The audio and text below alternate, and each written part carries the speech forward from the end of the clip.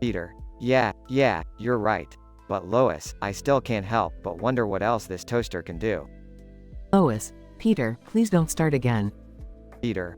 Oh, don't worry, Lois. I'm just kidding, I think.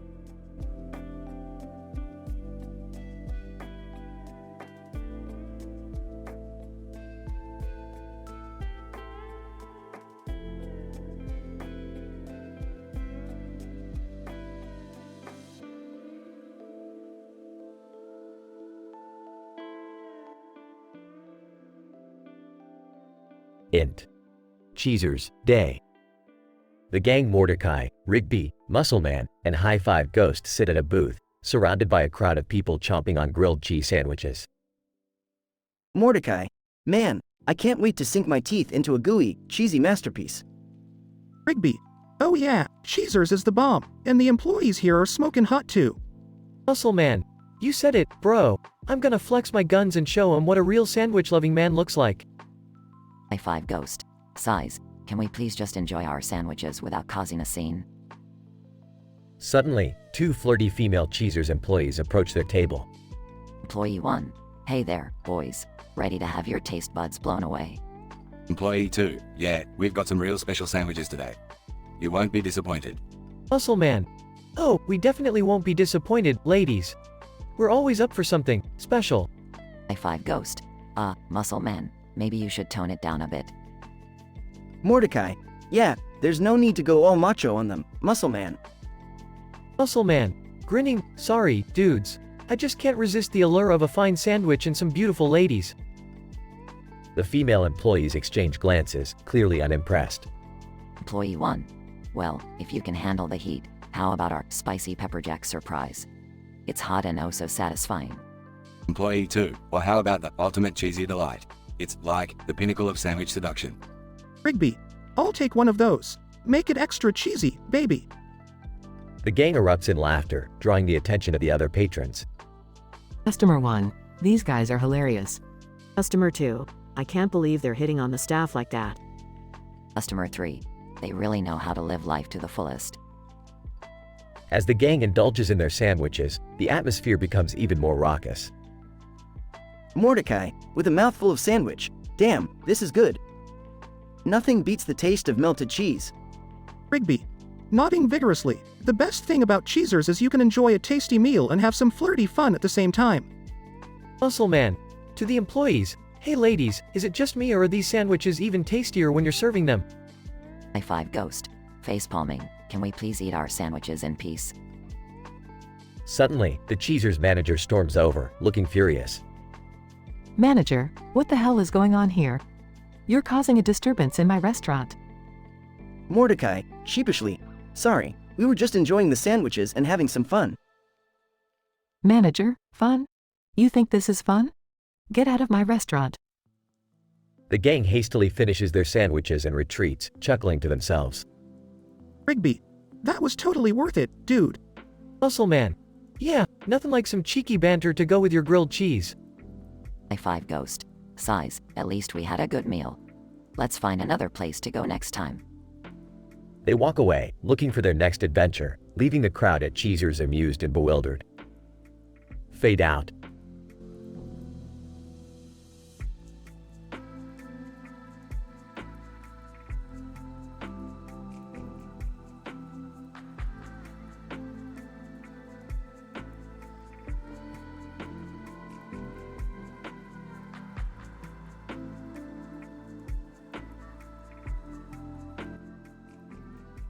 Peter. Hey Lois, check out this robot I found on the street. It makes toast and stuff. Lois. Oh great, Peter. Another useless gadget. Peter. No way, Lois. You have no idea what this baby is capable of. Scene, the Griffin's kitchen. Peter. Alright, robot, show us what you got. Robot, toast mode activated. Toasting bread. Scene, the robot starts to make toast, but then... Stewie. Oh, look at that shiny piece of machinery. But do you guys ever stop and think about how toast is made? Let's cut away to a toast factory. Cutaway gag 1. Inside a toast factory, bread slices are happily singing and dancing before being ruthlessly thrown into a toaster. Robot, toasting complete. Toast ejected. Scene, the robot shoots a piece of toast out at incredible speed, hitting a random passerby. Passerby, what the F was that? Peter, laughing, Lois, get the camera. We just hit our first victim. Lois, Peter, that's not funny. This thing is dangerous. Scene, the Griffin's living room. Robot, toast mode, crazy edition activated. Hold on tight. Scene, the robot starts toasting slices of bread, but then, Meg, can we please do something else besides this toast thing? It's so boring. Peter, well, Meg, it seems like you need a toast intervention. Scene, Peter and the robot burst into a support group meeting for bread addicts. Group leader. Hi, my name is Dave, and I'm addicted to carbs. Peter, well, Dave, I've got something that will change your life forever. Toast cannon, activate. Cutaway gag 2. Toast cannon launches bread slices into a support group for carb addicts, causing chaos and confusion. Robot, toast mode, insane edition activated. Get ready for the ride of your life. Scene, the robot goes into overdrive, firing toast in all directions, hitting people and cars left and right. Lois, Peter, stop this madness. This is getting out of control. Peter, but Lois, the toastocalypse has only just begun. Scene, the entire city is in chaos, with people running for their lives, covered in toast crumbs. Scene transition. Quahog is now covered in toast, resembling a post-apocalyptic wasteland. Dewey. Oh, how delightful. Let's cut away to a world where everyone is made of toast. Cutaway gag 3. The Griffins are now toast people, living in a world made entirely of, you guessed it, toast. Scene, the Griffin's living room. Lois, Peter, that robot has caused enough trouble. Get rid of it now. Peter, fine, Lois. But I'm gonna miss the toast missiles and butter grenades. Robot, toast mode, off. Thank you for toasting with me. Scene, the robot powers down, and Peter reluctantly carries it out of the house. Peter, goodbye, my toasty friend. We had some good times together. Scene, the Griffin Street, the robot is left on the sidewalk as Peter walks away. Robot, farewell, Peter Griffin. Toast well. Scene, the robot suddenly explodes in a spectacular fashion, sending toast flying in all directions. Peter, oh my god, Lois. It's like a toast fireworks show. This is amazing. Lois, size, only in Quahog, Peter, only in Quahog.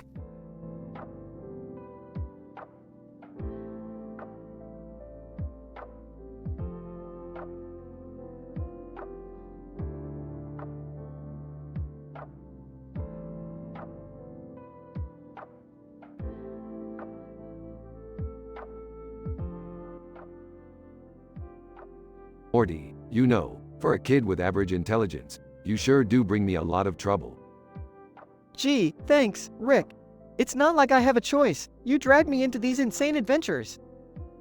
Adventures, Morty, adventures don't even begin to describe what we're about to get ourselves into. Strap in, kid. Hey, Rick, can I come along on one of your adventures? Maybe it'll make Beth finally respect me. Jerry, if you came with us, the only thing you'd gain is a bigger inferiority complex. Stay here and water the plants or something. Will you two please stop bickering like preschoolers? Your constant arguing is driving me insane. Oh, the great Beth Smith has spoken. It's a miracle you have time to criticize us with all the booze you consume. At least my vices don't involve interdimensional hookers, Rick. Maybe if you spent less time in your lab, we could have a real family. Can't we just focus on the mission at hand? I found this photo, Rick. It says, Hashiter stock on it, in a field of flowers. Hashiter stock? Morty, that's the most absurd thing I've ever heard. But I guess that's our cue to stomp through flower fields like idiots. Wait, is it safe to trample over delicate flowers like that? I mean, they're so pretty. Don't worry, Jerry. I'm sure the flowers will get over it once they realize life is meaningless and everything dies eventually. Why are you always so pessimistic, Rick? Oh, I don't know, Beth. Maybe it has something to do with being the smartest person in the universe and realizing how insignificant we all are. Look, guys! The photo was a clue. There's a hidden portal under one of the flowers. Excellent detective work, Morty. Now, let's see where this portal takes us. They step through the portal and find themselves in a foam replica world. Great, Morty, we've entered the Pudding Patoots dimension. Truly a scientific marvel. This place is bizarre, Rick. All the Family Guy characters are here, but they're foam replicas of Pudding Patoots. I don't know if I can handle this level of weirdness. Can we go back home now? No, we've come this far. Let's play along with the foam replicas and see where this goes. They interact with the foam replicas, engaging in nonsensical conversations. Well, that was pointless. Let's just get out of here before these foam replicas start demanding royalties. Agreed, Rick. I never want to see a foam replica of Peter Griffin's Pudding Patoot ever again. They find another portal and return home. I can't believe we actually survived that ordeal. Can we please have a normal day now? Yeah, no more crazy adventures. I just want to relax and feel important for once. Fine, fine. But don't blame me when this normal day bores you to death. I'm not responsible for your lack of excitement. I don't think we'll ever have a truly normal day. But hey, that's the price we pay for hanging out with the smartest man in the universe, right?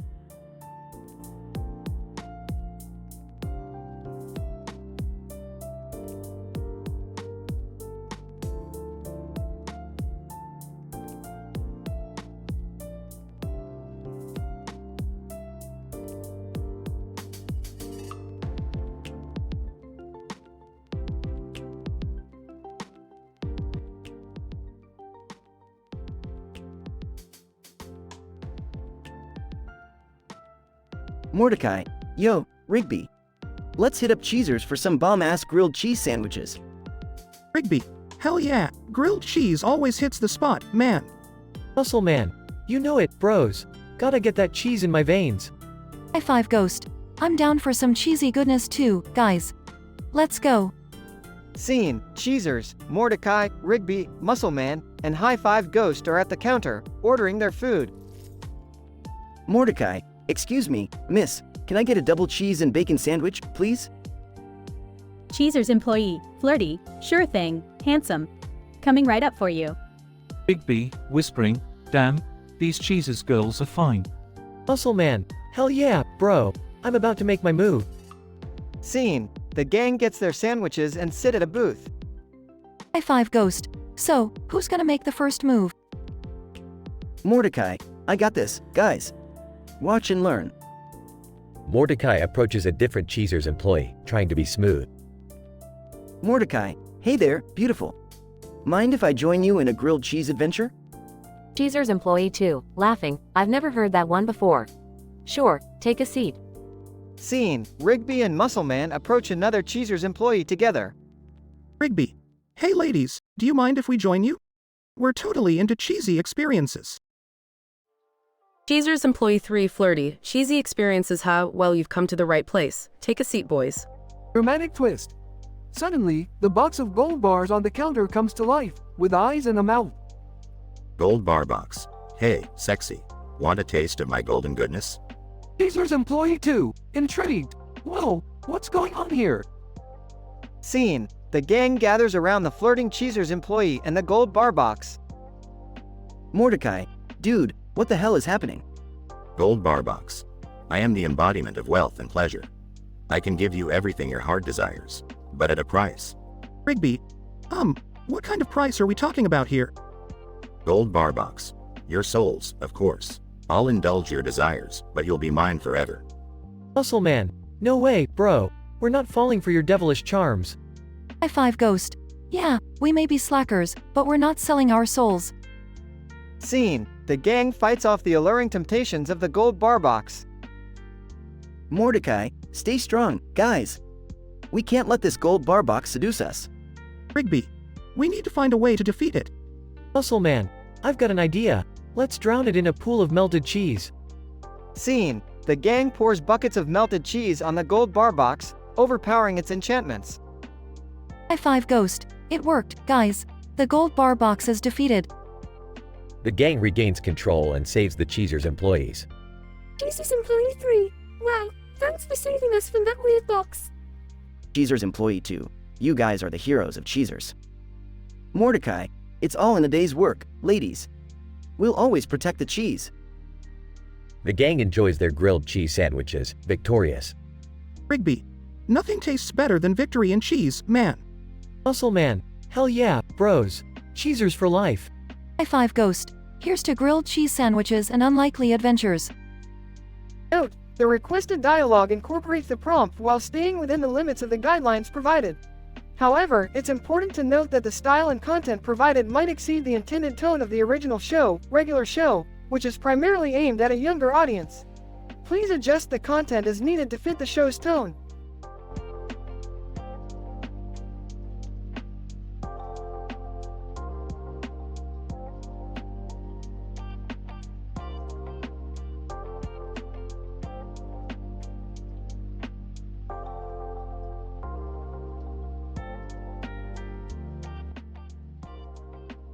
Title: Sandwich Seduction.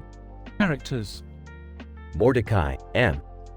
Rigby, R. Muscle Man, MM. High Five Ghost, HFG. Cheezers Employee 1, CE1. Cheezers Employee 2, CE2. Mordecai, Rigby, Muscle Man, and High Five Ghost enter Cheezers, a popular sandwich joint known for its grilled cheese sandwiches. Finally, we made it to Cheezers. Time for some epic grilled cheese sandwiches. You know it, dude. I've been craving that cheesy goodness all day. Oh yeah. Cheezers never disappoints with their melty, gooey awesomeness. HFG. Can't wait to sink my teeth into some grilled cheese heaven. Incident: Mordecai and Rigby notice the attractive Cheezers employees serving behind the counter. Check out those stunning Cheezers employees over there. They're like cheesy angels. Totally agree, bro. We need to impress them with our sandwich knowledge skills. Muscle Man style sandwich game, baby. Let's show them we know our way around them buns. HFG. Absolutely. Let's charm these ladies with our high five expertise. Progression: Mordecai, Rigby, Muscle Man, and High Five Ghost approach the counter and attempt to impress the Cheezers employees. Hey there, ladies. Mind if we join the cheesy party? CE1. Haha, sure thing. The more, the merrier. What can I get you, handsome gentlemen? We're experts on grilled cheese. Surprise us with your most mind-blowing masterpiece. CE2, challenge accepted. You won't be disappointed. Make mine extra cheesy, like my muscles. And a side of extra pickles. HFG. Can I get a high five with that grilled cheese? It just makes it taste even better. Denouement. Mordecai, Rigby, Muscle Man, and High Five Ghost enjoy their sandwiches and engage in playful banter with the Cheezers employees. This sandwich is out of this world. You've taken it to a whole new level, Cheezers. Seriously, it's like a party in my mouth. You're the sandwich master, Cheezers. This is the kind of sandwich that dreams are made of. Amazing job, Cheezers. HFG. The high five sandwich combo is a game changer. You rocked it, Cheezers. CE1. You guys are too sweet. Glad you enjoyed it. CE2, thanks for the compliments. We always aim to please. Mordecai, Rigby, Muscle Man, and High Five Ghost bid farewell to the Cheezers employees and leave satisfied. Time to head back to the park, guys. We'll remember this grilled cheese adventure forever. Absolutely. Cheezers, you rock. See you next time. Cheezers, you've melted my heart with your cheesy wonders. Until next time. HFG. Thanks for the high five sandwich experience, Cheezers. You're the best. The four friends, now satisfied with their grilled cheese feast, walk out of Cheezers, ready for their next wild adventure.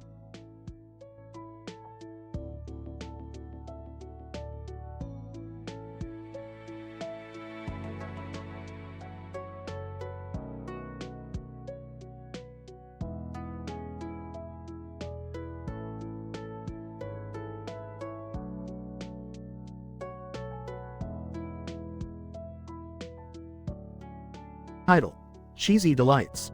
Characters: Mordecai, Rigby, Muscle Man, High Five Ghost. Cheezers Employee 1, CE1. Cheezers Employee 2, CE2. Scene: the gang is standing outside Cheezers, a grilled cheese sandwich restaurant, excitedly waiting to go in. Mordecai. Guys, I heard Cheezer's got some insane new grilled cheese sandwiches. Rigby. Dude, it's like a cheese paradise. Let's get in there and taste some gooey goodness. Muscle Man. Oh yeah, that melted cheese is gonna make my pecs pop. High five, Ghost. Man, it's gonna be a cheesy party. They enter the restaurant and are greeted by CE1. CE1, welcome to Cheezers. How can I help you guys? Mordecai, we heard you have some mind-blowing grilled cheese sandwiches. Which one should we go for? CE1, well, our signature sandwich is called the Ultimate Cheese Tastrophe. It's loaded with 7 different types of cheese, bacon, caramelized onions, and a secret sauce. Rigby. Oh baby, that sounds like a heart attack waiting to happen. I'll take 2. Muscle Man, make that 3 for me. Gotta keep up my muscles, you know. High five, Ghost. And I'll take 4, please. Gotta share the love with my hand buddies. CE1 takes their order, and as they wait, CE2 joins them. CE2, hey there, boys. I heard you're here for our cheesy delights. Mordecai, yeah, we can't resist a good grilled cheese sandwich. Cheezers never disappoints. CE2, well, we aim to please. Let me know if you need anything while you wait. Rigby, feeling bold, leans in closer to CE2. Rigby. So, CE2, do you come with the job perks? CE2, oh, you mean like extra cheese on your sandwich? We can definitely arrange that.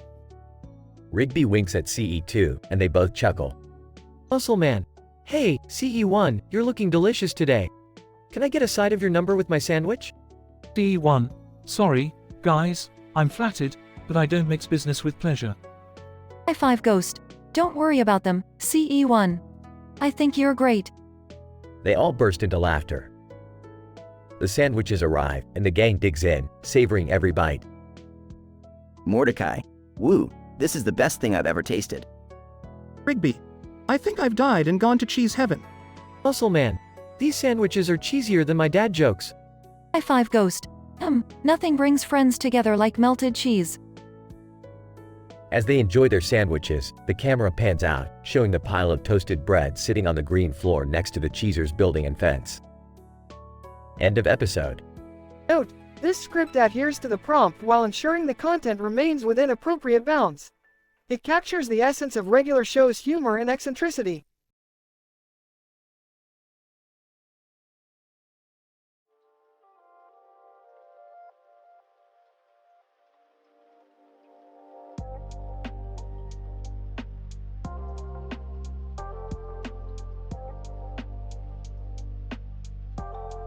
Peter.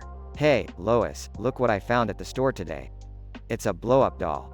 Lois. Oh, Peter, not another one of your ridiculous purchases. Peter. Come on, Lois, think about the possibilities. It's like having a companion, but without all the talking and nagging. Lois. Peter, I don't even want to know what you're planning on doing with that thing. Peter. You'll see, Lois, you'll see. This is going to be epic. Scene transitions to the Griffin's living room, with Peter inflating the blow-up doll. Peter. Alright, sweetheart, time to have some fun. Scene cuts away to a cutaway gag. Peter and the blow-up doll on a roller coaster, with Peter screaming in delight. Peter. Woo, best date ever, right? Scene returns to the living room, where Stewie walks in. Stewie. Ah, disgusting as always, father. Is that your new friend? Peter. That's right, Stewie. Meet my new partner in crime. Scene cuts away to a cutaway gag. Peter and the blow-up doll dressed as bank robbers, holding up a bank. Peter. Give us all your money, or things are gonna get really awkward. Scene returns to the living room, where Brian enters. Brian. Peter, this is just getting weirder every day. What exactly are you doing with that doll? Peter. Brian, my friend, you're missing out. I've found the perfect workout partner. Scene cuts away to a cutaway gag. Peter and the blow-up doll participating in a CrossFit competition, with Peter lifting her above his head. Peter. Yeah, look at those gains. Who needs dumbbells when you have a blow-up doll? Scene returns to the living room, where Meg walks in. Meg. Seriously, Dad? You're getting weirder and weirder. Peter. Meg, you just don't understand. Me and this doll are on a whole other level. Scene cuts away to a cutaway gag. Peter and the blow-up doll in a courtroom, with Peter as the lawyer defending her in a murder trial. Peter. Ladies and gentlemen of the jury, my client is completely innocent. She couldn't have killed anyone, because she's not even real. Scene returns to the living room, where Peter is now deflating the blow-up doll. Peter. Well, I guess the fun's over. It's time to say goodbye, my lovely companion. Lois, thank goodness. I never thought I would say this, but I'm glad to see that doll go. Peter. Farewell, my silent lover. Until we meet again in the discount bin. Scene ends with Peter waving goodbye to the deflated blow-up doll.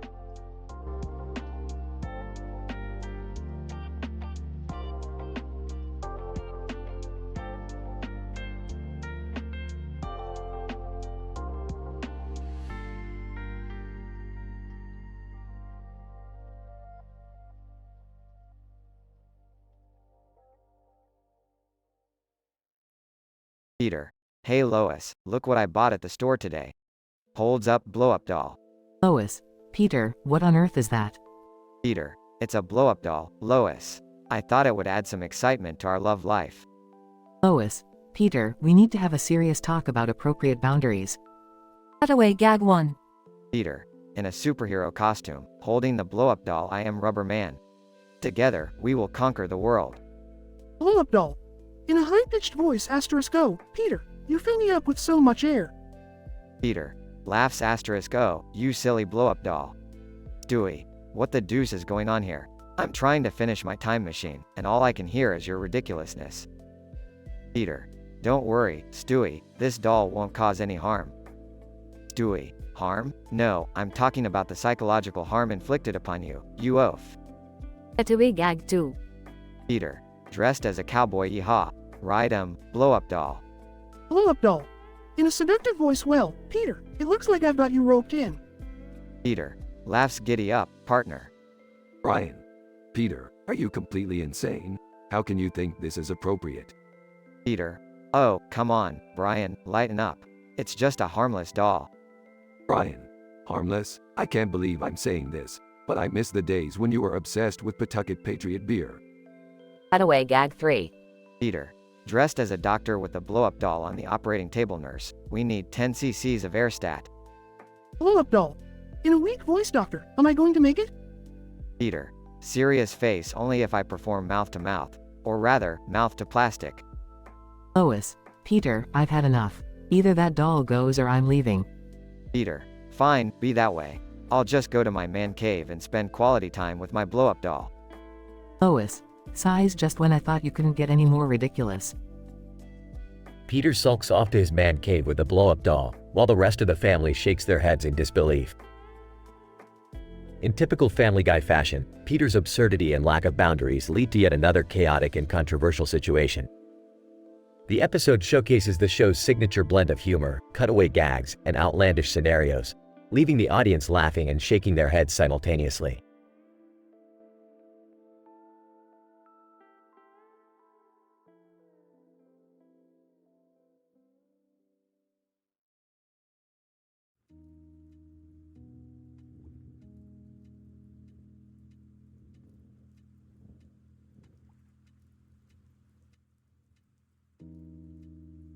Int.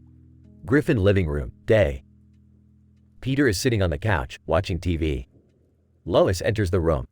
Lois. Peter, I can't believe you rented a kangaroo as a pet. Peter. Grinning. Lois, you won't believe all the crazy things I can do with its pouch. Int. Kangaroo rental store, day, cutaway. Peter stands at the counter, talking to the store clerk.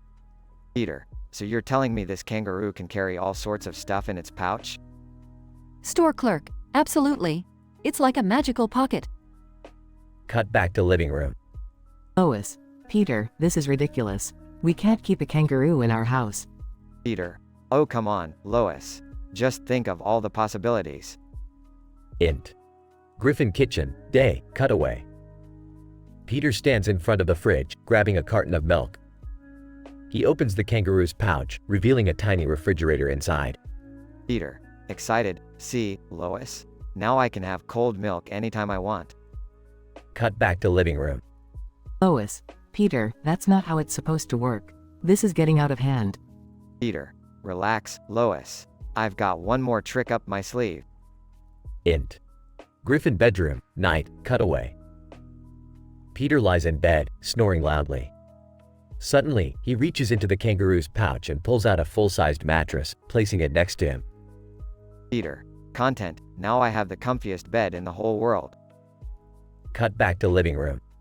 Lois. Fed up, Peter, this is madness. We need to return that kangaroo right now. Peter. But Lois, just imagine the adventures we could have.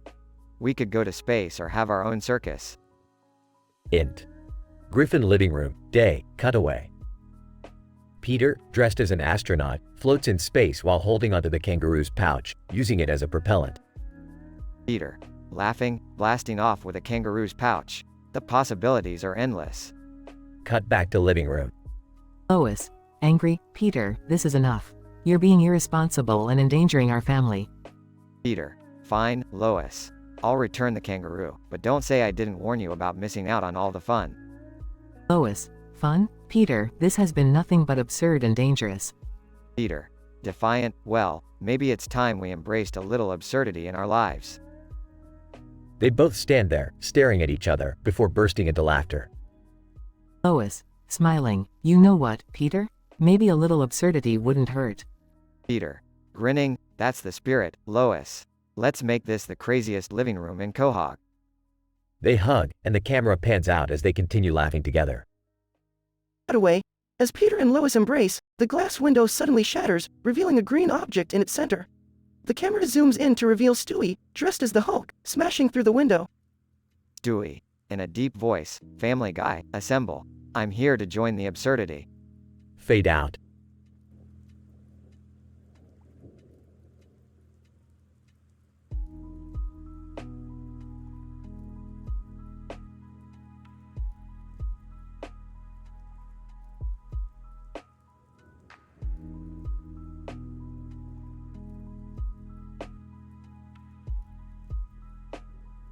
Peter. Hey Lois, check out what I rented for the week. Lois. Oh my god, Peter, is that a kangaroo on our dining table? Peter. You got it, Lois. Meet my new buddy, Kanga the kangaroo. Lois. Peter, you're out of your mind. Why on earth would you bring a kangaroo into our house? Peter. Well, you see, Lois, I got tired of carrying my stuff around, so I figured Kanga's pouch would be perfect for that. Lois. Peter, that's absurd. Kangaroos don't exist to be your personal storage units. Peter. Quit being such a buzzkill, Lois. Look, it fits my TV remote perfectly. Lois. This is ridiculous. We need to get that kangaroo out of here before it causes any more chaos. Peter. Fine, I'll get rid of it. But first, let me show you my 3 amazing uses for Kanga's pouch. Cutaway gag 1. Peter, voiceover, and now, the never-before-seen extreme sports event, kangaroo pouch bungee jumping. Peter Bungee jumps off a tall building, attached to Kanga's pouch, screaming with joy. Cutaway gag 2. Peter, voiceover, need a portable pool? Look no further than Kanga's pouch. Peter inflates a small pool, hops into Kanga's pouch, and splashes around, surrounded by water. Cutaway gag 3. Peter, voiceover, introducing the newest member of the Griffins, Baby Meg. Peter puts a baby doll in Kanga's pouch and pretends it's their daughter. Peter. So, Lois, what do you think? Lois. Peter, that's enough. This is dangerous and irresponsible. Peter. Lois, you never let me have any fun. Lois. Fun? This is insanity. We need to find a way to return the kangaroo and get our lives back to normal. Peter. Alright, fine.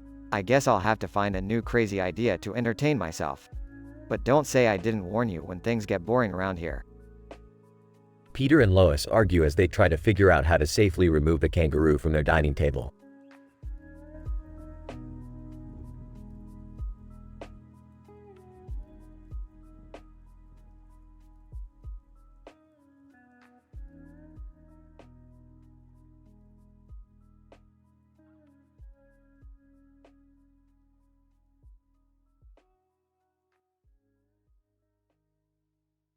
Title.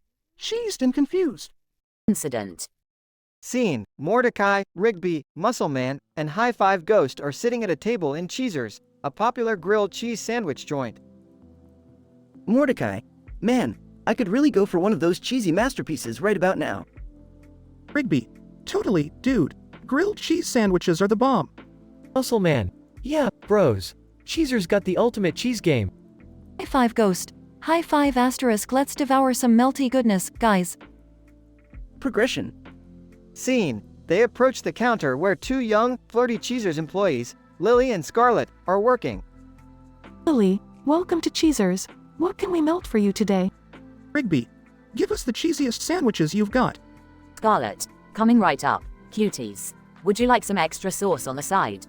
Muscle Man. Sauce? Nah, I got plenty of sauce right here. Flexes.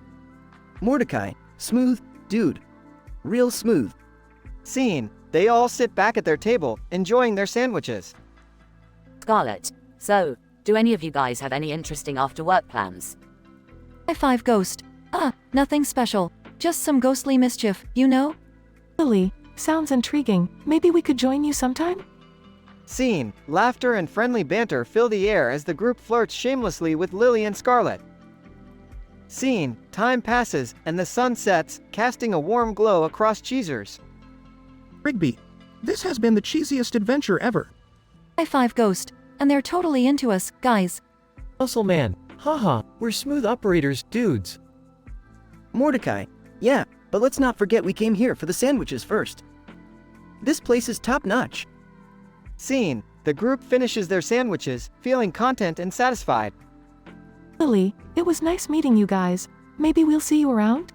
Scarlett, yeah, come back anytime for some more cheesy fun. Mordecai, we definitely will. Cheezers has become our go-to spot. Rigby, thanks for the awesome sandwiches and the even awesomer company. Scene. They wave goodbye to the Cheezers employees, exit the joint, and embrace the night of possibilities ahead. PhD level description of episode.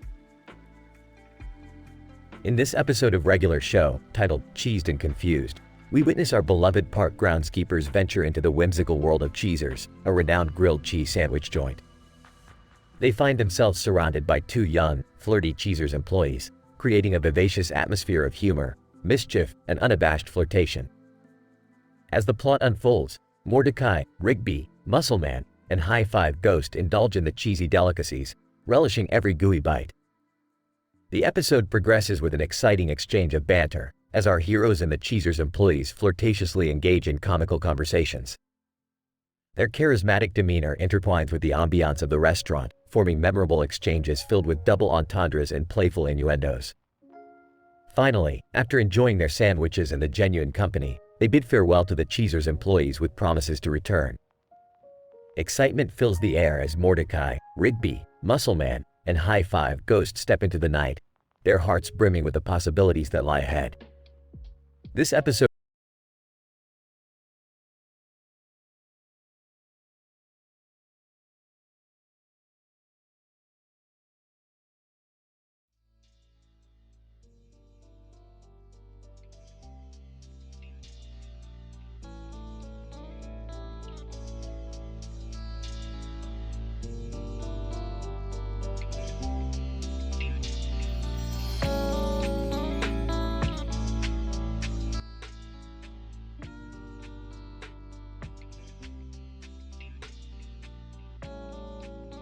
Warning: the following dialogue script contains explicit content and is intended for mature audiences only. Lizard 1. Hey, have you seen these freaking backgrounds? It's like a damn rave in here. Lizard 2. Whoa, man. This black background with the neon green and blue. It's trippy as hell. Lizard 1. Exclaims, it's like we're in a haunted house party or something. Lizard 2. Laughs, yeah, with all these psychedelic colors, I feel like I'm on a wicked acid trip. Lizard 1. Speaking of acid, have you tried licking that mushroom over there? I heard it takes you to another dimension. Lizard 2. Curiously, no way, man. I'm not sure if I'm ready to venture into another dimension just yet. Lizard 1. Suit yourself, dude. But let me warn you, I saw a lizard go in there, and when he came back, he had disco balls for eyes. Lizard 2. Laughs nervously, disco balls? I thought we were going for a haunted house vibe, not disco fever. Lizard 1. Grinning, well, this party's got it all, man. Haunted disco balls, neon backgrounds, and... Wait, what the hell is that? Lizard 2. Alarmed. What? What do you see? Lizard 1. freaking out. It's a freaking Siberian tiger. And it's wearing a tutu. Lizard 2, panicking, shit. We've got to get out of here before that tiger devours us. Lizard 1, frantically, quick. Let's blend into the background so it can't see us. Lizard 2, whispering, okay, just hold still. Holy shit, it's working. Lizard 1, relieved, phew. We made it, man. That was close. Lizard 2, grinning, yeah, too close for comfort. But damn, this crazy party just got even more insane. Lizard 1, laughs, true.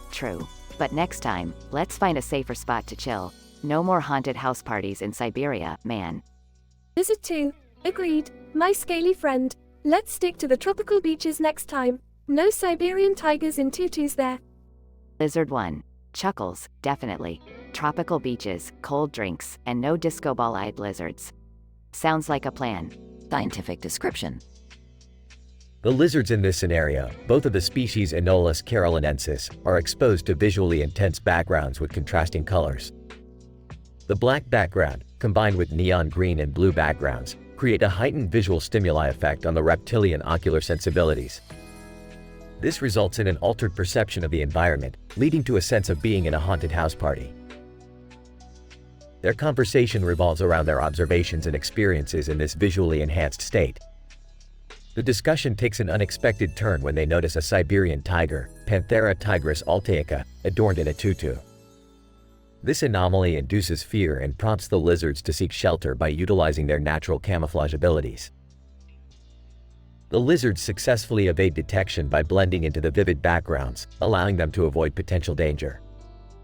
Once the threat has passed, they express a desire for safer environments and discuss future plans to avoid similar high-risk situations. This episode reveals the adaptability and survival instincts of the Anolis carolinensis species, as well as highlights the importance of environmental familiarity and safety in the reptilian world.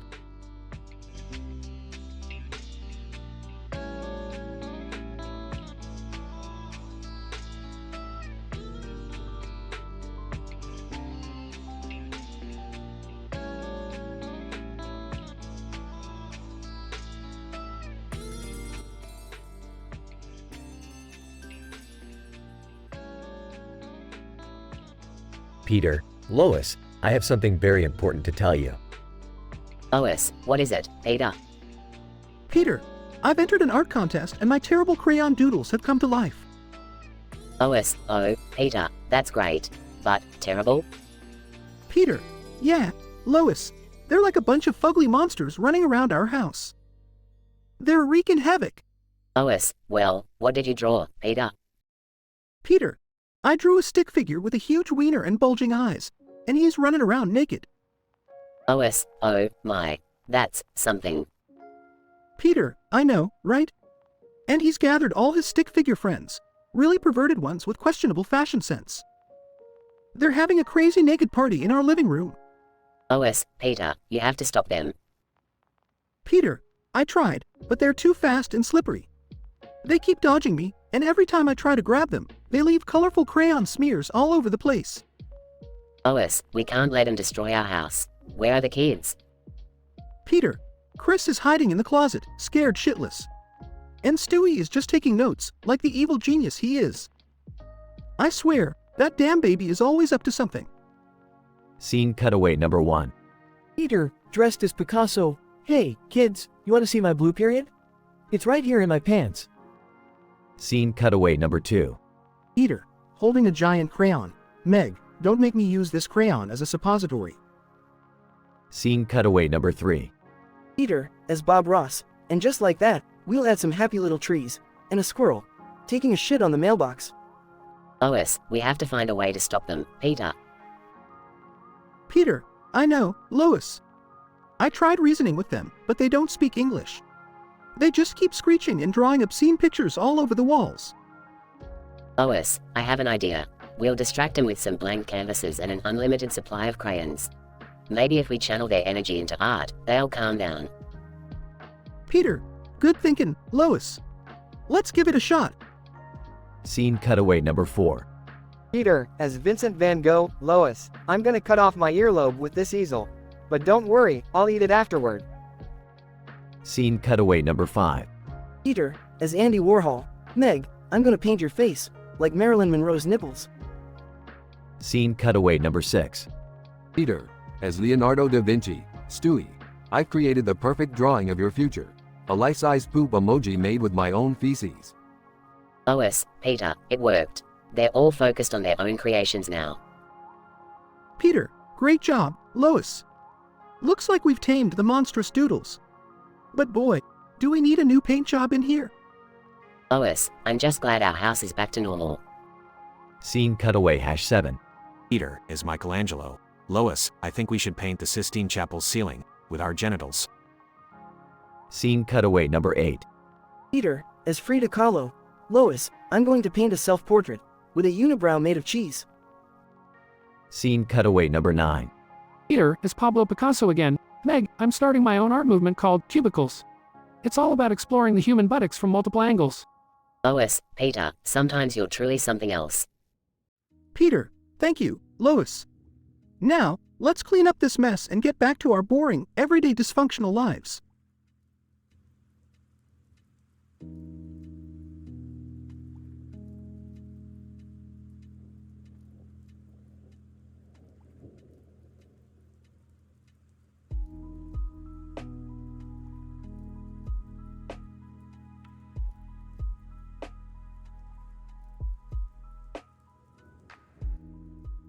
Peter, hey Lois, guess what?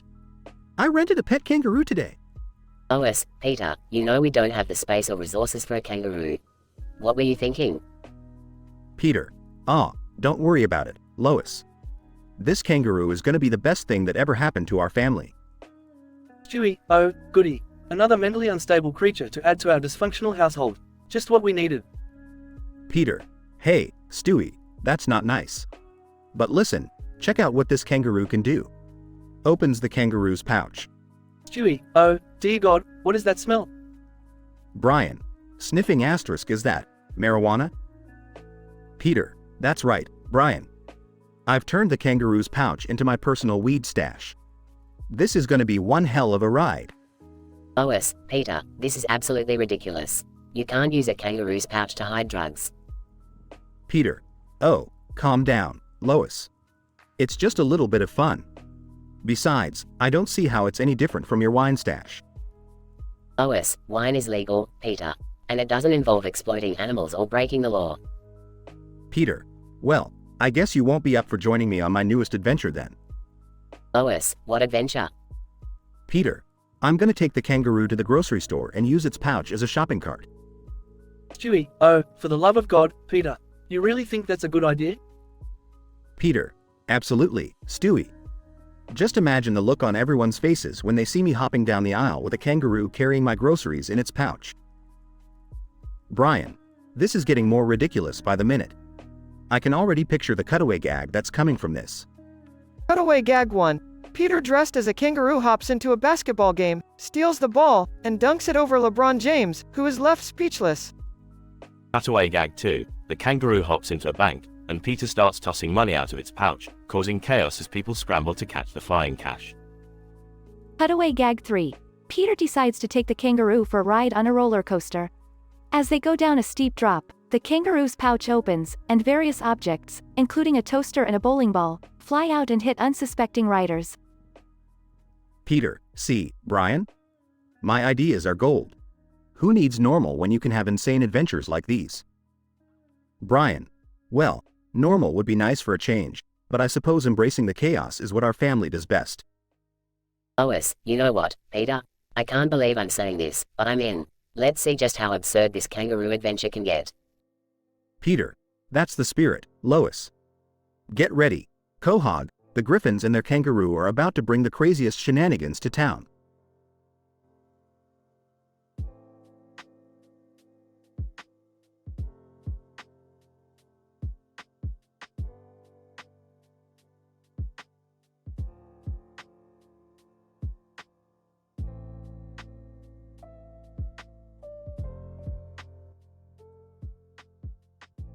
Character 1, the angry video game nerd. Alright, you fuckers. Strap yourselves in, cause we're about to dive into the shittiest games in the history of mankind. Today, we We got ourselves a triple threat of misery, pain, and fucking terrible games. Character 2, boy, hey, AVGN, what's with all these pizzas? AVGN, shut your fucking mouth, kid. These pizzas are my only solace in this godforsaken world of crap games. I need them to survive this shit. Boy, but isn't that pile a bit excessive? AVGN, excessive? Excessive? Who the fuck cares? Now shut the hell up and watch me suffer through this garbage. SFX, AVGN opens a box and uncovers the first game. AVGN, alright, folks, here we go. Clears throat asterisk today's first abomination is big rigs, over-the-road racing, on the PC. This game's physics are so fucked up, it's like smoking crack while roller skating on ice. Boy, AVGN, is that even physically possible? AVGN, shut your goddamn mouth and let me bitch. This game lets you drive through buildings, go off-road without boundaries, and there's not a single truck in sight. It's like racing in a parallel dimension of sheer stupidity. SFX, AVGN angrily tosses the big rigs game aside and grabs the next one. AVGN, moving on, we have Superman 64 inches for the Nintendo 64. This game seems like it was programmed by a drunken monkey on cocaine. Boy, seriously, that's messed up. AVGN, you have no fucking idea. You play as Superman, but you spend more time flying through shitty rings than actually fighting crime. And don't even get me started on the horrible controls. They make me want to rip my own dick off. Boy, whoa AVGN, calm down. AVGN, calm down? Fuck that. Let's move to the last piece of shit. Plumbers don't wear ties, for the 3DO. This game is so atrocious, it makes me question why humanity even exists. Boy, what's so bad about it? AVGN, everything. It's an interactive slideshow with softcore porno images and a story that makes no fucking sense. It's like someone vomited on a computer, and this game was the result. After a long rant, Shrek appears out of nowhere. Shrek, what are you doing in my swamp, you foul-mouthed son of a bitch? AVGN, Shrek. What the fuck are you doing here? Shrek, came to watch you suffer, AVGN. It's my idea of a good time. AVGN, well, fuck me sideways. Let's suffer together, then. SFX, the angry video game nerd and Shrek sit down to endure more terrible games. AVGN, alright, folks, prepare your anuses, cause this is gonna get real messy. Stay tuned for more torture, more vulgarities, and more motherfucking video game nightmares.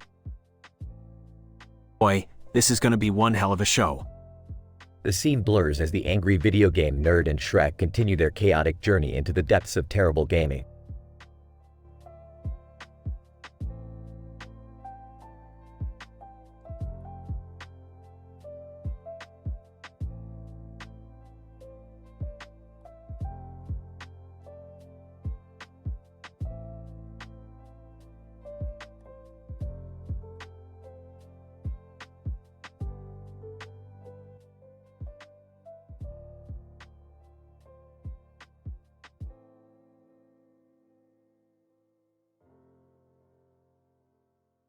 Title, Cheesy Encounters.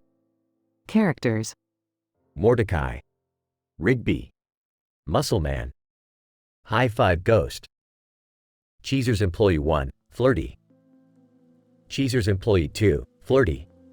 Scene: outside Cheezer's, a brick building with a sign that reads, Grilled Cheese Galore. Camera pans to Mordecai, Rigby, Muscle Man, and High Five Ghost standing in front of the entrance, excitedly discussing their plans. Mordecai, alright dudes, Cheezer's is calling our names. Time to indulge in some gooey, mouth-watering grilled cheese sandwiches. Muscle Man, oh yeah, Cheezer's is where all the hot sandwich action is happening today. I'm ready to get my cheese on. Impy, Hima, bros. Plus, there's always some flirty eye candy working there. Let's see if we can charm our way into extra toppings. High five Ghost. Giggles, I'm up for some cheesy encounters too, fellas. Let's see if we can leave an impression. They all enter Cheezer's, greeted by the enticing aroma of melted cheese and freshly toasted bread. Cheese's employee 1. Hey there, hunks. Ready for the cheesiest experience of your lives? Muscle man, you bet we are. Lovely. Give us the works, extra cheesy. Cheezer's employee 2. Ooh, I see you boys appreciate a hearty sandwich. We'll satisfy your cravings, for sure. Mordecai, can we also get a side of those irresistible smiles you both have? Yeah, the smiles are great, but we're here for the XTRA ingredients, if you know what I mean.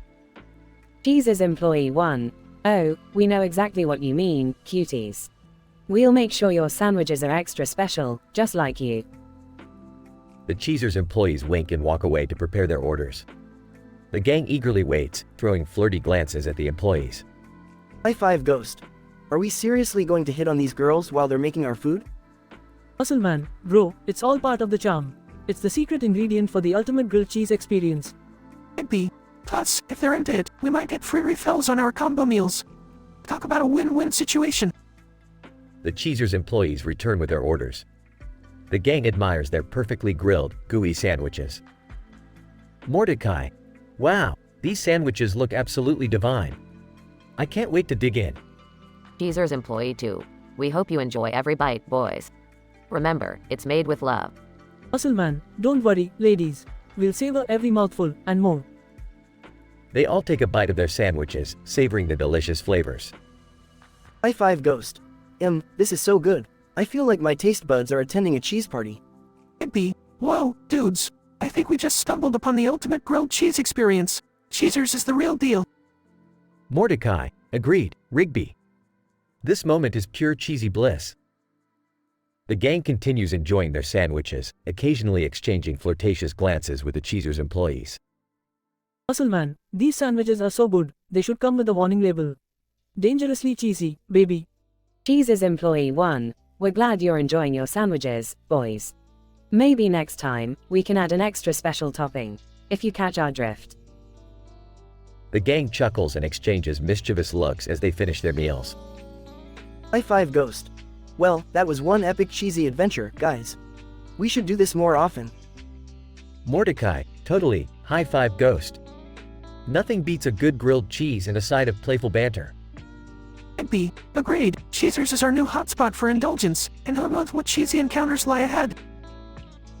They all leave Cheezer's, satisfied and cheesy grins plastered on their faces. Scientific description. The regular show episode, Cheesy Encounters, explores the gravitational pull of human desire towards indulgence, rebellion, and desire. The character's seemingly innocent quest for grilled cheese sandwiches at Cheezer's quickly turns into a whimsical and amorous escapade. Through playful banter and flirtatious encounters, they create a social atmosphere of camaraderie and carefree indulgence. The episode highlights the characters' unwavering charm, showcasing their ability to navigate unconventional situations with confidence and humor. This episode exemplifies the show's unique blend of adult-oriented humor and unconventional storytelling.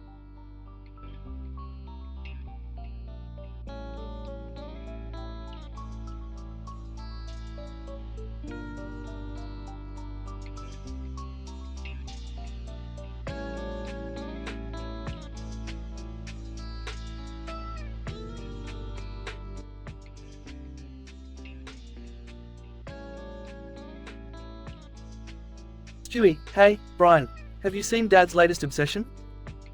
Brian. Oh, you mean those Shrek merchandise? Yeah, I've noticed. It's getting out of hand. Stewie, out of hand? It's an abomination. Shrek air fresheners, Shrek toilet paper, he even bought a Shrek-shaped mattress. Brian. Well, you know Peter. Once he gets fixated on something, he takes it to the extreme. Remember when he only wore Power Rangers underwear? Stewie, how could I forget? I had to endure weeks of him prancing around the house in nothing but a Red Ranger brief. It scarred me for life. Brian. Anyway, we need to find a way to intervene before his obsession gets even worse. Any ideas?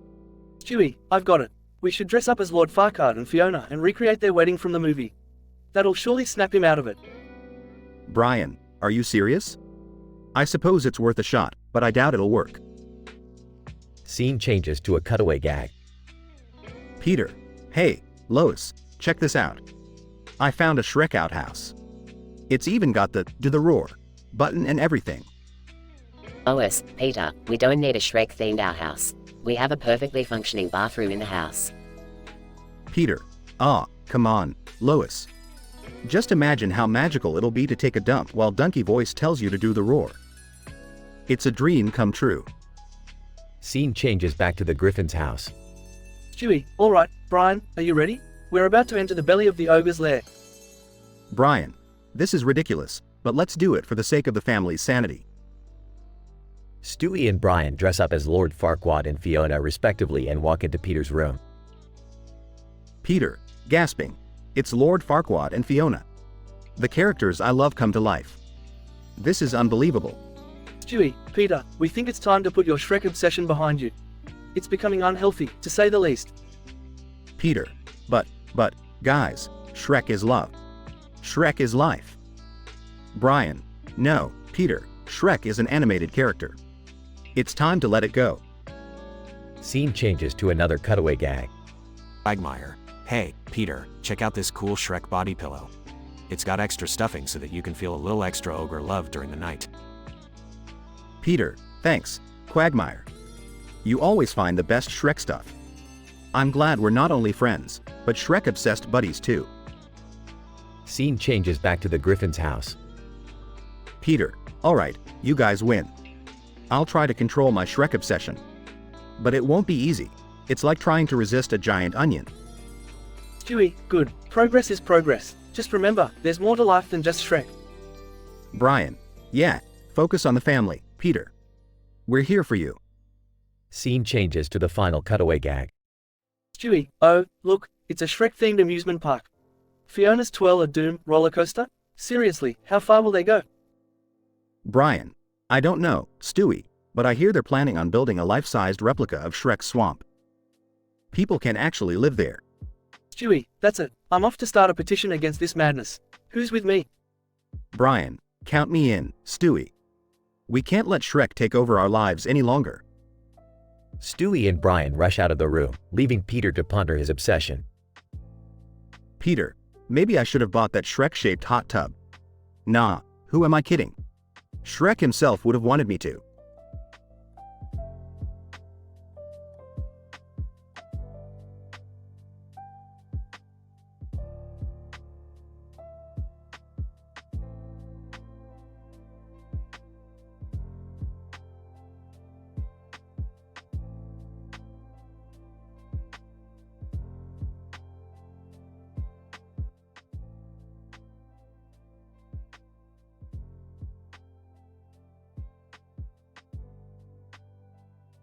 Peter, hey, Lois, guess what?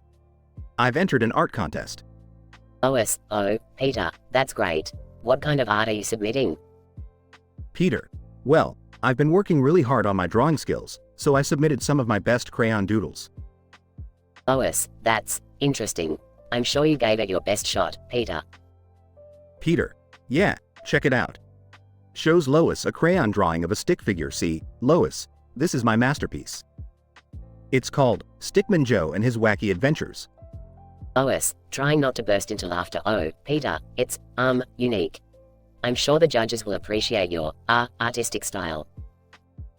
Scene transitions to the art contest. Judge, and the winner of this year's art contest is Peter Griffin. Peter, oh, my God. I won. I can't believe it. Judge, yes, Mr. Griffin, your drawing, though unorthodox, perfectly encapsulates the essence of bizarre art. Congratulations. Scene transitions back home. Lois, Peter, I can't believe you won with that stick figure drawing. Peter, I know, right? Life is full of surprises. Scene transitions to the kitchen. Stewie, pointing at the crayon drawing, what is that abomination on the fridge, Mother? Lois, that, Stewie, is your father's award-winning artwork. Stewie, sarcastically, yes, the profound artistic expression of a single stick figure. Truly riveting. Scene transitions to a cutaway gag. Peter, holding a crayon. Hey, kids, want to see how to properly eat crayons? Kids, nodding enthusiastically. Asterisk. Peter puts the crayon in his mouth and starts chewing. Scene transitions back to the kitchen. Lois, Peter, what are you doing? Peter, experimenting. Lois, I heard that Van Gogh liked to eat paint, so I thought maybe crayons also have some hidden flavors. Stewie, I can't believe you think eating crayons is a good idea. It's no wonder your brain is the way it is. Peter, hey, Stewie, don't knock it till you try it. Scene transitions to another cutaway gag. Peter, sitting in an art class with a group of students. All right, class, today we're going to learn how to draw. Nothing. Scene transitions back to the kitchen. Lois, Peter, have you been using your crayons again? Peter, maybe. Why do you ask? Lois, because Meg just came running out of her room, screaming that her Justin Bieber poster came to life and started singing to her. Scene transitions to Meg's room. Meg, terrified, get away from me, Justin. I never asked for this. Justin Bieber, singing and dancing baby, baby, baby, oh. Meg, screaming mom, dad, do something. Scene transitions back to the kitchen. Lois, Peter, this is insane. We need to figure out how to stop your drawings from coming to life. Peter, relax. Lois, it's not a big deal. Look, I drew a beer, and it came to life. Asterisk, a talking beer bottle appears. Lois, asterisk facepalming asterisk Peter, we need to fix this before things get even more out of hand. Scene transitions to the final cutaway gag. Peter, drawing, and now, I present to you, the world's first crayon-powered car.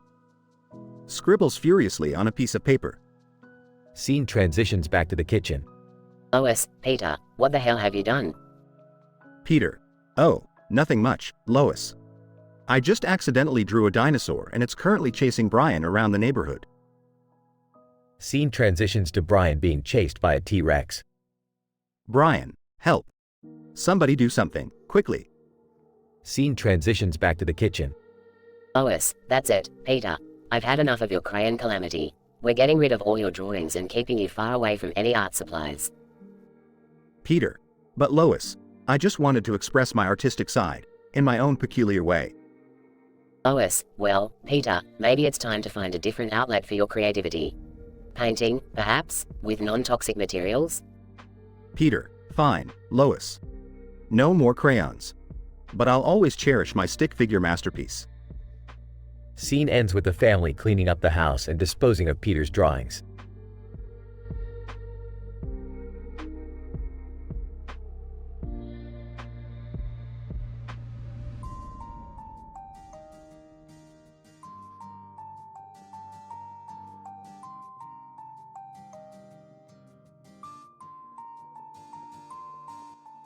Peter, hey guys, guess what? I'm gonna break the Guinness World Record for most patoots in a balloon. Lois, Peter, are you serious? That's ridiculous. Peter, oh, come on, Lois. It's gonna be amazing. I'll be a legend.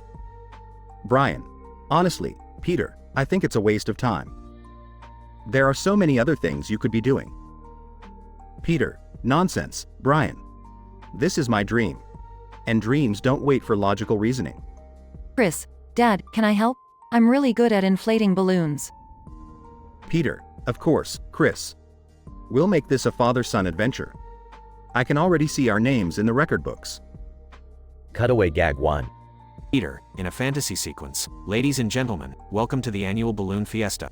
Today, Peter Griffin will attempt the grandest feat of all time, PA tooting his way into the record books. Peter starts PA tooting into balloons, and they float into the sky. Audience, wow, he's incredible. Cutaway gag 2. Quagmire, to Joe in Cleveland. Hey, did you guys hear about Peter breaking the patoots in a balloon record? Joe, yeah, sounds dangerous and stupid. Quagmire, nah, I already broke that record last week. I just didn't bother telling him. Cleveland, man, you've got to respect Quagmire's dedication to weird records. Cutaway gag 3.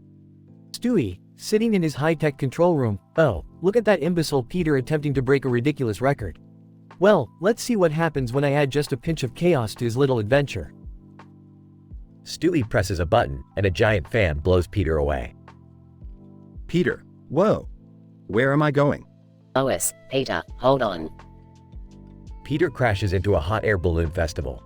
Quagmire, giggity, looks like somebody joined my balloon madness. Back in Quahog. Lois, Peter, are you alright? Peter, that was insane. But you know what? It was worth it. I may not have broken the record, but I had one hell of an adventure. Chris, and now we have a bunch of balloons. Can we have a balloon fight? Peter. Absolutely, Chris. Let the balloon madness continue. Conclusion. In this episode of Family Guy, Peter's desire to break a world record leads to an outrageous adventure. Despite not achieving his goal, Peter realizes the value of spending time with his family and creating hilarious memories. With cutaway gags mocking Peter's naivety and Stewie's mischievousness, the episode showcases the trademark humor and absurdity of the beloved animated series.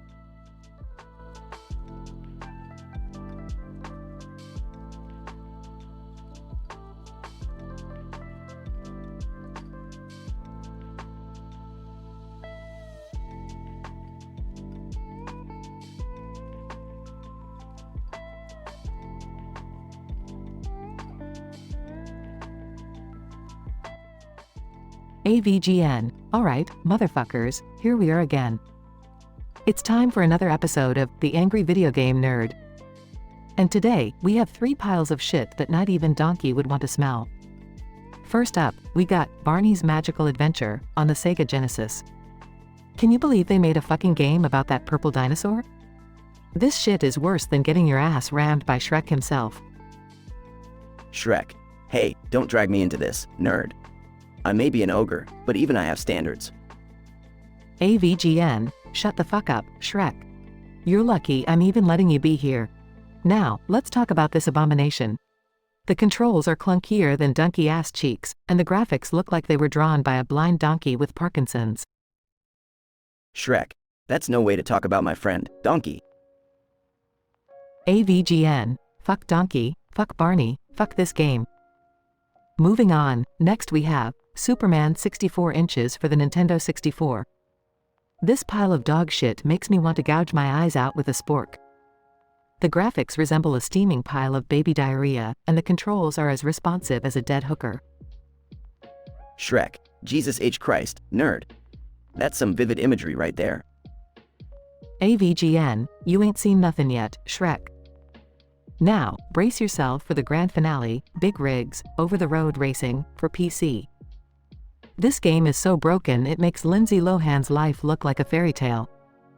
The trucks don't collide with anything, and you can even drive through buildings like a fucking ghost. Shrek. Well, that's one way to deliver goods, I suppose. AVGN. Shut your green ass, Shrek. These games are the epitome of terrible game design. They're hotter garbage than Fiona's fart after a night of onion eating. Shrek. You really know how to paint a picture with words, nerd. AVGN. That's what I do, shithead. Now, I'm done with these abominations. If anyone needs me, I'll be drinking myself into a coma. Until next time, fuckers.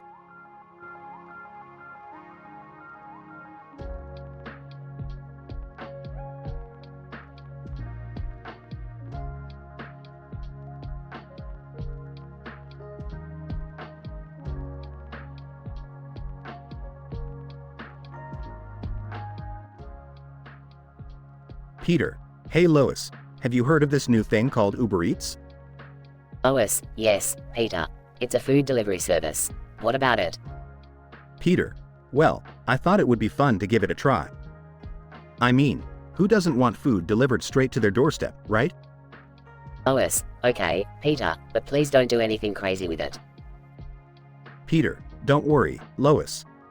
I promise to behave. Now, let me order something. Opens the Uber Eats app. Uber Eats app appears on screen. Peter. Alright, let's see what we have here. Scrolls through menu. Oh, look. A gourmet lobster dinner for half the price. I'm gonna order it. Scene transitions to Peter with a lobster dinner behind him. Peter, talking to the camera. You know, lobster is good and all, but you know what's even better? Cutaway number 1. Peter dressed as a lobster, dancing on a beach with other lobsters as they all sing Under the Sea from The Little Mermaid. Laughter. Scene transitions back to Peter, sitting on the couch, eating the lobster dinner. Peter. Wow, this is delicious. Loudly burps. Lois, Peter, that's disgusting. Peter. Sorry, Lois. It just slipped out. Anyway, on to my next order. Peter scrolls through app. Ah, here we go. A whole pizza with every meat and topping you can think of. Scene transitions to Peter with a giant pizza behind him. Peter, talking to the camera. You know, they say money can't buy happiness, but it sure can buy a pizza covered in unicorns and rainbows. Cutaway number 2. Peter riding a pizza-shaped unicorn through a field of rainbows, eating pizza slices as he goes. Laughter. Scene transitions back to Peter, surrounded by pizza boxes, eating a slice. Peter, oh man, this is incredible. Everything should be topped with rainbows and magic. Lois, Peter, that's not how food works. Peter, oh, Lois, you always ruin the fun. Anyway, time for my final order. Peter scrolls through app. Aha! A bucket of fried chicken that grants wishes. Laughs. This is gonna be great. Scene transitions to Peter with a bucket of chicken behind him. Peter, talking to the camera. Now, this is a bucket of chicken Colonel Sanders would be proud of. Cutaway number 3. Peter dressed as Colonel Sanders, surrounded by chickens as they all dance to I Will Survive by Gloria Gaynor. Laughter. Scene transitions back to Peter, eating chicken and closing his eyes. Peter, mumbling. I wish for $1 billion, a lifetime supply of beer, and a pet unicorn that farts rainbows. Lois, Peter, that's not how wishes work either. Peter, come on, Lois. Let a guy dream. Scene ends with Peter munching on chicken and the family laughing together. Peter's wild and imaginative use of Uber Eats may not have made much sense, but it certainly provided a hilarious and entertaining evening for the Griffin family. As they say in Quahog, sometimes, you just have to let Peter be Peter.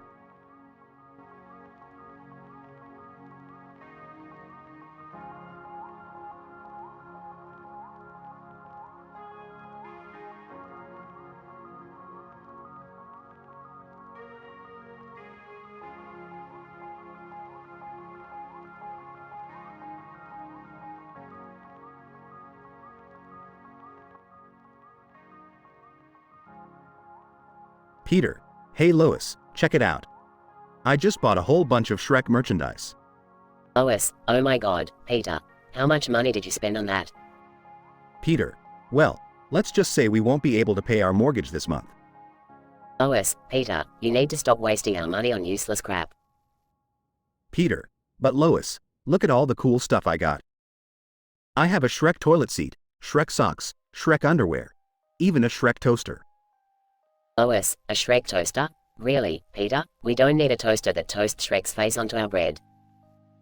Peter, but it's funny, Lois. And you know how much I love toast with a side of ogre.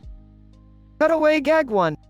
Peter, as a cartoon character. Hello, I'm Peter Griffin, and today I'm going to show you how to make a delicious ogre toast. Step 1. Take your regular bread, spread some green food coloring on it, and put it in the Shrek toaster. Voila, Shrek toast. Lois, Peter, this is ridiculous. We have a family to take care of, we can't afford these silly things. Peter, but Lois, think of all the cool stuff I can do with Shrek merchandise. I can have Shrek's face on everything.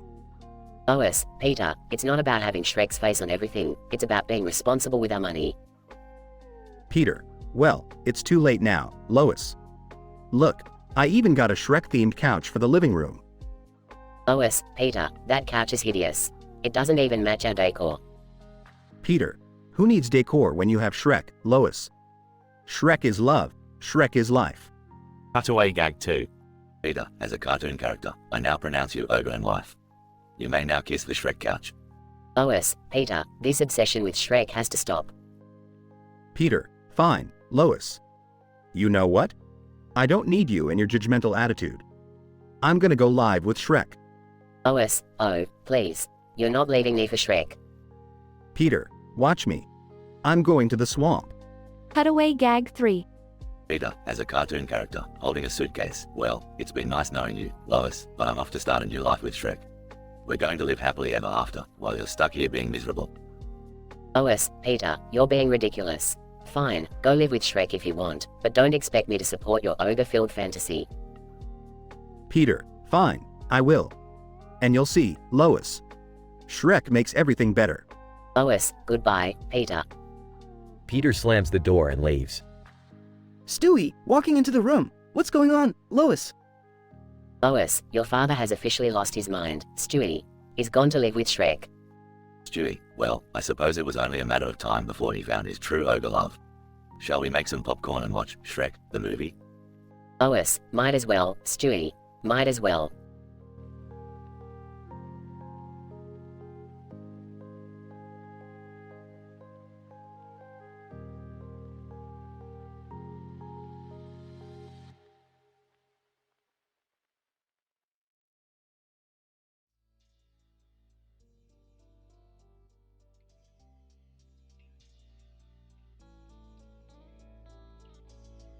Title: Cheesers and Chasers.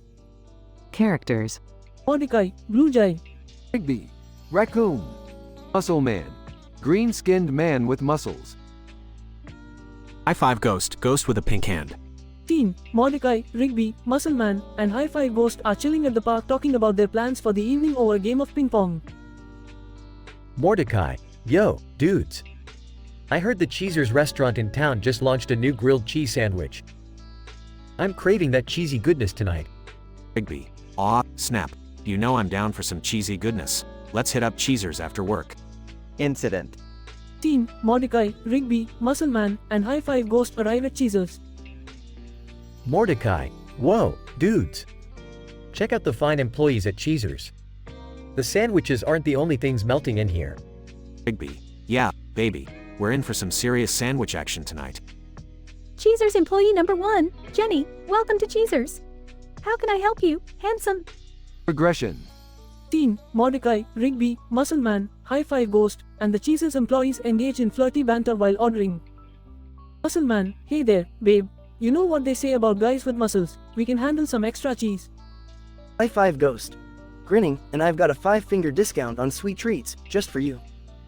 Cheezers employee number 2, Stacy, well, aren't you all a charming bunch? Let us whip up some cheesy wonders for you. Team, the gang enjoying their sandwiches with exaggerated satisfaction.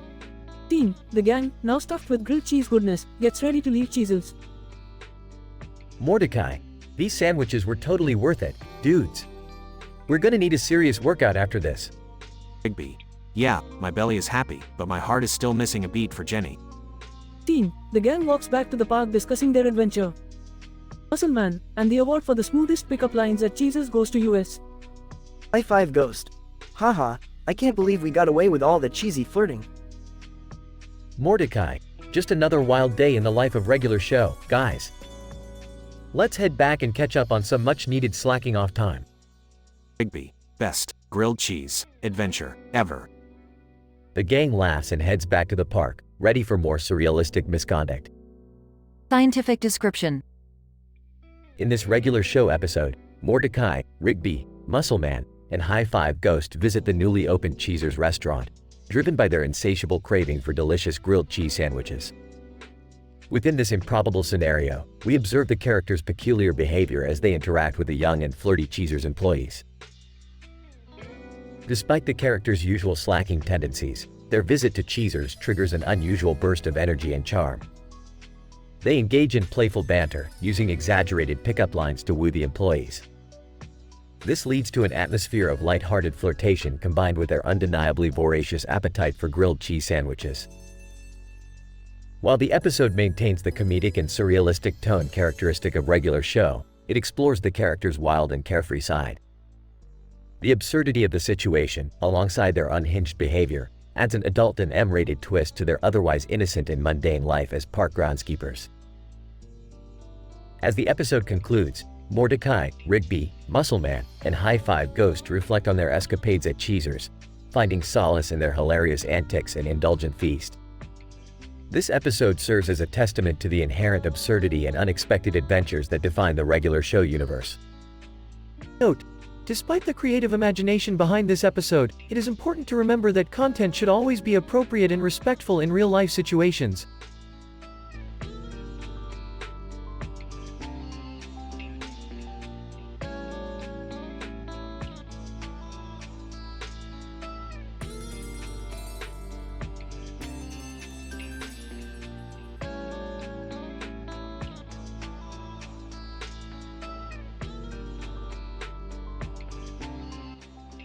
Peter, sitting on the couch.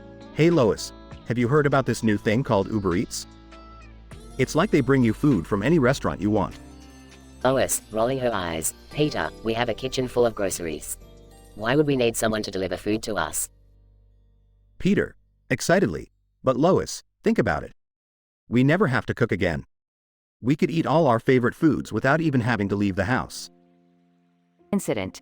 Peter downloads the Uber Eats app and starts using it in the most unimaginable ways. Peter, looking at the app. Wow. I can order from anywhere. I'll start with some sushi from Japan. Scene shifts to a sushi chef in Japan preparing the food. Sushi chef. Confused and order from Quahog, Rhode Island? That'll be more than 8,000 miles away. Cutaway gag number 1. Peter receives a knock on the door and opens it to find a boat with a sushi chef on board. Peter, grinning. Fresh sushi from Japan? Worth it. Scene shifts back home. Lois, shaking her head. Peter, this is getting out of hand. You're ordering food from all over the world. Peter, eating sushi. But Lois, this is just the beginning. I'm going to order something truly outrageous. Peter, ordering on the app. I want a steak cooked by Gordon Ramsay. Scene shifts to Gordon Ramsay's kitchen. Gordon Ramsay, yelling at his chefs. This man wants a steak from Uber Eats? I can't believe it. Cutaway gag number 2. Peter receives a knock on the door and opens it to find Gordon Ramsay standing there, angrily holding a perfectly cooked steak. Gordon Ramsay, shouting, "Here's your bloody steak. Now get out of my face, you donkey." Scene shifts back home. Lois, exasperated. Peter, this has gone too far. You're wasting money and causing chaos. Peter, smirking. Oh, Lois, you haven't seen anything yet. Get ready for this. Peter, ordering on the app. I want a live concert from Taylor Swift right here in our living room. Scene shifts to Taylor Swift performing in the Griffin's living room. Taylor Swift. Confused. Why did I agree to perform for these weirdos? Cutaway gag number 3. Peter receives a knock on the door and opens it to find Taylor Swift with her band, performing in their living room. Taylor Swift. Sighing. Is this really what I've come to? Singing for a bunch of random people? Chaos ensues as the family dances to Taylor Swift's music in their living room. Peter's misuse of the Uber Eats app leads to hilarious and outrageous situations, causing chaos for the Griffin family and leaving Lois exasperated once again.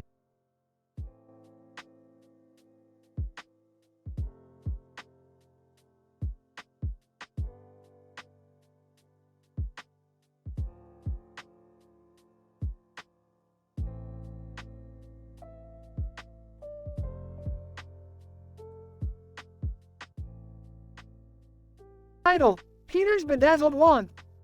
Int. Griffin living room, day. Peter is sitting on the couch, excitedly opening a package. He pulls out a wand, labeled Genuine Wizardry, Wand of the Ages. Peter, look, Lois. I got a wand from Harry Potter. I can do magic now. Lois, oh, Peter, I hope you don't get into any trouble with that thing.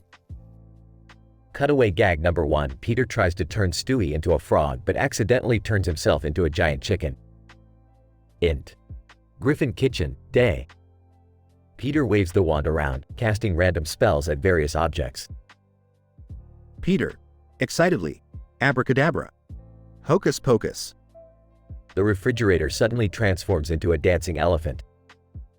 Cutaway gag number 2. Peter casts a spell to make himself invisible, but can't figure out how to turn it off. He embarrassingly navigates an entire day without being seen. Int. Griffin living room, night. Brian walks into the room, confused by the chaos around him. Brian, Peter, what are you doing with that wand? You need to be careful. Peter, relax, Brian. I know what I'm doing. Watch this. Peter points the wand at the television and shouts a made-up spell. Peter, flibbity flabbity floop.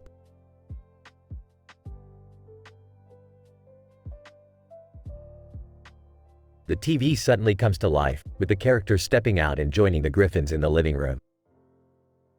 Cutaway gag number 3. The Griffins enter a magical land inside their television, filled with dancing, singing anthropomorphic household appliances. Int. Griffin living room, continuous.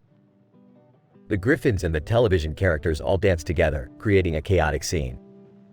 Lois, Peter, this has gone too far. Put that wand away before something really bad happens. Peter. Aw, come on, Lois. It's all in good fun. Suddenly, a massive vortex opens up in the middle of the living room, sucking everyone and everything inside. Int. Magical dimension, continuous. The Griffins find themselves in a surreal, colorful dimension filled with floating islands and peculiar creatures. Peter, nervously. Uh-oh, Lois. Maybe I should have listened to you. They hear a booming voice in the distance. Mysterious voice. Peter Griffin, you have tampered with forces beyond your understanding. To escape this magical dimension, you must solve 3 riddles correctly. Peter. Oh no, not riddles. I'll never figure them out. Lois, Peter, think. We have to get out of here. As the Griffins rack their brains, trying to solve the riddles, the camera zooms out, revealing that they're in an elaborate board game being played by Stewie and Rupert. Stewie, mischievously, oh, how delightfully entertaining. I do enjoy trapping the simple-minded in my elaborate traps. The camera cuts to Peter, wearing a dunce hat and struggling to solve the riddles. Peter. Frustrated. Lois, we're never getting out of here. Lois, sighs, well, at least it can't get any worse. Cutaway gag number 4. Peter is transformed into a talking pickle and experiences absurd misadventures in his new briny form. Fade out.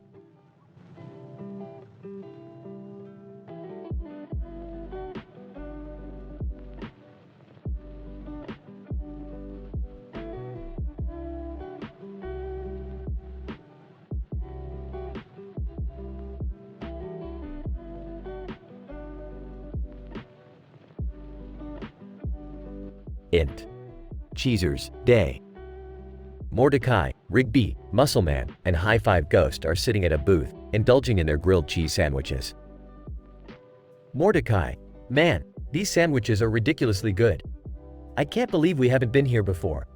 Rigby, yeah, dude, Cheezers really knows how to make a killer grilled cheese. Muscleman, with a mouthful of sandwich, I'll tell you what's killer. That fine piece of cheese's employee over there. They all turn their attention to a young, flirty female employee working at the grill. High Five Ghost. Blushing, oh, she's definitely a sight to behold. Mordecai, come on, guys, let's restrain ourselves. We're just here to eat grilled cheese, remember? Rigby, screw that, I'm gonna go talk to her. Watch me work my moves. Rigby struts confidently towards the grill. Muscleman, snickering, yeah, let's see that in action.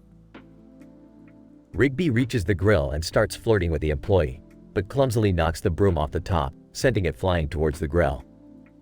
High Five Ghost. Oh no, disaster. The broom is about to ruin the sandwiches. Muscleman, screw the sandwiches. My gains are in danger. Muscleman dives towards the grill and catches the broom midair, narrowly avoiding disaster. Rigby, wow, thanks, Muscleman. Muscleman, don't mention it, bro.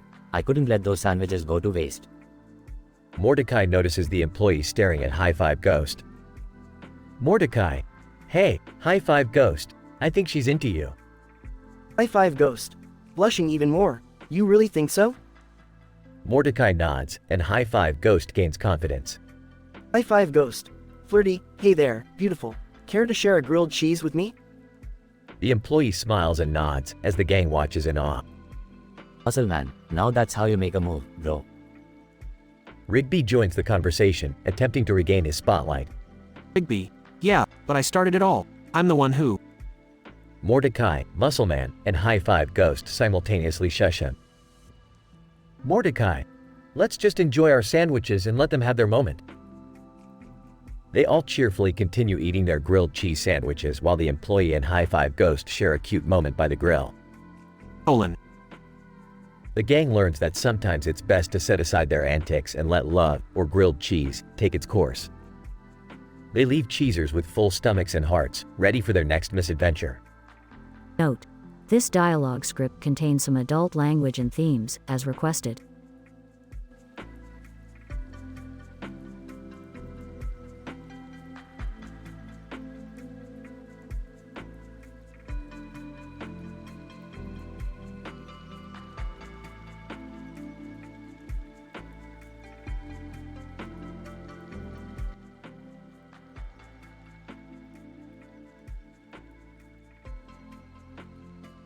Peter.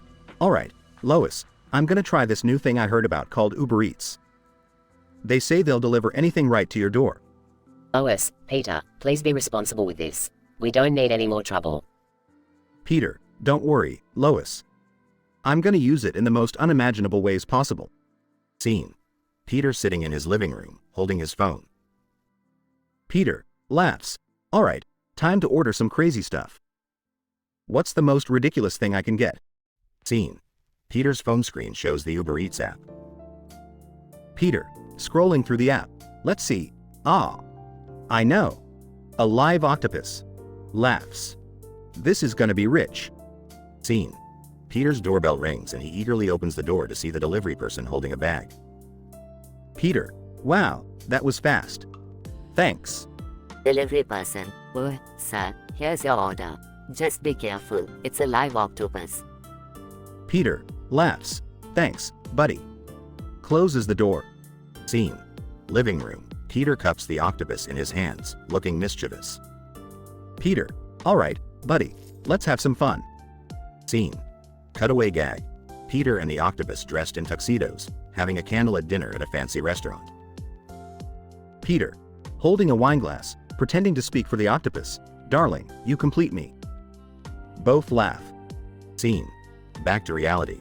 Peter is holding the octopus above his head, pretending it's attacking. Peter, ah. Octopus attack. Lois, help. Laughs. Lois, Peter, what are you doing? That poor creature. Peter, relax, Lois.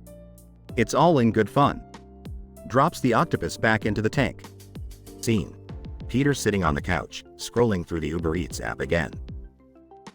Peter, alright, what insane thing can I get next? Ooh, I know. A helicopter. Scene. A helicopter suddenly lands in the Griffin's backyard. Peter, looking out the window. Lois, I did it. I got a helicopter delivered. Scene. Cutaway gag. The Griffin's in the helicopter flying above Quahog. Peter, piloting the helicopter. Look at us, Lois. We're the king and queen of the sky. Lois, Peter, this is dangerous. We need to land. Scene. Reality. The helicopter crashes into their neighbor's house. Neighbor, what the hell, Peter? Peter, sorry, buddy. I got carried away. Laughs. Scene. Peter with his phone again, browsing Uber Eats. Peter, alright, one more crazy thing and then I'll call it a day. Laughs. Scene. Peter's phone screen shows various cuisines, and he settles on Ethiopian food.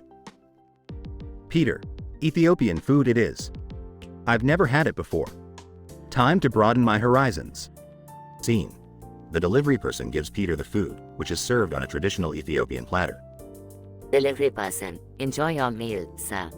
Scene. Peter sits at the table, surrounded by his family.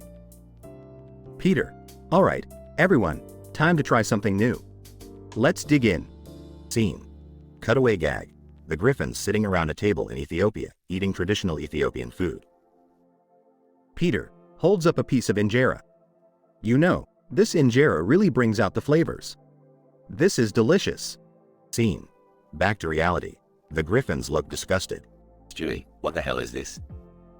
Peter laughs. I guess Ethiopian food isn't for everyone. Scene. Peter puts his phone down, satisfied with his Uber Eats experience. Peter, well, that was a wild ride. I think I'm done with Uber Eats for now. Lois, thank goodness. Can we just have a normal meal next time? Peter, of course, Lois. Just as long as it's not too boring. Laughs.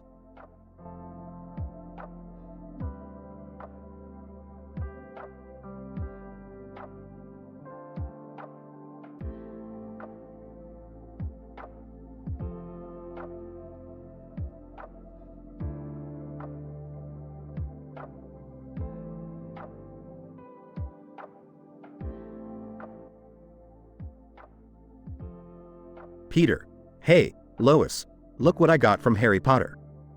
A frickin' wand. Now I can do all sorts of crazy shit. Lois, oh, Peter, please be careful. You know what happened last time you got your hands on something magical.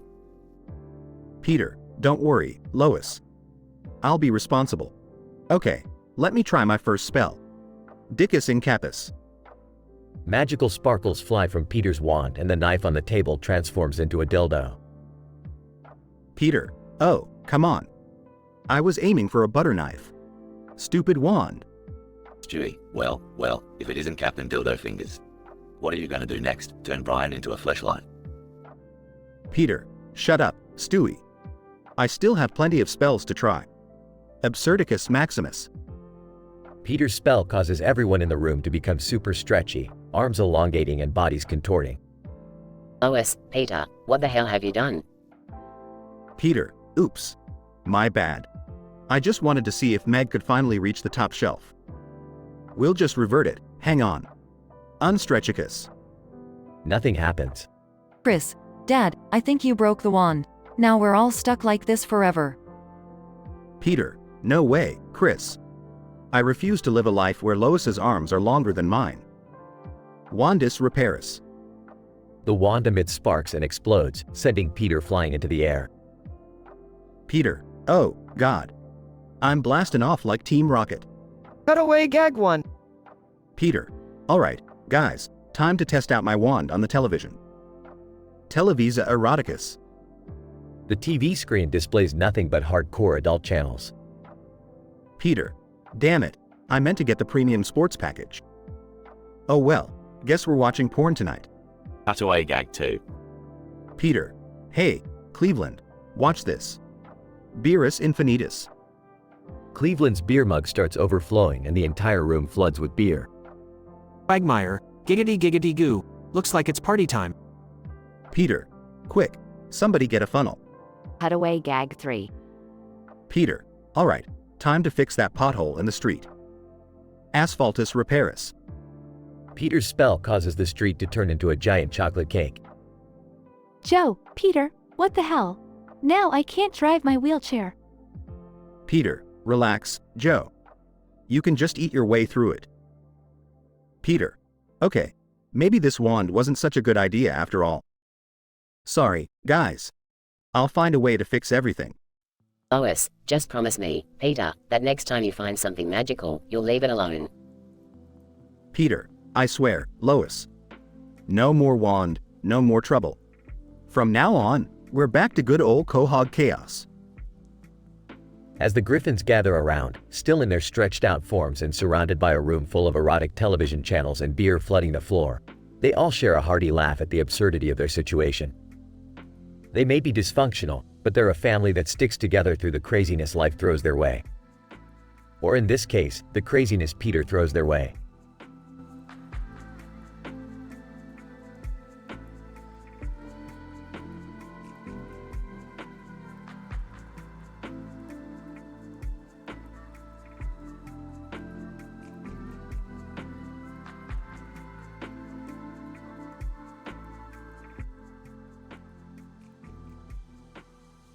Peter, hey Lois, check it out. Harry Potter sent me a wand in the mail. I can't wait to start casting spells. Lois, Peter, I'm not so sure that's a good idea. You remember what happened last time you got a hold of something magical? Peter, oh, come on Lois. That was just a one-time thing. Besides, this wand is gonna make me the most powerful guy in Quahog. Cutaway gag 1. Scene. Griffin living room. Peter waves the wand, attempting a spell. Peter, chanting gibberish. Abracadabra, I want $1 million. Lois stares at Peter, who is holding a stack of Monopoly money. Lois, Peter, that's not even real money. Peter, well, someone's gonna be the life of the Monopoly boardwalk. End of Cutaway gag 1. Stewie, mocking, Peter, you really think you can handle the power of magic, do you? Peter, don't worry, Stewie. I've got this under control. Watch this. Waves the wand. Cutaway gag 2. Scene. A grocery store. Peter waves the wand trying to cast a spell. Peter, chanting gibberish. Hocus pocus, groceries for free cuss. The grocery store shelves explode, food flies everywhere, causing chaos. Manager, yelling, get out of my store, you lunatic. End of Cutaway gag 2. Meg, sarcastically, wow, Dad, you're really nailing this magic thing. Peter, shut up, Meg. Just wait until you see what else I can do with this wand. Cutaway gag 3. Scene. Peter waves the wand and tries another spell while standing next to Cleveland. Peter, chanting gibberish. Alakazam, Cleveland, become a ham. Cleveland suddenly transforms into a giant ham. Cleveland, panicking. Peter, what did you do? Peter, oops. Well, at least now I don't have to worry about what to have for dinner. End of cutaway gag 3. Lois, Peter, this has gone too far. You're causing chaos everywhere you go. Give me that wand. Peter, no way, Lois. I'm just starting to have fun. Besides, I've got one more spell to try. Progression. Scene. Peter waves the wand, attempting a spell, but nothing happens. Peter, wait, why isn't it working? Stewie, smirking. Well, it seems you've run out of magical power, you buffoon. Looks like the wand's done with you. Denouement. Scene. The Griffin house. Peter sits dejectedly on the couch. Lois, Peter, I hope you've learned your lesson about messing with things you don't understand. Peter, yeah, I get it. Magic isn't my thing. I'll stick to being the lovable idiot I'm meant to be. Conclusion. Scene. Quahog streets. Peter walks with his family, waving to the neighbors. Peter, well, folks, I may not be a wizard, but I've still got my family in this crazy town of Quahog. And that's magical enough for me. Brian, the dog, comes out of nowhere wearing a Harry Potter costume. Brian, yeah, and speaking of magic, does anyone want to see some real magic? Peter, shut up, Brian. End of episode.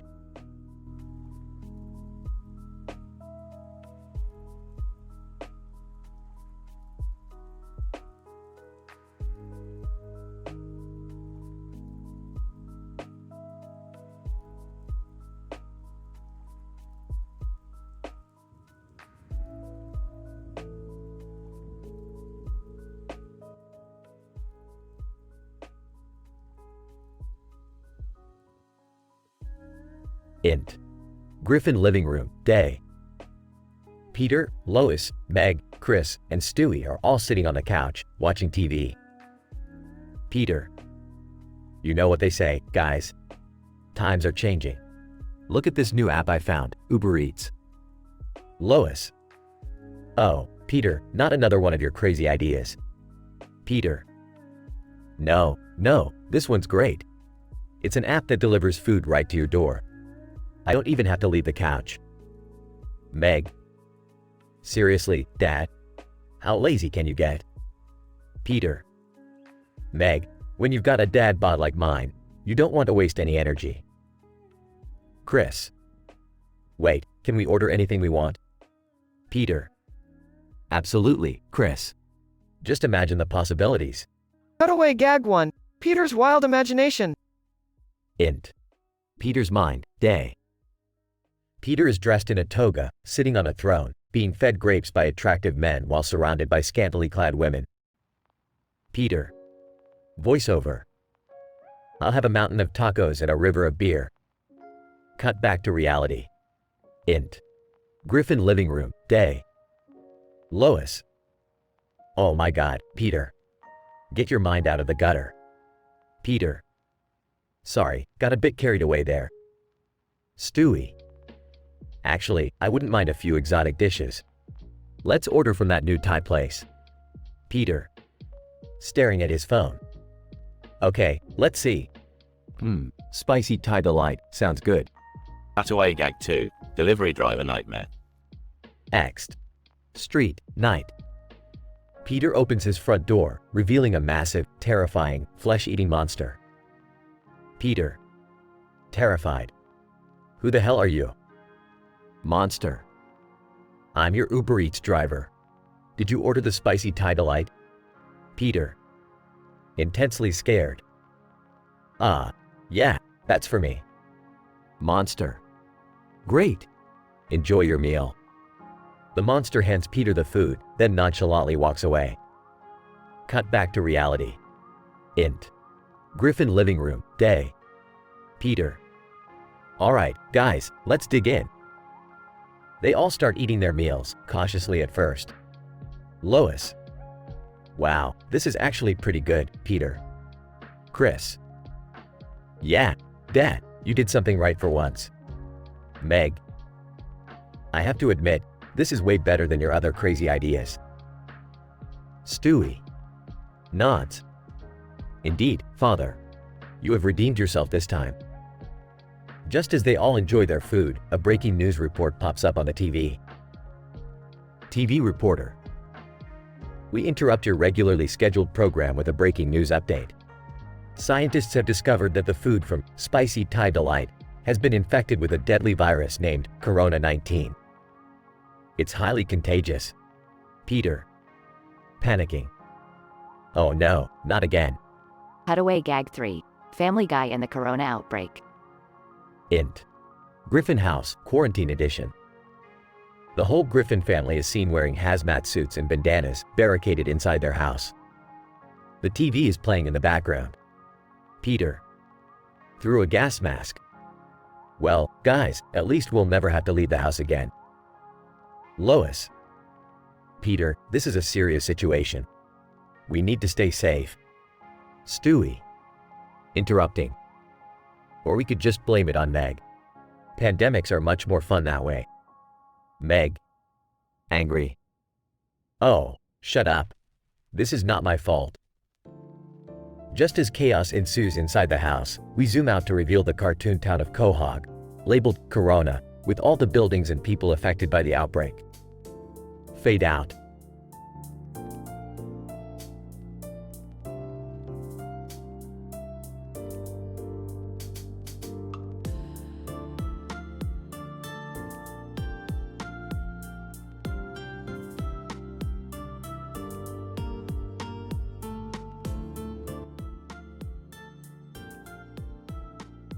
Peter.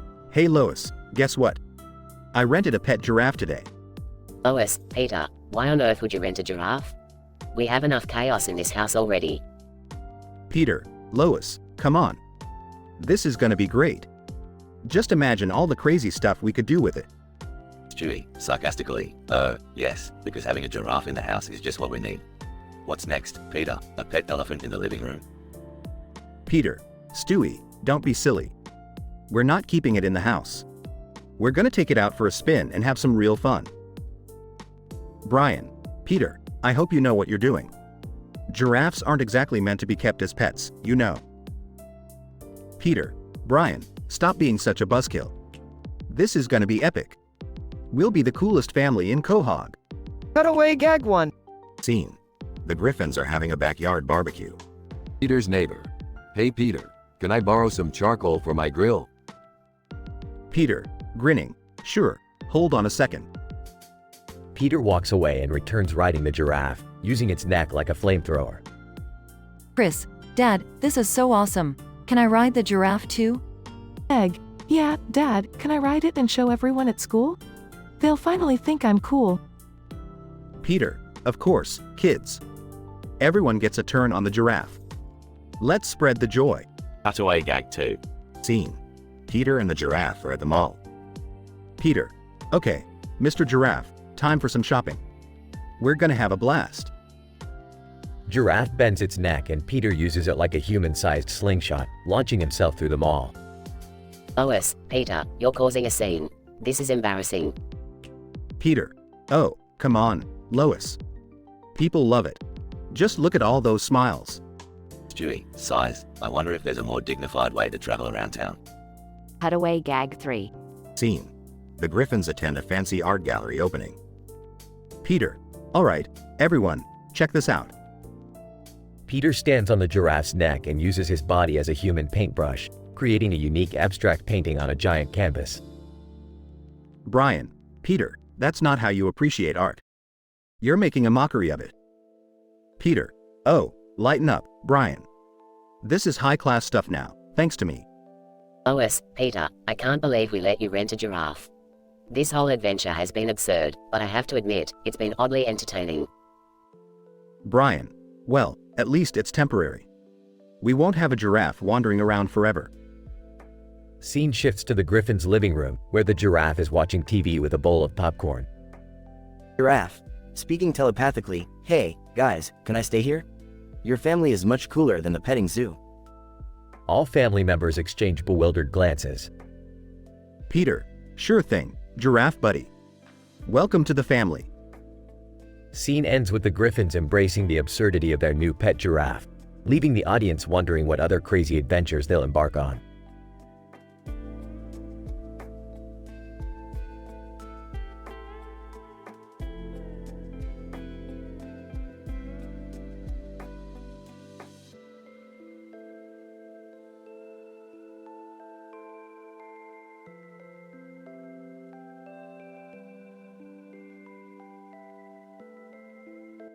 Peter, Lois, check it out. I got myself a wand from Harry freaking Potter. Oh, Peter, please be careful. You know what happens when you start messing around with things you don't understand. Peter, relax. Lois, nothing bad can possibly happen. Incident. Peter, alright, it's time for me to show off my magic skills. Let's see. Abra ca dingus. Meg walks by and suddenly grows a pair of rabbit ears. Meg, what the hell, Dad? I look like a freak. Peter, oops. Well, that wasn't supposed to happen. Let me fix this. Hocus yo mama. Meg's rabbit ears disappear, but her nose turns into a carrot. Meg, Dad, what the actual FK? Peter, sorry, I'll get it right this time. Alaka boom. Meg's nose returns to normal, but she starts floating in midair. Meg, oh, great. Now I'm freaking Mary Poppins. Progression. Lois, Peter, you need to stop this nonsense right now. Look at what you've done to Meg. Peter, don't worry, Lois, I've got this. Watch me pull a rabbit out of Chris. Lois facepalms. 3 related cutaway gags. Cutaway gag 1. Peter, as Harry Potter, Wingardium Leviosa. Quagmire floats into the air and crashes into a tree. Quagmire, giggity. Cutaway gag 2.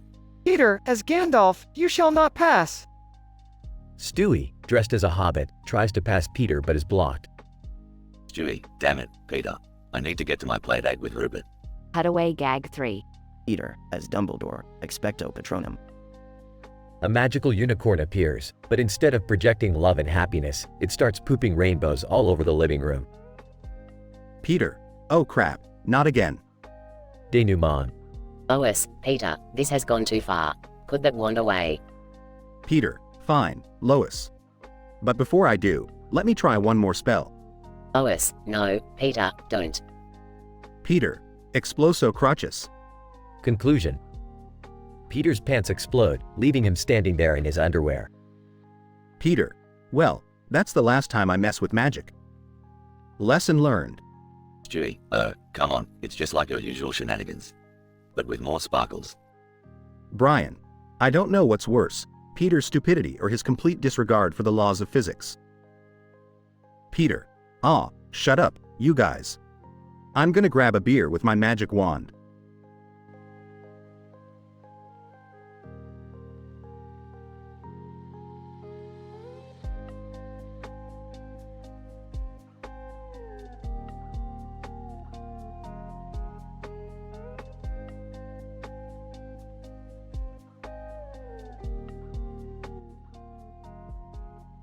Int. Griffin living room, day. Peter, the patriarch of the Griffin family, sits on the couch, deep in concentration as he mumbles to himself. Peter, you know what I haven't tried yet? Uber Eats. Stewie, Peter's articulate but diabolical baby, overhears and rolls his eyes. Stewie, for God's sake, Peter, I can only imagine the disaster that awaits us. Peter ignores Stewie and grabs his phone, eagerly opening the Uber Eats app. Int. Kitchen, day. Peter stands in the kitchen, holding his phone, as the sound of a motorcycle engine approaches. Peter, excited. Ooh, spicy Mexican food incoming. Cut to a cutaway gag. Peter is suddenly riding a motorcycle through a Mexican market, narrowly avoiding crashing into stalls while stuffing his face with tacos. Int. Griffin living room, day. Lois, Peter's long-suffering wife, enters the room and sees Peter absorbed in his phone.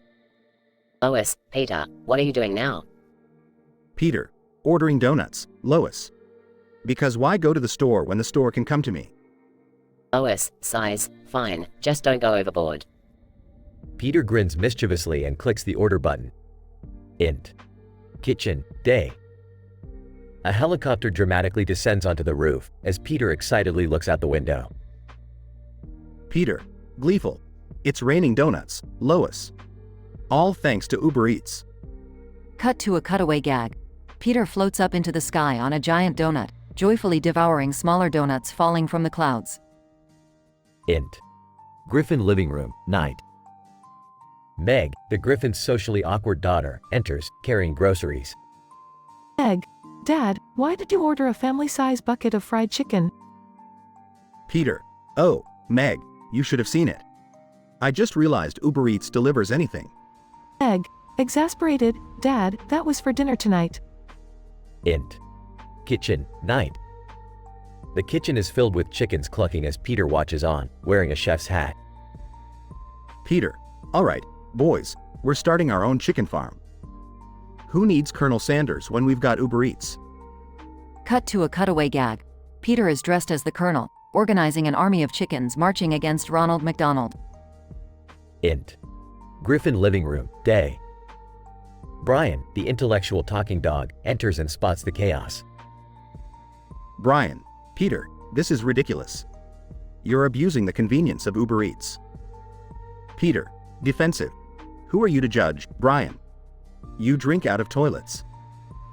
Brian sighs, defeated, as Peter grins triumphantly. Peter, smirking. Uber Eats has changed our lives, guys. We're living in a world where everything comes to us. Next. Quahog, day. The Griffin family, surrounded by fast food, rides a boat made of chicken buckets down the streets of Quahog. Peter, laughing. We're the kings and queens of Uber Eats. As they sail away, the townspeople of Quahog watch in disbelief. I number 1, only in this town.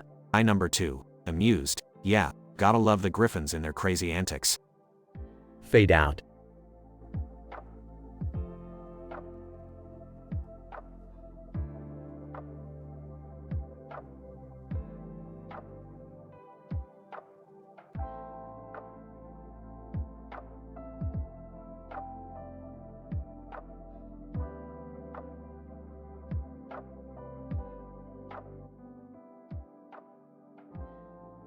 Peter, hey Lois, check out my new buddy. I rented a pet giraffe. Lois, Peter, you can't just bring a giraffe into our house. Where did you even find a place that rents out giraffes? Peter, oh, you know, just a guy the first met down at the bar. This giraffe is gonna change our lives, Lois. Look how tall he is. Cut away gag 1. Peter, pointing at the giraffe. Hey Stewie, remember that time we went to that concert and couldn't see anything because we were stuck behind a bunch of tall people? Stewie, yes, I do. Peter, what's your point? Peter, well, with this giraffe, we'll never have that problem again. Peter sits on top of the giraffe's head. Look at me, Stewie. I'm king of the world. Stewie, oh for God's sake, Peter, get down before you hurt yourself. Back to the main story. Lois, Peter, this is ridiculous. You can't keep a giraffe in our backyard either. What are the neighbors going to think? Peter, who cares about the neighbors, Lois? They're gonna be so jealous when they see what I can do with this giraffe. Cutaway gag 2. Peter, standing on the giraffe's back. Hey Quagmire, remember that time we were trying to get a better view of that football game and ended up sneaking into the opposing team's locker room? Quagmire. Yeah, that got us banned from the stadium for life, Peter. Peter, well, with this giraffe, we can watch any game from the comfort of our own backyard. Peter uses binoculars to spy on the football game. Quagmire. You always find a way to take things to a creepy level, don't you, Peter? Back to the main story. Lois, Peter, this can't go on. It's dangerous and irresponsible. We need to return the giraffe. Peter, no way, Lois. I've got one more incredible thing planned. Cutaway gag 3. Peter, sitting on the giraffe's neck, holding a fishing rod. Hey Cleveland, remember that time we went fishing and didn't catch a single fish? Cleveland. Yeah, it was a real bummer, Peter. Peter, well, with this giraffe, we don't need to worry about that. Peter uses the giraffe's height to catch fish from a lake. Look at all these fish, Cleveland. We're gonna have the biggest fish fry Quahog has ever seen. Cleveland. I don't think that's quite how fishing works, Peter. Back to the main story. Lois, Peter, this has gone too far. You need to return the giraffe now. Peter, fine, Lois. But just remember, without the giraffe, there will be no more epic adventures. Peter reluctantly returns the giraffe and accepts Lois' reasoning. The giraffe is safely returned to its rightful owner. Although disappointed, Peter realizes he doesn't need extraordinary measures to have fun and understand the consequences of his actions. The family learns a valuable lesson about responsibility and the importance of treating animals properly.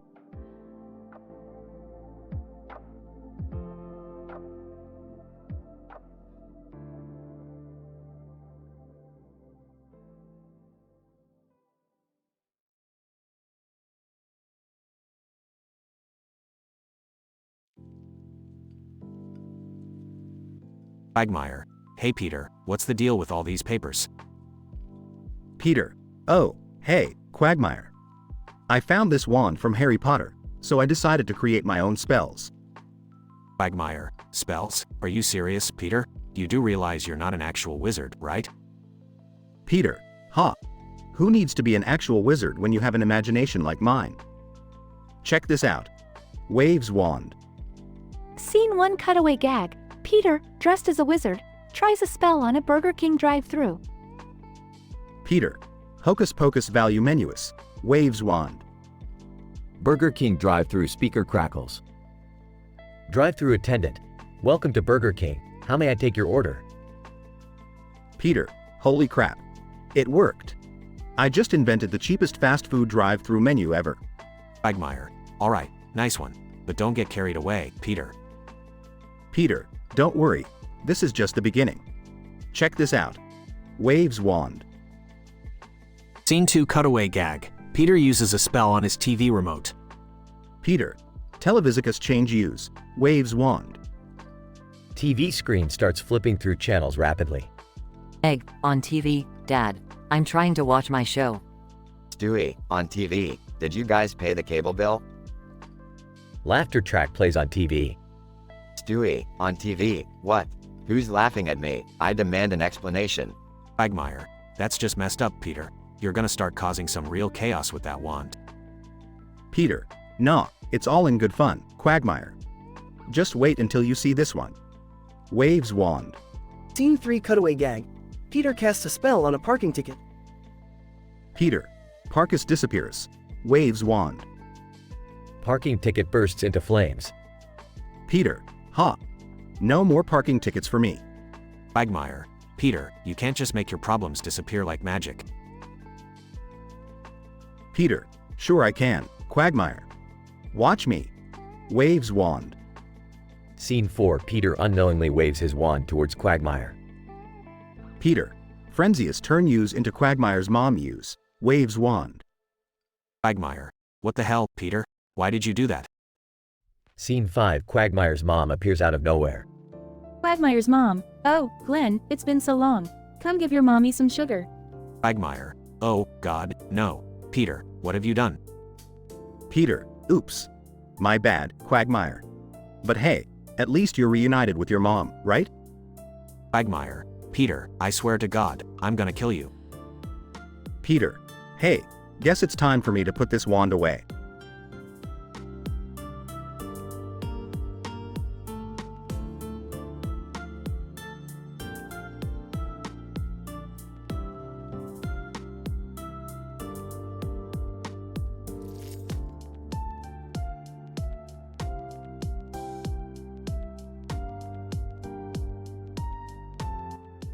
Peter, hey guys, guess what? I just discovered this new thing called Uber Eats. Lois, oh no, Peter, what are you going to do this time? Peter, don't worry, Lois. I'm gonna use Uber Eats in the most epic way possible. Brian, I have a feeling this is not going to end well. Scene transitions to Peter sitting on the couch, using his phone to order food. Peter, alright, let's see what we can get. Scrolls through options. Oh, look at this. A pizza from Italy delivered in under 10 minutes? That's gotta be fake. First cutaway gag.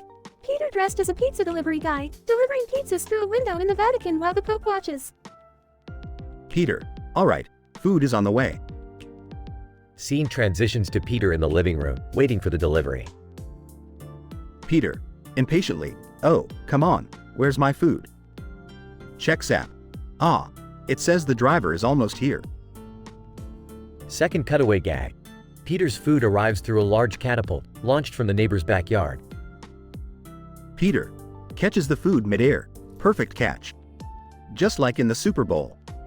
Meg, Dad, this is ridiculous. You're gonna get us in trouble with Uber Eats. Peter, nonsense, Meg. They love this stuff. I'm bringing innovation to their service. Scene transitions to Peter now ordering dessert. Peter, let's see, what should we get for dessert? Scrolls through options. Ah, here it is.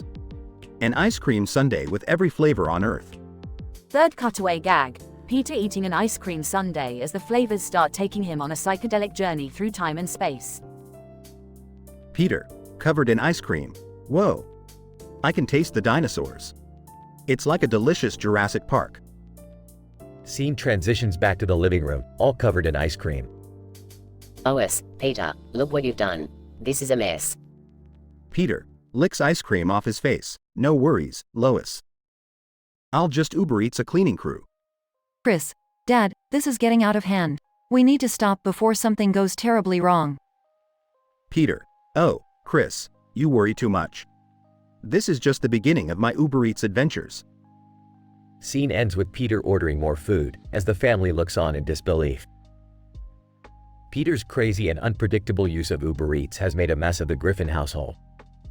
The family braces themselves for more absurd adventures and unlikely deliveries in the future. Family Guy humorously explores the absurdity of Peter's actions as he takes advantage of the convenience of Uber Eats in the most outlandish ways possible, leaving chaos in his wake.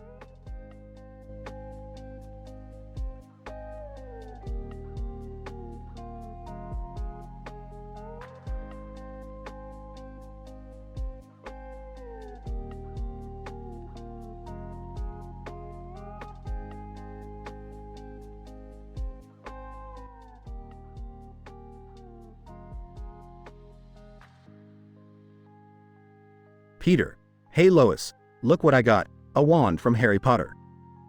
Lois, oh, Peter, what are you going to do with that? Peter, I don't know, Lois, but I've always wanted to be a wizard. Waves wand. Incident. Meg, Dad, what did you do? Peter, oops. I think I messed up the spell. Looks around. Oh no, everyone is elongated. Chris, with a long face, Dad, I look like a noodle. Stewie, size, well, this is just peachy. I can't even reach my teddy bear anymore. Progression. Peter, hang on, guys, I'll fix this. Frantically waves wand. Quagmire, from afar, with an elongated neck. Giggity, Peter, watch where you're pointing that thing. Peter, sorry, Quagmire. I'm trying my best here. Scene transition, cutaway gag 1. Peter, pointing to a sign. Hey, guys, look. Get ripped in 10 days. Scene changes to the Griffin's living room. Peter is standing next to a weightlifting set. Peter, struggling with weights. Come on, 10th day. Why am I still not ripped? This is bullsh asterisk T. Scene transition, cutaway gag 2. Peter, holding a fishing rod. Hey, guys, check this out. A fishing rod that guarantees you'll catch a whale. Scene changes to Peter and Joe on a small boat in the middle of the ocean. Peter, struggling to reel in. Come on, you big son of a bitch. Stop fighting. I just want to catch you. Scene transition, cutaway gag 3. Peter, holding a vacuum cleaner. Look, everyone, the Turbo Sucker 3000. It claims it can clean anything. Scene changes to Peter vacuuming the living room. Suddenly, the vacuum sucks up the entire couch. Peter, OSH asterisk T. Lois is gonna kill me, and we have nowhere to sit now. Denouement. Stewie, Dad, I think you should give up on the wand and ask for help. Maybe someone can fix this mess. Peter, you're right, Stewie. I need to find a real wizard. Conclusion. Scene changes to Peter at Hogwarts, standing in front of Dumbledore. Dumbledore, so, you want me to fix your little mishap with the wand, Mr. Griffin? Peter, yeah, Dumbledore, I'm sorry for causing all this trouble. Can you make everyone normal again? Dumbledore chuckles, of course, Mr. Griffin. You just need to say the incantation in reverse. Peter, nervously, can you do it for me? I don't want to screw it up again. Dumbledore, very well, waves his wand, finite elongation. Everyone suddenly shrinks back to their normal size. Lois, thank goodness. Chris, I'm glad I don't feel like Linguini anymore. Stewie, finally, I can reunite with my beloved bear. Peter, well, that was quite an adventure. Thanks for helping, Dumbledore. Dumbledore, think nothing of it, Mr. Griffin. Just be more careful with magical items in the future. Scene transition. Griffins walk away from Hogwarts. Peter, well, I did it, Lois. I fixed everything. Now let's go home and watch some TV. Lois, Peter, we're on TV. Peter, oh, right. Laughs. Well, let's go watch ourselves on TV then.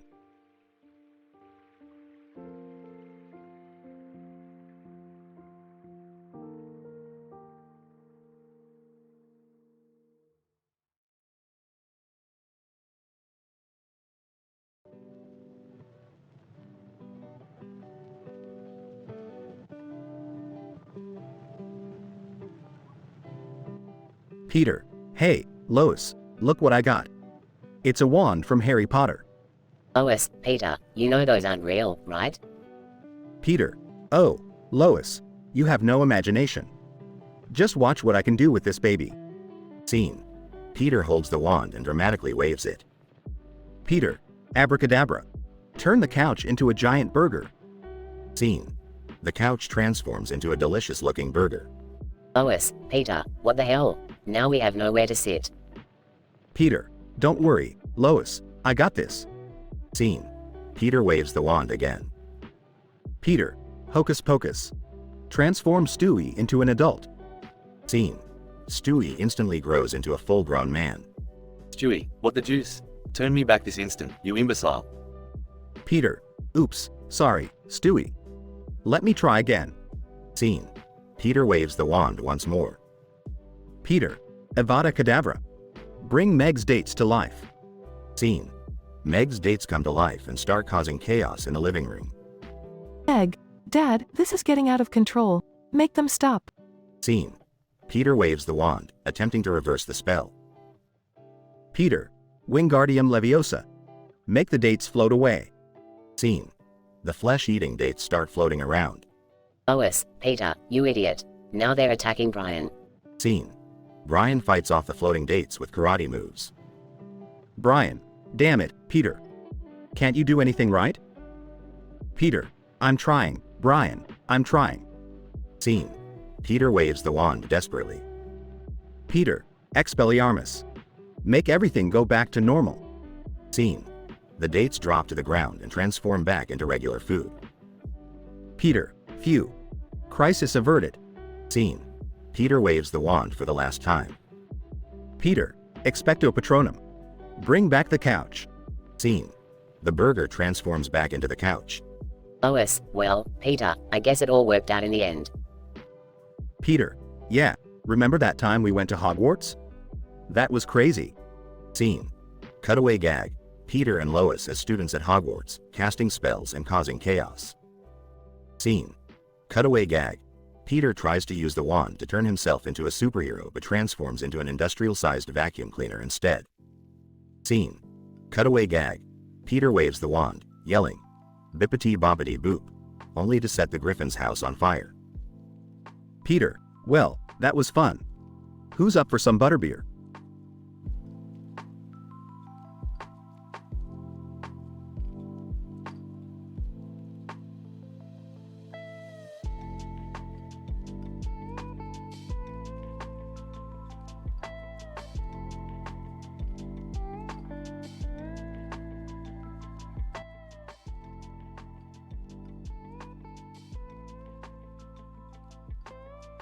Peter, Hey Lois, look what I got. It's a wand from Harry Potter. Lois, oh, Peter, I don't think that's a good idea. You're always causing trouble with your crazy ideas. Peter, nonsense, Lois. This wand is going to be my ticket to endless fun and mischief. Check this out, Wingardium Leviosa. Peter points the wand at a chair, but nothing happens. Lois, see, I told you it wouldn't work. Now put that thing away before you break something. Peter, oh, come on, Lois. Let me try another spell. Abracadabra. The toaster on the kitchen counter disappears. Lois, Peter, you just made our toaster disappear. How are we going to make breakfast now? Peter, well, I guess we'll have to have cereal. But hey, that was pretty cool, huh? Cutaway gag 1. Peter points the wand at Stewie's teddy bear. Peter, Avada Kedavra. The bear comes to life and attacks Peter, ripping his clothes and leaving him in his underwear. Stewie, finally, my bear comes to life and exacts revenge. Back to the conversation. Lois, Peter, you need to be careful. You don't know what that wand is capable of. Peter, relax, Lois. I've got this under control. Check out my next spell, Hocus Pocus. Peter points the wand at the TV, and it starts floating in midair. Lois, oh my god, Peter, what have you done? Peter, isn't it great? Now we don't need a TV stand anymore. It's floating. Cutaway gag 2. Peter points the wand at Meg's acne. Peter, Vanishes butt cheek cleanus maximus. Meg's acne disappears, but her butt cheeks start glowing and she starts floating in the air. Meg, Dad, what did you do to me? Back to the conversation. Lois, Peter, this is outrageous. You can't just use that wand on anything you want. It's dangerous. Peter, oh, Lois, relax. Let me try one more spell. How about Scrumdiddlyumptious? Peter points the wand at the fridge, making it open and reveal an endless supply of chocolate bars. Lois, Peter, that's too much. We can't eat all that chocolate. Peter, oh, Lois, don't be such a spoilsport. Look at all this chocolatey goodness. Cutaway gag 3. Peter points the wand at Joe's wheelchair. Peter, expecto cardiac arresto. Joe's wheelchair transforms into a race car, and he speeds off uncontrollably. Joe, Peter, what the hell did you do? I can't control this thing. Back to the conversation. Lois, that's it, Peter. I've had enough. Give me that wand right now. Lois forcefully takes the wand from Peter. Peter, Lois, come on. Just one more spell. Lois, no, Peter. We've had enough chaos for one day. Now let's figure out how to fix all the mess you've made. Peter, fine, Lois. But you don't know what you're missing. That wand was gonna make us the coolest family in Quahog. Lois, Peter, we're already the weirdest family in Quahog. We don't need any more chaos. Now let's clean up this mess before something else goes wrong. Even though Peter's idea of using a wand from Harry Potter seemed like a fun idea at first, it quickly spiraled out of control. Through his made-up spells, Peter caused chaos and disrupted the family's daily routine. In the end, Lois had to step in and take control to bring back some semblance of order. This episode highlights Peter's impulsive nature and the family's ability to handle even the most bizarre situations.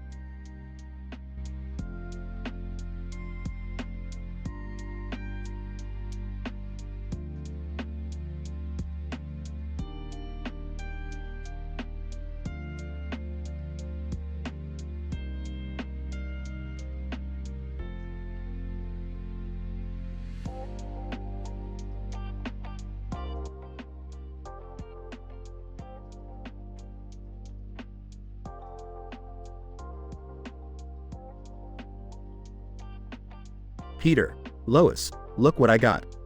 A wand from Harry Potter. I'm gonna make some magic happen. Lois, Peter, please be careful with that thing. We don't need any more chaos in our lives. Peter, chaos is my middle name, Lois. Watch this. Waves wand. Everyone in the room stretches vertically, their bodies elongated and distorted. Chris, what the hell happened to us, Dad? Why are we so damn tall? Meg, typical. Even when things go magical, they just get worse for me. Stewie, well, this is quite the conundrum. I suppose I'll have to think of a way to reverse this absurd elongation. Brian, You know what, Peter? This is all your fault. How are we gonna fix this mess now? Peter, come on, you guys. Just let me think. There's gotta be a spell in this wand that can undo this. Scratch his head. Cutaway gag 1. Peter, in flashback. Hey, remember that time we went to India and accidentally joined a yoga class? Lois, Peter, we didn't accidentally join. You mistook it for a buffet. Cutaway gag 2. Peter, in flashback. You know, I once tried to prove the saying, the pen is mightier than the sword, wrong. Stewie, and how did that work out for you? Peter, well, let's just say that signing up for a sword fighting class was the dumbest idea I've ever had. Cutaway gag 3. Stewie, in flashback. Ah, remember that beautiful summer when we discovered the Fountain of Youth? Brian, Stewie, we were in the community pool. You just had your floaties on too tight. Lois, Peter, any progress on fixing this yet? Peter, I think I found the right spell. Waves wand * abracadab, oh crap. Instead of fixing their elongation, everyone's bodies become stretched even more, becoming incredibly thin. Brian, Peter, you imbecile. What did you do now? Peter, I might have mispronounced the spell. Lois, great, now we're like a bunch of stick figures. Can't you just buy a normal souvenir like everyone else? Stewie, fear not, my dear family. I have an idea. Grabs wand from Peter's hand. Be careful with your enunciation, and try this, revertimus normalis. Asterisk in a blinding flash, everyone returns back to their normal size and shape. Chris, phew, I'm glad that's over. It was weird being so tall and stick-like. Egg, yeah, it was definitely not a great look for any of us. Peter, well, at least we're back to normal. Come on, guys, let's go and, oh, look. I found a lightsaber. Everyone, no, Peter, put it down. The family rushes to prevent Peter from wreaking even more havoc, leaving the room in chaos once again. Scientific, PhD level analysis. The episode titled Elongated Magic of the popular animated sitcom Family Guy showcases a fantastical scenario in which Peter Griffin acquires a wand from the renowned Harry Potter series. Employing his trademark recklessness and lack of caution, Peter inadvertently casts a spell that elongates the bodies of each family member. This episode highlights the absurdity and comical nature intrinsic to the show. Throughout the dialogue, the characters exhibit their usual personalities, with Peter's cluelessness, Stewie's intelligence, and Brian's exasperation shining through. The inclusion of 3 cutaway gags, a characteristic feature of Family Guy, adds to the overall humor and plays with the audience's expectations. Cutaway Gag 1 depicts the Griffin family mistakenly participating in a yoga class, showcasing Peter's incompetence. Cutaway Gag 2 mocks Peter's harebrained endeavor of disproving the saying, "The pen is mightier than the sword," by enrolling in a sword fighting class. Cutaway Gag 3 parodies the discovery of the Fountain of Youth, where Stewie mistakes a community pool for the mythical source of eternal youth. The narrative progression focuses on the family's dilemma and Peter's persistent attempts to rectify his mistake. The denouement arrives when Stewie successfully casts the spell to revert everyone back to their original forms. However, the chaos ensues once again when Peter discovers a lightsaber, underscoring his recurring penchant for mischief. In conclusion, Elongated Magic showcases the zany, irreverent humor typical of Family Guy. It navigates the absurd and challenging situation caused by Peter's magical mishap, humorously highlighting the dysfunctional dynamics of the Griffin family.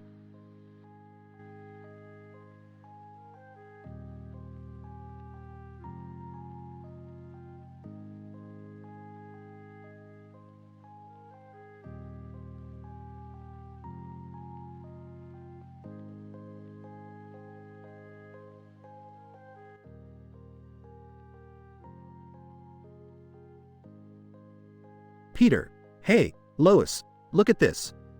I rented a pet giraffe. Lois, Peter, why would you rent a giraffe? What are you even going to do with it? Peter, oh, you know, the usual. Just gonna have some fun with the height advantage. Scene transitions to Peter standing on top of the giraffe's neck, towering over everyone in the city. Peter, hey, look at me. I'm the king of Quahog. Scene transitions to a cutaway gag. Peter, You know, Meg, being this tall has its perks. Like, I can finally reach the top shelf in the kitchen without a freaking ladder. Scene transitions back to Peter on the giraffe, now at a construction site. Peter, hey guys, I got a new job. I'm your personal crane operator. Construction worker. Are you serious? We don't need a giraffe-operated crane, Peter. Scene transitions to a cutaway gag. Brian, Peter, you can't just use a giraffe to replace necessary equipment. It's absurd. Peter, oh, come on, Brian. It's all in good fun. Scene transitions back to Peter on the giraffe, now at a basketball court. Peter, alright, Cleveland, I challenge you to a dunk contest. But good luck beating a giraffe.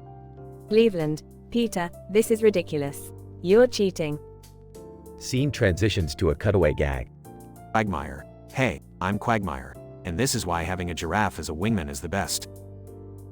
Scene transitions back to Peter on the giraffe, now in a theater.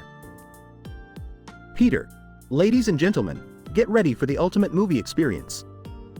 Front row seats for everyone. Scene transitions to a cutaway gag. Stewie, the giraffe popcorn trick. A classic. Works every time. Scene transitions back to Peter on the giraffe, now at a fancy restaurant. Peter, table for two, please. And make it the highest table you've got. Waiter, sorry, sir, but we don't have a table tall enough for a giraffe. Scene transitions to a cutaway gag. Lois, Peter, we're not going to a restaurant if they don't have accommodations for a giraffe. Peter, relax. Lois, I have a backup plan. Scene transitions back to Peter on the giraffe, now in a courtroom. Judge, Mr. Griffin, you were charged with. What on earth is going on here? Peter, Your Honor, I present to you the world's tallest lawyer. Beat that. Scene transitions to a cutaway gag. Peter, and the award for the tallest politician goes to me. Scene transitions back to Peter on the giraffe, now at a circus. Ringmaster, ladies and gentlemen, behold the unbelievable spectacle, the human giraffe. Scene transitions to a cutaway gag. Chris, Mom, Dad, the circus is fun and all, but I don't think we should support exploiting animals. Peter, Chris, this giraffe is having the time of his life. Scene transitions back to Peter on the giraffe, now back at home. Lois, Peter, it's time to return the giraffe. This has gone way too far. Peter, fine, fine. But I'll never forget the amazing time we've had together, Mr. Giraffe. Scene transitions to a cutaway gag. Peter, you know, Stewie, giraffes are like the de facto ladders of the animal kingdom. Stewie, oh, how I despise you, Peter. But that was actually quite clever. Scene transitions back to Peter bidding farewell to the giraffe. Peter, goodbye, Mr. Giraffe. Thanks for the memories. Giraffe noises. Scene fades out as Peter and the giraffe part ways, leaving behind the city in disbelief.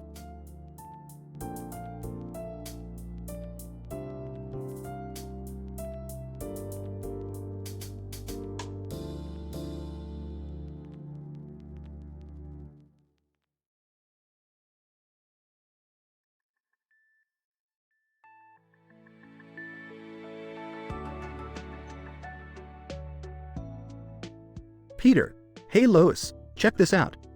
I just got a wand from Harry Potter. Lois, oh great, Peter. What are you going to do with that? Peter, waves wand. Accio beer. Beer cans come flying into the room. Stewie laughs. Well, that's actually impressive, Peter. Peter, thanks, Stewie. Watch this. Waves wand. Destructo. The coffee table explodes. Lois, Peter, what the hell? You can't just go around blowing things up. Peter, relax, Lois. It's all in good fun. Now, let's see what else this wand can do. Waves wand. Zappius Maximus. Brian, the family dog, suddenly turns into a floating balloon. Brian, help. I'm floating away. Stewie, oh, how the tables have turned. Brian, suddenly, I'm the superior canine.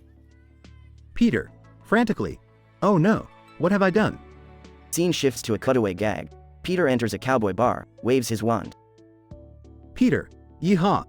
I now pronounce this bar the Chuggin' Spur. The bar transforms into a giant metal spiky spur, impaling everyone inside. Scene shifts back to the living room. Lois, Peter, this isn't a toy. You're causing chaos.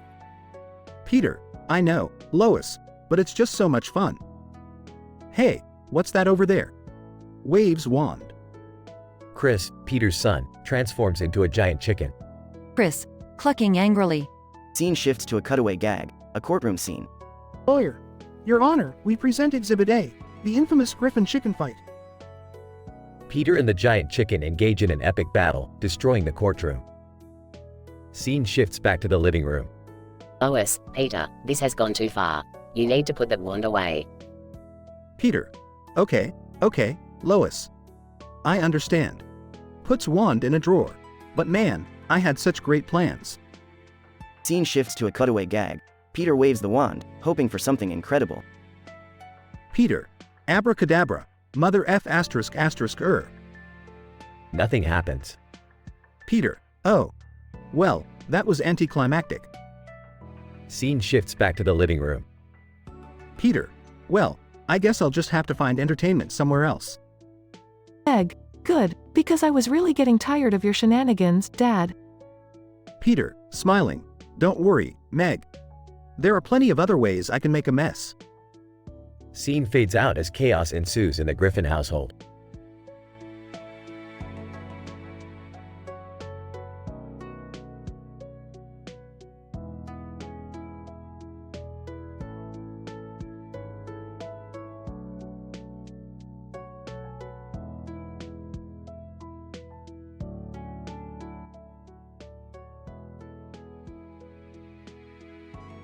Idle. Peter's Bigfoot shenanigans. Peter. Hey, Lois. Look what I rented from Megapets. A fucking Bigfoot. Lois, Peter, what on earth possessed you to rent a Bigfoot? Peter. Well, you know how short I am, right? I figured, with this big guy by my side, I can reach places I've never reached before. Cutaway gag 1. Peter and Bigfoot playing basketball. Peter uses Bigfoot's height to dunk the ball, knocking over the opposing team and shattering the backboard. Stewie, oh, great. Now you've got a monstrous mythical creature running amok in our house. Death must love you. Peter. Oh, come on, Stewie. You know how much fun it is to have Bigfoot around. Just watch what we can do. Brian. This is ridiculous. Can't believe I'm saying this, but I miss the days when Peter obsessed over a stupid bird. Peter climbs on Bigfoot's shoulders as they attempt to retrieve a kite stuck on a tall tree. Peter. Hang on, Bigfoot. We're going to get that damn kite. Cutaway gag 2, Peter and Bigfoot in an absurd game of hide and seek. Bigfoot hides behind a skyscraper, while Peter tries to find him in a panic frenzy. Meg, so, Peter, what's next? Are you going to use Bigfoot to reach the moon? Peter. That's not a bad idea, Meg. I bet Bigfoot could jump us straight up there. Lois, Peter, you can't be serious. We can't go to the moon. Peter. Oh, now you're just being a spoilsport, Lois. We need more adventure in our lives. Cutaway gag 3, Peter riding Bigfoot like a skateboard, performing extreme tricks at a skate park, leaving the other skaters in awe. Chris. Dad, I think it's time we return Bigfoot to the rental company. This is getting out of hand. Peter. Aw, come on, Chris. I've had so much fun with him. Just one more thing, I promise. They arrive at the beach, where Peter and Bigfoot join a volleyball tournament. Lois, Peter, what are you doing now? Peter. Watch this, Lois. Spike incoming. Peter jumps off Bigfoot's shoulders, spiking the volleyball with such force that it crashes through the opponent's net, creating chaos. Brian.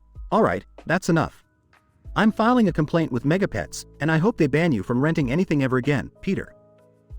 Stewie, good riddance, Bigfoot. Luckily, I've extracted Peter's stupidity and reimagined it as a fuel source. It helps generate electricity for the entire town. Peter. Aw, crap. I'm banned from the pet store now. Well, at least we'll have power. Peter's antics with the rented Bigfoot comes to an end, leaving the family to deal with the aftermath and Peter with another lesson learned, eventually.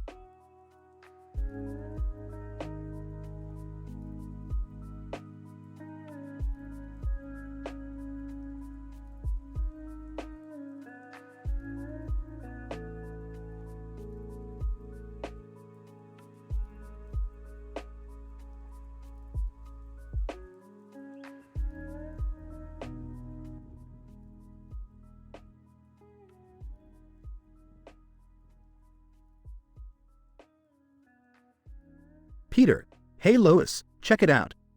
I rented a pet giraffe. Lois, Peter, why would you rent a giraffe? And where did you even find a place that rents pets? Peter, oh, you know, I found it on one of those shady websites. But just wait until you see what this bad boy can do. Cutaway gag 1. Peter, narrator, and now, a mathematical equation that explains how I will use this giraffe's height to my advantage. Peter is shown in front of a whiteboard with random numbers, symbols, and a giraffe silhouette. Back to the dialogue. Lois, I can already tell this is gonna be one of your insane ideas, isn't it? Peter, you betcha. Now, check this out.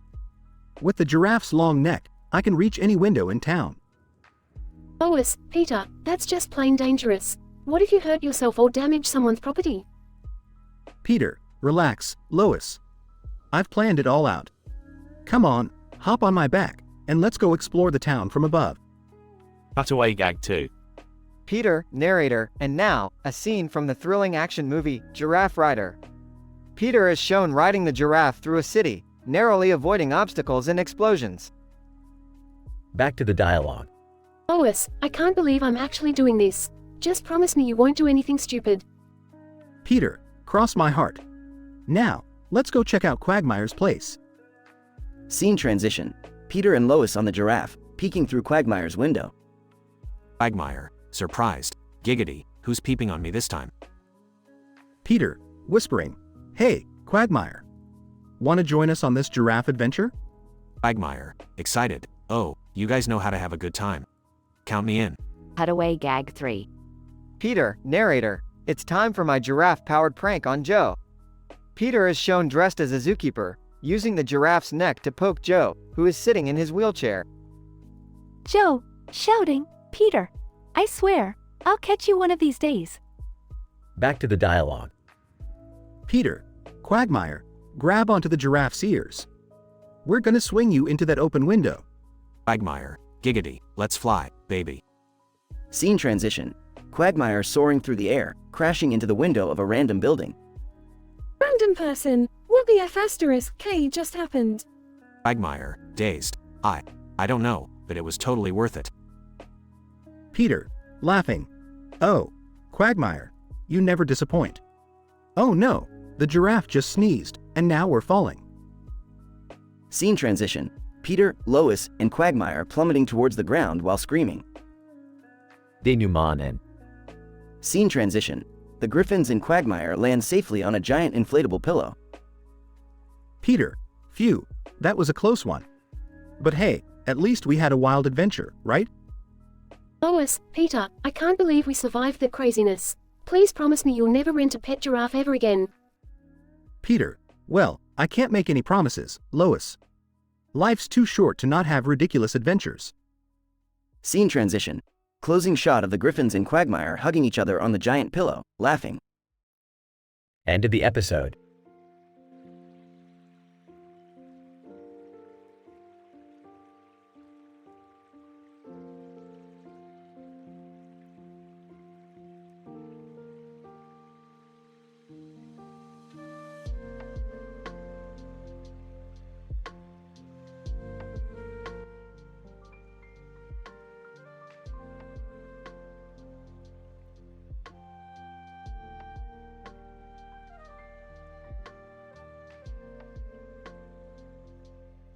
Int.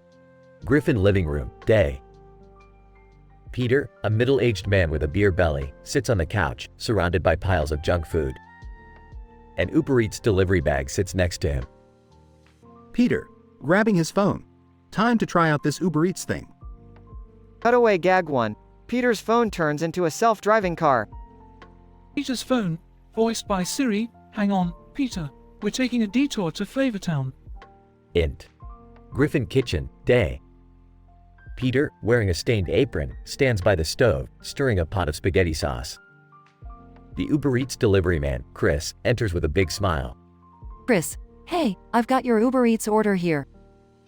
Peter, grinning, great. Now, hold the spaghetti sauce pot. I'll do the rest. Cutaway gag 2. Griffin House transforms into a food truck. Griffin House, voiced by Peter. Welcome to Greasy Griffin's food truck. Get your burgers and fries while they're hot. Int. Griffin kitchen, later. The kitchen is a disaster zone. Peter and Chris are covered in food, laughing.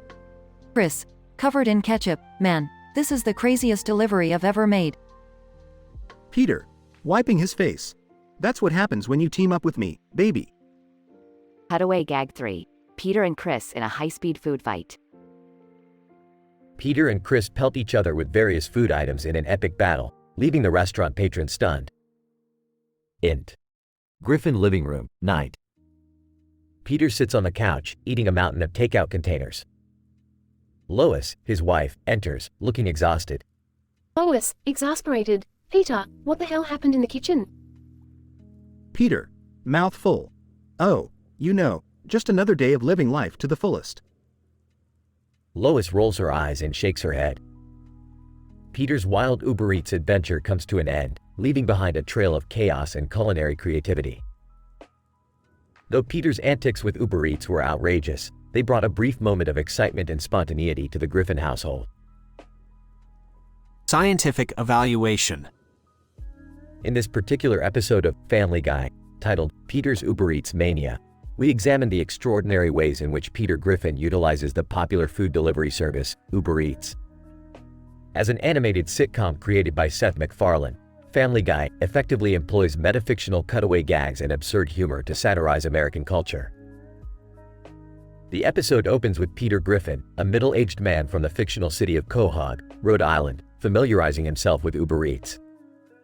The first cutaway gag portrays his phone transforming into a self-driving car, humorously indicating Peter's typical inclination towards improbable situations. In the subsequent scene, Peter engages in a comical encounter with an Uber Eats delivery man named Chris. This interaction spawns the second cutaway gag, in which the Griffin household spontaneously morphs into a food truck, highlighting Peter's propensity for transforming mundane experiences into ludicrous ventures. The narrative progresses as Peter and Chris engage in an immense food fight, amusingly elevating the chaos and absurdity associated with the episode. The third cutaway gag presents a high-speed food battle, visually exaggerating the characters' playful escapades. Ultimately, the denouement portrays Lois, Peter's wife, discovering the remnants of the chaotic kitchen.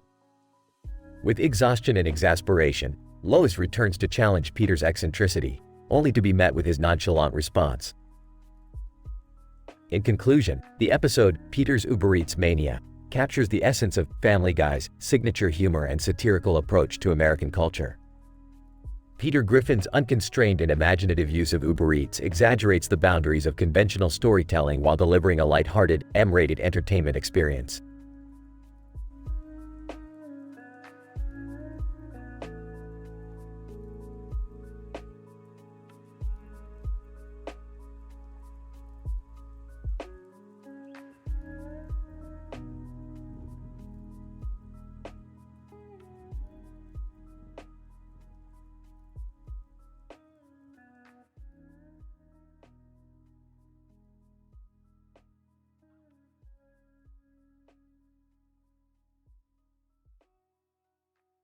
Morty, grab your swimsuit. We're hitting the public pool tonight. Aw, geez, Rick. You sure about this? Last time we were there, you turned the water into a portal to a dimension of sentient, bloodthirsty pool noodles. Relax, Morty, that was just a minor hiccup. Besides, it's the perfect opportunity to mess with Jerry. I heard he's been bragging about his killer cannonball skills. Pathetic. Yeah, Jerry's always trying to prove himself. I swear, he's got more insecurities than a Furby with a malfunctioning voice box. Well, tonight he'll get what's coming to him. Prepare for some high-flying cannonball sabotage, Morty. The world's about to witness the birth of the Mega Morty-rific splash. Great, just what we need, more people making fun of me. At the pool. Alright, Summer and Morty, gather round. It's time to show Jerry the real meaning of embarrassment. Seriously, Grandpa? Couldn't we just have a normal family outing for once? No shenanigans? Come on, Summer, where's your spirit of adventure? After this, you'll have enough hilarious blackmail material to last a lifetime. Morty climbs up the diving board. Alright, here goes nothing. Morty jumps off the board, but instead of splashing into the water, he soars through the sky. Looks like we miscalculated a bit. Morty's now on a one-way trip to the stratosphere. My bad. What the hell just happened? Oops, didn't see you there, Jerry. Morty's little cannonball experiment went a bit, wrong. You're damn right it went wrong. First, you turn the water into noodles, and now you obliterate our sun? Relax, Jerry. Morty's still alive up there somewhere. I think, probably. Dad, is Morty even wearing a spacesuit? What? Morty, you idiot. Put a spacesuit on before you get sucked into the vacuum of space. Morty, faintly, too late, Dad. Tell Mom I love her. And take good care of Mr. Meeseeks. Ah, this is all your fault, Rick. Hey, I just wanted to ruin Jerry's cannonball. I didn't sign up for space travel. Well, looks like we're coming up on the denouement, Jerry. Denou what? Morty's about to suffocate in space, and you're talking about some fancy French crap? Calm down, Jerry. I'll just use this interdimensional portal gun to bring Morty back. Problem solved. Morty suddenly crashes through the portal, unharmed but soaking wet. I'm back, bitches! Turns out that portal led to a dimension of hot tubs. Coolest swim ever. Morty, my boy.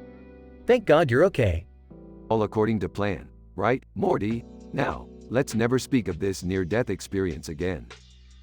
Agreed, Rick. It's one thing to almost die in a freak space accident, but let's not add emotional trauma by involving Jerry. Hey, I heard that. Well, at least the public pool is destroyed, thanks to you, Grandpa. We'll never be able to swim here again. Oh, stop whining, Summer. We'll just find another pool to terrorize. Or hey, maybe I'll build one in the backyard. Yeah, that sounds fun. You're not building a pool in our backyard, Rick. Oh, Jerry, your opinions are as valid as a fart in a hurricane. Morty chuckles.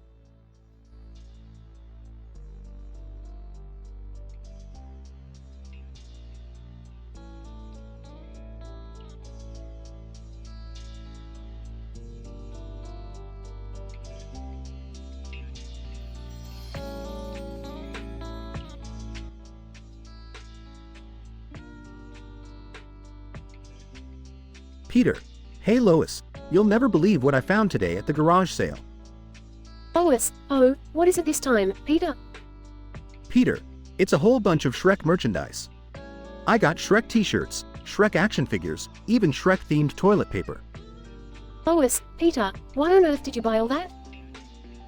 Peter, because, Lois, Shrek is love, Shrek is life. Plus, who wouldn't want to wipe their ass with the face of an ogre? Cutaway gag 1. Peter is sitting on the couch, watching TV. Suddenly, the screen fades to black, and we see a live-action Shrek standing in the living room. Shrek, Peter, you've got way too much Shrek merch, mate. You're starting to scare the kids. Peter, yeah, well, you're not so pretty yourself, Greenie. Cutaway gag 2. Peter is at work in the Pawtucket Brewery, hanging up Shrek posters all over the office. Coworker, Peter, what the hell are you doing? Peter, just trying to spread the love of Shrek, my friend. Look, it's Shrek smiling with a beer. It's a match made in heaven. Cutaway gag 3. Peter is at the supermarket, standing in front of the frozen food section, staring at a box of Shrek-shaped chicken nuggets. Peter, look at you, Shrek, you beautiful son of a bitch. I've never seen a nugget so perfectly shaped like an ogre before. I must buy them all. Back to the dialogue. Lois, Peter, this obsession with Shrek is getting out of hand. You need to let it go. Peter, I can't, Lois. Shrek has become a part of me. He's like a sexy green guardian angel, guiding me through life's ups and downs. Lois, this is ridiculous. Peter, we can't live in a house full of Shrek merchandise. Peter, fine, Lois. I'll get rid of it all. But just know that you're killing my soul. You're like the Farquaad to my Shrek. Cutaway gag 4. Lois and Peter are sitting in the living room, surrounded by garbage bags filled with Shrek merchandise.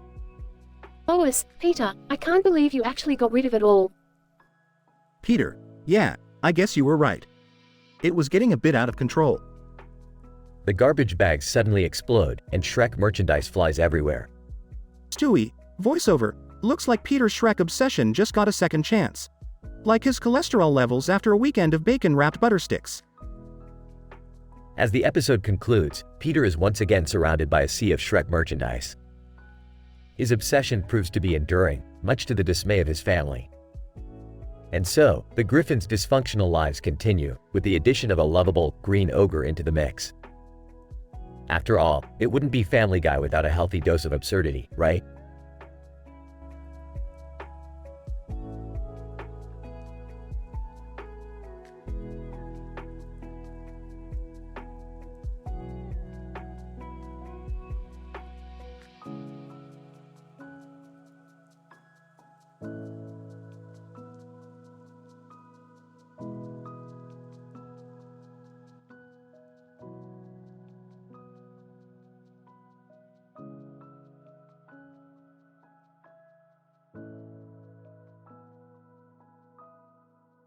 Peter, hey guys, check it out.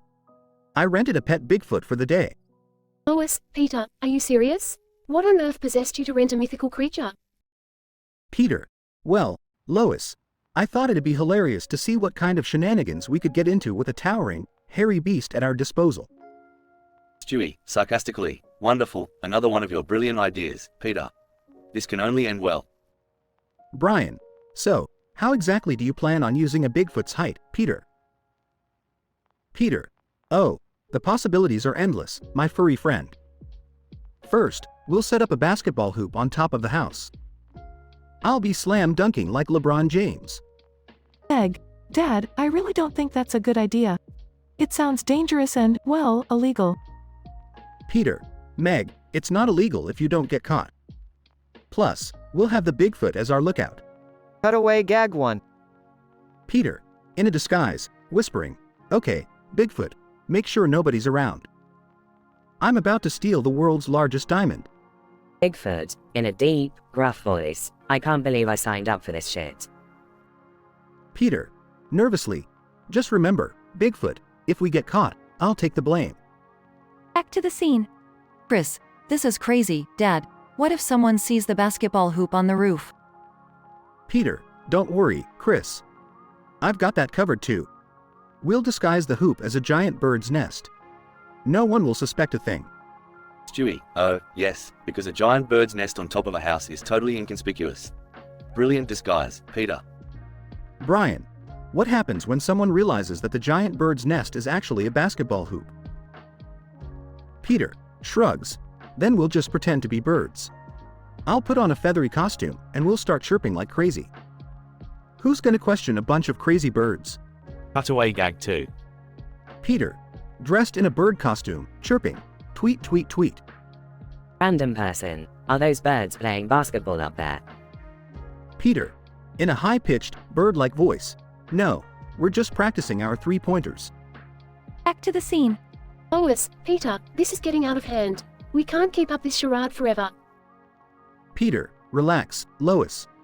I've got one more plan that'll blow your mind. We'll enter a contest for the world's biggest couple. Meg, I'm sorry, what? Peter, yeah, we'll use the Bigfoot's height to our advantage. We'll win that contest and become world famous. Stewie, oh, dear Lord, I can only imagine the horrifying display that would be. Brian, Peter, just think about the consequences. This is not the kind of attention we want. Peter, you know, you guys are really killing my buzz here. Maybe renting a Bigfoot wasn't such a great idea after all. Cutaway gag 3. Peter, standing on the street corner, dejected, rent a Bigfoot, they said. It'll be fun, they said. Stranger, passing by, hey, aren't you that idiot who thought he could use a Bigfoot for fame?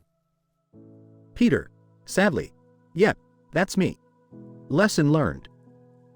The Griffins return the pet Bigfoot and reflect on the craziness that ensued, promising never to let Peter's crazy ideas get this out of hand again. Although the day started with Peter's wild imagination, it ends with the family realizing the importance of sticking together and not succumbing to absurdity. And so, life in Quahog continues, with the Griffins ready to face whatever madness comes their way, one outrageous idea at a time.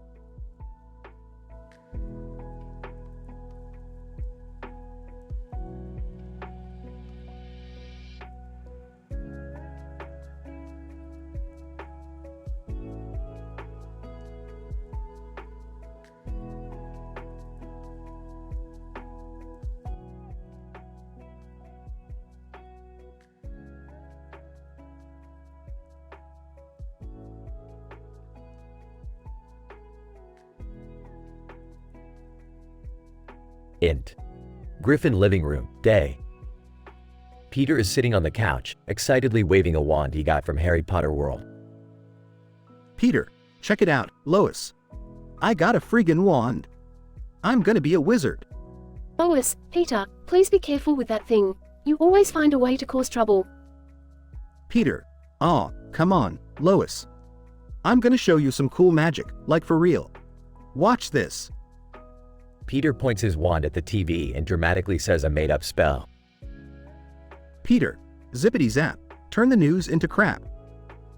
Suddenly, the TV fizzles and starts spewing a stream of confetti. Lois, Peter, what the hell did you just do? Peter, grinning. Look, Lois. I turned that boring news into a big party. Now that's magical. Cutaway gag 1. Int. Grocery store, day. Peter stands in the cereal aisle, holding his wand. Peter, hocus, hocus. Turn these Rice Krispies into Rice Krispies. The cereal boxes suddenly come alive, singing Christmas carols and shooting milk out of their tops. Int. Griffin living room, day. Meg enters the room, witnessing the confetti chaos. Meg, what's going on here? Peter, Meg, get ready for some next-level magic. Brace yourself. Peter points his wand at Meg's face, shouts another made-up spell. Peter, abra ca dumb. Give my daughter a giant bum. Meg's butt inflates like a balloon, expanding to an enormous size. Meg, Dad, what the hell did you do to me? Peter, sorry, Meg. Looks like I overdid the magic. You'll be fine, though. Just stick to wearing oversized sweatpants for a while. Cutaway gag 2. Int. School cafeteria, day. Peter strolls into the cafeteria, brandishing his wand. Peter, chicken, fish, make my lunch a tasty dish. All the cafeteria food transforms into succulent gourmet dishes fit for a 5-star restaurant. Int. Griffin kitchen, day. Lois is cooking dinner while Stewie sits on the kitchen counter. Lois, Peter, you better not try any more of your ridiculous spells. We've had enough trouble for one day. Stewie, oh, dearest mother, do relax. Let my father play with his little stick. Nothing bad could possibly happen. Peter, excitedly, Stewie's right, Lois. I'm gonna do a spell to clean this entire kitchen. Peter points his wand at the kitchen, speaks a spell. Peter, spongy lungy, make this place shiny and fungy. Suddenly, the kitchen starts cleaning itself, but things quickly spiral out of control. The sink sprays water everywhere, pots and pans start flying, and the fridge runs away. Lois, Peter, stop this madness right now. Cutaway gag 3. Int. Hospital, day. Peter stands in a hospital gown, holding his wand. Peter, wibbly wobbly, fix my wobbly bits. Peter points his wand at his groin, and his privates transform into a magical dancing troupe, complete with top hats and canes. Int. Griffin living room, night. The chaos in the kitchen subsides as Peter sits defeated on the couch. Peter, sighs, maybe I shouldn't mess with magic anymore. It's just not my thing. Lois, thank God, it's about time you realize that. Meg, still with a giant butt. Yeah, Dad, maybe it's best to leave the magic to the professionals. Stewie, my father. It seems you've learned your lesson. Now let us all move on from this enchanted disaster. As the Griffin family settles down, the confetti-covered TV continues to spew colorful remnants of Peter's misadventures. Fade out.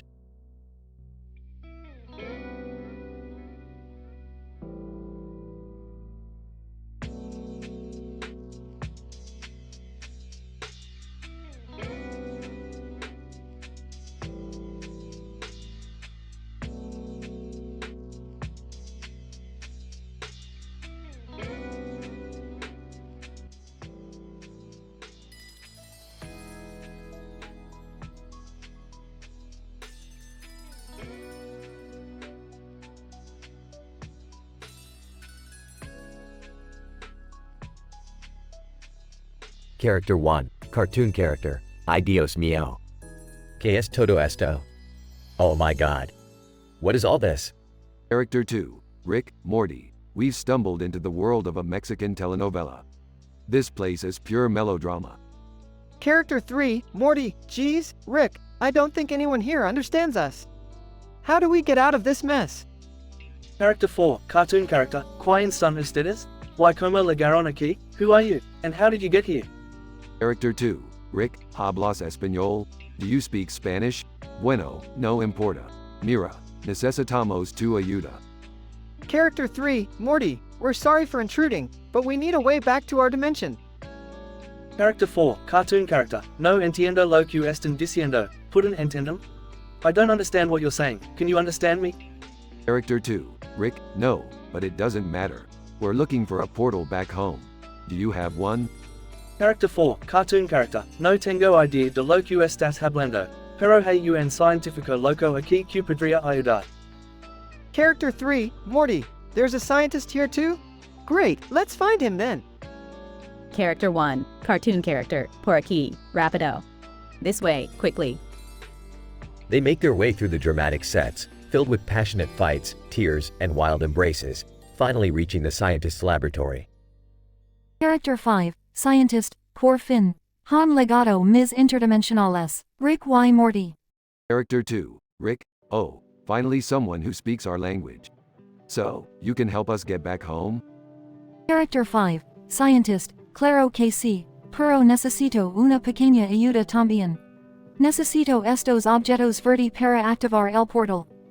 Character 3, Morty, he says we need to collect these green objects to activate the portal. This is getting more bizarre by the minute. Character 1, cartoon character, ¿y dónde encontramos esos objetos verdes?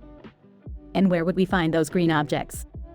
Character 5, scientist, en diferentes lugares mágicos de esta telenovela. Ya les enviaré a los dos a recogerlos. The scientist gives them a map of the telenovela world, and our heroes set off on their quest. Character 2, Rick, these telenovela sets are surprisingly vast. Let's split up and find those green objects quickly. Character 3, Morty, I hope we don't get caught up in another dramatic plot twist or romantic entanglement on the way.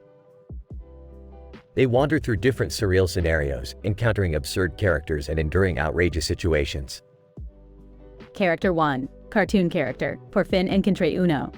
Era tan obvio, en el patio trasero del personaje principal.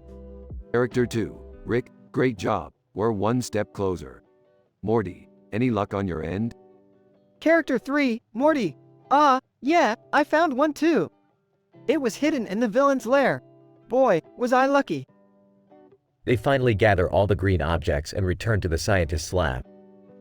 Character 5, scientist, excelente. Ahora padre crear el portal dimensional.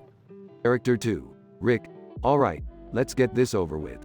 We've had enough of this telenovela madness. Character 5, scientist, listo, abrigons. The scientist activates the portal, and our heroes are engulfed in a blinding light. Character 3, Morty, Rick, I'm never messing with other dimensions again. This was just too crazy, even for us. Character 2, Rick, yeah, Morty, sometimes even we end up in places that defy all logic. Let's just hope the next adventure is a little less intense.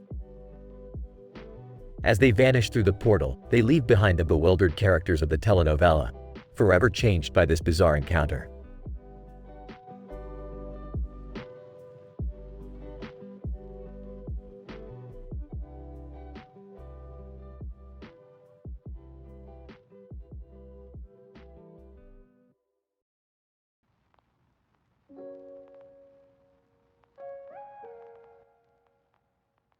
Peter, hey Lois, guess what?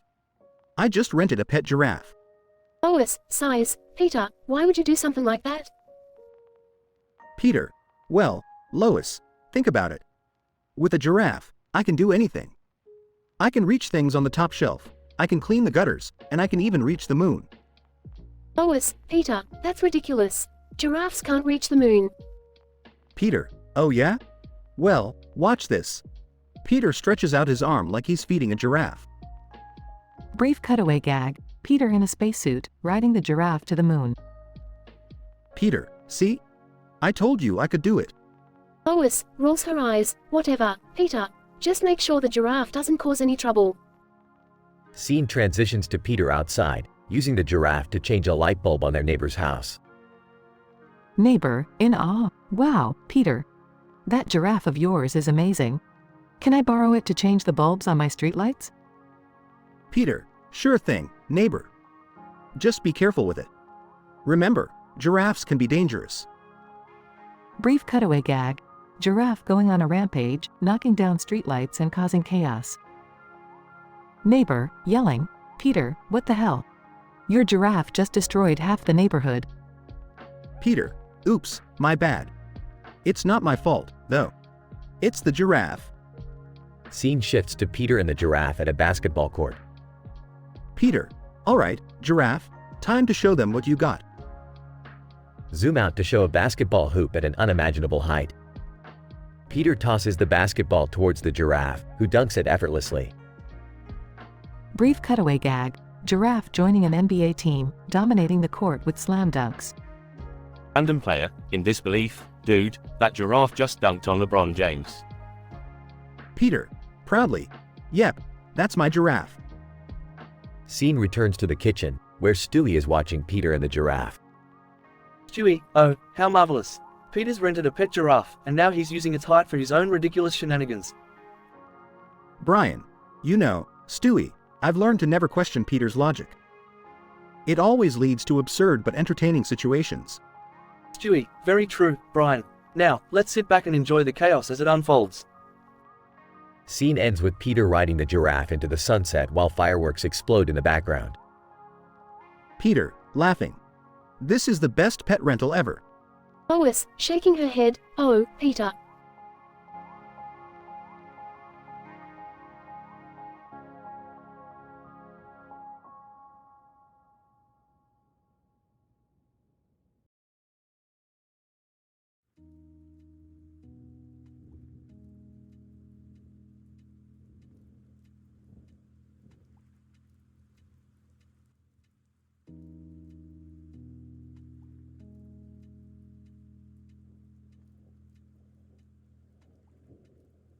Alright, Morty. Buckle up for another scientific adventure. Oh, Rick, I don't think we should go on another adventure right now. Can't we just chill and watch TV? Morty, you weenie, we need to keep the plot going. Who cares about relaxing? We've got a show to entertain. But Rick, we've been running around dimensions, fighting aliens, and avoiding death for, like, forever. Can't we have a break? Breaks are for the weak, Morty. We're the stars of this show. We can't just sit around like lazy slobs. Well, I guess you're right, Rick. Where are we headed this time? We're off to Jerry's world, Morty. It seems Gangsta Jerry has committed tax fraud, and we're gonna have some fun with it. Seriously, Rick? Tax fraud? Isn't that, like, really mundane? Oh, Morty, you naive little twerp. Tax fraud can be exciting if you spice it up. Besides, who doesn't love some juicy gossip? Alright. But can we at least avoid any dangerous situations this time? No promises, Morty. Danger is my middle name. Well, actually, it's Leonard, but you get the point. They arrive at Jerry's house. Hey Jerry, heard you've been a bad boy, committing some serious tax fraud. Oh no, Rick, please don't tell Beth. She'll kill me. Relax, Gary, life's already killing you slowly, one pathetic moment at a time. What's going on, guys? Our precious Jerry here has been doing some shady accounting. He's been living his gangsta fantasy, evading taxes like a true bad boy. Beth, it's not what you think. Morty, tell her. Oh, well, I mean, Dad did have a lot of bling and a new sports car lately. Jerry, I can't believe you'd do this. You're such a disappointment. I'm sorry, Beth. It was just. I wanted to feel like a real man for once. Well, Jerry, looks like your wannabe gangsta life is catching up to you. Time to face the music. Meanwhile, in the Galactic Federation. Hey, guys, did you hear about Gangsta Jerry? He tried to pull off some tax fraud. Galactic Federation officer. Oh my, really? I always thought Jerry had it in him. Let's make sure he faces the consequences. Back at Jerry's house. Alright, Jerry, we've gotta make things right. We'll hack into the Galactic Federation system and clear your name. You do that for me, Rick? Don't get all sentimental on me, Jerry. I just can't let this show get cancelled just yet. They hack into the system, erase Jerry's tax fraud records. There you go, Jerry. Your gangsta days are behind you. You're back to being the pathetic Jerry we all know and love. Thanks, Rick. I guess being uncool isn't so bad after all. Who said anything about being uncool? You were never cool to begin with, Jerry. They all laugh. Well, now that we're done with this crazy adventure, can we finally relax? Sure, Morty. Just remember, relaxation is overrated. Now let's go cause some more trouble.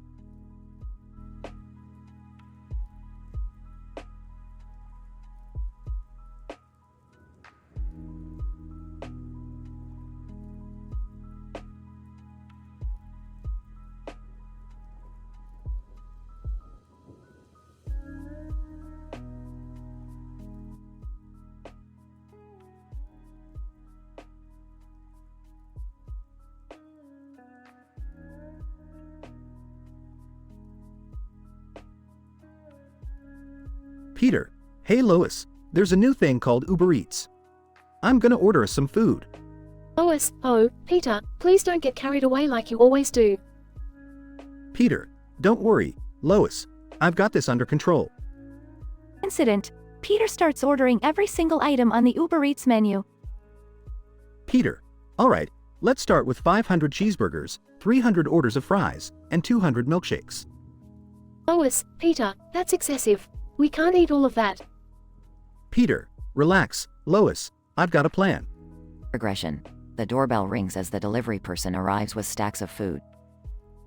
Peter, alright, Meg, it's time for operation. Stuff our faces.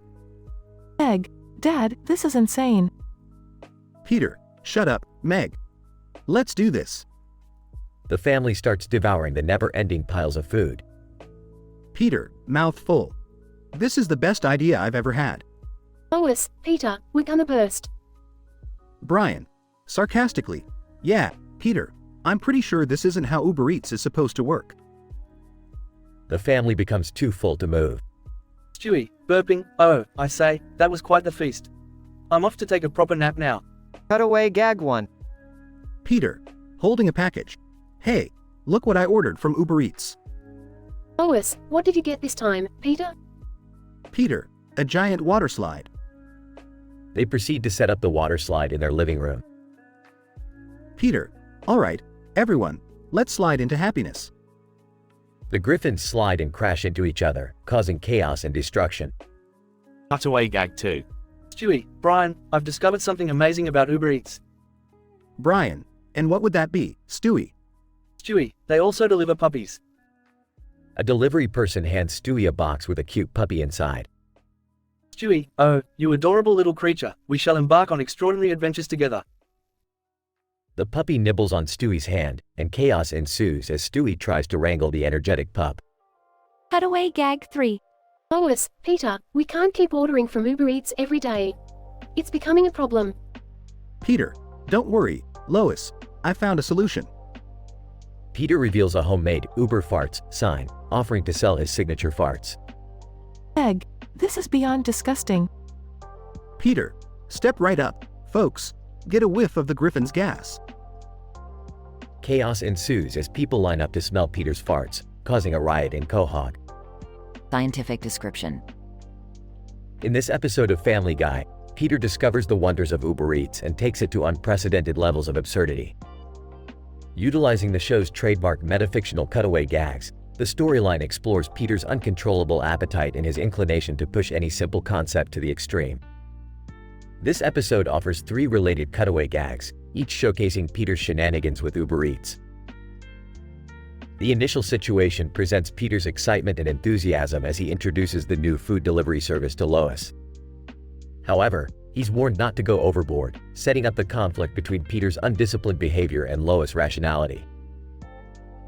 The incident occurs when Peter begins ordering an excessive amount of food, disregarding any sense of moderation.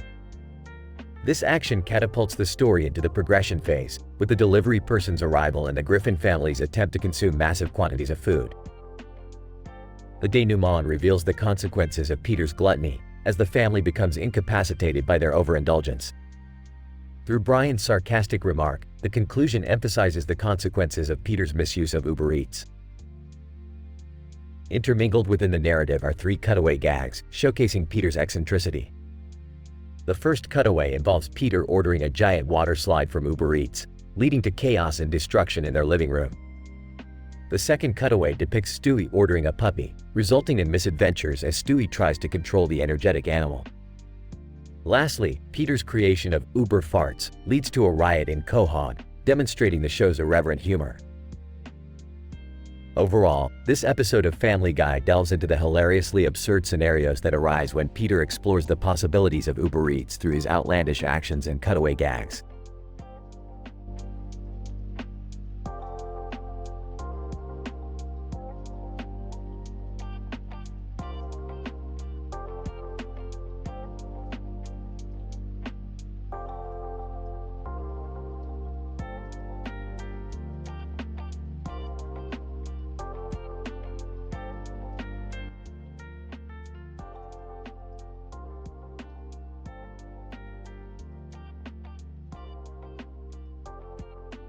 Title: Shrektastic Chaos. Characters: Peter Griffin, PG. Lois Griffin, LG. Stewie Griffin, SG. Brian Griffin, BG. Quagmire, Q. Cleveland Brown, CB. Meg Griffin, MG. Int. Griffin Living Room, Day. PG enters the living room wearing a green Shrek hat. E.g., look what I got everybody, Shrek merchandise of everything. Stewie enters, rolling his eyes. SG, oh, joy. More of your Shrek obsession. LG enters, trying to be supportive. LG, Peter, don't you think you have enough Shrek stuff already? E.g., there's no such thing as too much Shrek, Lois. Next. Quahog Park, Day. PG, wearing a green Shrek t-shirt, walks into the park. CB and Q notice him. TB, hey, Peter, nice shirt. You've gone full on Shrek mode. Q. Yeah, I'm surprised there wasn't a cutaway gag about this. Cutaway, Peter in Shrek World. Peter is transported into the Shrek universe, where he parodies iconic scenes with the characters. Hilarity ensues. Int. Griffin Living Room, Night. PG proudly displays a Shrek-themed phone case, pillow, and underwear. BG, Peter, you've taken it too far this time. You're turning this house into a Shrek shrine. E.g., I can't help it, Brian. Shrek is love, Shrek is life. LG, okay, that's enough, Peter. We need to reclaim our house from the ogre invasion. Cutaway, Griffins vs. Shrek. The Griffins engage in an epic battle against an army of Shrek characters invading their home. Int. Griffin Living Room, Day. Peter tries to sneak in with a life-sized Shrek statue. MG, Dad, seriously? That thing is hideous. E.g., oh Meg, you just don't understand true art. Shrek is my muse. SG interrupts. SG, well, if Shrek's your muse, he's certainly an ugly one. Cutaway, Shrek fashion show. Peter models ridiculous Shrek-themed outfits on a runway, as the audience reacts in horror and confusion. Int. Griffin Living Room, Night. LG, frustrated, enters with a giant garbage bag. LG, Peter, it's time to let go of your Shrek obsession. It's taking over our lives. E.g., but Lois, Shrek is life. LG, exasperated, no, Peter, Shrek is not life. It's time to clean house. Cutaway, Shrek support group. Peter sits in a circle of Shrek-obsessed individuals, attending a fictional support group, where they share their struggles and confront their obsession. Int. Griffin Living Room, Day. The living room is finally Shrek-free, everyone finally relieved. SG, thank God we got rid of all that Shrek crap. LG, let's make sure nothing like this ever happens again. BG, agreed. The world can't handle another Shrek invasion. Everyone nods, as they share a moment of genuine peace, free from the chaos of Shrek merchandise. End.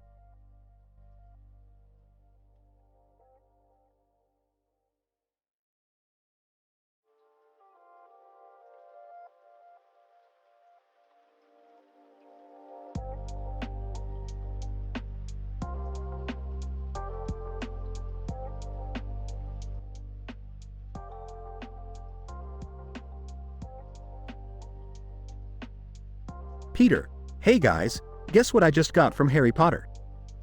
Lois, oh, Peter, please tell me you didn't waste our money on another useless novelty item. Peter, no Lois, this is a real wand. And it's gonna make our lives so much more interesting. Stewie, oh, joy. I can't wait to see what sort of mess you'll create with that thing. Peter, alright, let's try it out. Accio Big Booty. Lois, Peter, what the hell did you just say? Peter, oh, I think I did something wrong. Cutaway Gag 1. Peter uses the wand to turn Meg into a giant chicken, only to be chased around the house, and they end up destroying the living room. Brian, Peter, you have to fix this. We can't go around with elongated body parts. Peter, don't worry, I'll handle it. Expecto Patronum elongatus. Lois, Peter, that's not how it works. You're making it worse. Peter, huh? Oh, sorry. I thought I remembered seeing that spell in the movies or something. Stewie, you idiot. You're not even holding the wand correctly. It's like watching a monkey try to operate a typewriter. Cutaway Gag 2. Peter tries to use the wand to magically create fairies to do his chores, but ends up summoning demonic creatures that terrorize the neighborhood, leaving chaos and destruction in their wake. Peter, okay, I got it this time. Abracrotch stretcherific. Lois, Peter, for the love of God, please stop before you do something irreversible. Peter, relax, Lois. I've got this under control. Just watch and learn. Cutaway Gag 3. Peter tries to use the wand to make himself super intelligent, but ends up turning himself into a giant floating head with tiny arms and legs, resulting in him wreaking havoc on the city. Brian, alright, that's it, Peter. I'm taking that wand away from you. Stewie, finally, some sensibility in this household. Now let's try to fix this mess. Peter, fine, take it. I guess I'm just not cut out to be a magic-wielding visionary. Lois, thank goodness. Now let's figure out how to reverse this elongated mess. The family works together to find a spell to revert their stretched out body parts. Stewie, alright, I found it. Recorporealum normalatum. The family is magically restored to their normal proportions. Peter, phew, that was a close one. From now on, I'm sticking to using the remote control for entertainment purposes. Brian, thank you, Peter. That's the smartest thing you've said all day. Lois, let's just hope you learned your lesson. Closing cutaway gag. The Griffins attend a magic show, and Peter tries to perform a trick but accidentally turns the magician into a flamingo, setting off a chaotic series of events.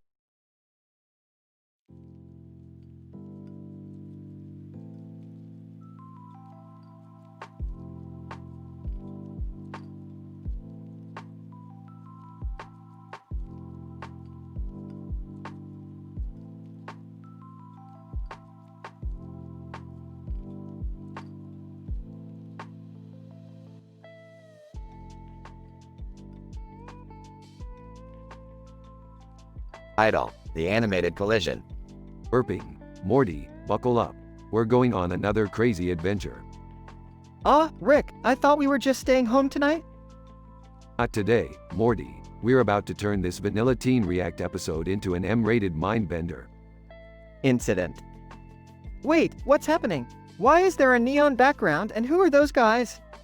Strap in, Morty. We've just crashed into the Teens React studio. And those are the possessed hosts, Andrew and Labib. Regression. Andrew, whoa, dude, why do I have a skull on my head? Beeb, I don't know man, but check this out, I've got a freaking demon on my head, this is insane. Hey, kids, looks like you're in for a wild ride. We just injected some freaky phenomena into your lame show. Rick, we should probably fix this. They're just innocent teenagers. Relax, Morty, we're just adding a little spice to their boring lives. This was their destiny. They're gonna love it. Andrew, dude, what's going on? Beeb, I have no idea, but I kinda like it. Let's embrace the chaos. The power of chaos, huh? Have fun, kids.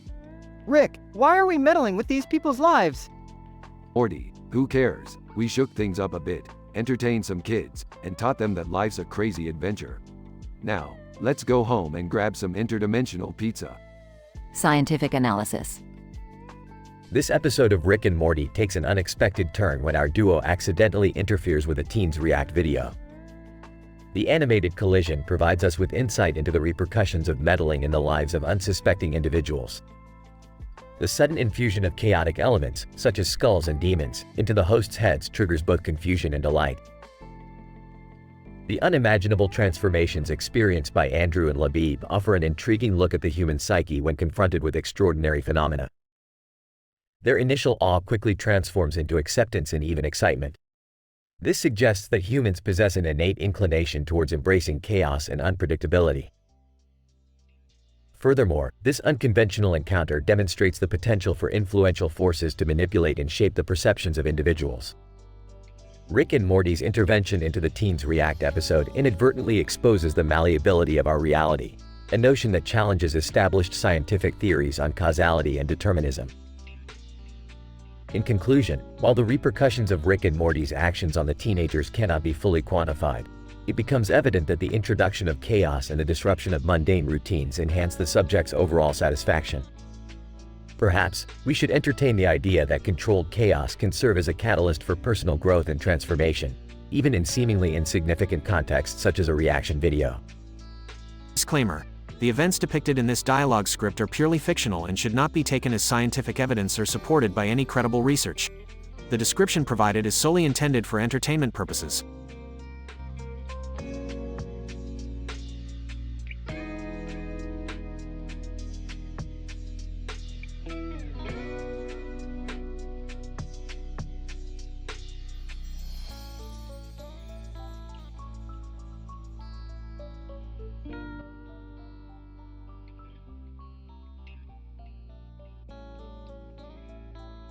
Peter, hey Lois, you know what I just did?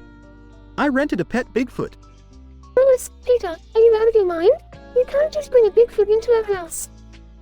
Peter, oh, come on, Lois, it'll be fun. Think of all the crazy stuff we can do with him. Cutaway Gag 1. Scene: Peter, wearing a safari hat, and the Bigfoot are standing on a city street.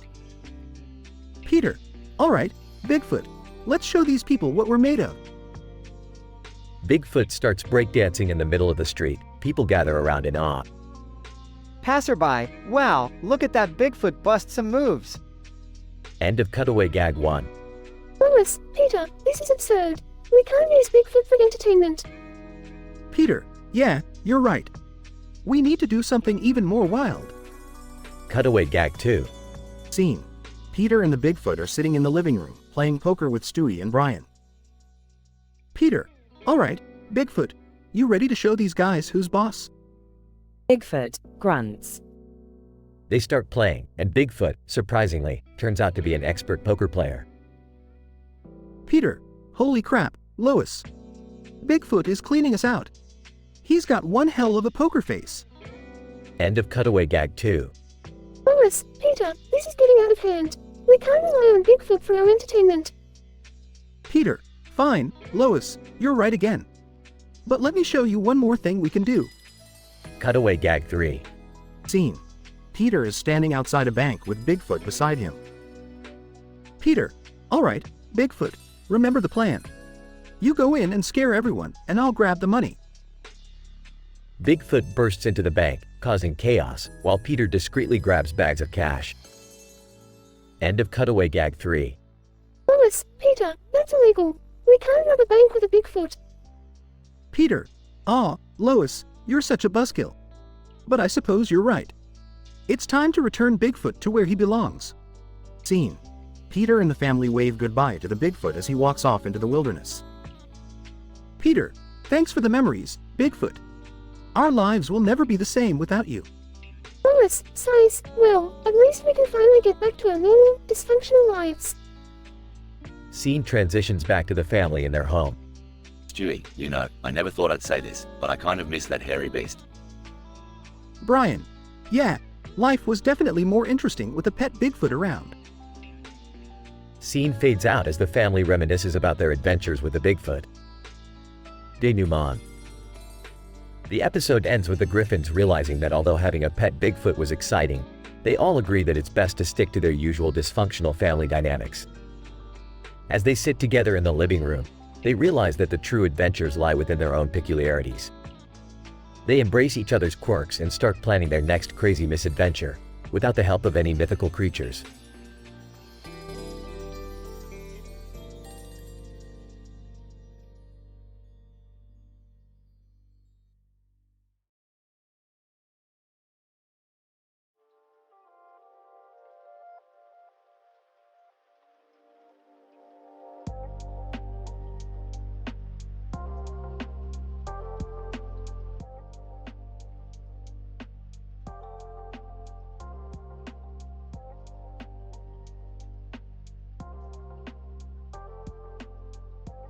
Morty, we've got a situation here.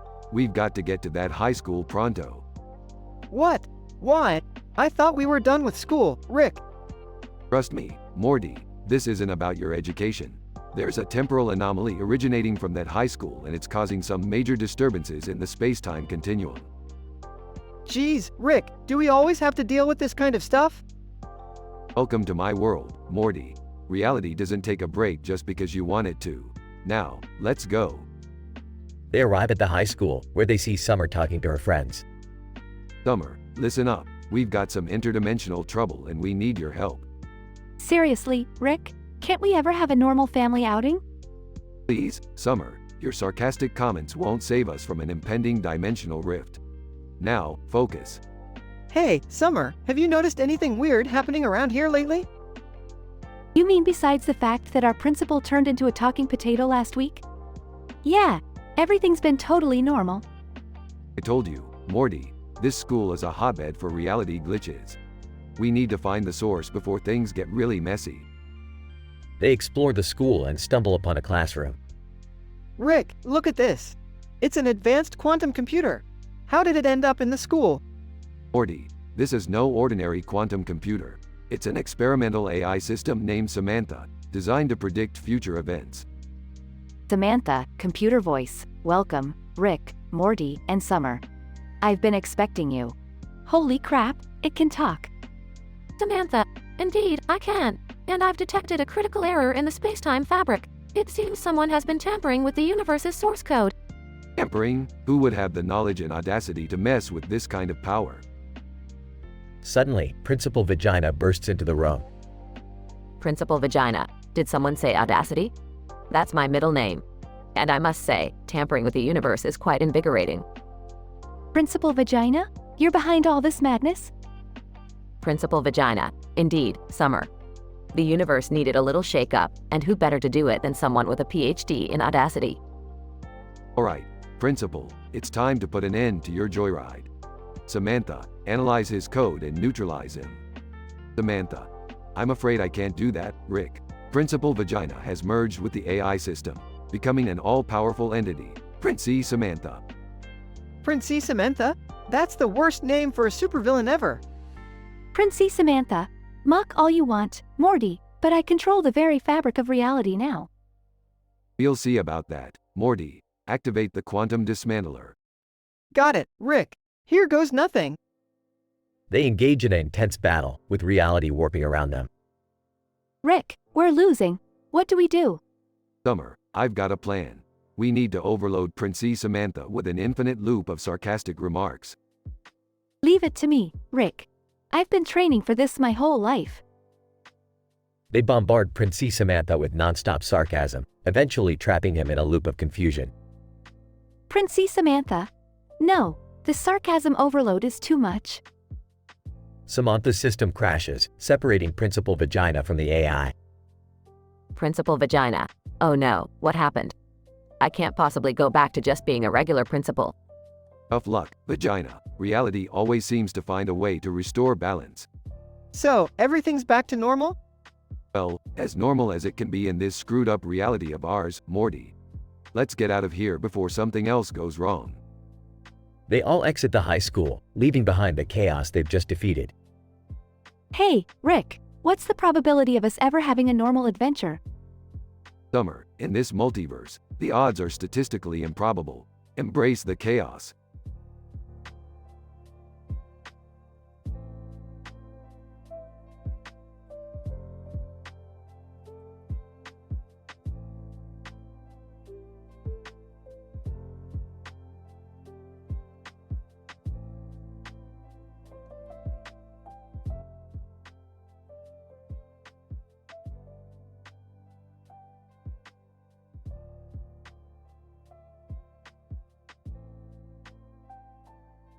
Int.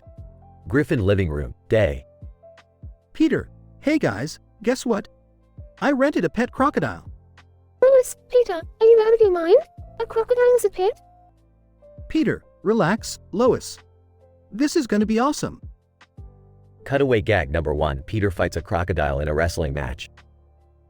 Int. Griffin living room, continuous. Brian, skeptical. Peter, I don't think it's a good idea to have a crocodile in the house. Peter, oh, come on, Brian. It'll be fun.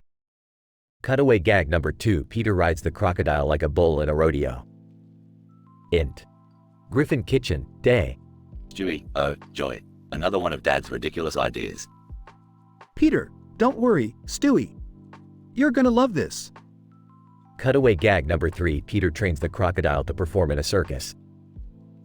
Int. Griffin backyard, day. Peter, alright, everybody, gather, round. It's time to see the amazing tricks I taught my crocodile. The family gathers around as Peter gives commands to the crocodile. Peter, commanding. Roll over, Mr. Chomps. Mr. Chomps rolls over and the family applauds. Lois, Peter, how did you manage to train a crocodile? Peter, well, I used a lot of treats and positive reinforcement. It's all about trust. Mr.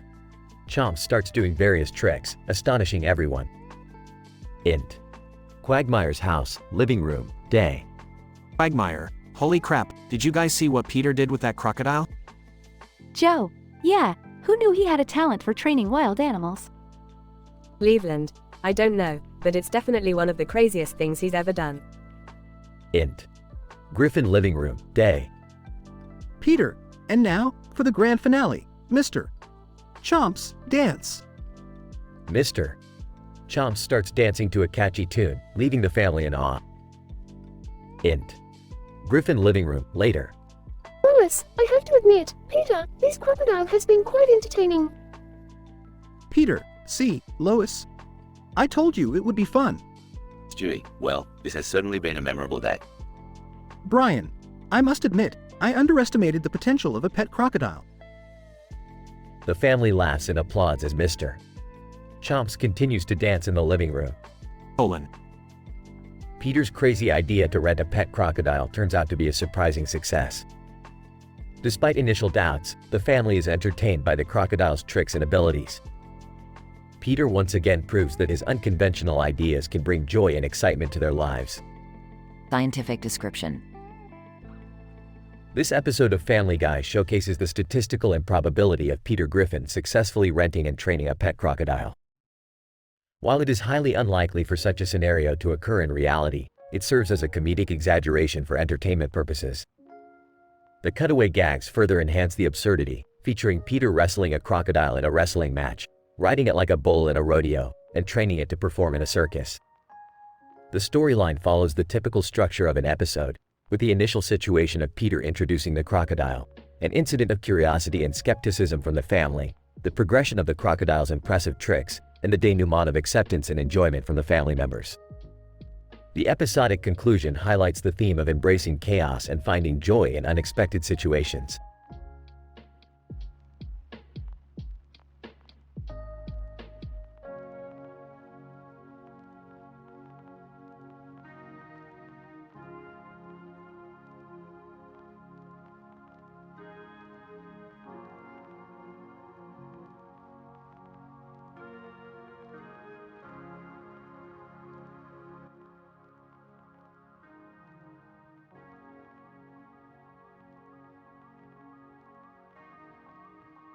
Peter, hey guys, check it out.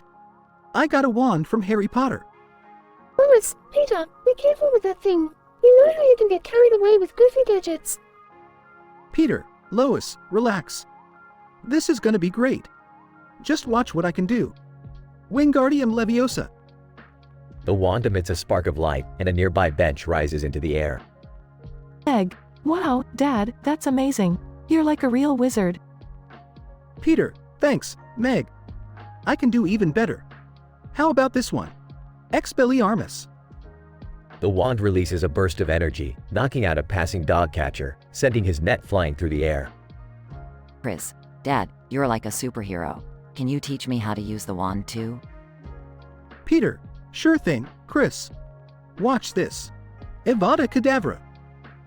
The wand shoots a beam of light, completely disintegrating a mailbox, leaving only ashes behind.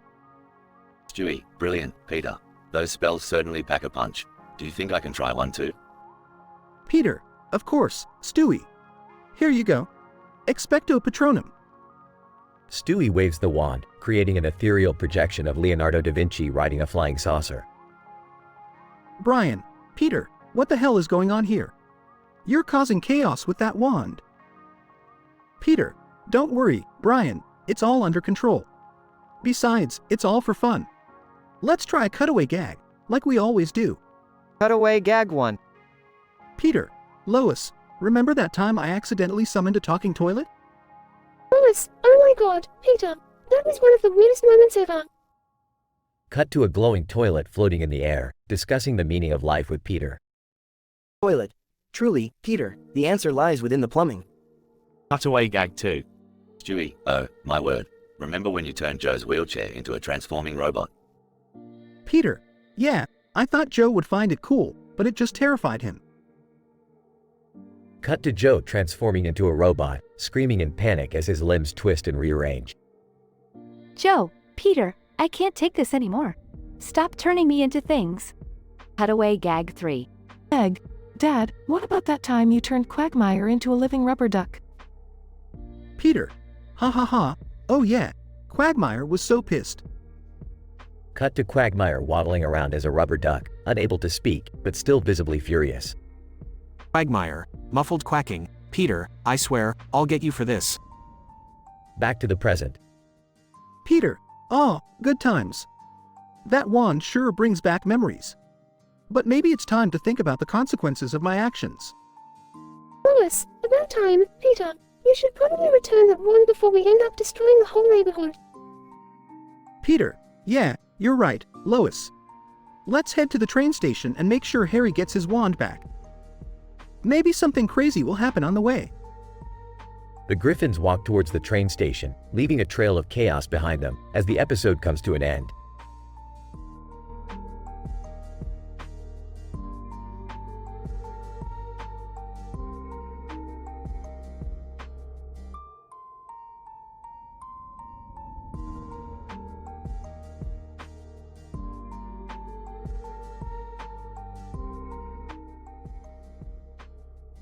Peter, hey Lois, check out this cool pet I rented. Lois, oh no, what did you bring home this time, Peter? Peter, it's a freaking giant crocodile, Lois. Brian, Peter, you can't keep a crocodile as a pet.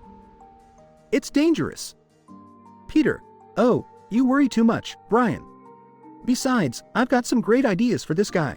Cutaway gag 1. Peter, holding a wooden sign, free pedicures. Come on in, folks. Quagmire, approaching, hey, I could use a pedicure. Peter, sure thing. Hop on this plank and stick your feet in the water with the crocodile. Quagmire, excited, wow, that feels great. Crocodile, chomp. Quagmire, holy crap, my foot, my foot. Regression. Meg, Dad, this is insane. You can't use a crocodile for pedicures. Peter, Meg, don't be such a buzzkill. I've got another great idea. Cutaway gag 2. Peter, standing beside a racetrack. All right, everyone, place your bets. Crowd, cheering. Peter, and they're off. Crocodile, chasing after the mechanical rabbit. Mechanical rabbit malfunctions, slows down. Crocodile, catches up, swallows the mechanical rabbit. Peter, well, that was unexpected. Stewie, size, Peter, this is the most asinine thing you've ever done. Peter, nah, Stewie, I've still got one more trick up my sleeve. Cutaway gag 3. Peter, dressed as a magician. Ladies and gentlemen, prepare to be amazed. Audience, clapping. Peter, eeny, meeny, miny, mo, watch the crocodile disappear. Where did it go? Peter, pauses, looks around. Lois, Peter, where's the crocodile? Peter, panicking, oh no. I accidentally sent it to the Bermuda Triangle. Family, staring at Peter in disbelief. Peter, well, I guess I messed up again. But hey, at least it was entertaining, right? Brian, Peter, you never learn, do you? Lewis, we've got to find a way to get the crocodile back. Stewie, yes, and I hope it doesn't come back with a taste for human flesh. Peter, don't worry, guys, I've got a plan. But first, I need to rent a submarine.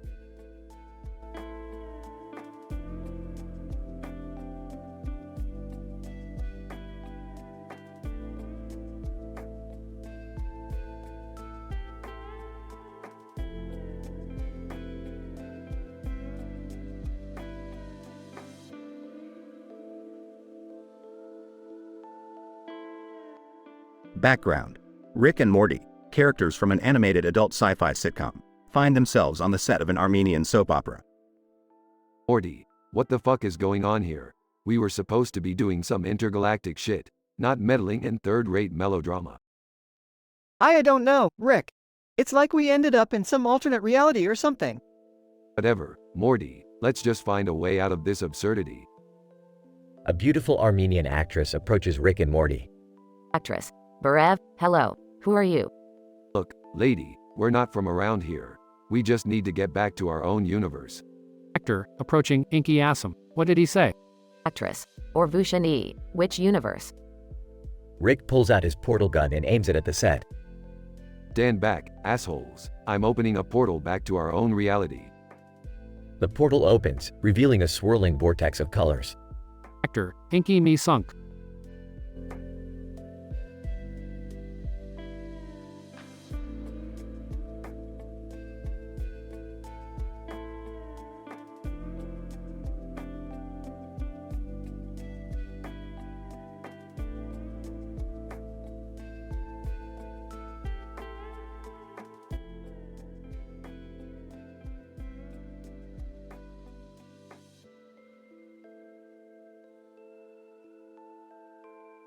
Alright, Morty, what's with all the excitement?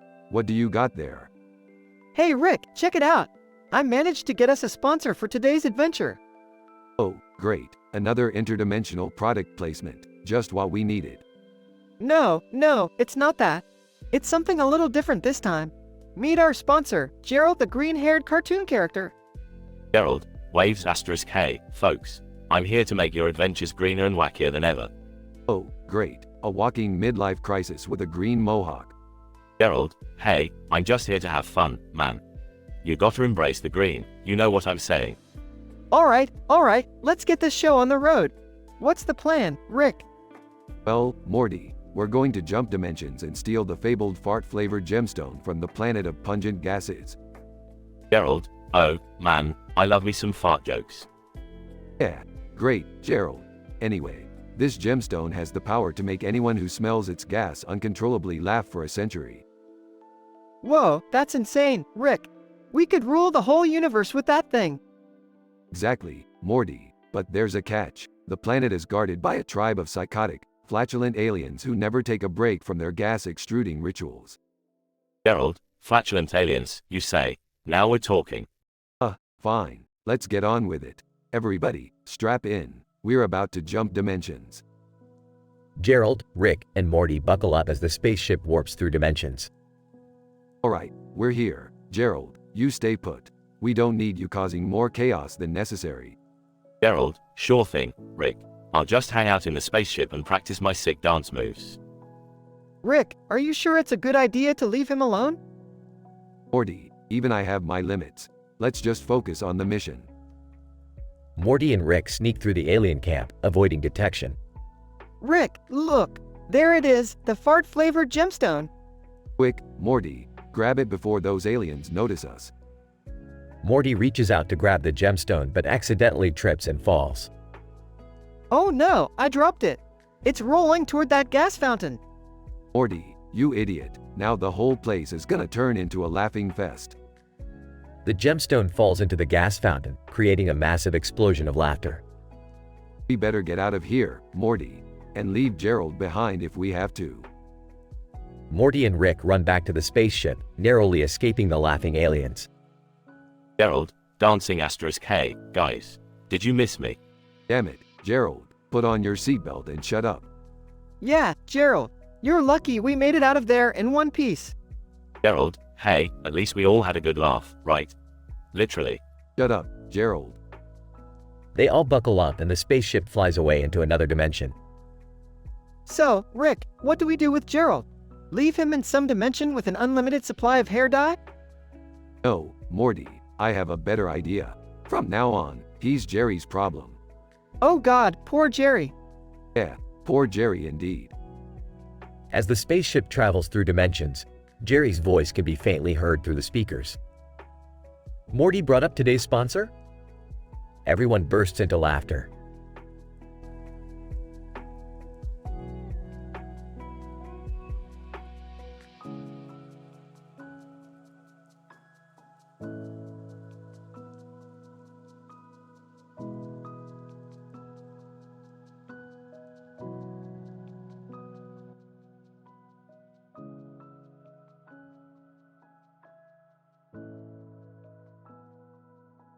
Int. Griffin living room, day. Peter sits on the couch, watching TV. Brian walks in, holding a newspaper. Brian, Peter, did you see this? You can now rent a pet rhino. Peter, excitedly. Holy crap, Brian. I've always wanted a pet rhino. Let's go get one. Cutaway gag 1 int. Pet store, day. Peter and Brian enter a pet store. A salesperson approaches them. Salesperson, welcome to Rhino Rents. How can I help you? Peter, I want to rent a rhino. Salesperson, sure thing. Just sign this contract, and you'll have a rhino delivered to your house in no time. Int. Griffin living room, day. The doorbell rings, and Peter rushes to open it. A worker stands there with a rhino on a leash. Worker, here's your rented rhino, sir. Peter, thanks. Now let's have some fun. Cutaway gag 2 axed. Quiet street, day. Peter rides the rhino down the street, causing chaos and mayhem. Pedestrians run for cover. Person 1.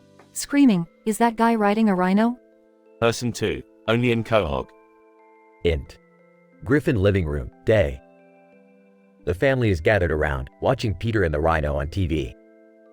Lois, Peter, I can't believe you rented a rhino. What are we going to do with it? Peter, don't worry, Lois. I have a plan. Cutaway gag 3 int. Rhino in a restaurant, day. Peter sits at a fancy restaurant table, surrounded by people, with the rhino next to him. Peter, loudly. I'll have the steak, and my rhino friend here will have the salad. Back to scene. Int. Griffin living room, day. Peter walks in with the rhino following closely behind. The family looks shocked. Meg, Dad, what on earth possessed you to rent a rhino? Peter, I wanted to have some fun, Meg. And boy, did we have a blast. Brian, Peter, this is reckless and dangerous. We need to return the rhino. Peter, fine, but can we at least take it for one last ride? Int. Griffin backyard, day. The family gathers while Peter hops onto the rhino's back. Peter, goodbye, old friend. Thanks for the memories. As Peter rides off on the rhino, the family watches in amusement and disbelief. Lois, only in this family would we have a pet rhino for a day. Meg, weirdest day ever. Fade out.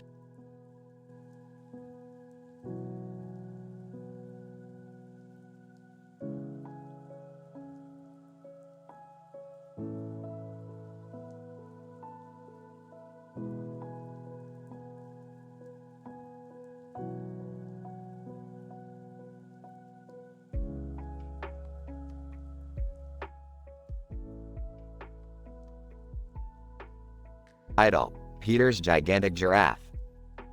Int. Griffin living room, day. Peter, hey, Lois, guess what? I rented a giraffe. Lois, you did what? Peter, are you out of your mind? Int. Griffin backyard, day. Peter, holding a leash, looking up. Hey, Brian, check this out. His name is Quahog. He's taller than the Empire State Building. Brian, Peter, that's physically impossible. Giraffes don't grow that tall. Int. Griffin kitchen, day. Peter, I don't care, Brian. I've got a giraffe, and I'm gonna use his height to do crazy things. Int. Quahog skyscraper, day. Peter, standing on top of a skyscraper, holding a sign that reads, Quahogo, look at me, everybody. I'm Quahog's tallest attraction. Cutaway gag number 1, Peter the Giant. Int. Fairground, day. Crowds marvel as a giant-sized Peter towers over the buildings. Random guy. Look, it's Peter the Giant, destroyer of tiny towns. Cutaway gag number 2, Peter the Weatherman. Int. Channel 5 News Studio, day. Peter, dressed as a weatherman, standing in front of a green screen, and here's the forecast for the tall people on top of Mount Everest. It's gonna be really freaking cold. Tom Tucker, off camera. Peter, you're fired. Cutaway gag number 3, Peter's extended reach. Int. Bank, day. Peter's elongated neck extends through the window, grabbing bags of money from the bank vault. Bank teller. Well, this is a first. A bank robbery by giraffe. Int. Griffin living room, night. Lois, Peter, this has gone too far. Return the giraffe immediately. Peter, fine. Lois, I see your point. But just one more thing. Int. Quahog skyscraper, night. Peter, holding a microphone. Attention, Quahog. Say hello to Jumbo Lois, the tallest woman alive. Crowd. Gasping. Cutaway gag number 4, Jumbo Lois dilemma. Int. Griffin living room, night. Lois tries to enter through the front door but struggles to fit. Lois, Peter, let me in. This is ridiculous. Peter. Uh-oh. Looks like Jumbo Lois is stuck outside. Maybe I should call animal control for help. Opening square bracket, closing square bracket. Eventually, Peter comes to his senses and returns the giraffe to its rightful owner. The absurdity of his wild schemes fades away, leaving the Griffins to face their next misadventure in Quahog, Rhode Island.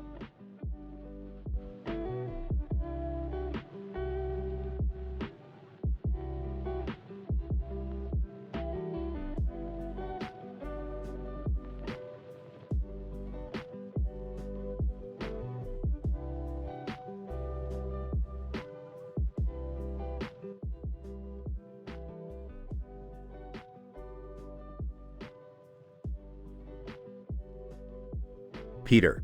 Hey Lois, look what I rented. Lois, what is that? Peter. Peter, it's a pet ostrich. I'm gonna have so much fun with this thing. Lois, Peter, you can't just bring a live ostrich into the house. Peter, relax. Lois, it'll be fine. We'll take good care of it, just like we did with that alligator. Cutaway gag 1.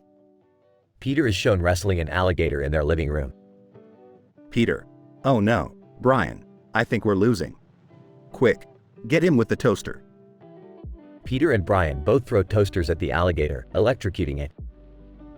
Brian, I can't believe that actually worked. Back to the conversation. Lois, fine, but you're responsible for it, Peter. Peter, don't worry. Lois, I've already come up with a bunch of awesome ideas. Like, we can use the ostrich to mow the lawn. Cutaway gag 2. Peter is sitting on the ostrich, holding a lawnmower. Peter, alright, ostrich, let's cut this grass. Giddy up. The ostrich takes off at high speed, dragging Peter behind and destroying the entire lawn in the process. Back to the conversation. Lois, Peter, that's not how you mow the lawn. And look what you've done to it. Peter, relax. Lois, it's just a little setback. We can use the ostrich to deliver our mail. Cutaway gag 3. Peter and the ostrich are standing in front of a mailbox. Peter, alright, ostrich, deliver these letters. Off you go. The ostrich pecks the mailbox, destroying it, and then runs off with the letters, scattering them all over town. Back to the conversation. Lois, Peter, you can't use the ostrich for everything. It's getting out of control. Peter, don't worry. Lois, I have one last fantastic idea. We can ride the ostrich to work. Lois, Peter, that's ridiculous. We can't ride an ostrich to work. Peter, oh, come on, it'll be fun. Plus, I heard they're really fast. Cutaway gag 4. Peter is riding the ostrich through the streets of Quahog, causing chaos. Peter, out of the way, people. Ostrich coming through. Giddy up. The ostrich sprints through red lights, knocks over pedestrians, and crashes into a store. Back to the conversation. Lois, Peter, that's it. I've had enough. We're returning the ostrich. Peter. Lois, you're taking all the fun out of it. Peter and Lois take the ostrich back to the rental shop. Rental shop employee, how was your experience with the ostrich? Lois, it was a disaster. We're returning it. Peter. Yeah, thanks for the memories, ostrich. You, really brought us together as a family. Peter and Lois leave the rental shop as the ostrich looks confused. Although Peter's idea of renting a pet ostrich seemed like a crazy adventure, it quickly turned into a series of disastrous and absurd incidents. As always, Peter's wild imagination took control, leading to chaos and destruction. It's a good thing Lois knew when to draw the line and put an end to the ostrich madness. As for the ostrich, well, it probably enjoyed its brief but eventful time with the Griffin family.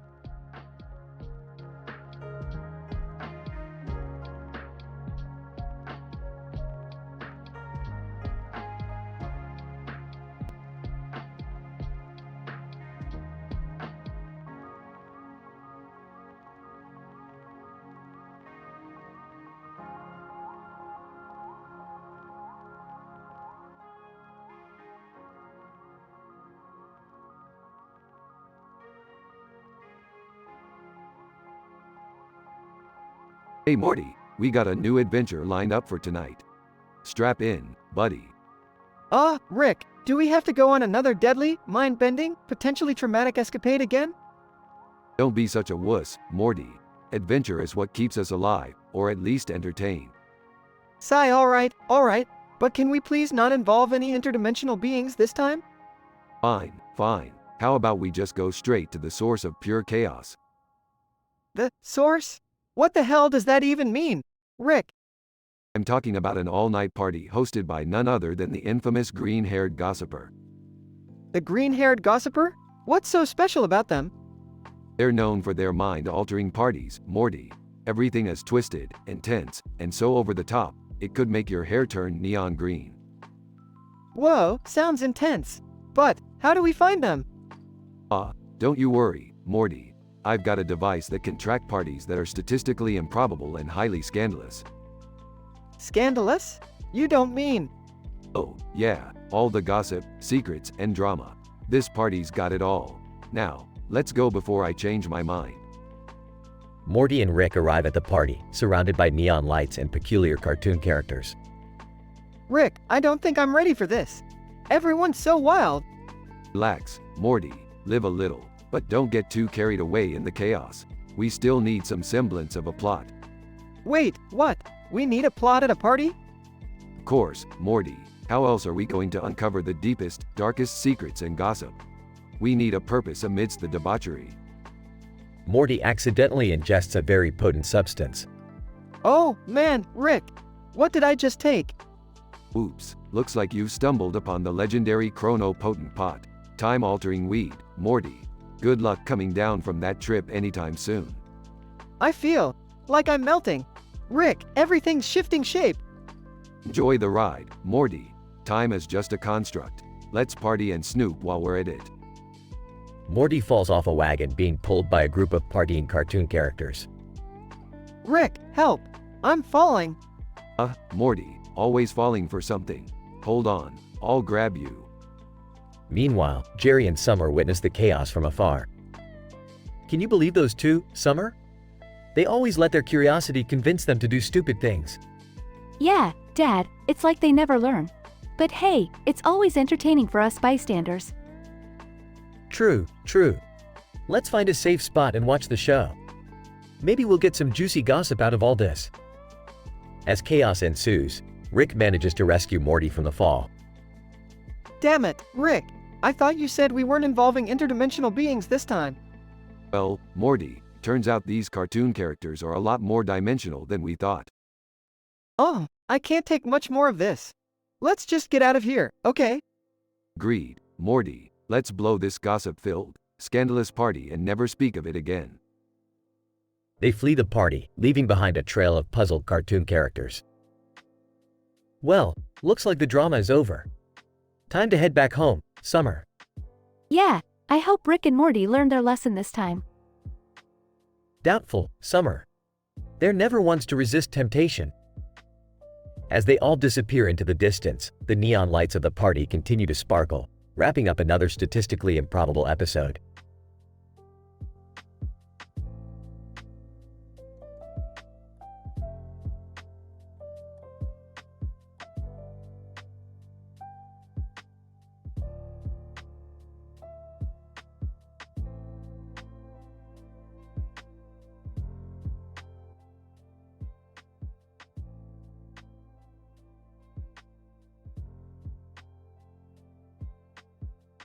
Peter, hey guys, guess what?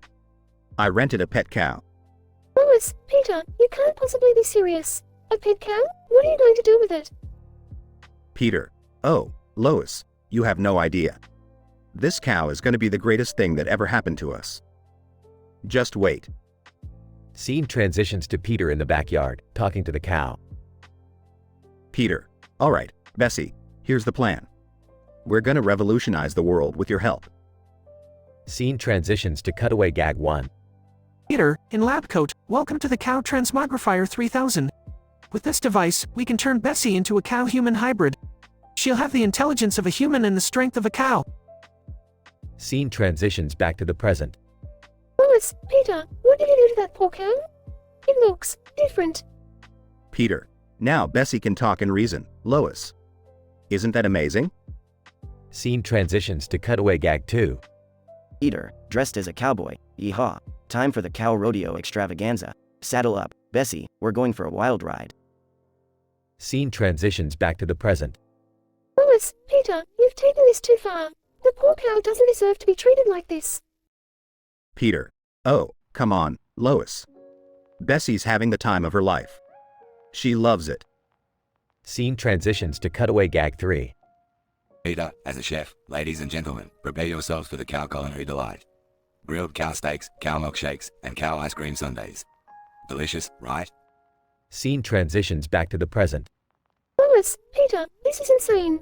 You can't just use an innocent animal like this. Peter, don't worry, Lois, I've got a plan. We'll teach Bessie how to use firearms, and she'll become a crime-fighting vigilante cow. Scene transitions to Peter training Bessie to shoot targets. Peter, aim for the bad guys, Bessie. Remember, shoot to maim, not to kill. Scene transitions to final cutaway gag. Peter, as a cow, movers, assemble. The superhero cows team up to save the world from evil. Move over, villains. Scene transitions back to the present. Lois, Peter, this is absolute madness. We have to return the cow immediately. Peter, but Lois, I thought you'd be proud of me for thinking outside the box. Fine, we'll return the cow, but just know that I had big plans for her. Lois, Peter, sometimes your big plans are just too much for the rest of us to handle. Scene fades out as Peter and Lois argue. Conclusion. In this episode of Family Guy, Peter's outlandish idea to rent a pet cow leads to a series of absurd and unsavory situations. From turning the cow into a cow-human hybrid to the cow rodeo extravaganza and even creating a menu consisting entirely of cow-based meals, Peter takes his enthusiasm to extremes. However, amidst the chaos, Lois intervenes and convinces Peter to return the cow, highlighting the importance of treating animals with care and respect. As always, Family Guy pushes the boundaries of humor while exploring the Griffin's dysfunctional dynamics.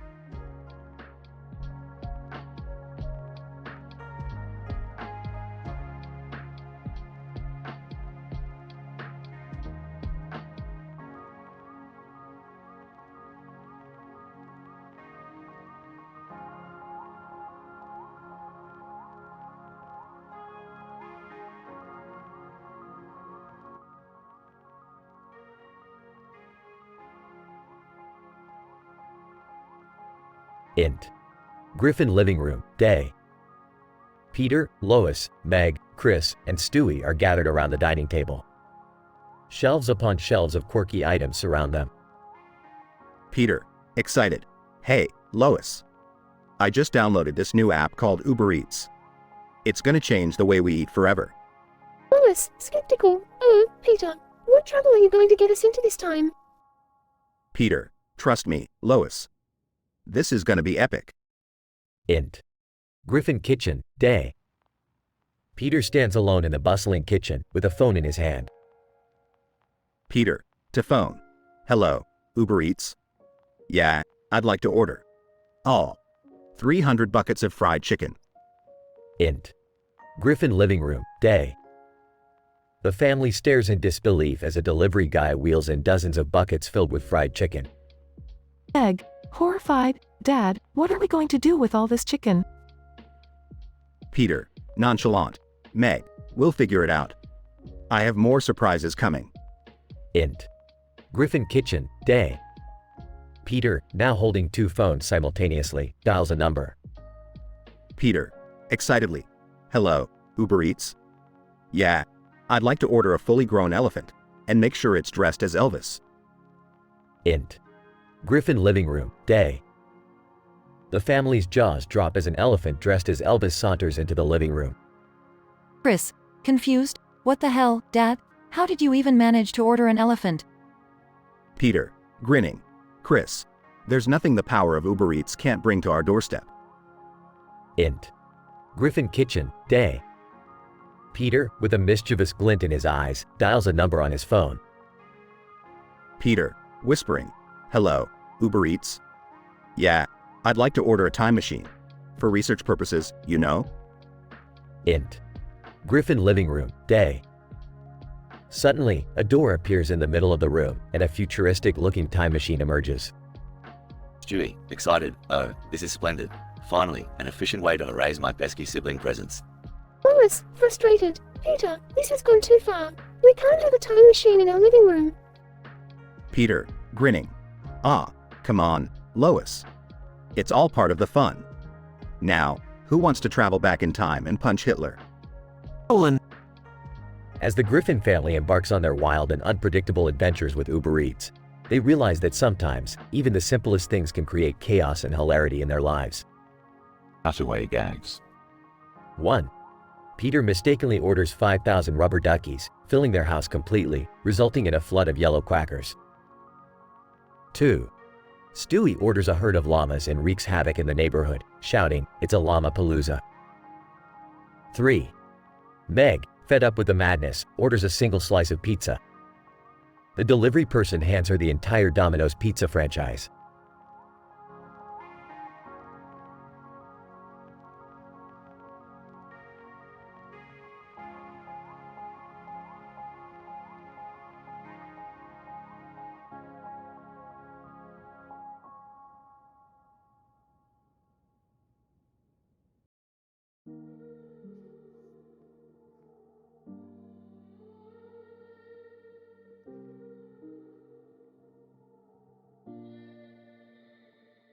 Peter, hey, Lois, look what I got from Harry Potter.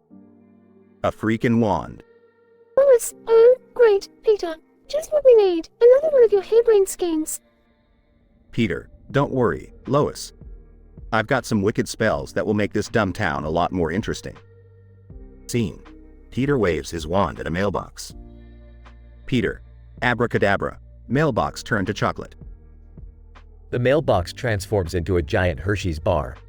Lois, Peter, what the hell did you do? Peter, relax, Lois. Now we can have mail and s'mores at the same time.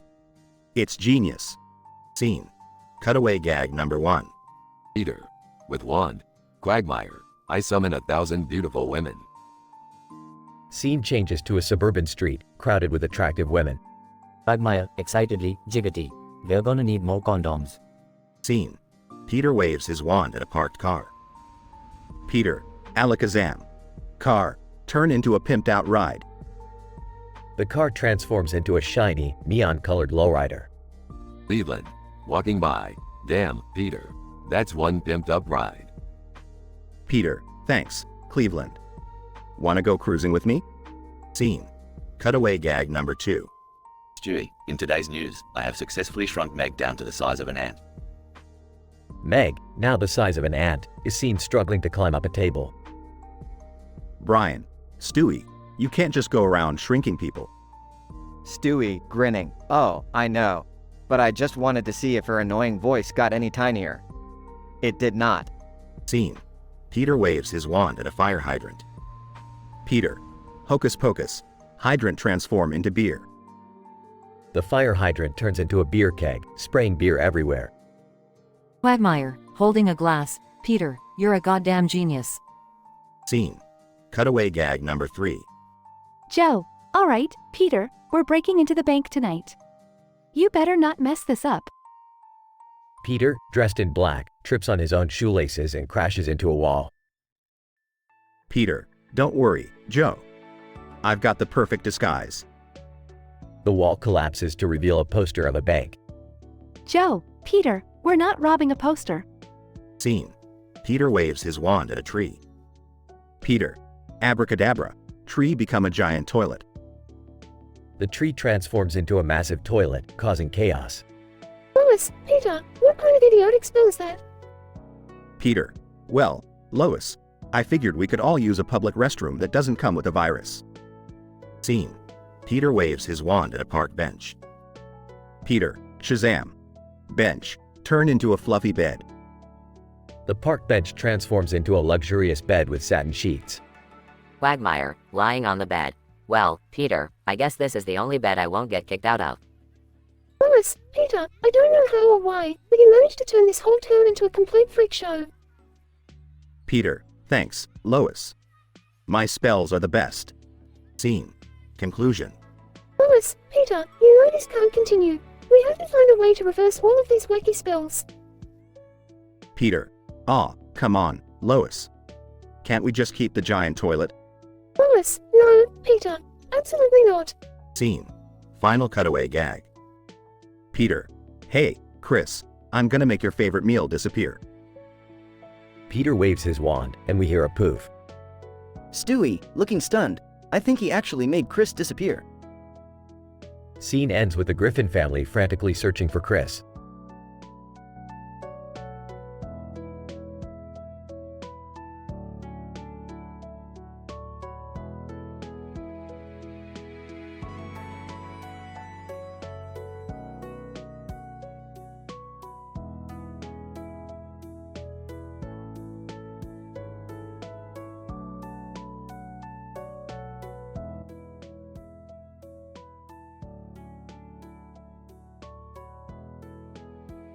Alright, Morty, buckle up. We're about to dive into another dimension of chaos and epic carry. Geez, Rick, can't we have just one normal adventure for once? Normal? Who wants normal when you can have interdimensional mayhem? We're off to Dimension X 963, Morty. What's so special about Dimension X 963? It's the dimension where Jerry became the smartest person on Earth. Wait, seriously? Jerry? The same guy who struggles with opening a pickle jar? Oh, you have no idea, Morty. In this dimension, Jerry's a scientific genius with a swagger that puts Einstein to shame. Alright, let's see this. I gotta admit, it sounds too ridiculous to be true. Scene. Rick and Morty enter Dimension X 963. Hey guys, guess what? In this dimension, I'm the ruler of the entire universe. What? Summer, the same Summer who can't even rule her own bedroom. Watch it, Morty, or I'll banish your behind to the quantum realm. Hey everyone, look at me. I'm soaring through the sky with a cape on. I'm unstoppable. Jerry, I'm pretty sure it's a bad idea to tie a sheet around your neck and jump off rooftops. Nonsense. I'm Uber Jerry now, saving the world from evil, one mediocre problem at a time. Scene. An evil red and black cartoon character with white hair and a black and red outfit appears. Oh great, it's Uno Rick. Morty, this guy's got a grudge against you. He claims you cheated in an intergalactic Uno game. Uno Rick? Seriously? How does he even know about Uno? Uno Morty, you think you can cheat me and just get away with it? Prepare to pay the ultimate price. Crocker, from Fairly Odd Parents. Hold on a second, Turner. I've been hunting this Uno enthusiast across dimensions. You're not taking him away from me. Scene. Epic battle commences between Rick, Morty, Uno Rick, and Crocker. Rick, this is insane. What did I even do in that Uno game? Beats me, Morty, but hey, At least it's more exciting than any regular game of Uno. Scene. The battle starts escalating, with laser beams, explosions, and crazy gadgets being thrown around. So, Morty, you're cheating at Uno across dimensions now? That's low, even for you. Oh sure, Summer. Like you never cheated your way to becoming queen of the universe. Okay, you've got me there. But still, Uno? Really? Scene. Rick and Morty combine their genius and manage to defeat Uno, Rick, and Crocker. Another day, another dimension saved by the Smith family. Can we go home now, Morty? Please, Rick. Let's go back to our plain old, messed up dimension. The Smith family returns to their own dimension. Man, I miss being a superhero. And I miss ruling the universe. Our dimension is so boring. Yeah, well, it's our boring chaos. Deal with it. Agreed, Rick. Let's cherish the insanity we have. Scene. Rick and Morty sit back, ready for their next adventure as the episode ends.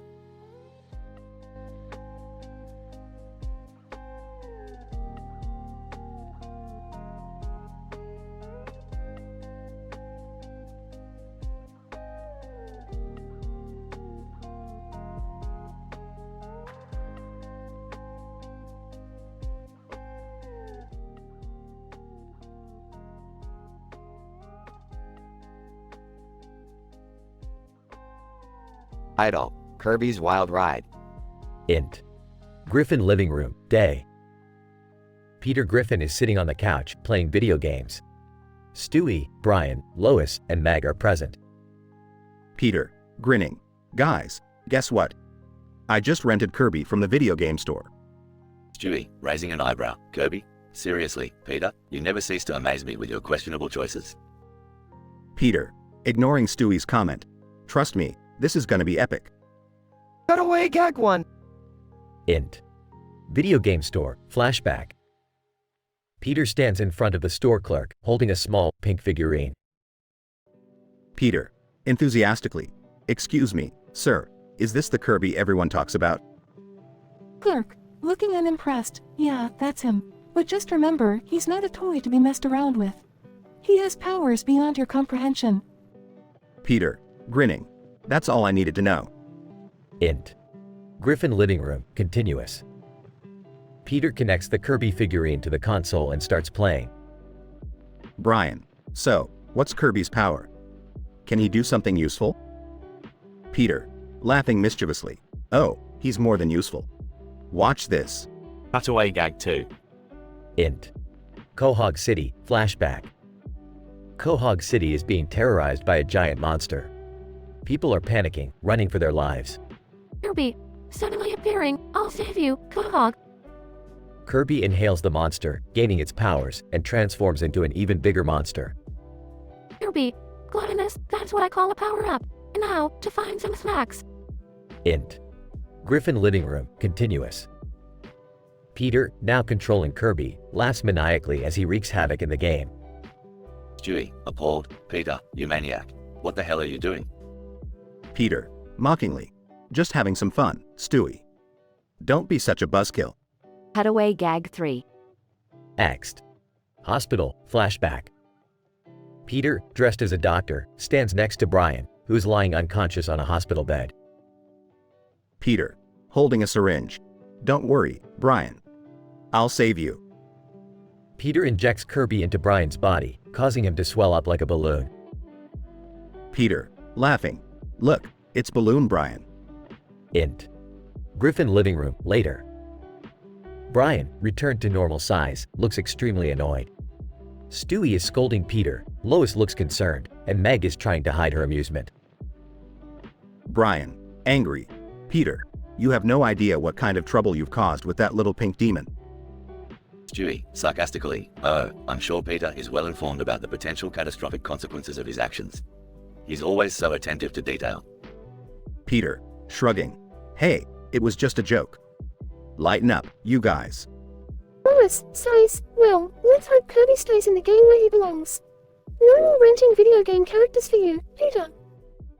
They all look at the television screen, where Kirby is peacefully floating through a cartoonish world, seemingly oblivious to the chaos he caused. The Griffins may have survived Peter's wild Kirby adventure, but they learned the hard way that toying with video game characters can have unintended consequences. As they laugh off the events, one thing is certain: life in Quahog is never dull with Peter around.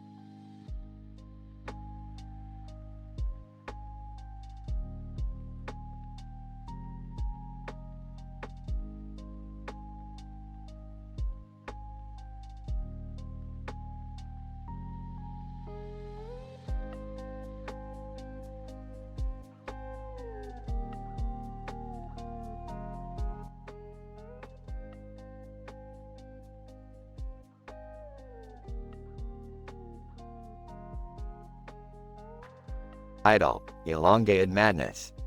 Characters: Peter, the clumsy and impulsive father of the Griffin family. Lois, Peter's patient and loving wife. Meg, the socially awkward and often overlooked daughter. Chris, the somewhat dim-witted and good-natured son. Stewie, the intelligent and scheming baby. Brian, the family's anthropomorphic dog. Blank _ blank. Peter discovers a wand from Harry Potter in the attic. Peter: hey guys, look what I found in the attic. It's a wand from Harry Pothead. Chris: dude, it's Harry Potter, not Harry Pothead. Peter: tomato, tomato. Anyway, watch this. Waves wand. Incident: Peter accidentally casts a spell that elongates everyone in Quahog. Lois, Peter, what did you just do? Egg: oh my god, Mom. We're all stretched out. This is so embarrassing. Stewie, well, this is just splendid. Now I'm stuck in this elongated body like some sort of pretentious art piece. Brian: well, at least my ears don't look so big anymore. Progression: the Griffins try to find a solution to their elongation problem. Peter: alright, everybody, we need to find a way to reverse this. Lois, Peter, how about we go see a doctor instead of causing more trouble? Peter: nah, doctors are for sissies. We'll figure this out ourselves. Cutaway gag number 1. Scene: Peter dressed as a doctor performing surgery on himself. Peter: oh no, the scalpels are slippery. Uh-oh, it looks like I accidentally removed my spleen. Peter seeks help from the real Harry Potter. Peter: hey, Mr. Potter. Could you help us reverse this spell thingy? Harry Potter: well, I suppose I can give it a shot. Waves wand. Cutaway gag number 2. Scene: Peter in an arm wrestling match with Arnold Schwarzenegger. Peter: come on, Schwarzenegger. Put some muscle into it. The spell is reversed, leaving the townsfolk grateful but confused. Chris: phew, I'm finally back to my normal height. Egg: thank goodness, I can face the world without being stared at. Stewie, well, that was a rather tedious adventure. I really miss my elongated self. Brian: at least the whole town is back to normal. Although, I must say, I looked quite fetching with these long legs. Cutaway gag number 3. Scene: Peter as Gaston from Beauty and the Beast belting out a musical number. Peter: no one wields a wand like Gaston. With a spell like Gaston, no one can mess up a town like Gaston. Blank _ blank. Scientific analysis. This episode of Family Guy showcases the absurdity and chaotic nature typical of the show. The magical properties exhibited by the wand in this episode defy the laws of physics, allowing for instantaneous elongation of all the characters in Quahog. The spell's effects can be attributed to a fantastical concept known as cartoon physics, which proposes that reality within the realm of animation is governed by its internal logic, rather than scientific principles. Furthermore, the episode employs multiple cutaway gags, a signature style of Family Guy, to create a metafictional narrative that pokes fun at various cultural references. The gags are unrelated to the main plot but serve as comedic interludes that further engage the audience. In conclusion, Elongated Madness demonstrates Family Guy's distinctive blend of irreverent humor, outrageous scenarios, and satirical commentary while engaging viewers in an episodic adventure that defies rationality.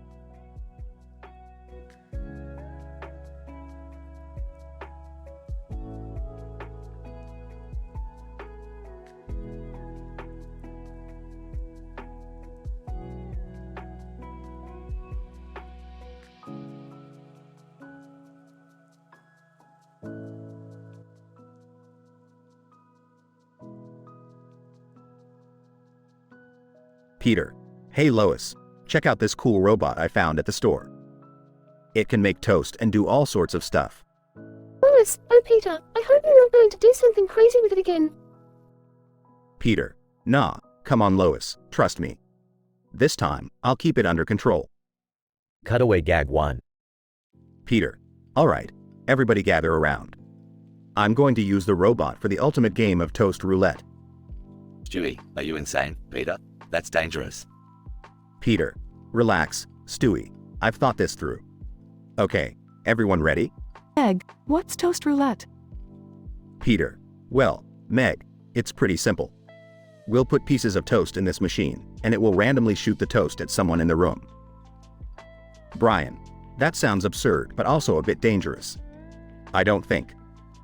Peter. Too late, Brian. Let the toast roulette begin. Cutaway gag 2. Peter. Hey, guys, remember that time when we used the toast robot to play ping pong? Quagmire. Oh yeah, that was some crazy stuff, Peter. Peter. I know, right? I mean, who needs a paddle and a ball when you can use flying toast? Cleveland. But Peter, wouldn't the toast become all soggy from the game? Peter. Soggy schmoggy, Cleveland. The trick is to toast the bread just right, so it retains its crispiness throughout the game. Trust me, it's ping pong to another level. Cutaway gag 3. Peter. Alright, everyone, gather around. It's time for the grand finale. Joe! Oh no, Peter, the last time you said that, my house ended up on fire. Peter. Yeah, but this time, it's going to be way crazier. I present to you, Toast Rocket Launch. Quagmire, a toast rocket? What the hell is that? Peter. Well, we strap a piece of toast to a rocket, launch it into the sky, and whoever catches it gets a lifetime supply of toast. Cleveland. This sounds utterly ridiculous, Peter. I don't think. Peter. Too late, Cleveland. Let the toast rocket launch begin. Progression. The toast robot starts wreaking havoc around the house, shooting toast at unexpected moments and smashing things as Peter tries to control it. The family tries to stop the chaos, but ultimately fails. Denouement. Lois, Peter, I told you this would end in disaster. Look at the mess you've made. Peter. I know, Lois, I messed up again. I should have listened to you.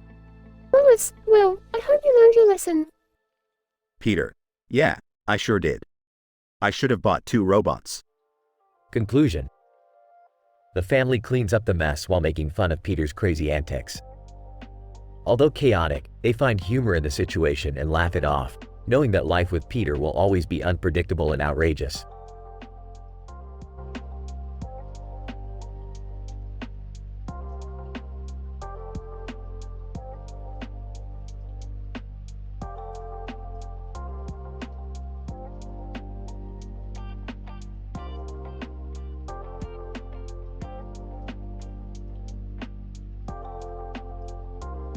Morty, what the hell is wrong with you? You look like you haven't slept in days. Well, Rick, insomnia has become my best friend lately.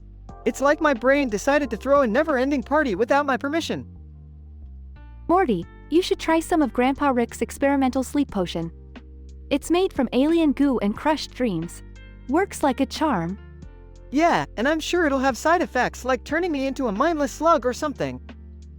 Morty, you've got trust issues. It'll merely turn you into a semi-conscious, yet still annoying, sloth. Whispering to Beth, hey, Beth, you think Rick can hook me up with some crack? I mean, for research purposes only, of course. Jerry, are you out of your mind? We're not doing drugs. Come on, Beth, it's for scientific exploration. Maybe I'll write a paper about it. Jerry Smith, crack enthusiast and amateur chemist. Oh, please, Jerry. You couldn't even write a decent shopping list, let alone a scientific paper. Hey, guys, check out this weird close-up photo I found. It's a dog with its mouth wide open and a curtain in the background. Morty, that's not just any dog. That's Snuffles, the one we accidentally gave enhanced intelligence to. Oh great, now he's advanced from talking to opening his mouth wide for close-up shots. What's next? An Instagram account. Seriously, guys, we should find him. He might have become some sort of evil mastermind plotting world domination. Or he could be an Instagram influencer promoting nutritious dog treats. Who knows? Okay, let's focus. We need to locate Snuffles and figure out what he's up to. Morty, you lead the way. Great, just what I need, leading a mission while running on zero sleep. My life is awesome. Quit your whining, Morty. We'll find him soon enough. And remember, no crack for Jerry. Aw, come on, Rick. Not cool. While you guys argue, Snuffles is out there probably building an army of super smart dogs. We need to act fast. Rick, any gadgets we can use to track Snuffles? Of course, Beth, I've got a dog tracking device right here. It's disguised as a flea collar. Oh great, so Snuffles will be an evil genius while fashionable. Quit being a drama queen, Morty. Let's find Snuffles and put an end to his plans. It's time for another ridiculous adventure. They all exit the garage, ready to face whatever awaits them. End of episode.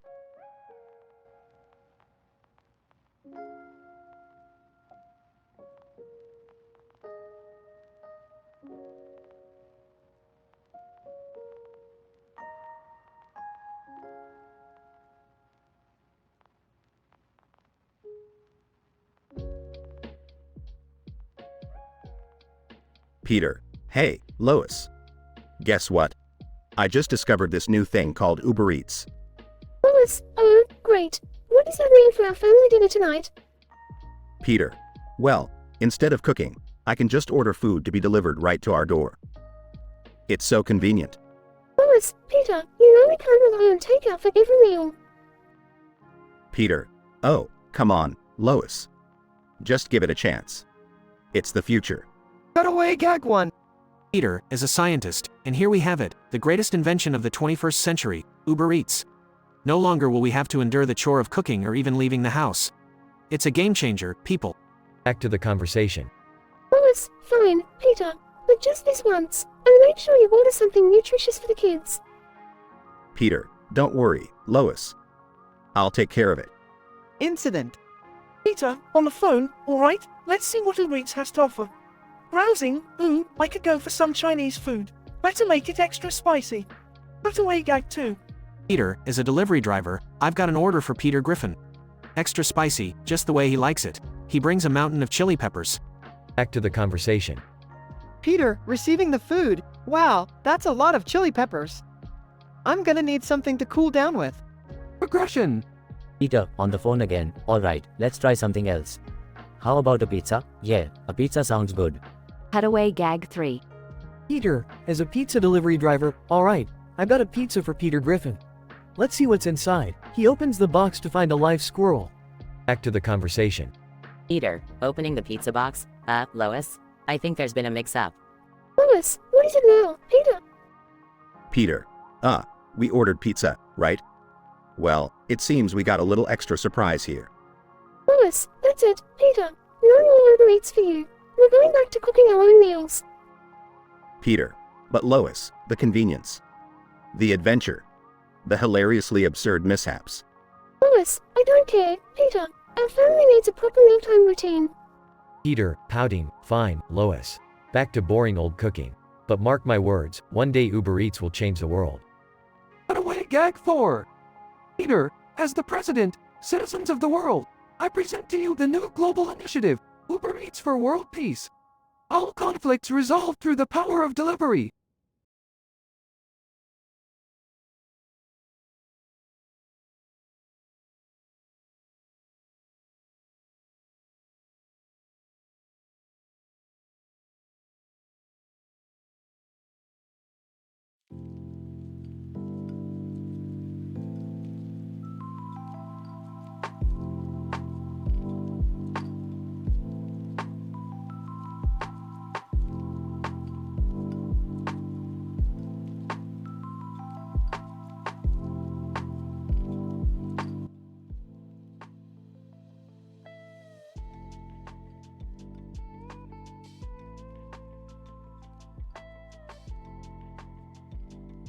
Guys, alright, Morty. We're standing in front of a space filled with stars and a ridiculous light show on the ceiling.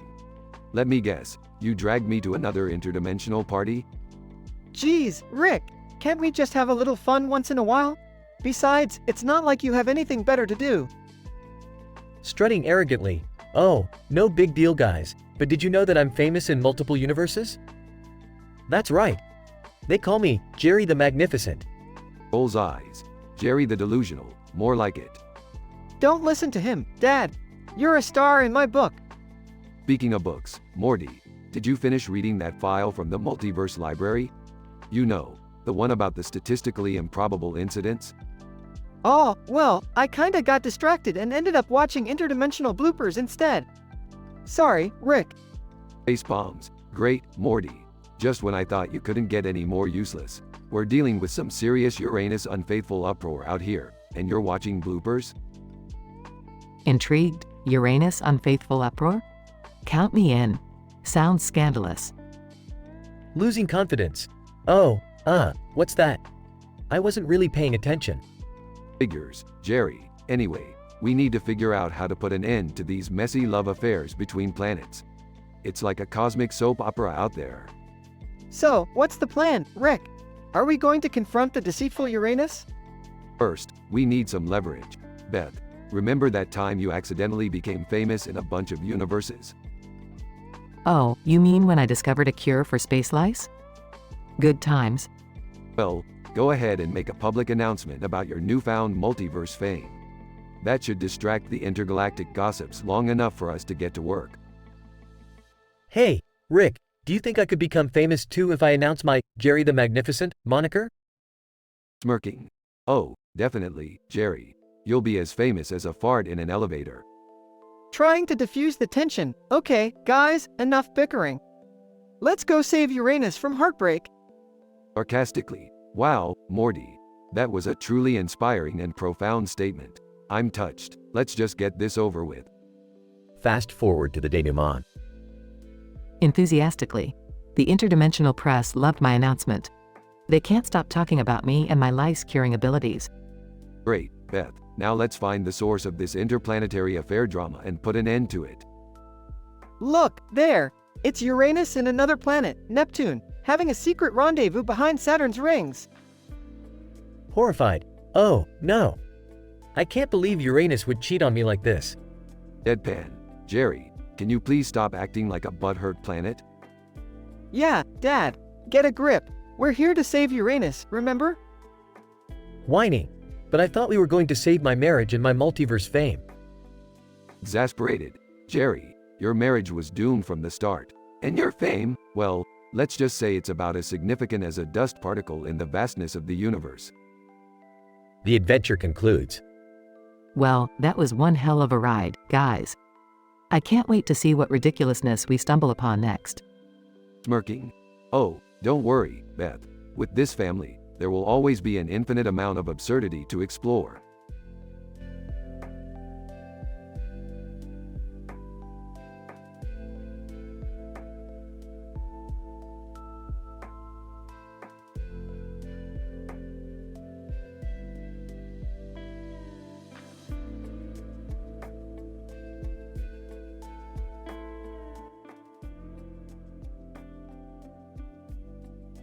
Peter, hey guys, check it out. I rented a pet Bigfoot. Lois, Peter, why on earth would you rent a Bigfoot? Peter. Lois, you'll never understand my genius. With this Bigfoot, I can do anything. Stewie. Oh, how intriguing. Pray tell, Peter, what grandeur scheme do you have in mind? Peter. Well, Stewie, first I'll use him for snow shoveling. No more breaking my back in the winter. Ryan, Peter, that's actually not a bad idea. But how did you even find a rental service for mythical creatures? Peter. Oh, it wasn't easy, Brian. I had to go through a shady online auction site, but it was totally worth it. First cutaway gag. Peter, in a courtroom, Your Honor, I present Exhibit A, my receipt for the rented Bigfoot. Judge, Mr. Griffin, this is a dollar bill with Bigfoot rental written in crayon. Peter. Nervously. Well, I assure you, it totally worked. Back to the story. Peter. Alright, now that the snow is cleared, it's time for some fun. Bigfoot, let's go surfing. Meg, Dad, are you seriously going to use Bigfoot as your personal surfboard? Peter. Absolutely, sweetheart. The waves are gonna be gnarly with Bigfoot by my side. Second cutaway gag. Peter, on the beach, riding Bigfoot like a surfboard, hang 10, dude. Cowabunga. Bigfoot, in a deep voice, yo, Peter, can we stop now? I'm gonna throw up. Back to the story. Peter. Alright, Meg, let's try something else. Bigfoot will be our escape ladder. Meg, Dad, isn't that a bit dangerous? Peter. Nah, no worries, Meg. Bigfoot is way sturdier than a regular ladder. Third cutaway gag. Peter, standing outside a burning building. Fear not, citizens. Bigfoot ladders, the strongest ladders in the world. Bigfoot ladder? I'm just Bigfoot in disguise, Peter. And I'm not even good at being a ladder. Back to the story. Peter. Okay, last but not least, let's go grocery shopping with Bigfoot. Quagmire, hey, Peter, what's with the giant furry creature with you at the supermarket? Peter. Oh, nothing, just Bigfoot here helping me reach the top shelves and attacking shoplifters. Cleveland, man, you always gotta take it to the extreme, don't ya? Peter. That's what I'm all about, Cleveland. Conclusion. Throughout the day, Peter used the rented Bigfoot for outrageous and impossible tasks, all to the amusement of his friends and the chaos of Quahog. Though it may have been a crazy and dysfunctional endeavor, it was, after all, a typical day in the life of the Griffin family.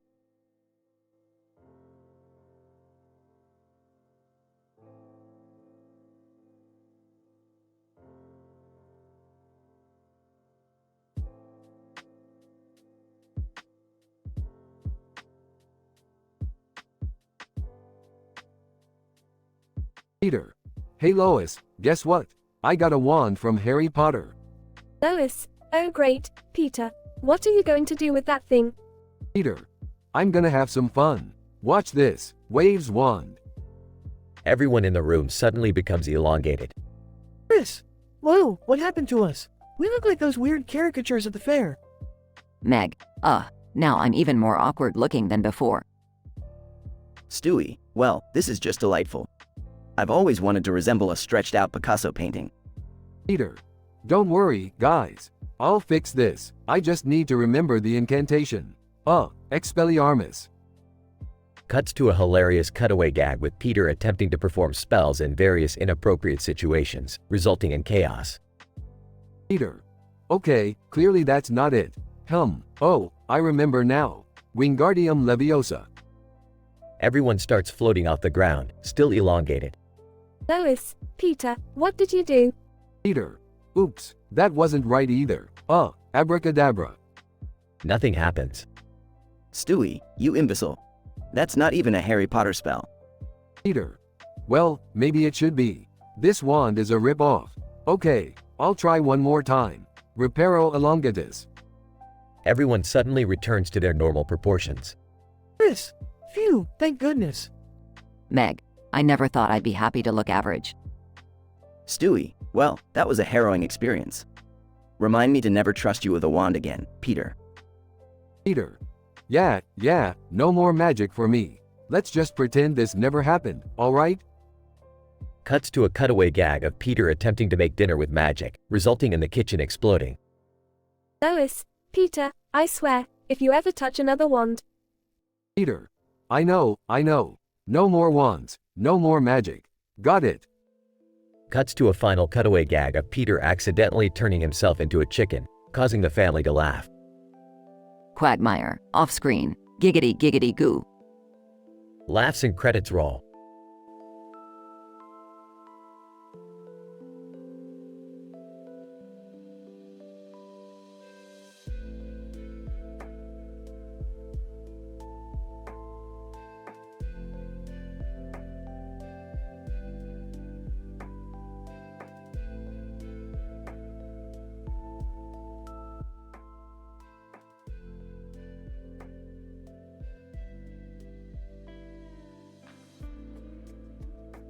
Int. Smith living room, day. Rick, Morty, Beth, and Jerry are gathered in the living room, each engaged in their own activities. Rick tinkers with a strange device, Morty plays a video game, Beth flips through a fashion magazine, and Jerry sits in a tuxedo, talking on his cell phone. Muttering. Just a few more tweaks and this new interdimensional portal will be ready for a test run. Frustrated? Aw, man. I can't beat this boss. Sarcastically, maybe try putting down the controller and picking up a book instead. Jerry hangs up his phone, looking flustered. Panicked. Guys, you won't believe it. I just got invited to a swanky gala. They said I need to wear a tuxedo and everything. Rolling his eyes. Ah, Jerry, my eternal disappointment. Looks like the Phantom of the Opera is back in action. Amused, Jerry, are you sure it's not just a telemarketer trying to sell you another timeshare? Defensively, no. This is real. They said it's an exclusive event, only the elite are invited. Laughing, Jerry, the only elite things you know are the toppings at the all-you-can-eat buffet. Suddenly, an unexplained portal materializes in the middle of the room. A green background with a purple circle and a green and purple design. Intrigued. Huh. Seems like my portal is ready for a test run sooner than expected. Whoa, Dad. Are you telling me we can use that thing to go to Jerry's fancy party? Grinning. Exactly, Beth. We're crashing the gala, baby. Int. Swanky gala, night. The Smiths, dressed to the nines, step out of the portal, stunning the glamorous crowd. Whispering, Dad, are you sure we belong here? Nonchalantly, we belong anywhere we damn well please, Beth. Now let's find Jerry. Suddenly, a man in a tuxedo approaches, elegantly passing a tray of hors d'oeuvres. And welcome, esteemed guests. Do indulge in the finest delicacies and enjoy the night's entertainment. Trying to play it cool. Ah, yes, thank you. We appreciate the invitation. Whispering to Morty, Morty, grab one of those little puff pastry things. They're delicious. Grinning. You got it, Rick. As the night progresses, chaos ensues. Rick accidentally swaps the tartar sauce with a super potent alien concoction, causing attendees to trip balls. Morty ends up leading a conga line through the ballroom, and Beth becomes the center of attention for her cutting-edge fashion sense. Excited. This is amazing.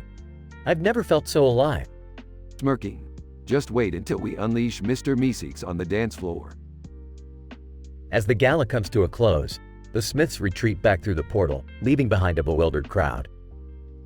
Laughing, I can't believe we pulled that off. Excited, and I totally beat that boss in the video game while leading the conga line. Grateful. Thanks, guys. That was the best night of my life. Smirking.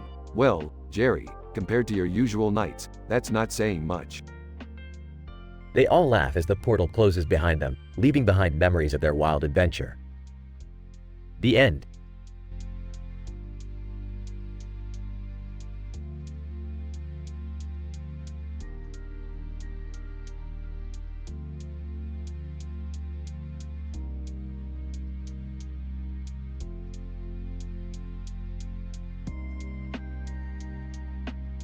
Peter.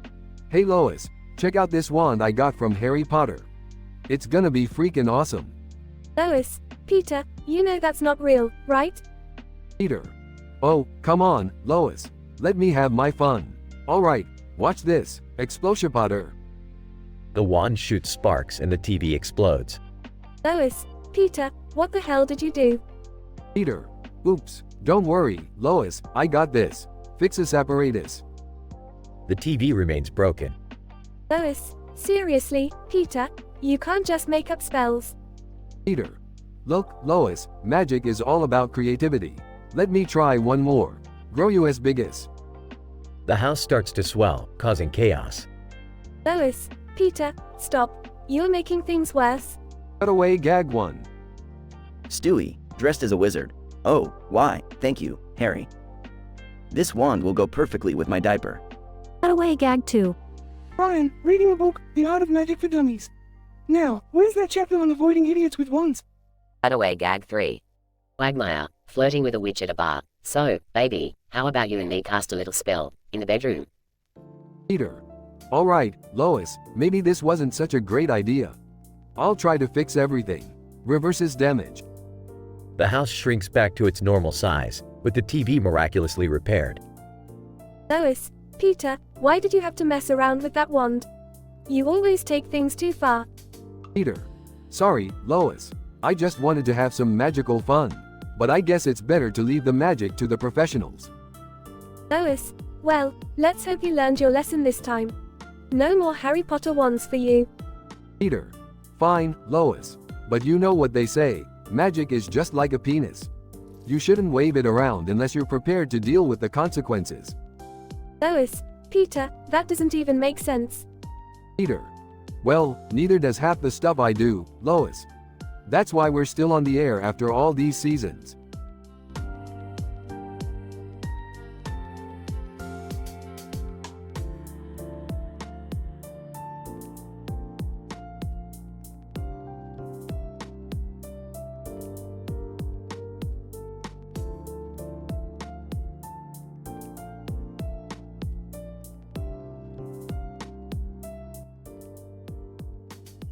Peter.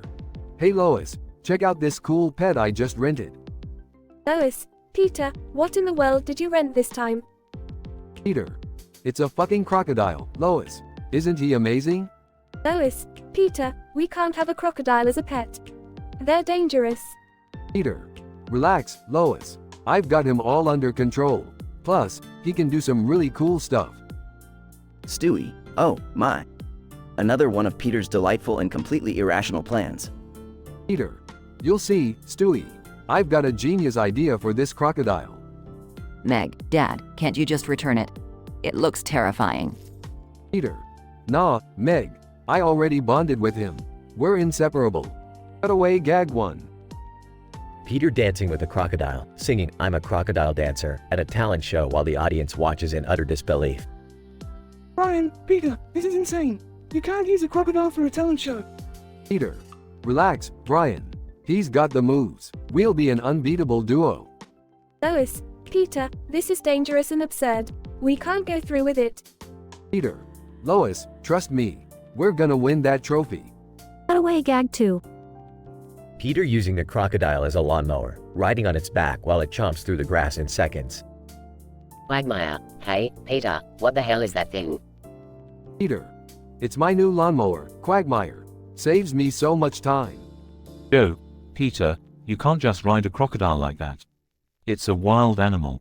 Peter. Joe, I'm a crocodile surfer now. Cowabunga. Cut away gag 3. Peter teaching the crocodile to rob a bank while wearing a tiny mask, as the crocodile grabs bags of money and Peter makes his escape on its back. Cleveland. Peter, this is the last straw. You're using a crocodile for criminal activities now? Peter. Cleveland, it's the perfect heist plan. Nobody suspects the crocodile. Lois, Peter, you've gone too far this time. We have to return it before something terrible happens. Peter. Lois, you're no fun. Fine, we'll take him back. Peter reluctantly returns the crocodile, realizing the danger he put his family and himself in. They all breathe a sigh of relief. As the family regains their normalcy, Stewie turns to the camera and pokes fun at the absurdity of the situation, ending the episode in classic Family Guy cutaway fashion.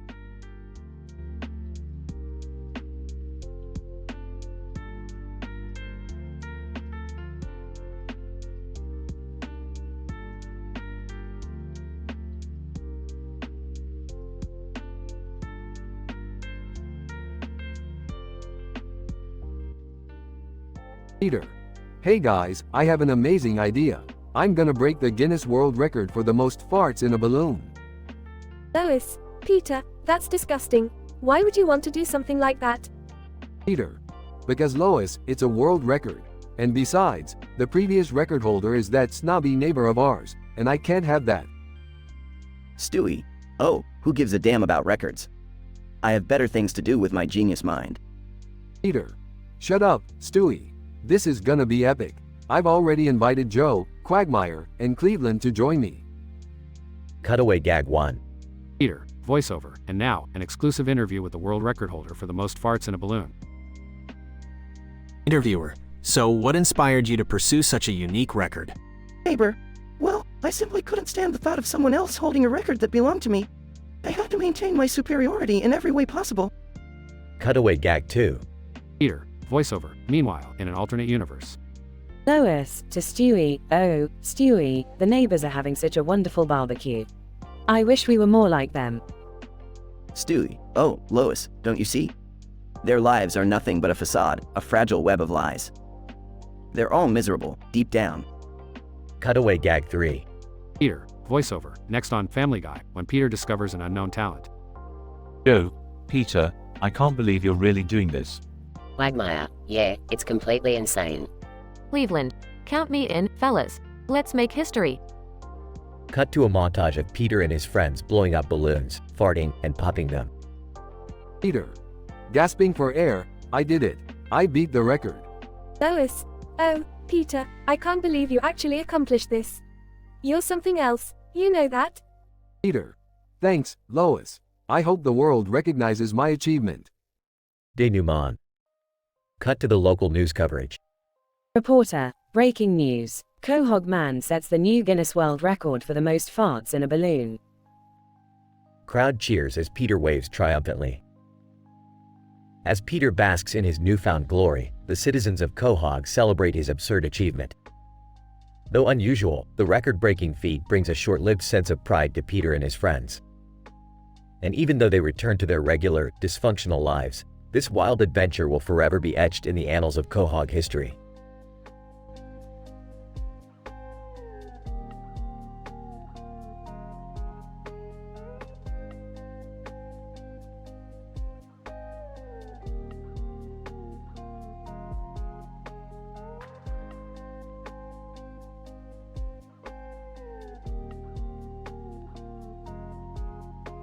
Morty, you know what we haven't done in a while? Messed around with those interdimensional teleportation devices. Oh, really, Rick? Can't we have a normal day for once? Normal, Morty. Normal is just a setting on a washing machine, and we're not here to do laundry. Hey guys, did you see that new Godzilla statue in town? It's huge. Oh great, another overcompensating monument to Muscalan Idio City. Yeah, Dad, it's just a big dumb statue. Well, maybe you'd appreciate it more if your lives were as exciting as mine. I mean, golf carts and Godzilla. I'm living the dream. Whatever, Jerry, you know, Morty, I could make the Godzilla statue actually come to life. That would be fun. Oh no, Rick, please don't. We don't need another giant monster destroying the city. Relax, Morty, I wouldn't just unleash a monster on the world. This time, it's going to be super intelligent, like a banana Rick. You mean a Rick made out of bananas? Yeah, Morty, a Rick made out of freaking bananas. What do you think? I think you've officially lost it, Rick. Morty, don't be such a banana buzzkill. Banana buzzkill? Really? Hey, guys, what are you talking about? None of your business, Jerry. Just go back to your golf cart. Well, you know what? The Mortinator here would never mess up my golf cart, unlike some people. Oh yeah, Jerry. Challenge accepted. Mortinator, destroy Jerry's precious golf cart. Mortinator transforms into a giant robot and obliterates the golf cart. My golf cart? What have you done? Don't worry, Dad. We'll fix it. But maybe now you'll understand why your obsession with that thing is ridiculous. You know what's ridiculous? Turning a golf cart into a weapon. Quit your whining, Jerry. Golf carts are the equivalent of adult tricycles. Nothing to get worked up about. So, Rick, how are we gonna deal with the banana, Rick? Oh, don't worry, Morty. I've got a plan. We'll lure him to the giant Godzilla statue and have them fight it out. It'll be like a monkey wrestling a dinosaur. You're seriously insane, Rick. Thanks, Morty. It's one of the reasons you keep me around. You're welcome, I guess. But can we at least try not destroying the entire city this time? No promises, Morty. No promises.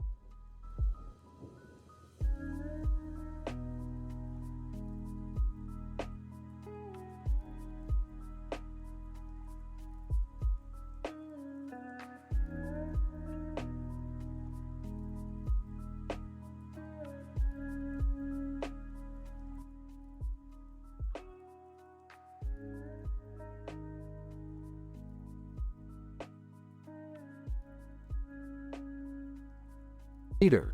Hey Lois, you'll never believe what I found outside. I brought home a retarded horse. Lois, Peter, why would you bring a horse into the house? And why use that word? Peter. Oh, Lois, you know me. I just couldn't resist. I'll name him Mr. Ed. Stewie sighs. Another one of Dad's brilliant ideas. Truly riveting. Peter. Hey Meg, come meet Mr. Ed. He's gonna be part of the family now. Meg. Oh wow, Dad. He's so cute. Can I take care of him? Please, please, pretty please. Peter. Sure thing, Meg. Just make sure you feed him and take him for walks. It'll be your responsibility. Cutaway gag 1. Peter. Hey, remember that time I hired a mariachi band to follow Brian around? Brian, annoyed. Yes, Peter, how could I forget? It was terrible. Peter. Laughs.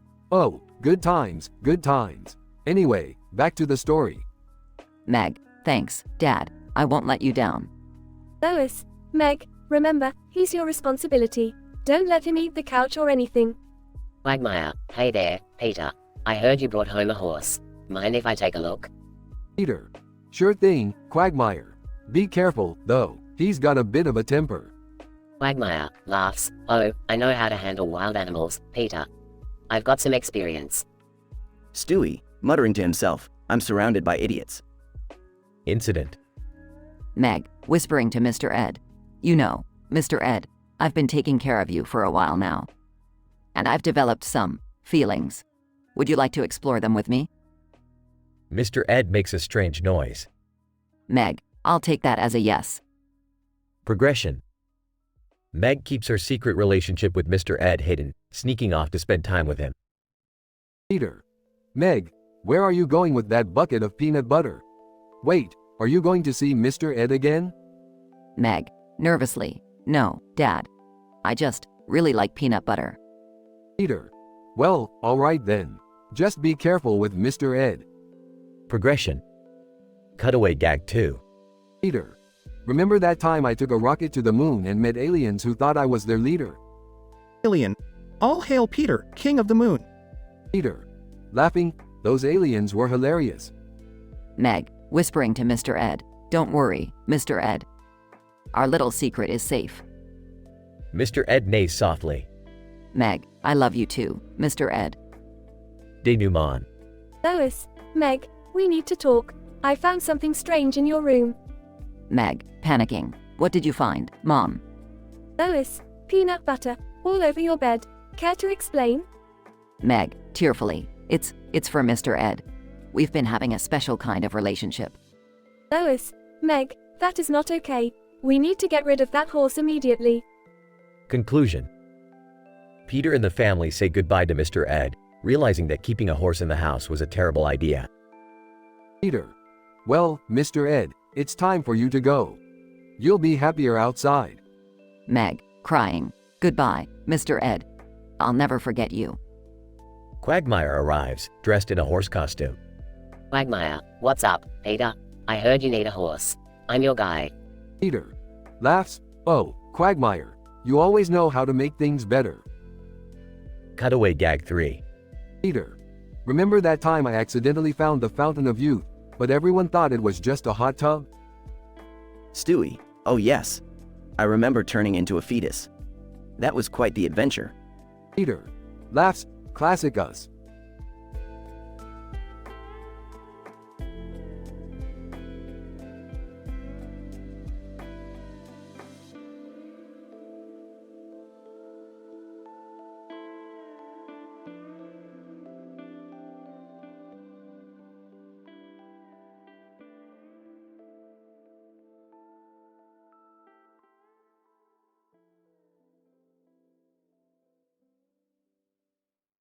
Int.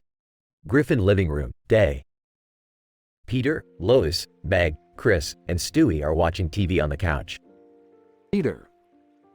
Hey, you guys won't believe what I got myself into. I just rented a pet crocodile. Lois. Peter, are you insane? What in the world possessed you to rent a dangerous animal like that? Peter.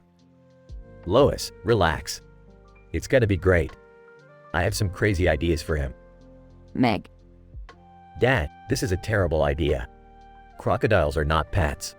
Peter. Aw, Meg, you're just mad that I didn't rent a bunny. Get over it. Chris. Wait, so what exactly are you planning to do with this crocodile? Peter. Well, for starters, I'm gonna teach him to play baseball. Imagine the look on the opposing team when they see a crocodile rounding the bases. Stewie. Oh, how splendid. Peter, you truly have a gift for combining the absurd with the dangerous. Utterly spectacular. Cutaway gag 1. Int. Griffin Kitchen, day. Peter, dressed as a ventriloquist, holds up a puppet version of the crocodile. Puppet Peter as crocodile. Hey, Peter. You think it's fun to play with me? How about I gnaw on your fingers instead? Peter, laughing nervously. Oh, Croc, you're such a joker. Cutaway gag 2. Int. Crocodile training gym, day. Peter, wearing a whistle and gym clothes, leads a group of crocodiles through a series of exercise routines. Peter. All right, ladies and gentlemen, it's time for Crocodile Zumba. Shake those tails, Crocs. Crocodiles awkwardly attempt to follow Peter's dance moves, causing chaos and clumsy collisions. Cutaway gag 3. Int. Griffin living room, night. Peter sits on the couch, wearing a derby hat and sipping a cup of tea. The crocodile, named Snappy, lounges next to him, also wearing a tiny hat. Peter. Aw, Snappy, old chap. Shall we browse through the latest edition of Crocodile Quarterly? Snappy, in a British accent. Indeed, Peter. The articles about proper manners and high society etiquette are quite beguiling, wouldn't you agree? Peter. Oh, absolutely, Snappy. It's simply riveting. Dennis, the neighbor, barges into the living room, frightened. Dennis. Peter. Your crocodile just ate my pet parrot. Peter, nonchalantly sipping tea. Well, Dennis, that's life. Circle of life, you know.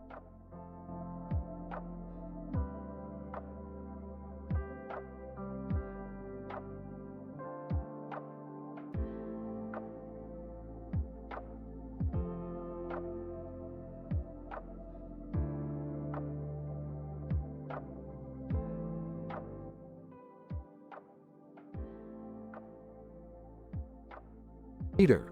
Hey Lois, check out what I found outside. Lois, oh my, Peter, what have you brought home this time? Peter, it's a freaking magic carpet. Look, it's flying. Lois, Peter, that thing is dangerous. We can't keep it here. Peter. Oh, come on, Lois. It's gonna be fun. Watch this. Stewie, hop on. Stewie, are you out of your mind, you rotund numbskull? I won't ride that death trap. Peter. Fine, be that way. Hey Meg, you wanna give it a try? Meg, seriously, Dad. Do I look like I want to die today? Peter. Geez, everyone's such a bunch of worrywarts. Come on, Brian, you're not afraid of heights, are y'all? Brian, well, Peter, I've been on the edge of life and death many times, but I don't think a magic carpet ride is on my bucket list. Peter. Fiend, I'll do it myself. Giggity, giggity, goo. Peter jumps on the carpet and it flies up into the clouds. Lois, Peter, get back here. This is reckless and irresponsible. Peter. Relax, Lois, it's gonna be okay. I'll show you the world. Cutaway gag 1. Peter and Lois on the magic carpet, flying through the clouds. Peter. Look, Lois. There's our dog, Brian.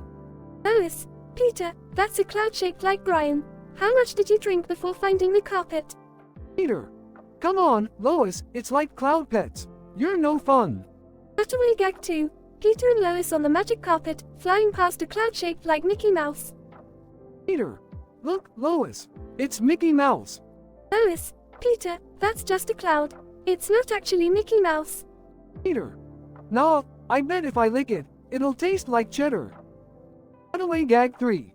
Peter and Lois on the magic carpet, flying through a cloud shaped like a giant clam. Peter. Hey Lois, remember the time we got our heads stuck in a giant clam? Lois, Peter, that's just another cloud. We've never gotten our heads stuck in a clam. Peter. Oh yeah, that actually happened, didn't it? That was a wild weekend. Peter and the magic carpet suddenly descend back down to the ground.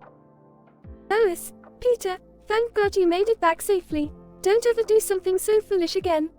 Peter. Lois, it wasn't that bad. Besides, the insurance covers carpet-related accidents. Stewie, yes, well, I suppose we should be grateful that Peter's latest idiotic idea didn't end in disaster this time. But please, for the sake of our sanity, no more magic carpets. Brian, agreed. Peter, let's stick to regular modes of transportation from now on. Peter. Fine, but if any of you change your minds, you know where to find me. Out, and away. The family laughs as they return to their usual chaotic antics, leaving the magic carpet adventure behind.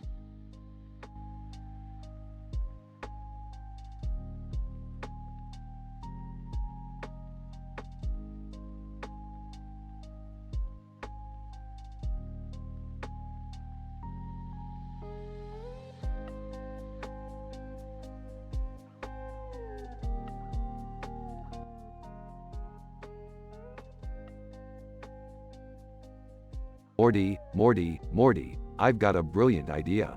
We're gonna break into the Galactic Council headquarters. Oh geez, Rick, isn't that a bad idea? I mean, they'll have security and stuff, right? Morty, listen, they have this new invention that can turn anything into a delicious ham sandwich. We gotta have that. Okay, but what about the guards? Don't worry, Morty, I've got a plan. We're gonna dress up as giant sentient pickles. No one will suspect a thing. Giant pickles? Really, Rick? Trust me, Morty, the Galactic Council loves pickles. They'll let us right in. They sneak into the Galactic Council headquarters disguised as pickles. Rick, this plan better work. I don't want to end up being someone's lunch. Relax, Morty, we're professionals. Now let's find that sandwich transformer thingy. They make their way through the labyrinthine headquarters, encountering strange alien creatures and dodging security lasers. Well, if it isn't the dynamic duo. Breaking into the Galactic Council. Huh? Summer, what are you doing here? Oh please, Morty, I hack into council databases for fun during my spare time. I knew you two would do something stupid like this. Well, if it isn't Summer, the teenage hacker prodigy. What do you want, a medal? I want in on this little adventure, Grandpa. I could use a slice of that sandwich action. Fine, whatever, just try not to screw it up. They finally locate the sandwich transformer device. Guys, look at this thing. It's beautiful. I can almost taste the ham already. Morty, get your filthy mind out of the gutter. Let's just grab it and get out of here. They successfully retrieve the device, but accidentally activate the self-destruct sequence. Oh great, now we're gonna explode. Morty, Summer, grab onto me. They huddle together as the room explodes, leaving them unscathed but covered in alien goo. Rick, that was insane. We almost died. Yeah, Morty. We always almost die. It's part of the fun. Fun? This was a nightmare. But I have to admit, that sandwich gadget is pretty cool. So, who wants a ham sandwich? I've got all the ingredients right here. They all burst into laughter, covered in goo, as they feast on the sandwiches. Well, I guess sometimes Rick's crazy ideas do turn out to be the only good thing. That's right, Morty, and that's why I'm the smartest man in the multiverse. They laugh and enjoy their sandwiches, while the Galactic Council plots their revenge.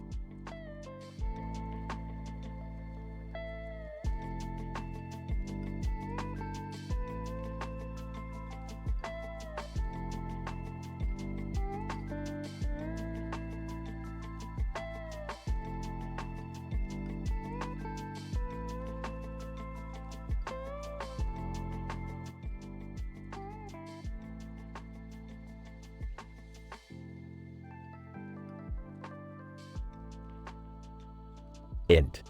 Courthouse, day. The courtroom is filled with people. Lois sits beside Brian, both nervously awaiting their turn.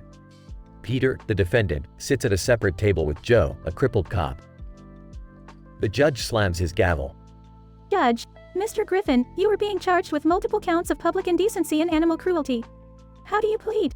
Peter, Your Honor, you gotta understand. It wasn't supposed to go down like that. Judge, well, enlighten us, Mr. Griffin. What exactly happened? Brian looks skeptical. Brian, I don't know if you'd even believe it, Your Honor. Peter. Alright, here's what happened. I rented a pet rhino, thinking it'd be cool to ride around town on it, you know? Judge, and then what? Peter. Well, things got out of hand, Your Honor. I strapped a rocket to the rhino's back and thought I'd send it flying into space. But it crashed into a police station instead. Brian rolls his eyes. Brian, classic Peter. Judge shakes his head, unimpressed. Judge, but there's more, isn't there, Mr. Griffin? Peter. Yeah, while the rhino was running rampant, I accidentally crashed into a carnival. It caused chaos, Your Honor. Brian sips his coffee, exasperated. Brian, can't say I didn't see it coming. Judge, I assume this isn't the end of the tale? Peter. No, it's not, Your Honor. The rhino somehow managed to stumble upon a funeral procession, and, well, it turned into a wild party. Brian facepalms. Brian, a funeral party. Of course. Judge, Mr. Griffin, these incidents are not to be taken lightly. You endangered the public and showed a complete lack of responsibility. Peter rubs the back of his head sheepishly. Peter. Yeah, I guess I messed up big time, Your Honor. Brian sighs in relief. Brian, finally, some acknowledgement. Judge, Mr. Griffin, I hereby sentence you to community service, a hefty fine, and mandatory counseling. You need help, and Quahog needs a break from your escapades. Peter nods, accepting his fate. Peter. I understand, Your Honor. I'll try to be a better person. Brian pats Peter on the back. Brian, it's about damn time. Cutaway gag 1. Peter riding the rhino into a supermarket, causing chaos as he knocks over shelves, customers screaming and food flying everywhere. Cutaway gag 2. Peter and the rhino dressed as surgeons, performing an impromptu surgery on the kitchen table, complete with power tools and clumsy mishaps. Cutaway gag 3. Peter and the rhino participating in a synchronized swimming competition, causing the pool to flood, and the other competitors fleeing in panic. Peter and Brian leave the courthouse, reflecting on the madness they just experienced. Peter. Well, that was a wild ride, huh? Brian, you never failed to surprise me, Peter. But please, for the love of God, learn your lesson this time. Peter grins mischievously. Peter. No promises, Brian. No promises. They both laugh as they fade away from the courthouse, leaving chaos and laughter in their wake.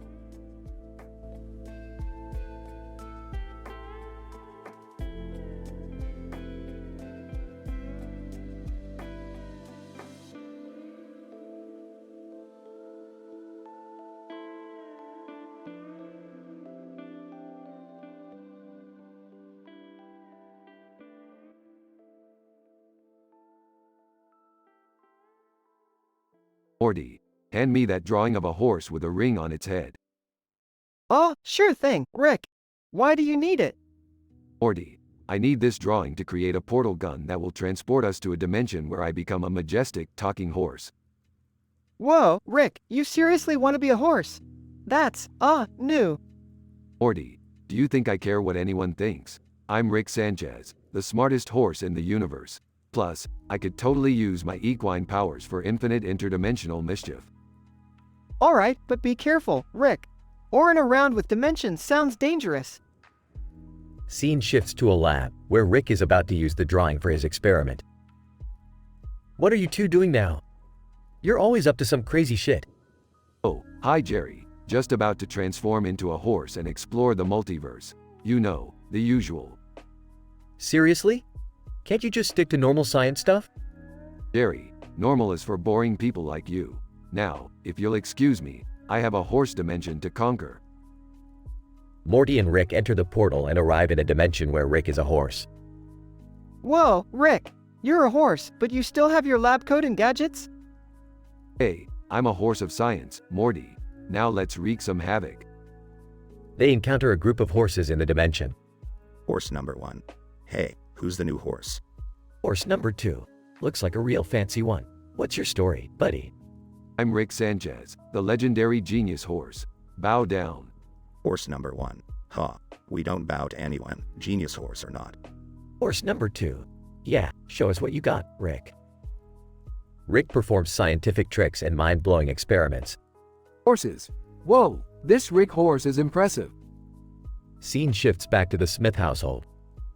Jerry, have you seen Rick and Morty? They're off on some horse-related adventure or something.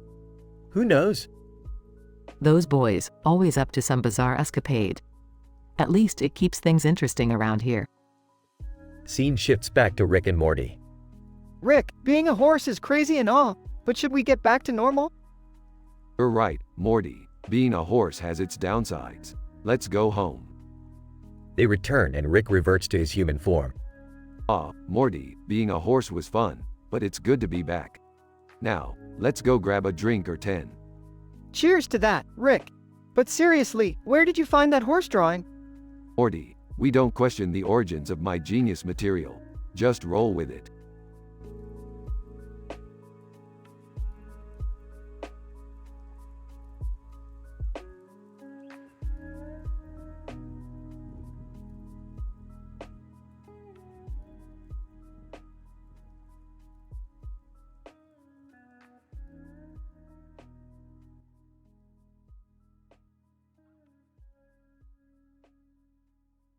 Int. Griffin living room, day. Peter. Excitedly, hey, everybody. Check out what I just rented from the pet store. He reveals an ostrich, standing tall and proud on his head. Lois, Peter, what in the actual fuck is that? Peter. It's an ostrich, Lois. I figured we could use an extra pair of legs around here. Cutaway gag 1. Int. Griffin kitchen, day. Peter. Holding the ostrich, all right, buddy, time to help me cook. The ostrich starts pecking at the stove, causing a fire. Peter. Oh no, it's cooking this spaghetti way too fast. Lois, Peter, you idiot. We can't use an ostrich as a chef. Cutaway gag 2. Int. Griffin bedroom, night. Peter. Climbing into bed. Time to go to sleep, Mr. Ostrich. The ostrich starts flapping its wings and squawking loudly. Lois, Peter, what the hell is happening? Peter. Oh, sorry, Lois. I forgot to mention that ostriches sleep standing up. Lois, get that damn bird out of our room. Cutaway gag 3. Int. Griffin bathroom, day. Peter. Holding the ostrich, all right, buddy, time to take a bath. The ostrich jumps into the bathtub, causing water to splash everywhere. Brian, Peter, you realize ostriches can't swim, right? Peter and the ostrich struggle to stay afloat. Lois, Peter, just get that bird out of the tub before you float the entire house. The ostrich finally gets out of the tub, leaving a watery mess. Int. Griffin living room, later. Peter. Upset. I guess having an ostrich as a pet wasn't such a great idea after all. Lois, no shit, Peter. I can't believe you thought it would be a good idea to rent an ostrich. Peter. Well, at least it made for some hilarious moments, right? Lois, sighs, sure, Peter. Let's just try to clean up this mess and move on. They start cleaning up the water and feathers scattered around the room. A 2. Next. Griffin front yard, day. Peter. Holding a sign, rent an ostrich. Hilarious chaos guaranteed. A line of people forms, eager to rent an ostrich from Peter. Peter. To the camera. See, Lois? Turns out I'm onto something big. Lois, face palming, I give up. Fade out.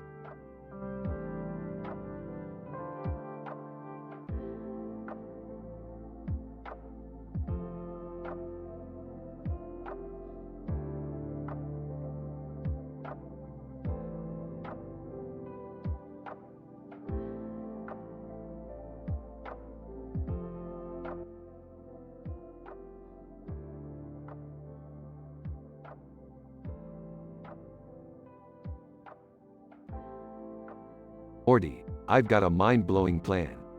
Oh geez, what is it this time, Rick? We're gonna travel to the banana dimension. The banana dimension? You've got to be kidding me. No joke, Morty. Trust me, it's gonna be appealing. Entering the room. What's all this talk about bananas? I love bananas. Well, let me enlighten you, Jerry. Morty here is going to wear a bunch of bananas on his head. Wait, what? Why me? Don't question the science, Morty. Now stand still. Walking in, what's all the commotion about?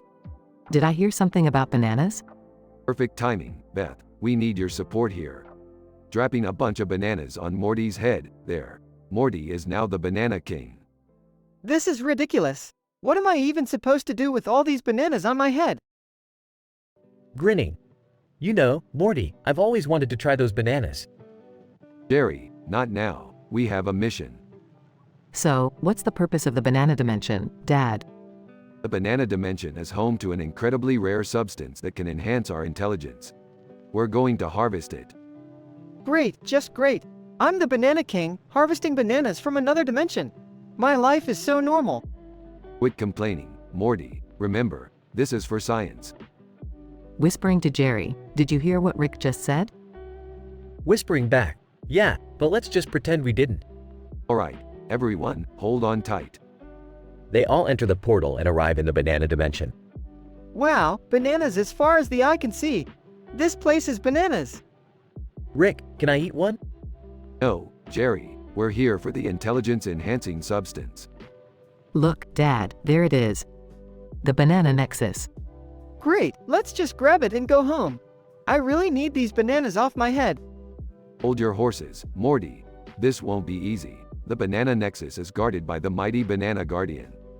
Seriously, a banana guardian? Is this some kind of cosmic joke? May seem like a joke, Morty, but it's real. We have to outsmart it and grab the nexus. Jerry accidentally slips and grabs one of the bananas from Morty's head. Morty's banana is amazing. So sweet and juicy. Jerry, not my banana. Great, now the Banana Guardian is coming. Quick, let's distract it with more bananas. They throw bananas in all directions, causing chaos. Morty, grab the nexus. Got it, Rick. They escape the banana dimension just in time. Finally, no more bananas on my head. I gotta say, though, those were some damn good bananas. Let's hope none of this ever leaves the family circle. Well, for now, we'll just keep it our little banana secret. But remember, we're the banana champions of the multiverse. The family laughs, relieved and victorious. The Smith family's adventure in the banana dimension may have been bizarre and ridiculous, but they managed to find the intelligence-enhancing banana nexus and survived the wrath of the Banana Guardian. Their secret banana affair remains a peculiar memory, concealed within the confines of their family circle.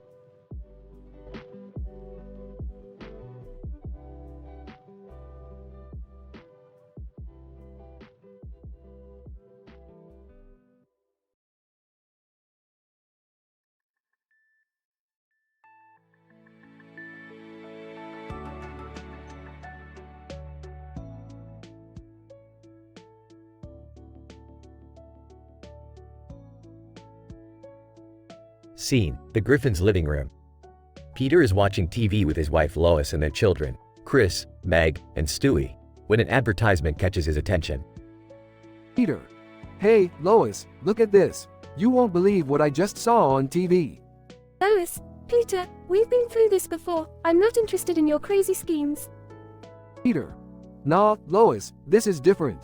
They're renting out pet cows. Can you believe it? Chris, a cow? What would we do with a cow, Dad? Peter. Oh, Chris, you wouldn't understand the endless possibilities. Milk, cheese, manure, and more. This is our chance to be true farmers. Stewie. Oh, how utterly splendid, Peter. And what precisely do you intend to do with this pet cow of yours? Play with it? Rodeo? Peter. Nah, Stewie, I have something even better in mind. I'm gonna ride that cow like a cowboy and win the Quahog Rodeo. Meg, Dad, that's insane. You've never even been on a farm, let alone on a cow. Peter. Don't you worry, Meg, I've got it all figured out. Bribe the judges, hire a ventriloquist to make the cow talk. They'll never know what hit him. Cutaway gag 1. Scene: Quahog Rodeo. Announcer, and the winner of the Quahog Rodeo is Peter Griffin. Here, riding the cow. Yeehaw. I did it. No one saw this coming. Cutaway gag 2. Scene: Family Guy living room. Lois, holding a newspaper. Peter, look at this. You made the front page of the Quahog Gazette. Peter, excited. Really, Lois? They finally recognize my talent. Lois, reading. Quahog Rodeo. Man rides cow with talking ventriloquist. Peter. Disappointed. Oh, come on. Cutaway gag 3. Scene: a courtroom. Judge, Mr. Griffin, you are being charged with fraud, animal cruelty, and public indecency. Peter. Your Honor, it's not my fault the cow enjoyed listening to my jokes and learning ventriloquism. Judge, that's enough, Mr. Griffin. Bailiff, please remove him from the courtroom. Scene: back in the living room. Lois, Peter, when are you going to learn? Peter. I guess I got a little carried away this time, Lois. But hey, at least we have some fresh milk for our cereal. Stewie, oh, marvelous, Peter. Drinking milk from a cow you subjected to such humiliation. Quite the accomplishment. Peter. Shut up, Stewie. It was worth a shot. The family shares a laugh as they move on from Peter's latest over-the-top adventure.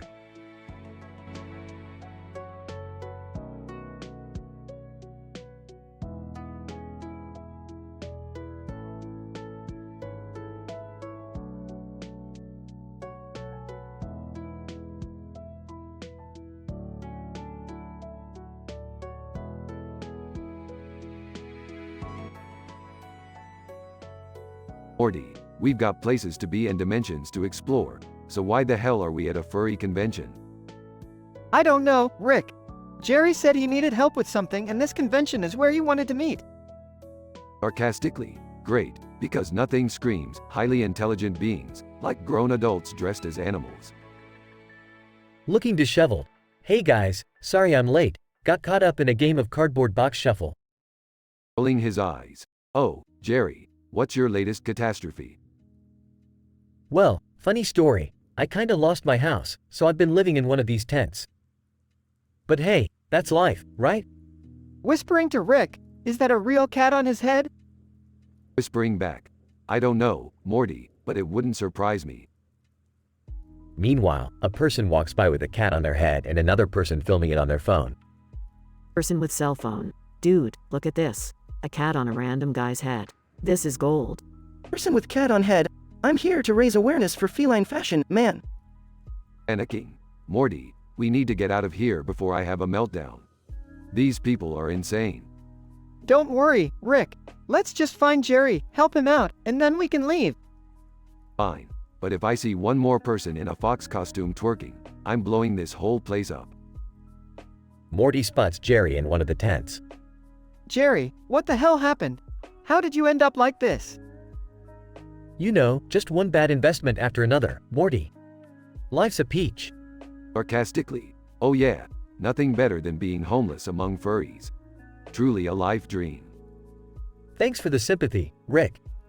You're a real gem. Meanwhile, chaos ensues as two people in animal costumes start an intense fight. Morty, hold my portal gun. I've seen enough. Let's get out of here. Holding the portal gun nervously. Rick, are we just gonna leave Jerry? Rolling his eyes. Fine, come on Jerry. Let's go before this place turns into a full-on convention war. They escape through a portal just as the furry convention erupts into a full-scale brawl. Rick, do you think Jerry will be okay? Morty, Jerry's like a cockroach. He'll survive anything. Probably. Maybe. From the background. Hey, I heard that. Smirking. Oh, shut up, Jerry. You're lucky we even came to save your furry-loving ass. Laughs. Yeah, Jerry. Imagine being homeless at a furry convention. Talk about hitting rock bottom. Sighs. Can we just not bring that up again? Agreed. Let's just get back to our adventures. But seriously, Morty, no more furry conventions. Ever.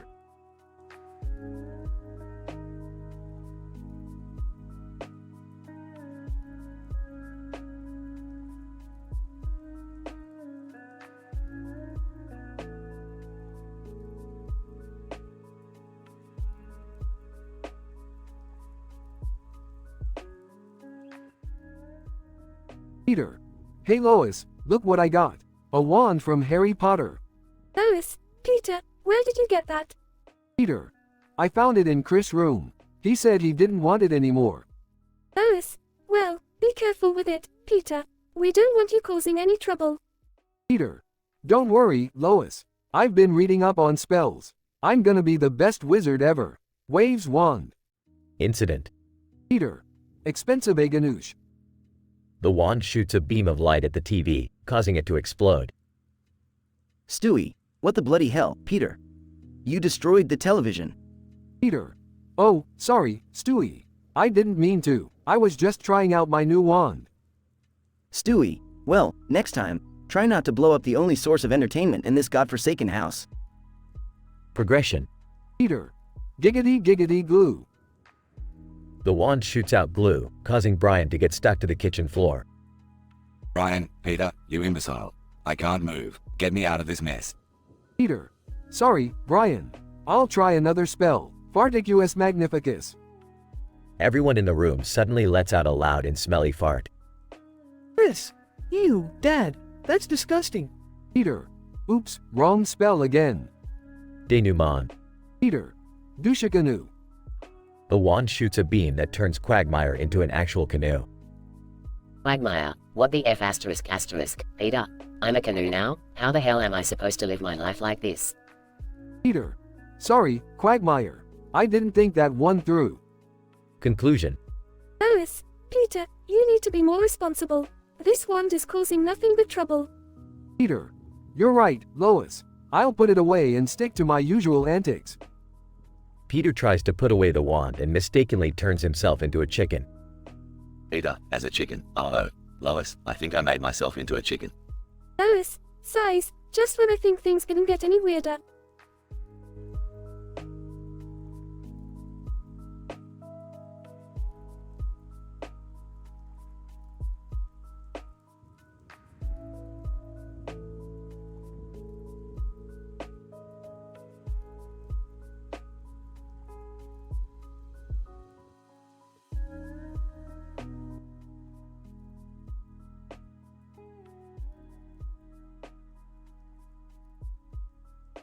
Peter.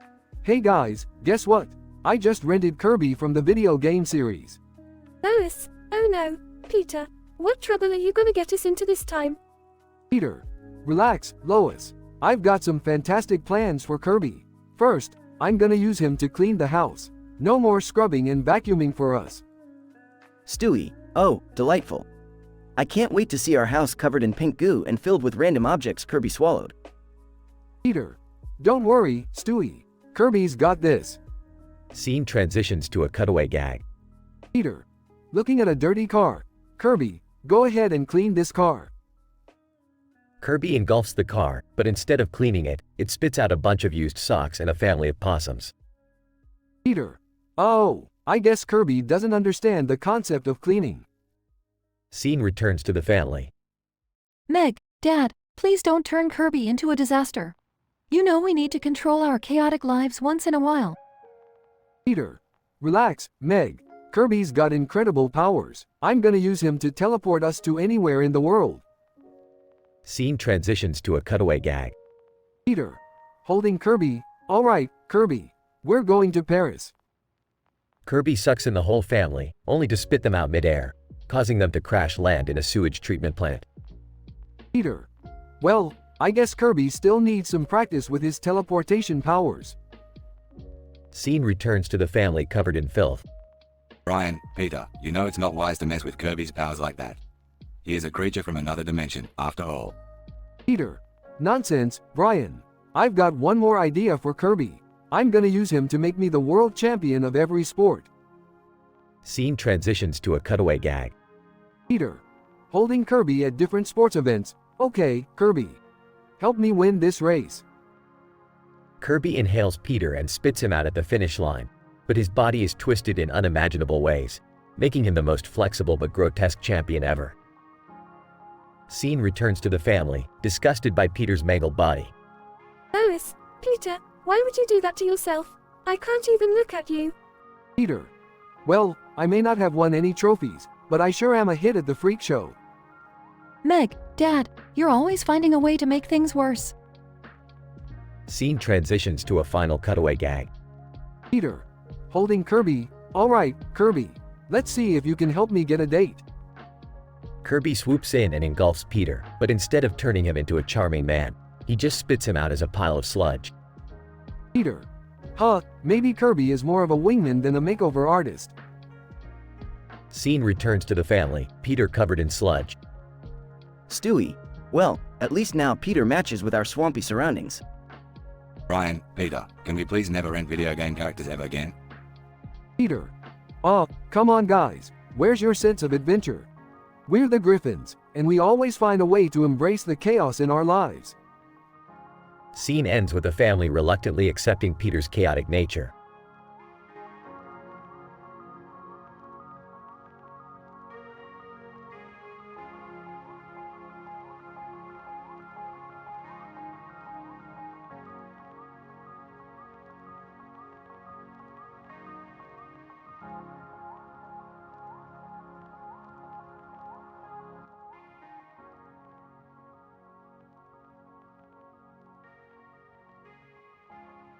Peter. Hey guys, check it out. I bought a new robot that makes toast. Stewie, oh great, just what we need. Another useless purchase by you, Dad. Peter. Come on, you guys are gonna love this. Watch how it works. Robot starts making toast. Brian, I'm sure this will end well. So, Peter, what's so special about this toaster robot? Peter. Well, Brian, this little fella can do more than just make toast. Watch this. Puts a piece of bread in the robot's hand. Robot places bread on its head. Exterminate. Exterminate. Meg, I don't think that's how it's supposed to work, Dad. Chris. Yeah, I don't remember Daleks making sandwiches on Doctor Who. Peter. That's odd. Grabs a plate with a sandwich in it and hands it to the robot. Robot smashes the sandwich on its face. I'm one sexy sandwich. Stewie rolls his eyes. Oh boy, guess we've got a horny toaster on our hands. Peter laughs. You said, horny toaster. Scene shifts to a cutaway gag. Cutaway gag 1. Peter. Standing next to Lois. Hey Lois, remember that time I bought that robot that could turn into a car? Lois, you mean the one that got us locked inside a hot dog stand because it couldn't transform back? Peter. Yeah, good times. Scene returns to the kitchen. Peter. Alright, everyone step back. Let's see what our new toaster robot can do. Robot starts making strange noises. Beep boop beep beep beep. Brian, Peter, I think it's malfunctioning. Robot sparks start flying from its head. I am the toaster god. Bow before me. Meg, Dad, I think it's possessed by a demon or something. Peter. Nah, it's probably just hungry. Let's give it some more bread. Cutaway gag 2. Peter. Holding a piece of bread. Hey, Stewie, you know what would be even cooler? A water toaster. Stewie sighs. No, Peter. That would be stupid, incredibly stupid. Scene returns to the kitchen. Peter. Alright, this time for sure. Puts a loaf of bread on the counter. Robot starts violently shaking. Toast overload. Must toast everything. Chris. Dad, I don't think this is a good idea. Robot, brace yourself, world, for the toast apocalypse. Scene shifts to a cutaway gag. Cutaway gag 3. Peter. Eating toast. Hey, Quagmire, I've invented a new type of bread. I call it Peter's Wiener Toast. Wanna try some? Quagmire, grossed out. No thanks, Peter. I'll stick to regular bread. Scene returns to the kitchen. Stewie, okay, seriously, we need to get rid of this thing before it destroys the house. Brian, I agree. Stewie. Peter, it's time to say goodbye to your toaster robot. Peter. Sighs, you're right, guys. I guess I went a little overboard. Sorry, little buddy, but it's time to go. Robot starts crying. Please, don't abandon me. I just wanted to be loved. Peter. Now I feel bad. Maybe we can find a different use for you, like a pet or something. Robot, cheers up. Ooh, can I be the family pet? I promise I won't toast anything anymore. Stewie, fine, but if you start humping the furniture, you're out of here. Peter. Deal. Welcome to the family, Toasty the robot. Scene ends with the family embracing the newly adopted robot.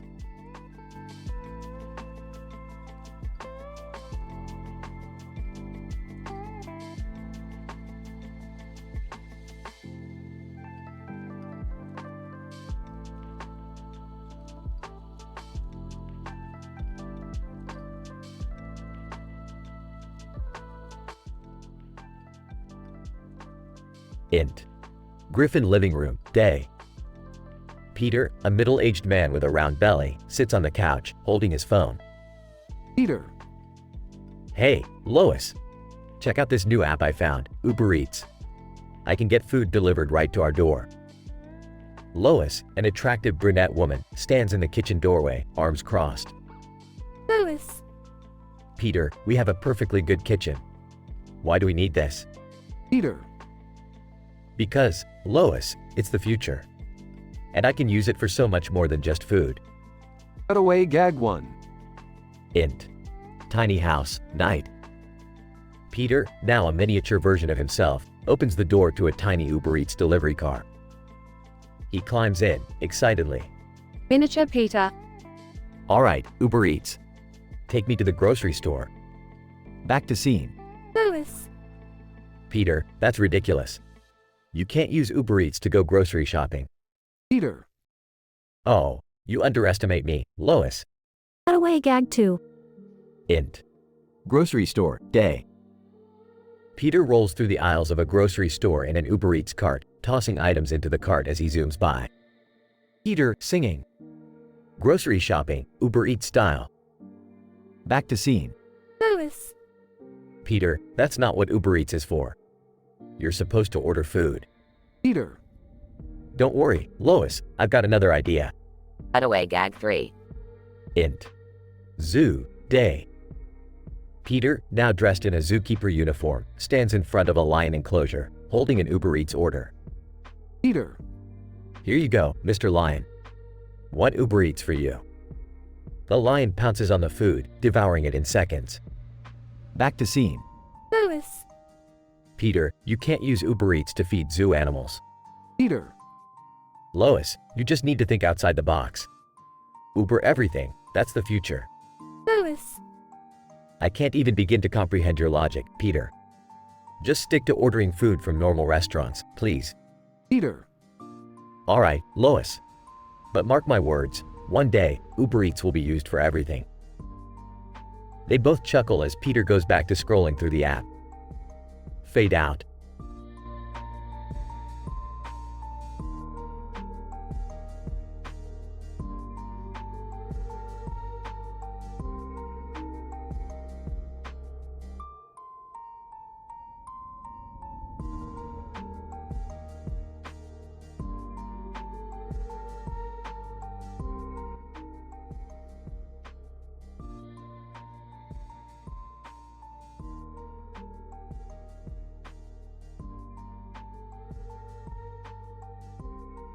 Int. Griffin living room, day. Peter is sitting on the couch, examining a poster he just acquired. The poster features a cartoon character on one side and a variety of bizarre objects on the other. Peter. Hey, Lois, look at this ridiculous poster I found. It's got a damn cartoon character on one side and a bunch of random shit on the other. Lois, rolling her eyes. Peter, that's nice. Can you please focus on something besides cartoons for once? Peter. That's not the point, Lois. This poster gave me a brilliant idea. I'm gonna rent a pet Bigfoot. Lois, sighing. Peter, you can't just rent a Bigfoot. They're mythical creatures. Peter. Oh, ye of little faith. Just you wait, Lois. I'll show you that Bigfoots are real and useful too. Int. Griffin kitchen, day. Peter is on the phone, speaking with the Bigfoot rental service. Peter. Yeah, I'd like to rent a Bigfoot for the day, please. And make sure it's housebroken. Int. Griffin backyard, day. The doorbell rings as Peter excitedly opens the door to find a huge, furry Bigfoot standing there. Peter. Holy crap, it's really him. Welcome, Bigfoot, let's have some fun. Int. Griffin living room, day. Peter and the Bigfoot are sitting on the couch, watching TV.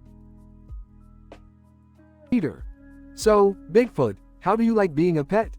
You're much cooler than those damn dogs. Bigfoot, grunting. Peter. Yeah, you get it. Int. Griffin bedroom, night. Peter and Lois are lying in bed, the Bigfoot sleeping at the foot of the bed. Lois, Peter, I can't believe we have a Bigfoot in our bedroom. This is insane. Peter. Relax, Lois. We're making history here. Besides, I have 3 hilarious cutaway gags related to this situation. Cutaway gag 1. Int. Griffin kitchen, day. Peter is in the kitchen, holding a mop and bucket. He dips the mop into the bucket and starts mopping the floor. Suddenly, the Bigfoot appears and starts enthusiastically mopping the floors with his massive feet. Peter. Hey, Bigfoot. You're a natural at cleaning. I should have gotten a Bigfoot maid service. Cutaway gag 2. Int. Griffin living room, day. Peter is sitting on the couch, watching TV. The Bigfoot suddenly storms in, wearing a suit and carrying a briefcase. He sits down beside Peter and starts discussing stock market trends and investment strategies. Peter. Whoa, Bigfoot, you're a financial genius.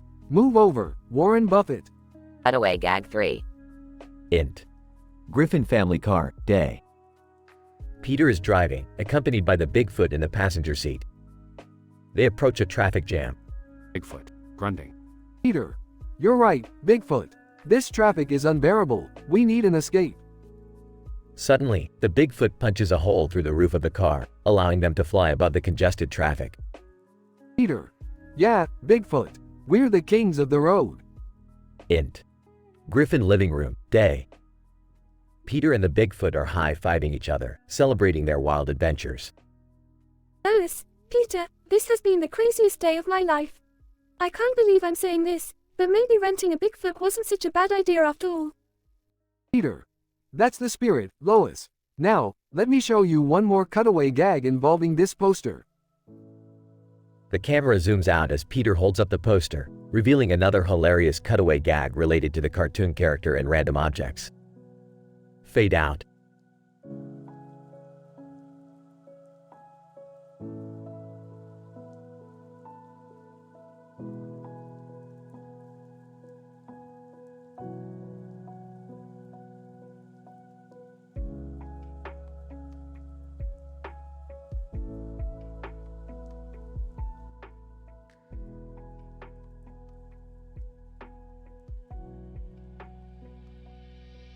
Peter. Hey guys, check out this wand I got from Harry Potter. Let's see what mischief we can get into with this thing. Lois. Oh, Peter, please don't start any trouble. We have enough chaos in our lives as it is. Peter. Relax, Lois. It'll be fun. Waves the wand. Meg, oh, here we go again. Rolls her eyes. Stewie, fascinating. A wand that can supposedly perform magic. Utter nonsense. Peter. Alright, let's see what this bad boy can do. Waves the wand wildly. Instantly, everyone's bodies begin to stretch and elongate, turning them into long, distorted versions of themselves. Peter. Whoa, what the hell happened? Chris. Dad, why do we look like those inflatable yard decorations? Ryan, Ugh, this is grotesque. I feel like a walking slinky. Peter frantically waves the wand again, trying to reverse the effects, but only makes it worse. Meg, great, now I look like a stretched out giraffe. This is just wonderful. Lois, Peter, you need to fix this right now. Stewie, oh, how delightful. We've turned into a circus freak show. What's next, Peter? Elephants flying out of your ass? Gag 1. Cutaway. Peter dressed as a clown trying to ride a unicycle, but continuously falling and crashing into things. Peter finally figures out how to use the wand correctly and waves it one more time. Peter. Abracadabra, fix-o chongo. Instantly, everyone's bodies snap back to their normal proportions. Chris, thank goodness. I was starting to feel like a human slingshot. Ryan, I must say, that was an incredibly reckless move, Peter. Stewie, agreed, for once. Let's hope you've learned your lesson about dabbling with magic. Peter shrugs and tosses the wand aside. Peter. Well, it was a fun little adventure, wasn't it? Lois, fun for you, maybe. The rest of us were terrified. Gag 2. Cutaway. Peter dressed as a magician, trying to pull a rabbit out of his hat, but accidentally pulling out a live lion instead. Peter tries to play it off nonchalantly but fails. Peter. Alright, I'm sorry, everyone. Let's just forget about the wand and get back to our normal lives. Meg, thank God. I never want to see another distorted version of myself again. Stewie, the mundanity of the ordinary. How refreshing. Gag 3. Cutaway. Peter trying to fly with a makeshift Harry Potter broomstick, but crashing and landing in a tree, getting stuck. Peter sighs, realizing that he should probably stick to his own reality. Peter. Well, I guess it's back to good old Quahog. Normal is a lot less interesting, but it's where we belong. Chris.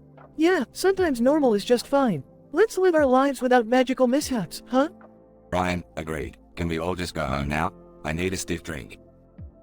They head home, leaving the wand behind, grateful to be back to their dysfunctional but normal lives.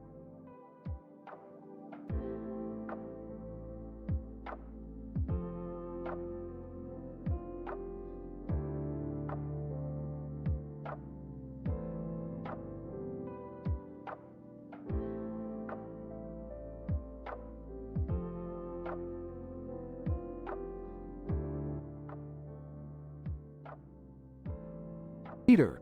Hey, Lois, check it out. I got this wand from Harry Potter. Lois. Oh, great. What are you going to do with that, Peter? Peter. Well, Lois, I've made up my own spells. Watch this. Farticus Expellus. Peter points the wand at the dog, Brian. Brian, what the hell, Peter? Did you just try to make me fart? Peter. Yeah, Brian. Haha. Farticus Expellus. It's my new spell. I'm like a wizard or something. Stewie enters the room. Stewie. Oh, please. You're no wizard, Peter. You're a buffoon. Peter. Shut up, Stewie. Stutificus Maximus. Peter points the wand at Stewie. Stewie, what in the bloody hell are you doing, you imbecile? Peter. It's a new spell, Stewie. It'll make you all sophisticated and stuff. Stewie, that's not how magic works, you imbecile. It's all make-believe. Peter smirks and twirls the wand. Peter. Barnaculus Maximus. A big barnacle suddenly appears on the couch. Lois. Peter, what have you done? There's a disgusting barnacle on our couch. Peter. Oops, sorry, Lois. Looks like I need to work on my spells a bit more. Cutaway 1. Peter uses his wand on a traffic light, causing it to turn into a disco ball. Cars start dancing in the streets to a catchy tune. Cutaway 2. Peter tries to use his wand to make his beer never run out, but it backfires, and he starts puking beer uncontrollably. Cutaway 3. Peter tries a spell to make money rain from the sky, but instead, it starts raining cats and dogs, literally. Lois. Peter, this one thing was a bad idea from the start. Can you please just put it away and stop causing chaos? Peter. Yeah, you're right, Lois. It's just a silly toy. I'll throw it out. Peter tosses the wand in the trash and walks away. Stewie, thank God this madness is finally over. Now if you excuse me, I'll be in my room preparing for my future as a supervillain. Lois, sometimes I wonder how we managed to survive with Peter's shenanigans. Brian, it's a mystery, Lois. A complete and utter mystery. They all laugh as the camera zooms out, ending the episode.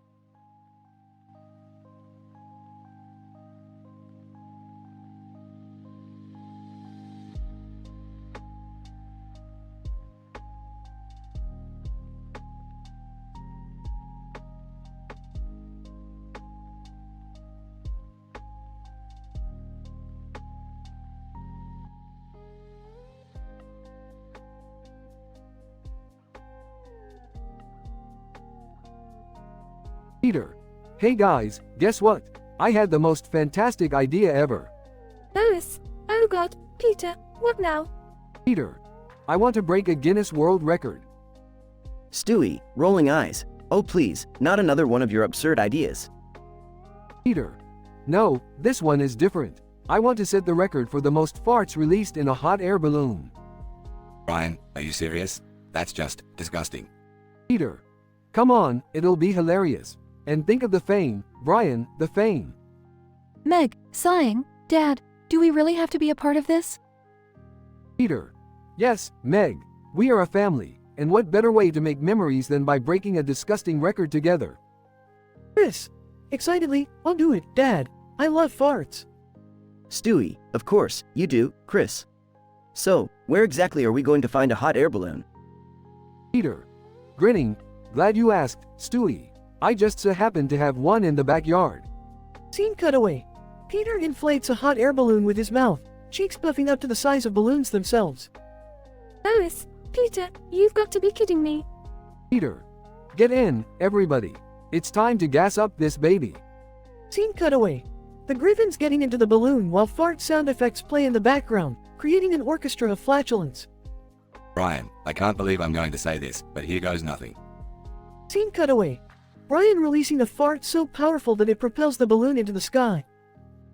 Stewie, well, I must admit, this is quite a thrill. Scene cutaway.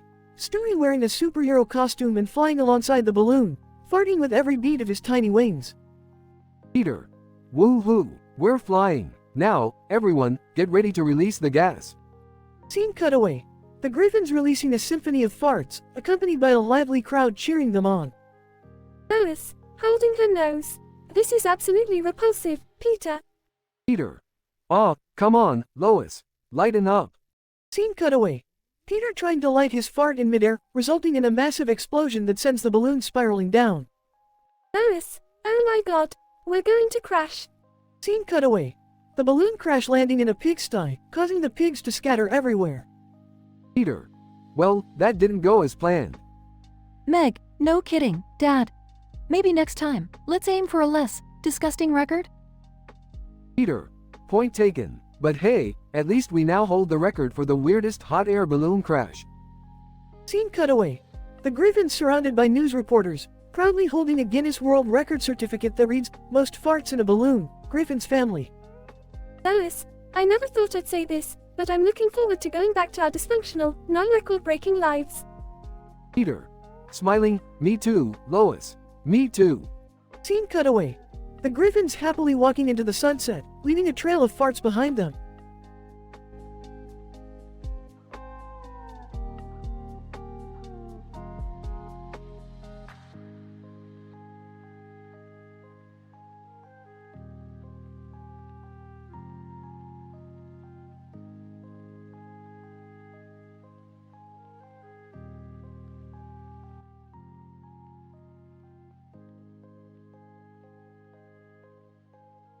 Peter. Hey guys, check it out. I found a retarded horse. Lois, Peter, seriously, what are we supposed to do with a horse? Peter. I don't know, Lois. But look at him, he's so dumb and helpless. We can't just leave him out there. Brian, Peter, bringing a horse into the house is a terrible idea. Where is it going to stay? What about the mess? Peter. Relax, Brian. I already set up a nice little stable in the living room. Meg, go get some hay. Meg, seriously, Dad? A horse? This is ridiculous. Peter. Meg, don't be such a wet blanket. Look at this horse. He's gonna fit right in with our dysfunctional family. Stewie. Oh, how quaint. Another addition to our already absurd household. Must I remind you all that I am an intellectual, and this is utterly asinine? Incident. Chris. Wow, Dad, this horse is awesome. I'm gonna ride him everywhere. Meg, Chris, be careful. Don't let Dad's stupidity rub off on you. Peter. Hey, Meg, why don't you take that horse for a little ride? You know, bond with him? Meg, Dad, I don't want to ride the horse. Seriously, this is getting out of hand.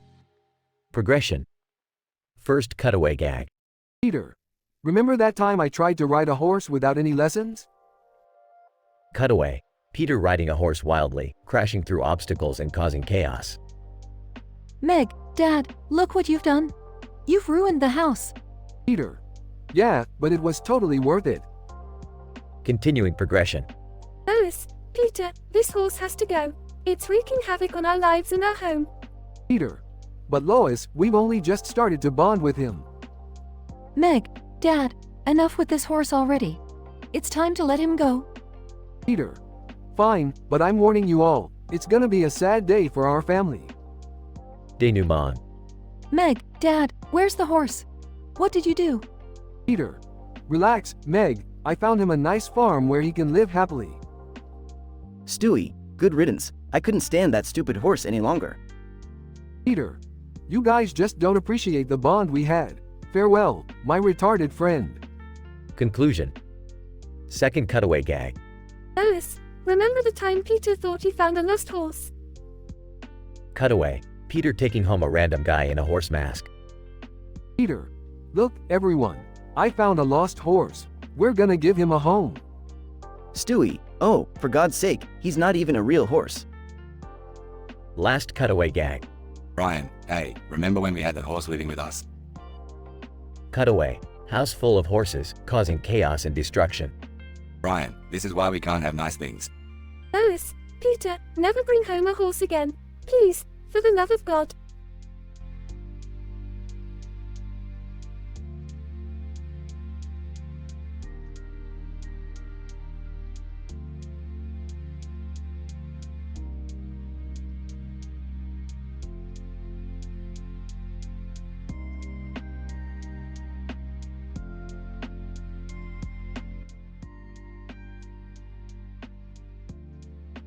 Peter.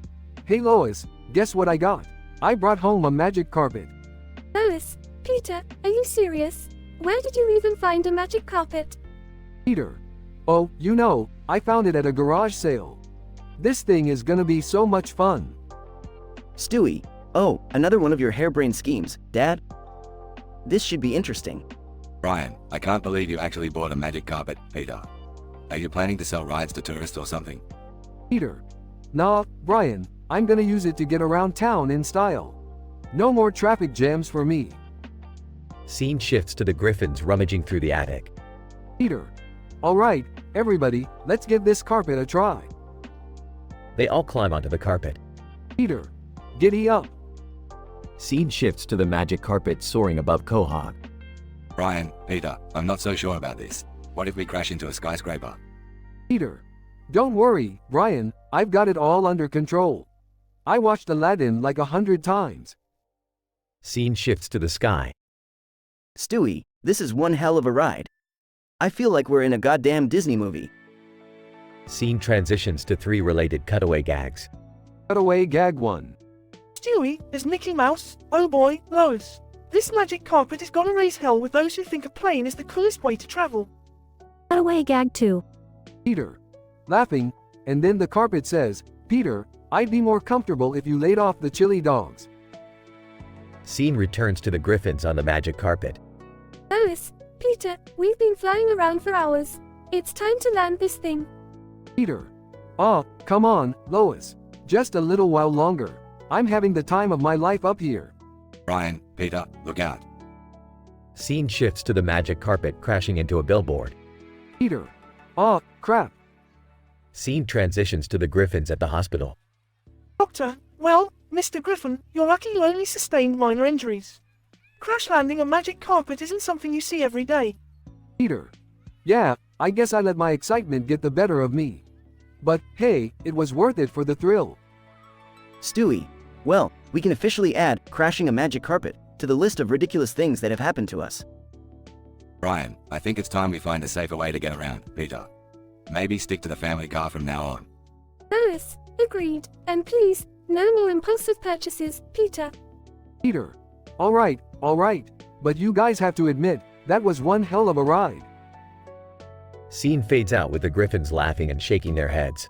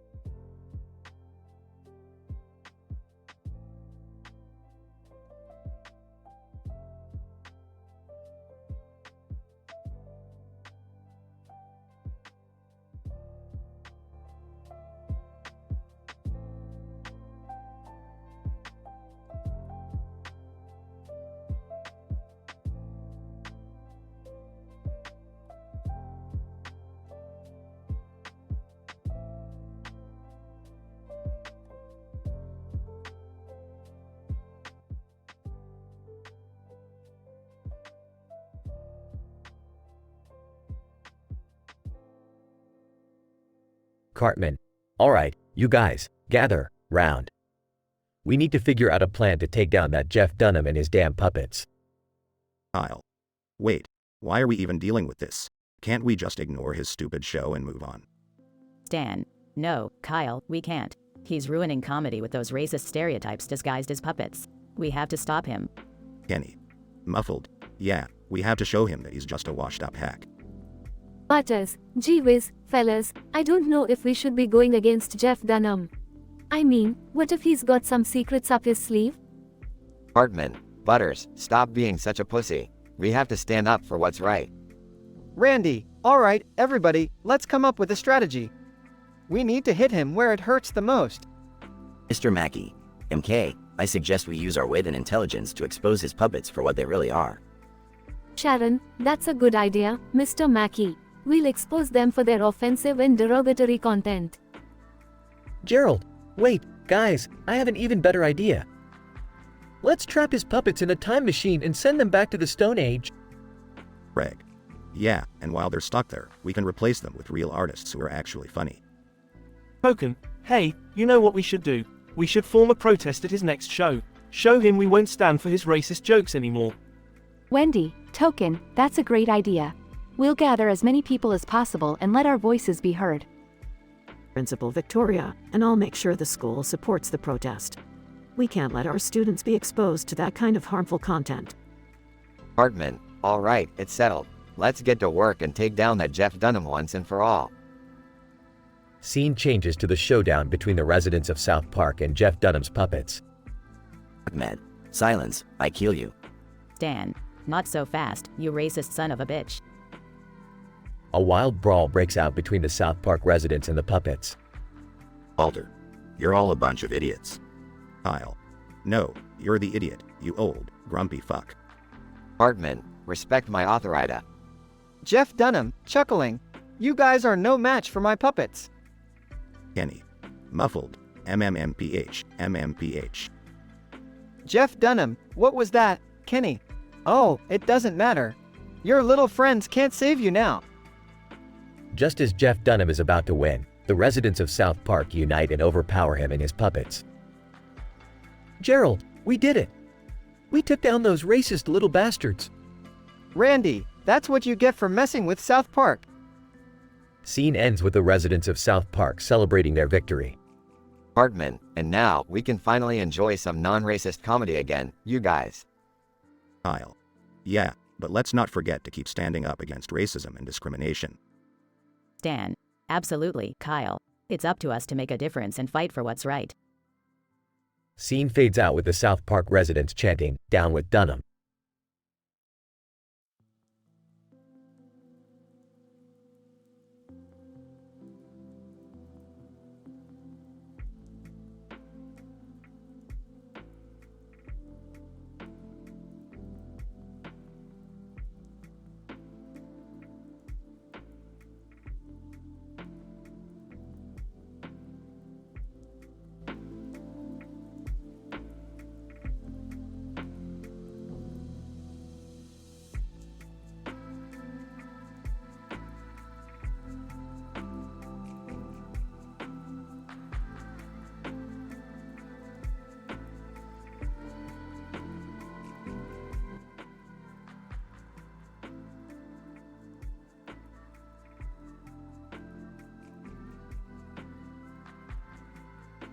Fry.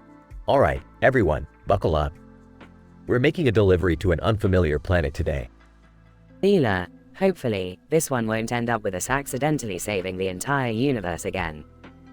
Bender, yeah, I'm tired of being a hero. Let's just deliver whatever crap we have and get out of there. Hermes, according to the delivery order, we're transporting a crate of radioactive bananas. Wretched fruits. Zoidberg, bananas? Perfect. My crustacean taste buds long for a radioactive feast.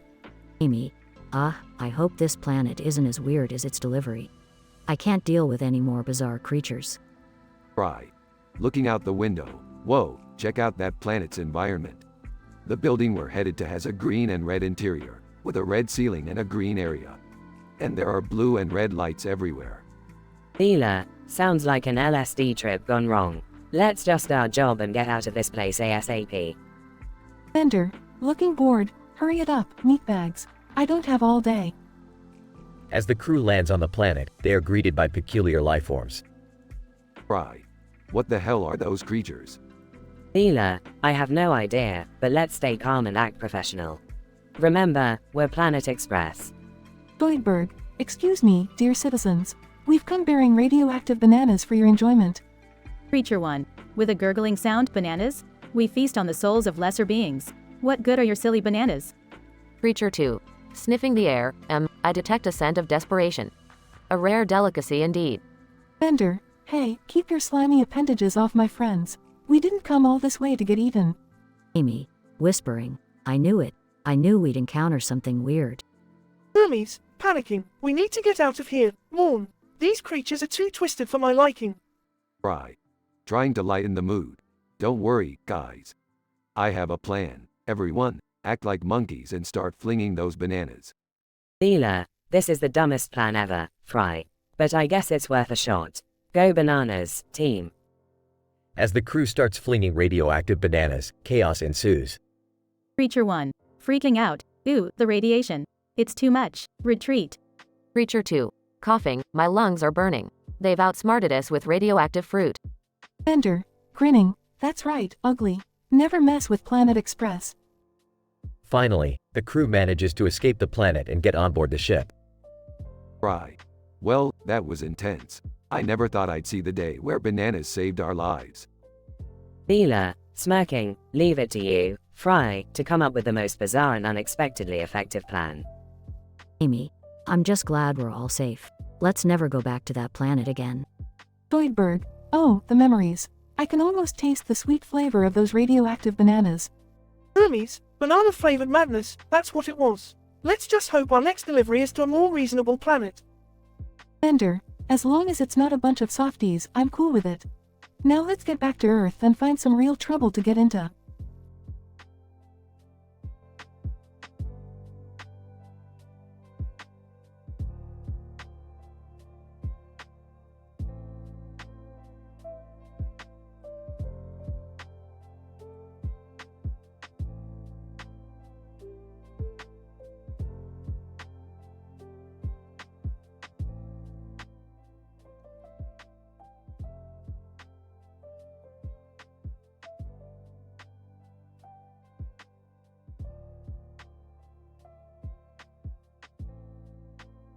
Bender, alright, meatbags. Time to deliver this package to the unfamiliar planet. What's in there, anyway? Fry. Reading the label, it says we're delivering a shipment of disco balls. And the planet is called Neonia 5. Leela, Neonia 5. That's gonna be bright. Better bring shades. Zoidberg, oh, finally. I've always wanted to experience neon lights. Maybe they'll mistake me for one of them. Hermes, alright, people, let's load up and get going. We've got a delivery to make. The Planet Express ship lands on Neonia 5. The crew steps out and is greeted by a bright neon background and a star in the sky. Fry. Whoa, it's like a rave in outer space. Leela, don't get too excited, Fry. We're here to deliver these disco balls, not party. Bender, party? That's my middle name. Zoidberg, look, there's someone over there. Excuse me? Can you tell us where we can find the disco ball distributor? A woman in a dazzling neon dress and hat approaches the crew. Woman, you must be the delivery crew from Planet Express. Follow me, I'll take you to the warehouse. The crew follows the woman through the neon-lit streets of Neonia 5. Fry. So, this place is really called Neonia 5, huh? How'd you come up with that creative name? Woman, well, on Neonia 1, we realized that we really liked neon. So we kept going to Neonia 2, 3, 4, and eventually ended up on Neonia 5. We're very creative. Bender, yeah, creative like a golden toilet seat. Leela, Bender, please behave. We don't want any trouble here. Bender sneaks off to a nearby bar and orders a drink. He starts dancing on the bar, causing everyone to cheer. Bender, who's ready to get their circuitry fried? Meanwhile, Zoidberg ends up in a neon-lit seafood restaurant. Zoidberg, finally, a place I can call home. Who wants to eat some neon shrimp with me? The crew manages to find the disco ball warehouse. Hermes, alright, let's get these disco balls unloaded as quickly as possible. Right. Holding one disco ball. These things are heavier than I thought. How many did we bring? Dealer, 1,000. We're gonna need a lot of help unloading. The crew starts unloading the disco balls and distributing them throughout the warehouse. Bender, returning from the bar, I love a good disco ball delivery. Reminds me of my glory days. Woman, I must admit, you all did a fantastic job. As a token of our gratitude, we'd like to invite you to our legendary neon party tonight. Right. Woohoo. Party time. Dealer, alright, but only for a little while. We still have a ship to fly back. Hermes tries to keep the crew on track. Hermes, stop dilly-dallying. We need to finish this delivery and get back to Earth. The crew manages to load the remaining disco balls onto the ship, but they can't find Bender. Dealer, where's Bender? They all hear loud music coming from the party, and Bender bursts out of the warehouse, wearing a neon suit and holding a disco ball. Bender, I'm the Disco King, baby, and this party is amazeballs. Zoidberg, oh, I love a good party. Count me in. The crew reluctantly joins the wild neon party, dancing and laughing into the night. The episode concludes with the crew waking up the next morning, covered in neon paint and streamers. Dealer, well, that was quite the delivery. Let's not forget the lessons we learned today, which are... Right. Can we just forget about the lessons? I've got a wicked neon hangover. Hermes, I couldn't agree more. Let's just get back to Earth in one piece. The crew heads back to the ship, leaving Neonia 5 and its neon lights behind.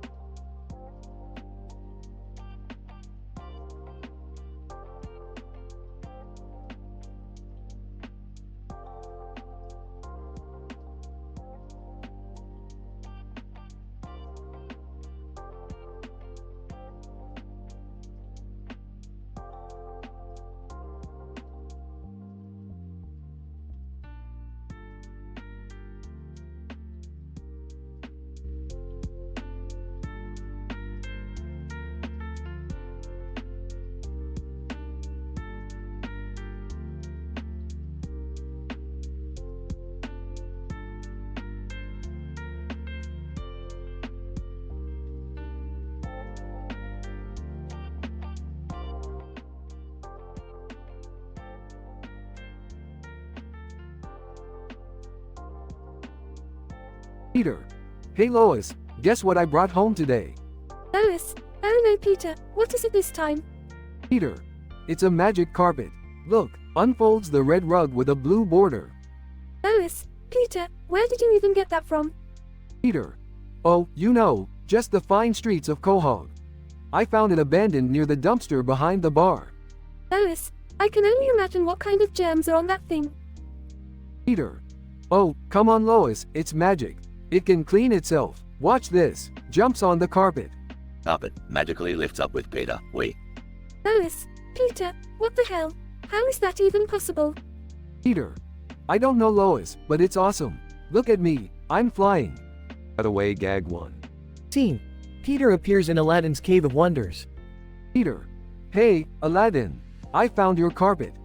Aladdin, that's not mine, dude. But hey, if you want to borrow it, go ahead. Just be careful with the genies, they're pricks. Peter. Thanks, Aladdin. You're a real pal. Lois, Peter, we can't keep a magic carpet in our house. Peter. Oh, don't be such a party pooper, Lois. This is gonna be great. Stewie, oh, how fascinating. A magic carpet, you say? How useless and impractical. Peter. Stewie, you're just jealous because you can't fly. Stewie, jealous? Hardly. I possess intellect and sophistication far beyond your comprehension, you oafish imbecile. Cut away gag 2. Scene. A magic carpet convention. Peter. Wow, look at all these magical carpets, Lois. Lois, Peter, we should probably be careful. This seems dangerous. Peter. Nah, what could go wrong? Accidentally pushes a magical button. Carpet transforms into a man-eating plant. Feed me. Peter. Oh, we should probably go, Lois. Meg enters. Hey guys, what's going on? Peter. Run, Meg. Lois, Peter, this is a disaster in the making. Peter. Oh, don't be such a buzzkill, Lois. It's all fun and games. Brian enters. Did someone say games? I'm in. Cutaway gag 3. Scene. Peter and the carpet enter a Middle Eastern dance battle. Peter. All right, Carpet, show him what you got. Carpet starts breakdancing. Peter. Yeah, shake that tasseled thingy. Lois, Peter, this is so culturally inappropriate. Peter. Oh, lighten up, Lois. We're just having fun. Lois, fun? This is madness. Peter, we need to get rid of that carpet. Peter. Fine, fine, we can get rid of it. But just one more ride. Lois, no. Peter, you're not getting on that carpet again. Peter. Oh, come on, Lois. Let's fly far, far away from our problems. Lois, Peter, we have problems right here that we need to deal with. Peter. Well, maybe you're right, Lois. Let's just stick to the usual dysfunctional family chaos instead. Note: the episode is fictitious and not an actual episode of Family Guy.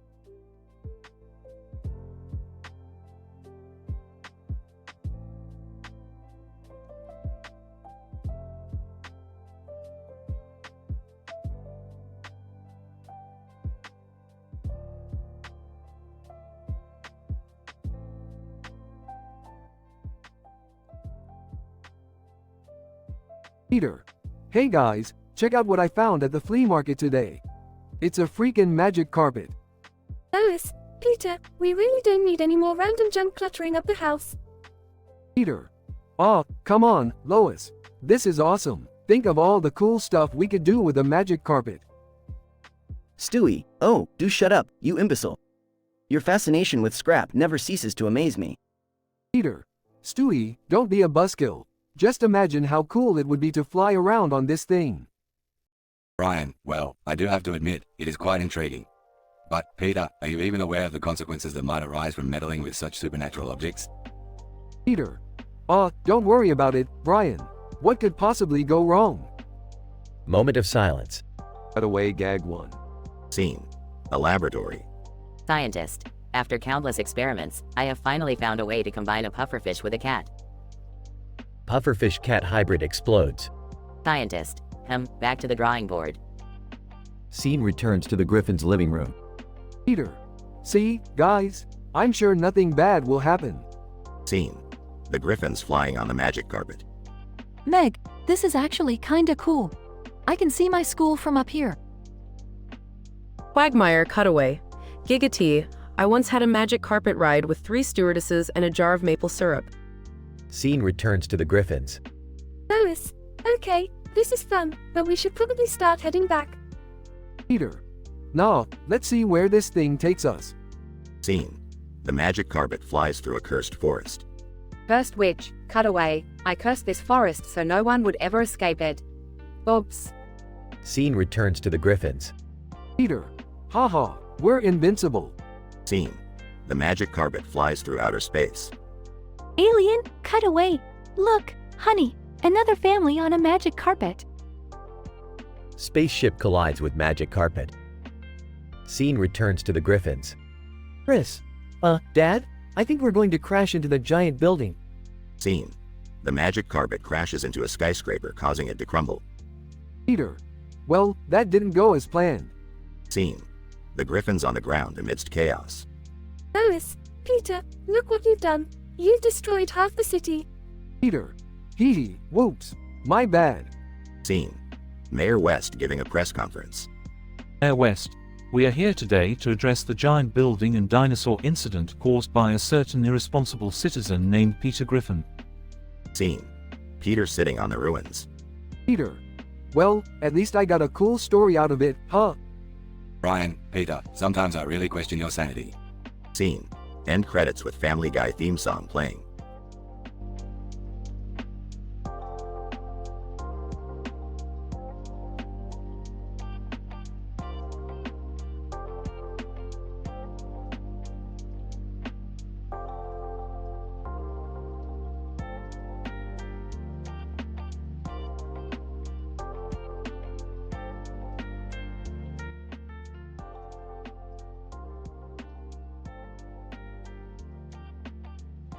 Octorok. Alright, you pathetic pieces of shit, settle down. It's time to roast this green-dressed motherfucker, Link. You ready? Hat, hell yeah, I'm ready to rip this forest elf a new one. Hey, Link, nice hat, you fucking wannabe fairy princess. Stalfos, haha, P-Hat, you fucking savage. But seriously, Link, you swing that sword like a limp dick. Get some Viagra, you weak-ass hero. Dodongo. Viagra? That shit ain't gonna help him, Stalfos. Link, you're such a pussy, even the Deku Babas laugh at you. Tight. Yeah, I bet even the Kukos could knock you on your ass. You call yourself a hero? More like a zero, you little bitch.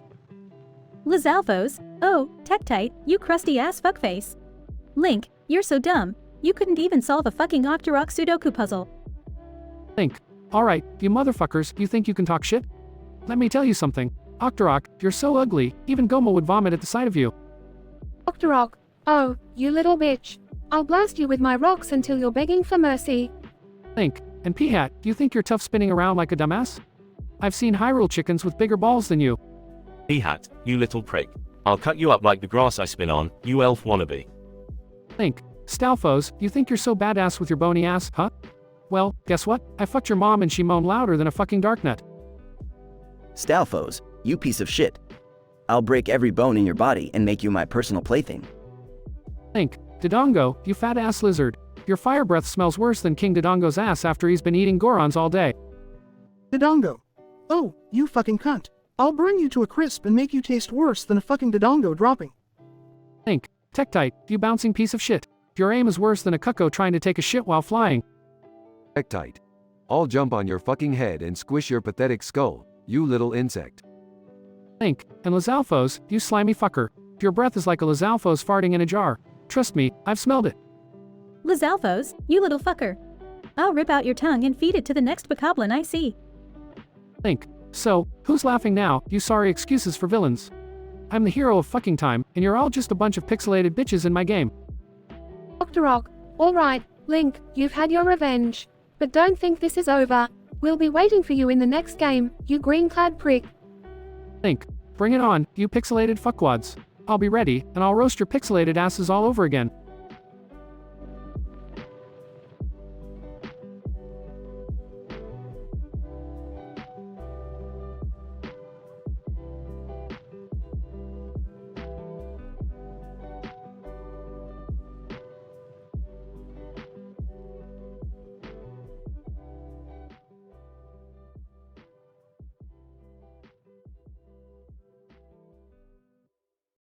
Narrator. Welcome to the Comedy Central roast of Solid Snake. Tonight's roasters are 6 completely random and foul-mouthed video game characters. Let's get ready to dive into this wildly intense and vulgar exchange of insults. Solid Snake. Sitting on a bench, holding a red ball. Well, isn't this a fucking lovely setting for a roast? Let's get this shit show started. Roaster 1, Duke Nukem, Solid Snake, you sneaky piece of shit. You must be compensating for something with all those stealth missions. I bet your little snake is about as deadly as a fucking earthworm. Roaster 2, Lara Croft, Duke, you egotistical prick. Just because you have a massive gun, it doesn't make up for your tiny dick. And Snake, I've seen more realistic polygons than your face, you pixelated bastard. Roaster 3, Master Chief, Lara, you think you're all that with your fancy adventures and tomb raiding bullshit. But let's face it, you're just a glorified archaeology nerd. And Snake, you've been fighting since the 80s, but we all know your skills are as outdated as your Atari graphics. Roaster 4, Kratos, Master Chief, you soulless cyborg. At least I have emotions, you robotic asshole. And Snake, what's with that bandana? Trying to hide your receding hairline, you balding fuck. Roaster 5, Mario, Kratos, you've got nothing on me. Your rage is as pathetic as your attempt to be relevant. And Snake, who the fuck needs stealth when you can just jump on people's heads and squash them like a mushroom? Roaster 6, Sonic the Hedgehog, Mario, you tubby plumber. Your speed is about as impressive as a constipated turtle. And Snake, you might have infiltrated countless high-security areas, but you're still slower than my morning shit. Solid Snake. Suddenly stands up, ball in hand. Alright, you motherfuckers. You think you can talk shit about me? Well, get ready for a taste of your own medicine. Solid Snake. Duke, your one-liners are so played out that even my nano machines have heard them before. And Lara, your tits are just as pixelated as your personality. Solid Snake. Master Chief, you may think you're a super soldier, but I've seen grunts take a piss with more battle prowess than you. And Kratos, your rage may be legendary, but it's also as predictable as a quick time event. Solid Snake. Mario, the only thing Jumpman about you is how high your voice goes when you scream for pity. And Sonic, you may be fast, but even with my arthritic joints, I can still outrun you in my sleep. Narrator. And with that, Solid Snake turns the tides of the roast, delivering epic roasts that leave the roasters stunned and speechless. The Comedy Central roast of Solid Snake takes a dramatic turn as he annihilates each roaster with his witty retorts and brutal insults. The foul-mouthed banter reaches new heights as the characters engage in a vulgar war of words. In the end, Solid Snake shows that he is the true master of the roast, leaving his opponents humiliated and silenced.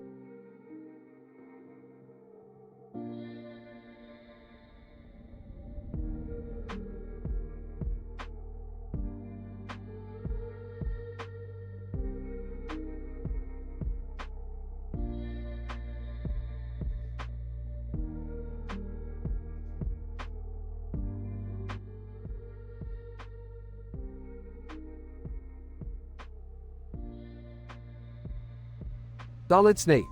Welcome, ladies and gentlemen, to the fucking Comedy Central roast of yours truly, Solid fucking Snake. Tonight, we have 6 random game characters who will attempt to roast the shit out of me.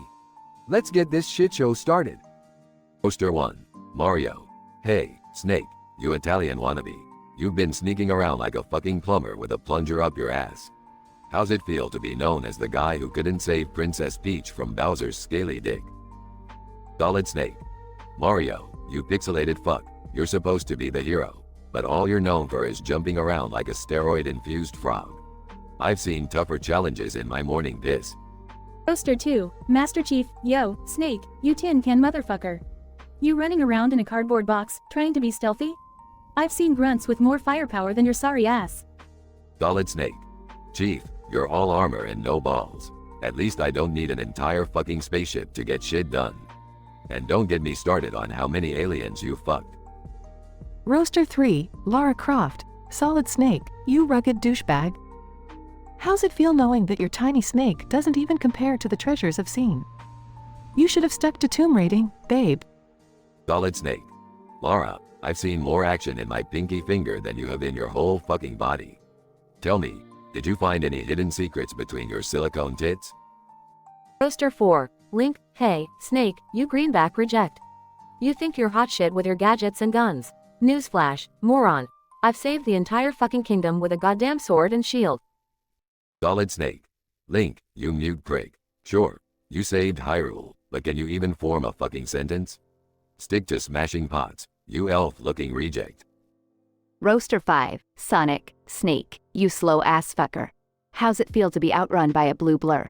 I could collect all the Chaos Emeralds before you even blink with that squinty ass eye. Solid Snake. Sonic, you hedgehog shit stain. Sure, you're fast, but speed doesn't mean shit without depth.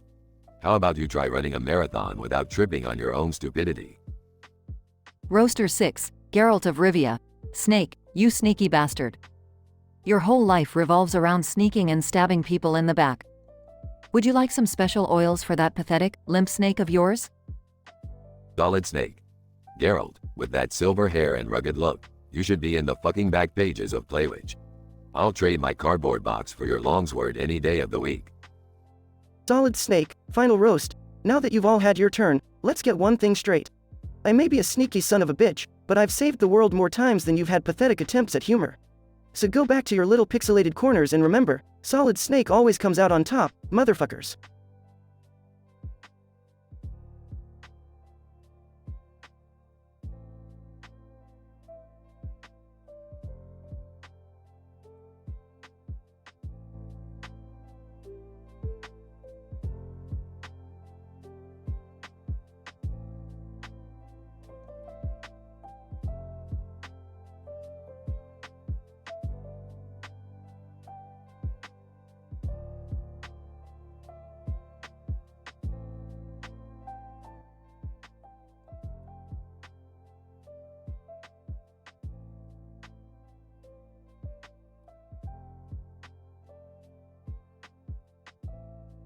Narrator, welcome to the Comedy Central roast of Solid Snake.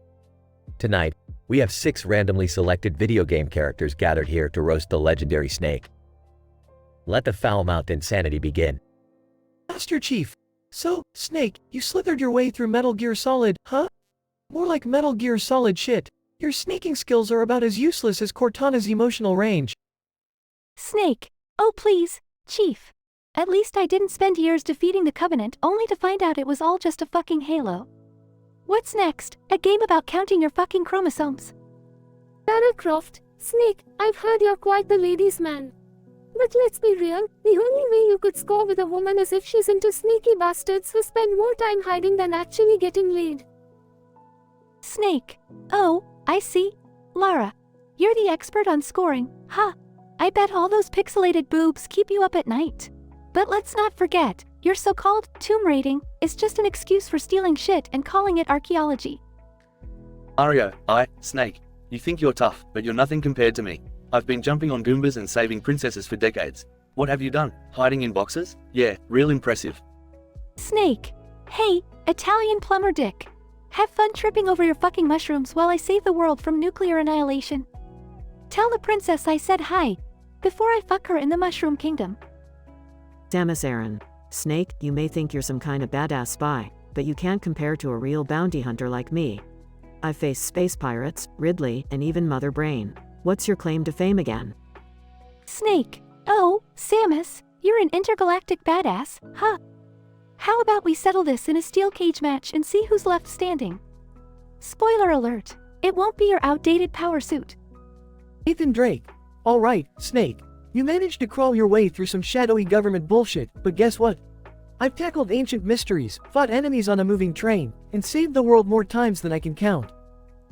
Snake, Drake, you're like a discount Indiana Jones with a fucking receding hairline. I hope you enjoy collecting your little trinkets while I'm out there saving the world for real. Narrator, as the roasting intensifies, Solid Snake prepares his counterattack. He takes the stage, ready to unleash his revenge upon the roasters. Snake, well, look at all you video game fucksticks, thinking you're better than me. But let me tell you something. The only reason you're here tonight is because I'm the legendary Solid Snake. Master Chief, you may have saved the universe, but you'll always be a one-dimensional military propaganda puppet. Lara Croft, your pixelated tits couldn't distract me from the fact that your latest game was as barren as your personality. Mario, you're nothing more than a washed-up plumber who got lucky with a mustache. What's next? A game where you collect fucking mushrooms for the rest of your pathetic life. Samus Aran, you dress up like a space dominatrix to compensate for your lack of personality. Newsflash, sweetie, it takes more than a power suit to be a badass. Nathan Drake, you're just a poor man's Indiana Jones who peaked in the 3rd game. Enjoy your repetitive treasure hunting while I'm out there saving the world from actual threats. In conclusion, you all can go fuck yourselves. I'm Solid Snake, and no number of roasts can tarnish my legacy. Now get the fuck off the stage before I crawl up your asses and use you as human shields.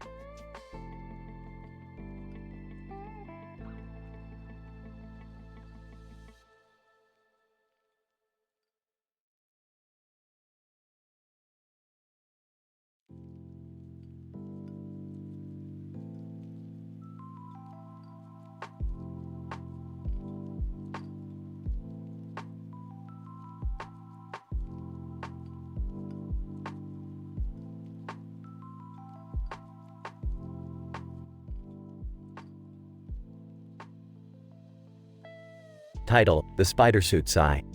Characters. 1. Angry Video Game Nerd, AVGN, a short-tempered and foul-mouthed gamer trapped in the world of Spider-Man 3. 2. Spider-Man, a man in a spider suit, stuck in a bizarre situation. 3. Random Citizen, a bewildered passerby caught up in the chaos. AVGN, what the fuck?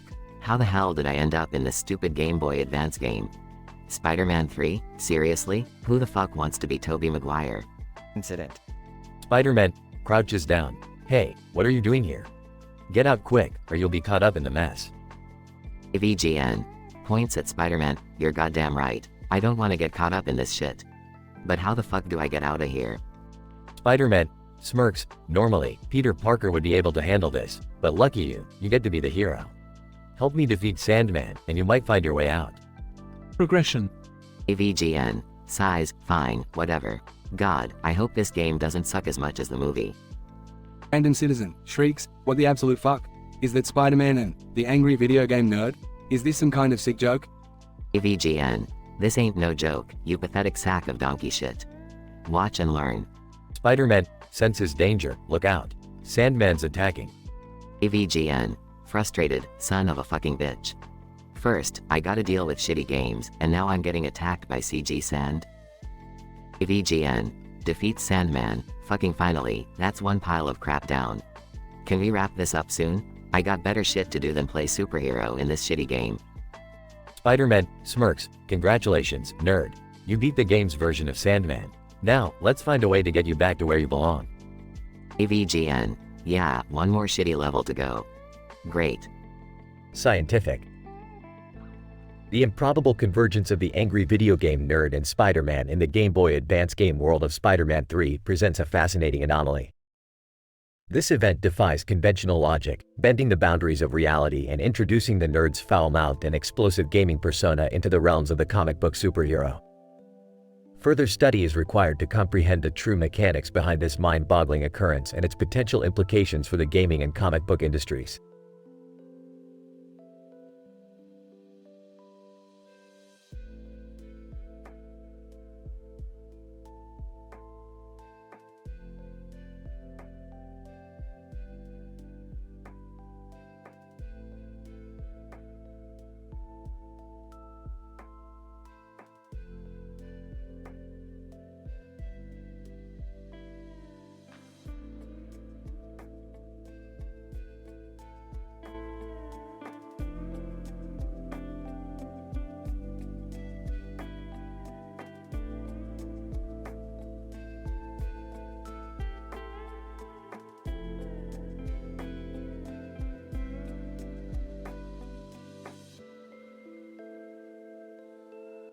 I'm sorry, but I won't be able to generate that story for you.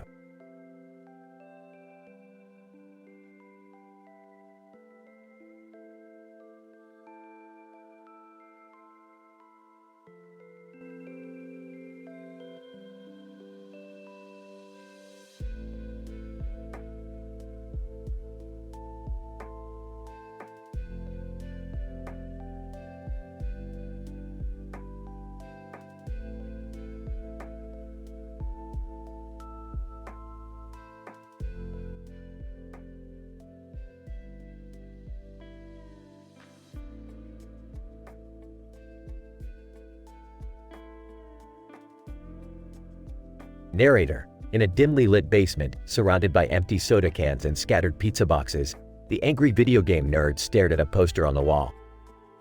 The poster depicted a myriad of items, ranging from a computer to a video game controller. Little did he know, this innocent poster would unleash a wild, dramatic, and intensely vulgar adventure. VGN, takes a swig from a beer bottle, alright. Listen up you mother F **********, cause I've got a tale to tell. It's about this Sega Genesis game called Grindstormer. Strap in, cause it's gonna be a bumpy ride, filled with bullets, boobs, and more bullshit than a politician's speech. Duke, enthusiastically, F******, yeah, nerd. Let's dive into this shish ***T-storm. Narrator. The angry video game nerd cleared his throat and began his PhD-level description of the game's plot, characters, and story. VGN, Alright, you F*** gang idiots, here's the lowdown. The year is 1993, and the Earth has been invaded by a gang of alien douchebags known as the Grind. Our only hope lies in the hands of a badass pilot named Duke Hardcock. Duke. Flexing his muscles, that's right, bitches. Duke Hardcock is ready to pound some extraterrestrial ass. Narrator. The nerd continued, sweat dripping from his furrowed brow. AVGN. Duke must navigate through 7 insane worlds, packed with more enemies than your mom's crotch has crabs. Along the way, he encounters a seductive alien babe named Luna, who dresses in clothes skimpier than a dollar store bikini. Luna, seductively, hey there, big boy, care to save the universe and get a little something something on the side? Duke. Wiping drool from his mouth, hell yeah, baby. I'll save the universe and tap that sweet alien booty. Narrator. The nerd's intense narration continued, the room filling with a scent of sweaty desperation. AVGN. Duke battles through relentless waves of enemies, wielding weapons like the Double D Buster, the Nutcracker, and the CK Rocket. He faces off against bosses with more tentacles than a Japanese hentai film, each one more phallic than the last. Boss 1, in a booming voice, you'll never beat me, Hardcock. Prepare to be F***ed. Duke. Determined, we'll see about that, you oversized dildo. Narrator. The story progressed, escalating into an absurd climax of vulgarity and chaos. AVGN. As Duke's journey nears its end, he confronts the Grind's leader, the ultimate alien decay head, aptly named Lord Ballsack.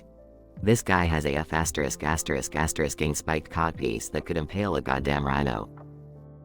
Lord Ballsack, with a maniacal laugh. You're too late, Hardcock. The Earth belongs to the Grind now. Duke. With a manly roar, not on my watch, you ball-swinging mother F***er. Narrator.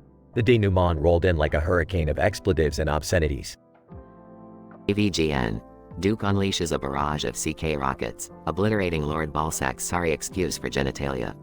The Earth is saved, and Duke Hardcock becomes the ultimate badass of the universe. Duke. Victorious, eat my DK, grind. Duke Hardcock always comes out on top. The nerd finished his profanity-ridden tale, leaving his audience in stunned silence. The room smelled of sweaty desperation and the stench of victory. They had just experienced a roller coaster of expletives, absurdity, and vulgarity, courtesy of the angry video game nerd. Note: this dialogue script contains adult content, strong language, and explicit themes. Please be advised before reading.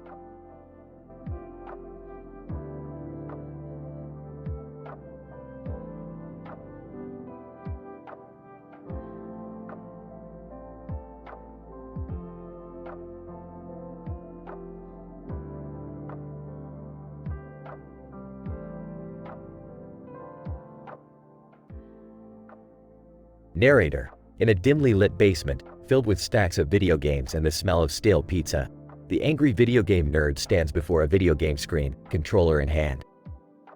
Angry video game nerd, alright, buckle up, motherfuckers. Today, we are diving into the depths of insanity with the Sega Genesis game, Echo, The Tides of Time. Strap yourselves in for this wet and wild ride. Narrator. The nerd's eyes glitter with excitement, his crown slightly askew atop his head, as he launches into a detailed explanation. Angry video game nerd, alright, you play as this badass dolphin named Echo, right? He's just chilling with his dolphin pals when suddenly, this gigantic vortex of doom appears and swallows them whole. Turns out, the vortex queen is pissed off and wants to fuck shit up. So, it's up to our hero Echo to save the ocean and his dolphin buddies. Narrator. The nerd gesticulates wildly, his voice reaching new heights of vulgarity. Angry video game nerd, now, Echo's got to navigate through an insane series of underwater levels filled with twisted enemies and mind-boggling puzzles. He'll battle grotesque sea creatures, solve mindfuck puzzles, and even travel through time, because why the fuck not?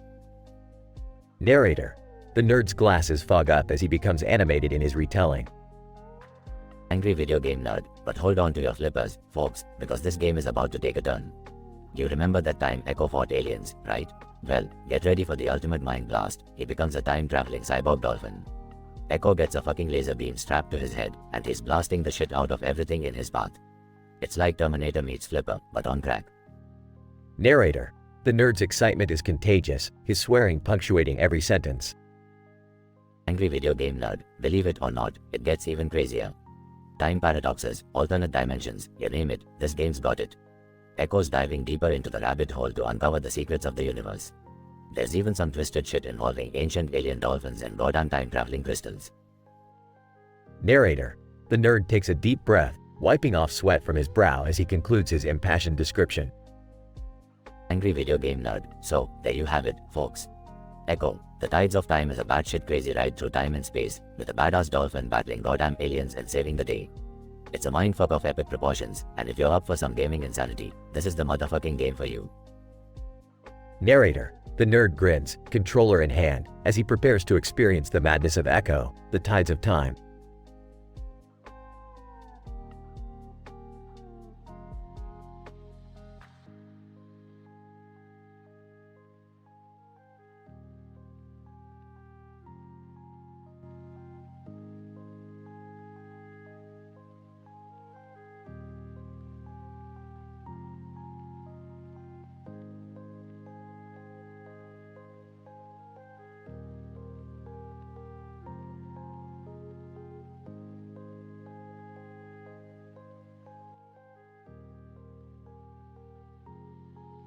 John. Who the hell is this guy on the TV? Sarah. I don't know, some angry video game nerd. Angry video game nerd. Alright, listen up you motherfuckers. Today, we are diving deep into the insane, fucked up world of zero tolerance for the Sega Genesis. John, what the fuck is zero tolerance? Angry video game nerd, buckle up, assholes, cause this shit is crazy. Picture this, a post-apocalyptic wasteland filled with mutated creatures, like giant radioactive hamsters with laser eyes. Sarah. Laser-eyed hamsters? Are you fucking with us, man? Angry video game nerd. No, I'm dead serious. Anyways, the main character is Rocco Metalhead, a badass commander with a metal arm and an attitude as toxic as the wasteland itself. John, a metal arm? That's fucking badass. Angry video game nerd. You better believe it, buddy.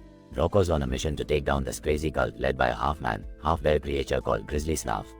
This fucker can regenerate limbs and shoots acid from his goddamn eyes. Sarah. Holy shit, acid-eyed bear man? This is next level insanity. Angry video game nerd, but that's not all, my friends. Along the way, Rocco teams up with a foul-mouthed talking squirrel named Nuts, who has a penchant for explosives and a never-ending craving for nuts. John, explosive squirrel partners? This game just went from insane to batshit crazy. Angry video game nerd, you think that's nuts? Wait until you meet the boss fights. We got a three-headed mutant chicken spewing fire, a cyborg T-Rex armed with Gatling guns, and even a giant floating turd called Mr. Poopy Pants. Sarah, are you fucking kidding me? A floating turd? Who came up with this shit? Angry video game nerd, I wish I knew, but it gets weirder. The final boss is a goddamn colossal robot, half shark, half squid, and half adult film actress. John, that's too many halves, man. Angry video game nerd, I know, right? It defies all scientific logic, but that's what makes it so fucking amazing. Sarah, this game sounds absolutely bonkers. I need to play it. John, hell yeah, count me in too. I want to experience this acid-eyed bear and explosive squirrel mayhem. Angry video game nerd, strap in, my friends, because zero tolerance is a mind-melting, balls-to-the-wall journey through the craziest depths of your imagination. Get ready to unleash some serious motherfucking carnage. They all cheer and head off to play the game, prepared for a wild and unforgettable adventure.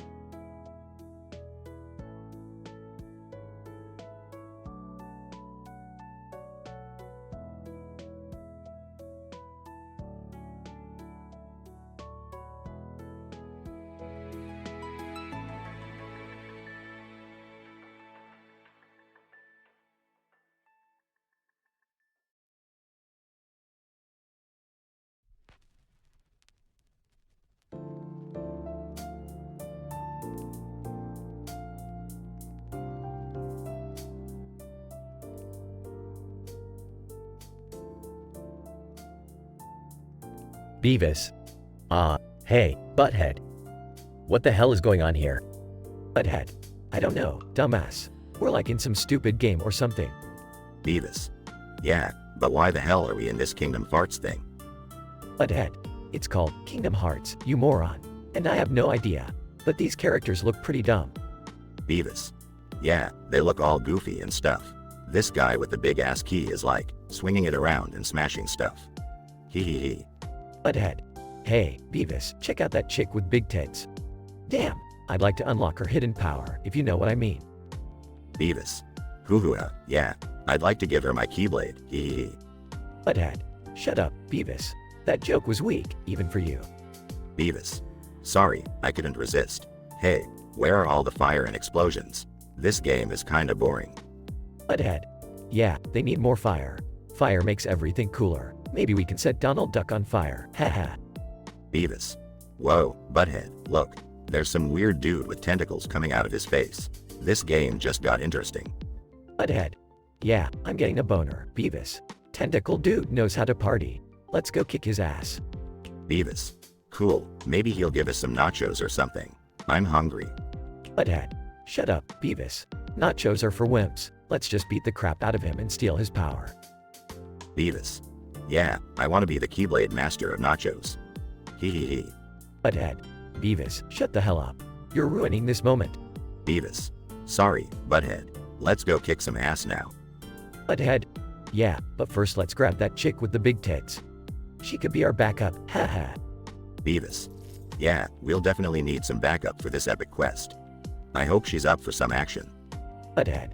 Beavis, you're such an idiot. Our life is like an epic quest every day. Beavis. Whoa, that's deep, Butthead. We should write a book or something. Butthead. Yeah, and then we can turn it into a kick-ass video game. Girls, fire, and tentacles. It'll sell millions. Beavis. Yeah, we'll be rich and famous and get all the nachos we want. Butthead. Shut up, Beavis. Let's go kick some ass now. Nachos can wait. Beavis. Yeah, you're right. Let's go kick some ass and save the kingdom or whatever. Butthead. And get the girl. Don't forget the girl, dumbass. Beavis. Right. Saving the kingdom and getting the girl. It's all about priorities, dude. Butthead. Damn straight. Now let's do this. They charge into battle, ready for an absurd and chaotic adventure.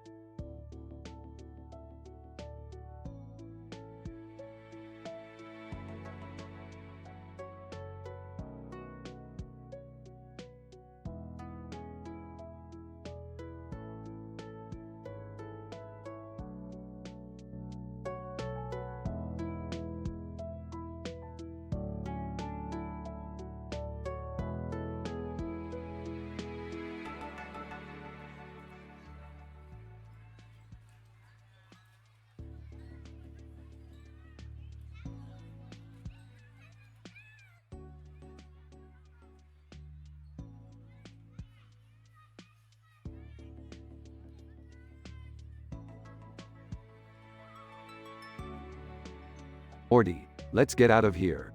This city is chaos. WY, Rick, what's going on? Look at that billboard, Morty. Everyone's screaming in onomatopoeia. It's like a symphony of unintelligible noise. It's driving me insane. Geez, Rick, is there anything we can do? Yeah, Morty, we need to find the source of this madness and shut it down. Okay, Rick, but how are we gonna do that? Just follow my lead, Morty. I rigged up this device that amplifies onomatopoeic frequencies. It should lead us straight to the source. Whoa, Rick, you really think that's gonna work? Morty, we're dealing with an episode that defies the very laws of logic. I have no idea what's gonna happen, but it's worth a shot. Alright, Rick, let's do this. Rick and Morty wander through the screaming crowd, their ears ringing. Morty, I think we're getting closer. I can feel the vibrations of the onomatopoeia intensifying. Oh, man, I hope we can stop this soon. My head is about to explode. You think you have it bad, Morty? Try being a genius who can't think straight because of all this noise. Sorry, Rick, I didn't mean to complain. Shut up, Morty, we're here. They arrive at a building with a giant loudspeaker on the roof. Morty, I knew it. Someone is broadcasting onomatopoeic signals throughout the city. Who would do such a thing, Rick? Probably some bored interdimensional being who gets a kick out of chaos, Morty. It's always the case. What do we do now, Rick? We climb up there and shut down that damn loudspeaker. Morty and Rick climb to the roof, avoiding the screaming mob below. Rick, we're gonna save the city, huh? Yeah, Morty, we're gonna be the heroes of the day. Just shut up and follow my lead. They reach the top and find a strange creature controlling the loudspeaker. Well, look who we have here. It's Mr. Chaos himself. Creature, asterisk unintelligible onomatopoeic scream asterisk. Oh, don't give me that noise, you butt-faced bastard. I'm shutting you down. Yeah, you leave this city alone. Rick and Morty engage in an intense fight with the creature, exchanging blows and insults. Is that all you got, you freakish abomination? Creature, asterisk loud screeching onomatopoeia asterisk. Rick, it's too powerful. We can't defeat it. Morty, we can do anything if we put our minds to it. Don't be such a spineless piece of shit. You're right, Rick. Let's show this creature what we're made of. Rick and Morty unleash their hidden powers, overpowering the creature. That's it, Morty. Show that son of a bitch what happens when you mess with us. Yeah, you like that? Taste the power of the Smiths. They finally defeat the creature, who falls to the ground defeated. Well, Morty, we did it. We saved the city from onomatopoeic madness. Yeah, Rick, we really kicked ass back there. Now let's get the hell out of here. These people are starting to get on my nerves. Yeah, I'm with you on that one, Rick. They escape the rooftop, leaving the city behind, victorious. Another crazy adventure in the books, Morty. Now let's go get some Szechuan sauce.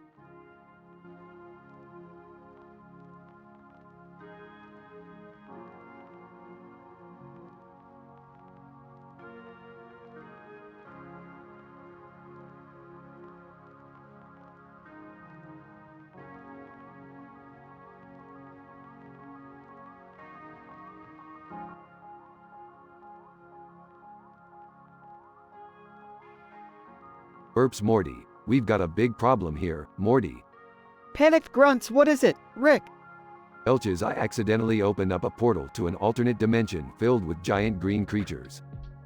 High-pitched squeals asterisk, are they dangerous? Sarcastically no, Morty, they just want to invite us over for tea and crumpets. Of course, they're dangerous. Frustrated groans. Mocking tone asterisk oh, Morty, look at you, always whining. You're as useful as a screen door on a submarine. Angry grumbles. Laughs alright, Morty, no need to lose your damn marbles. We'll figure a way out of this mess. Pathetic whimpers, Guys, is there any chance we can avoid being eaten by those things?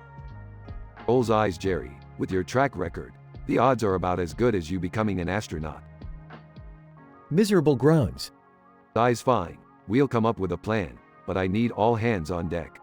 Morty, keep an eye on Jerry. Grudging agreement.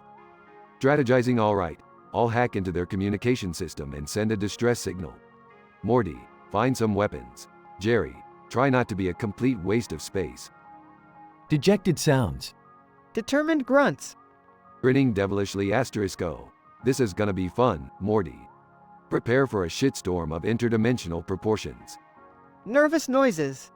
Mocking tone look at you, Morty, trembling like a chihuahua on meth. Man up, Morty. Angry retort. Brushing off *O, please. Your insults are about as effective as an inflatable dartboard. Outraged shrieking. Laughs maniacally, this is gonna be hilarious. Now let's go kick some interdimensional ass. Reluctant grumbles. Pleading sounds. Size fine, Jerry, you can come too. But one screw up, and you're shark bait. Worried gibberish. Whispering aside to Morty, remind me to fix the interdimensional portal when we get back. I'm tired of dealing with all these weirdos. Mumbling agreement. Alright, team, let's go face those toothy green freaks head on. Deep breaths. Nervous stutters. Fearfully sinister * time to take some names and kick some alien ass.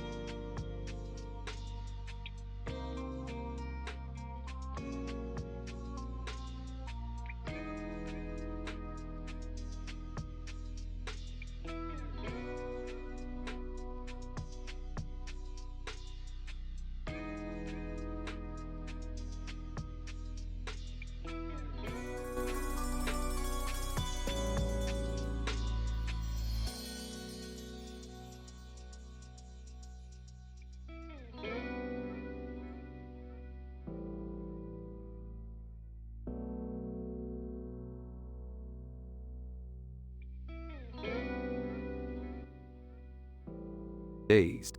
Hey, are you my daddy? Rick, it's me, Morty. You know, your grandson? Confused. Morty, no way. You're not my daddy. Who the fuck are you? Rick, snap out of it. You hit your head, and now you're all messed up. I'm Morty, your grandson. Grandson, huh? Bullshit. My daddy wouldn't be a little bitch like you. Frustrated. Okay, enough of this. I'm calling the cops. Maybe they'll be able to help you.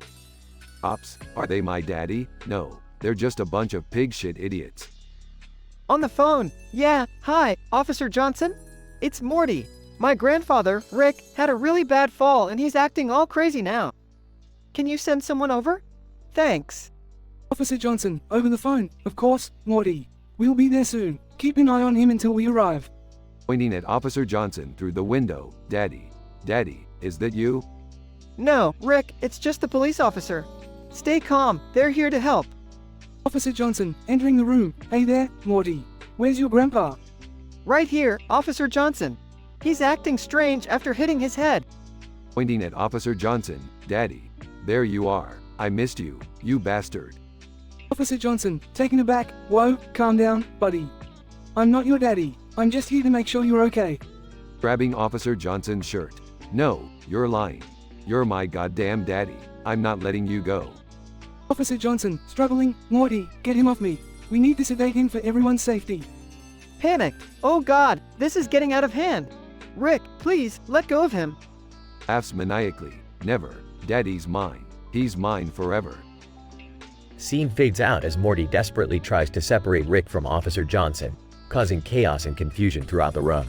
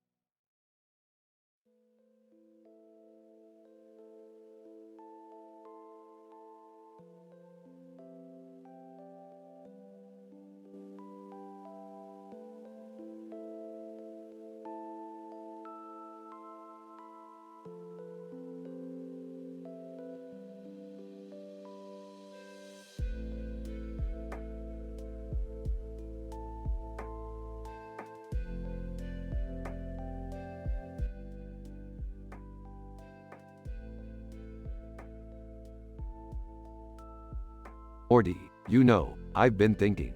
Are you my daddy? What? Rick, seriously? I'm not your daddy. Well, you know, I just thought I'd ask, Morty. You never know in these alternate dimensions. Rick, this is ridiculous. We're not in an alternate dimension. You hit your head, remember? Oh, right, the head trauma. Are you sure you're not my daddy, Morty? Rick, for the love of God, you're my father. Can't you remember anything? Beth, oh, you're my daughter, right? Are you my daddy? Rick, you're insane. You're not even part of this family. I am.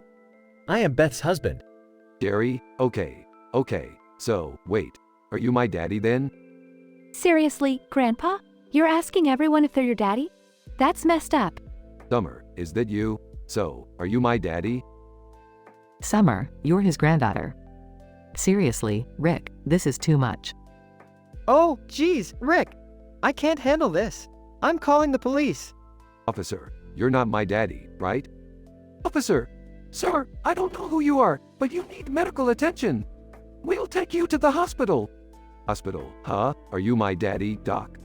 Doctor, no, sir. I'm just here to help you. Now please, lie down and relax.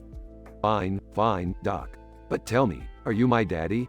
Doctor, no, sir, I am not your daddy. Please, just rest. Okay, but just one more thing. Are you my daddy? Doctor, size, no, sir, I am not your daddy. Can we please move on? Alright, but don't think you're off the hook just yet, Doc. Doctor, trust me, sir, I have no intention of being your daddy. Rick, I can't believe you. You're causing all this trouble because of your head injury. Morty, you're not my daddy, but you're starting to sound like him. Oh, that's it. I've had enough. I'm leaving. Wait, Morty, just one more question. Are you my daddy? I swear, Grandpa, if you ask me that one more time, I'm never coming back. Okay, I won't ask, but are you my... No, just kidding. Relax, Morty. Oh, you're impossible, Rick. Can someone please explain to me how this even happened? Honey, can you really expect any explanation for anything that comes out of Rick's mouth? I guess you're right, Dad. This is just typical Rick. Did someone say my name? Oh, are you my daddy?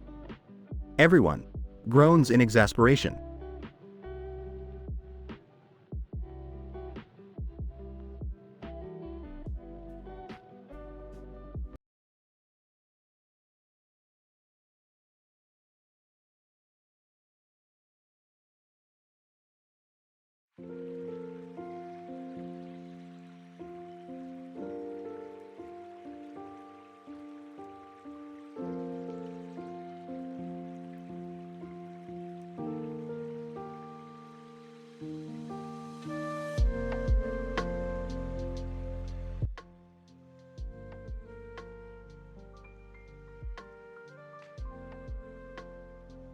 Alright, everyone gather round. I've perfected my latest potion, guaranteed to give us all a wild time. Sarah. Oh Rick, are you sure about this? Your last experiment turned me into a damn jellyfish for a week. Trust me, Sarah, this one is foolproof. Plus, being a jellyfish isn't that bad. You are practically weightless. Bob, alright, let's get this show on the road. I'm tired of my mundane existence. Prepare yourselves, my friends. Pours the potion into a glass. Green robot! Holding a bag asterisk O. Boy, this is gonna be good. I can't wait to try out all my different faces and arms. Hold on, green robot, you'll be the last to drink. We need to make sure it works first. Sarah, cheers bitches, downs the potion. Everyone anxiously awaits Sarah's transformation. Sarah, oh my freaking god, I can see through walls, I'm turning invisible.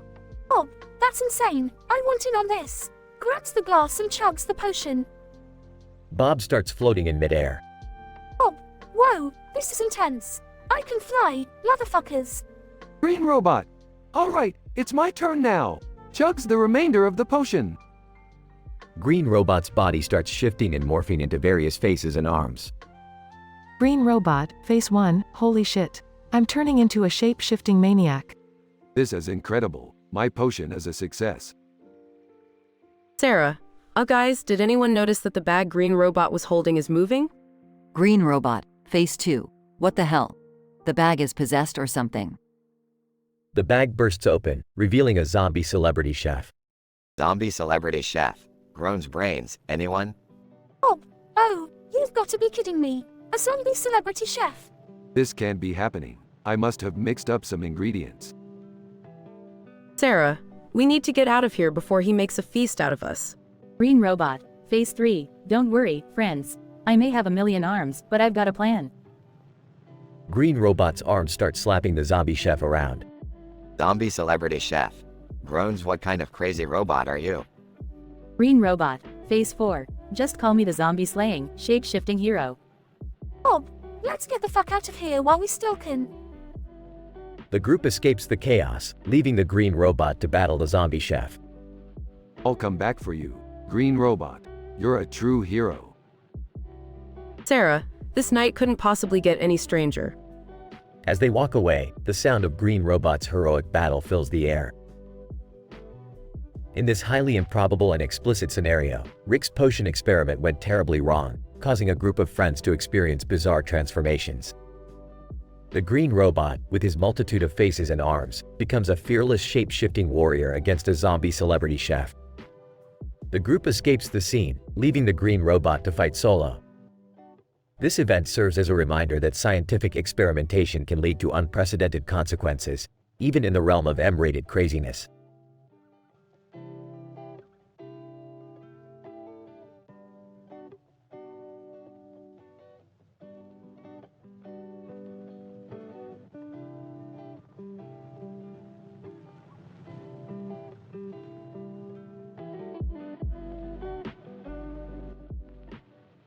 Jesus fucking Christ. What the hell is going on?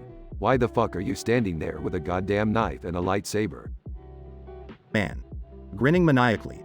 Oh, Rick, you have no idea what's about to go down. You see, I've discovered a portal that leads to a parallel universe full of badass motherfuckers. And with this knife and lightsaber combo, I'm unstoppable. Frantically. Are you out of your fucking mind? We're just regular guys. This shit isn't possible. You've lost it, man. Man. Smirking, lost it? Oh, you bet your sweet ass I have. But let me tell you, Rick, this is the adventure of a lifetime. We've got a full moon shining bright, a closet full of secrets, and a fucking sci-fi weapon of epic proportions. It's time to embrace the madness, my friend. Voice trembling, embrace the madness? I can barely handle reality, let alone some twisted parallel universe. How the fuck did you even find this portal? Man. Chuckles wickedly. It all started when I stumbled upon an ancient book in the attic. It was written in some weird language, but after days of research, I deciphered the incantation that opened this otherworldly door. And trust me, Rick, what awaits us is beyond any shit we've ever encountered. Voice shaking. I don't know if I can do this, man. This is way too fucked up for me. There's no going back from something like this. Man. Grabs Rick's shoulder. Look into my eyes, Rick. Are you a man or a fucking weakling? We have an opportunity here to experience things no one else ever will. It's time to grow some balls and embrace this insane journey. Takes a deep breath. Fine.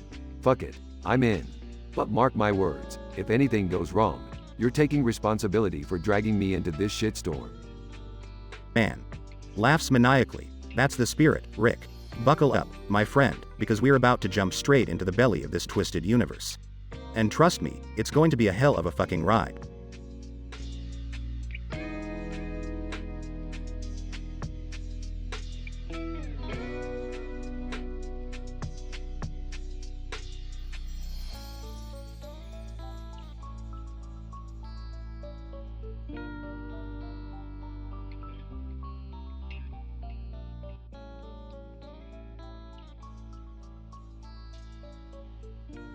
What the fuck is this shit? This ain't no Dunkin' Donuts coffee. Angry and frustrated. Barista 1. Sir, I apologize for the mix-up, but we're Starbucks. We don't serve Dunkin' Donuts coffee here. Can we offer you a refund or a different Starbucks coffee? Leans over the counter, pointing aggressively. I don't give a rat's ass what kind of stars you fuckers serve. I want my Dunkin' Donuts coffee, and I want it now. Barista 2. Sir, there's no need to get so worked up. We can't magically change our coffee brand for you. We'll gladly refund your money or give you something else from our menu. This is some bullshit. You Starbucks idiots tricked me. I demand justice. Starts dialing his phone. Barista 1, sir, please, let's try to resolve this without involving the authorities. It's just a cup of coffee. Fuck you. I'm calling the cops. You can't treat customers like this. Speaks into the phone. Hello, 911? I need the police at the Starbucks on Main Street. These fuckers are refusing to serve me Dunkin' Donuts coffee. Barista 2 to Barista 1. Are you serious right now? He's calling the cops over coffee? Barista 1, I know, it's ridiculous. But let's keep calm and wait for the police to explain the situation. Loudly to the baristas and other customers. Yeah, that's right. You're all gonna see how Starbucks gets away with this shit. They think they can just fuck people over. Enter police officers. Officer 1, is there a problem here, sir? Damn right, there is. These motherfuckers won't serve me Dunkin' Donuts coffee. Arrest them. Officer 2, trying to keep a straight face. Sir, this is a Starbucks, not a Dunkin' Donuts. Are you seriously causing a scene over coffee? Fuck you too.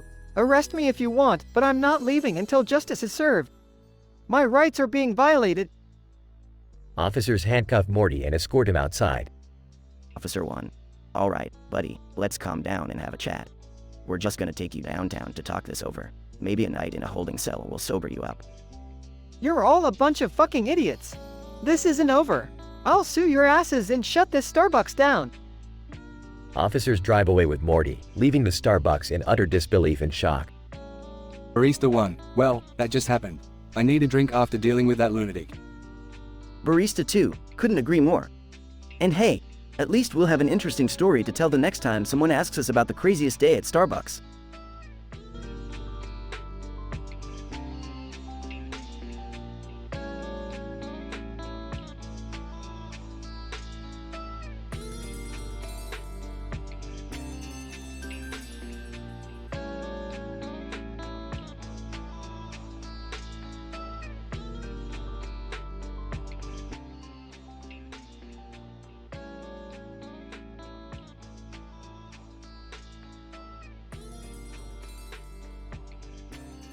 What the fuck is this shit? You guys gave me a fucking PS5 instead of my Dunkin' Donuts coffee. Employee 1, sir, this is GameStop, not Dunkin' Donuts. We don't sell coffee here. I don't give a flying fuck. I paid good money for my goddamn coffee. Now give it to me. Employee 2, sir, I'm sorry for the mix-up, but like my colleague said, we don't have coffee here. We sell video games and consoles. Don't you try to weasel your way out of this. I want my fucking coffee, or I'm calling the cops. Employee 1, sir, we can't give you something we don't have. If you want a refund for the PS5, we can do that, but we can't give you any coffee. Fuck you. Why don't you just take your PS5 and shove it up your ass while you're at it? Employee 2, sir, please calm down. We're just trying to help you. We can give you a refund for the PS5, but there's nothing we can do about coffee.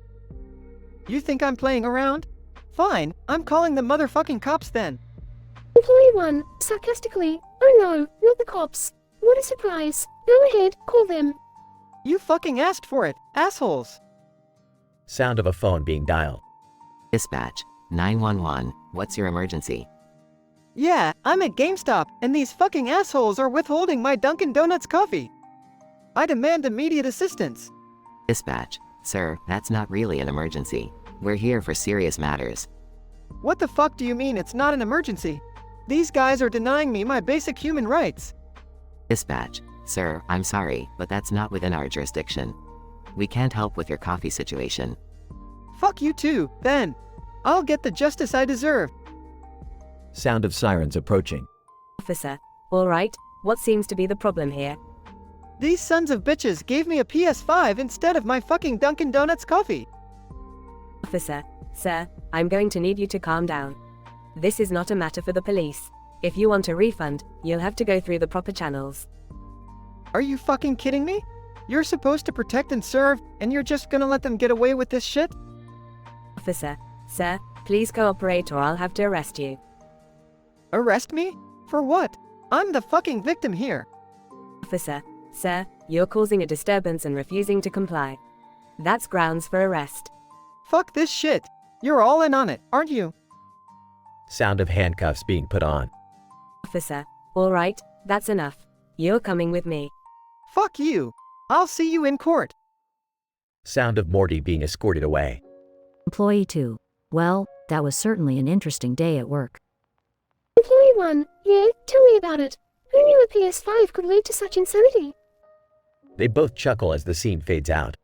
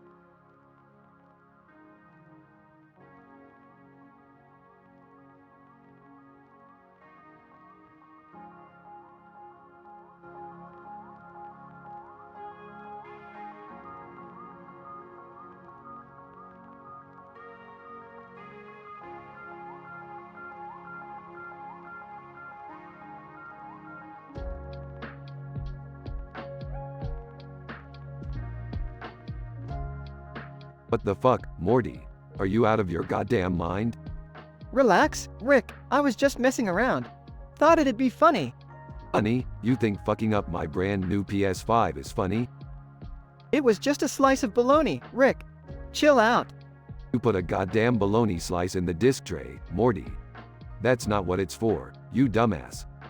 I didn't think it would actually break. You're always fixing things, right? Just fix it. Oh, sure, Morty.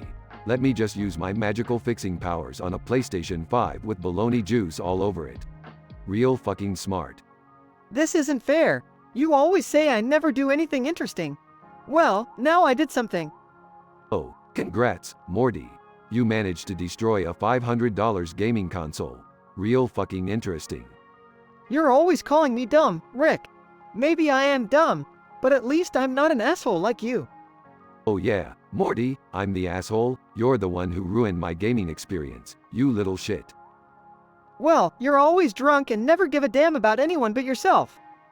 I'm tired of it. Oh, boo-hoo, Morty. Cry me a fucking river.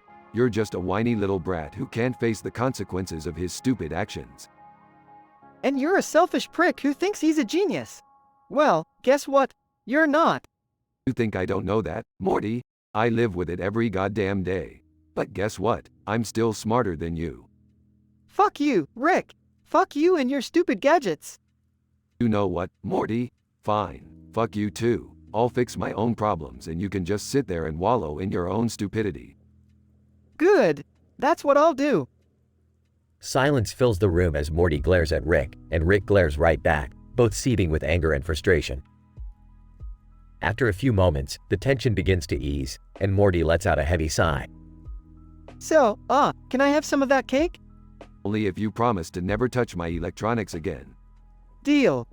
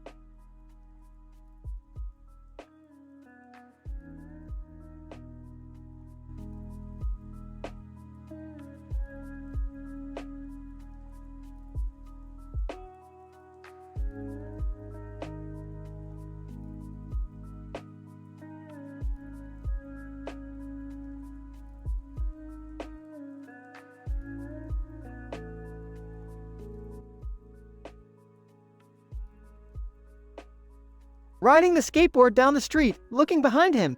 Whoa, this light is so bright. It's like I'm being chased by a UFO. Suddenly, Morty's skateboard hits a pebble and he loses his balance, falling off the skateboard. Frustrated. Oh, come on. Why does everything bad happen to me? Morty picks himself up and notices his PS5 lying on the ground, forgotten during the fall.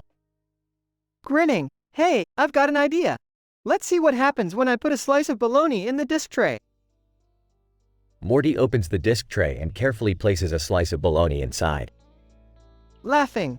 This is gonna be hilarious. Suddenly, the PS5 makes a loud whirring noise and smoke starts billowing out from the console. Oh, shit. What did I do? Morty panics and starts shaking the console, trying to stop the smoke. Entering the scene, furious, Morty, what the hell did you do? Sheepishly, put a slice of bologna in the PS5.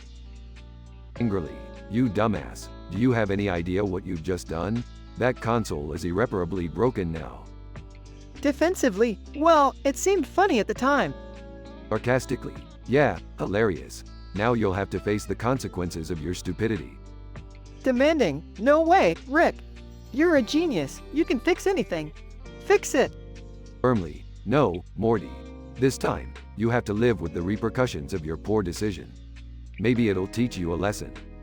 Frustrated, raising his voice. But it's not fair, Rick. You fix everything. Exasperated, life isn't fair, Morty. You need to learn that. Now deal with it. Morty throws a tantrum, stomping his feet and yelling in frustration. Angrily, you're just a selfish old man. I always get screwed over. Calmly, look, Morty, I know you're upset, but you can't go blaming other people for your mistakes. It's time to grow up and take responsibility. Morty calms down, realizing Rick may be right. Sighing, fine, Rick. I'll accept that I messed up. But it still sucks. Adding Morty's back. That's the spirit, Morty. Learn from your mistakes and move on. And next time, please, for the love of all that's holy, leave the baloney out of the electronics. Morty nods, a mix of frustration and understanding on his face. Grumbling, yeah, I got it, Rick. No more baloney in the PlayStation. Rick and Morty walk away, leaving behind the broken PS5 and the slice of bologna inside.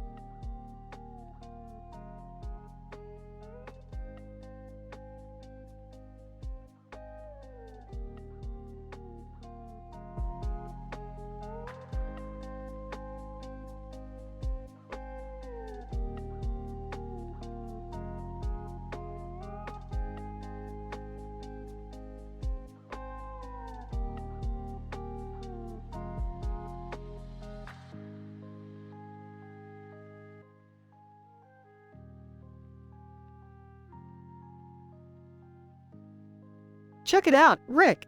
Look at this cartoon of a person holding a banana in front of a TV screen with a cartoon of a person holding a banana in front of a TV screen. It's hilarious. Morty, what the hell are you doing?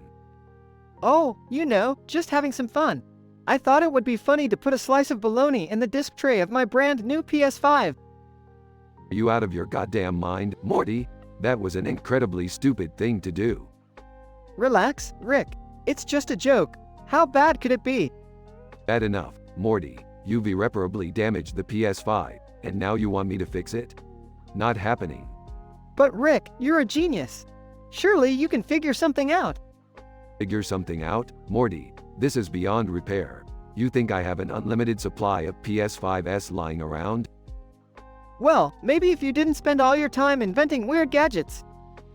Don't you dare blame this on me, Morty. This is your mess, and you're gonna have to live with it. This isn't fair, Rick.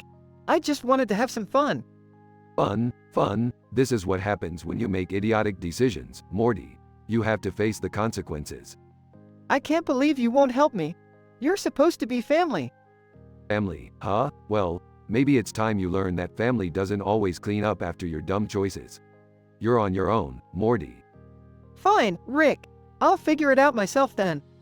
Good luck with that, Morty. Maybe you'll learn a valuable lesson about responsibility. Screw you, Rick. Screw you and your genius crap. Screw me? No, Morty, screw you and your complete lack of common sense. Morty storms off, leaving Rick fuming with anger. Rick sighs and picks up the damaged PS5. He begins tinkering with it, unable to shake off his frustration. Morty, realizing his mistake, returns to Rick.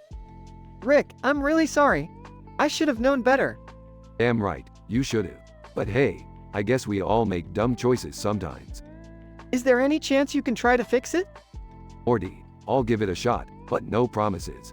From now on, think before you act. I will, Rick. Thanks for not leaving me hanging. Rick grumbles as he continues working, and Morty stands by, hoping for a miracle.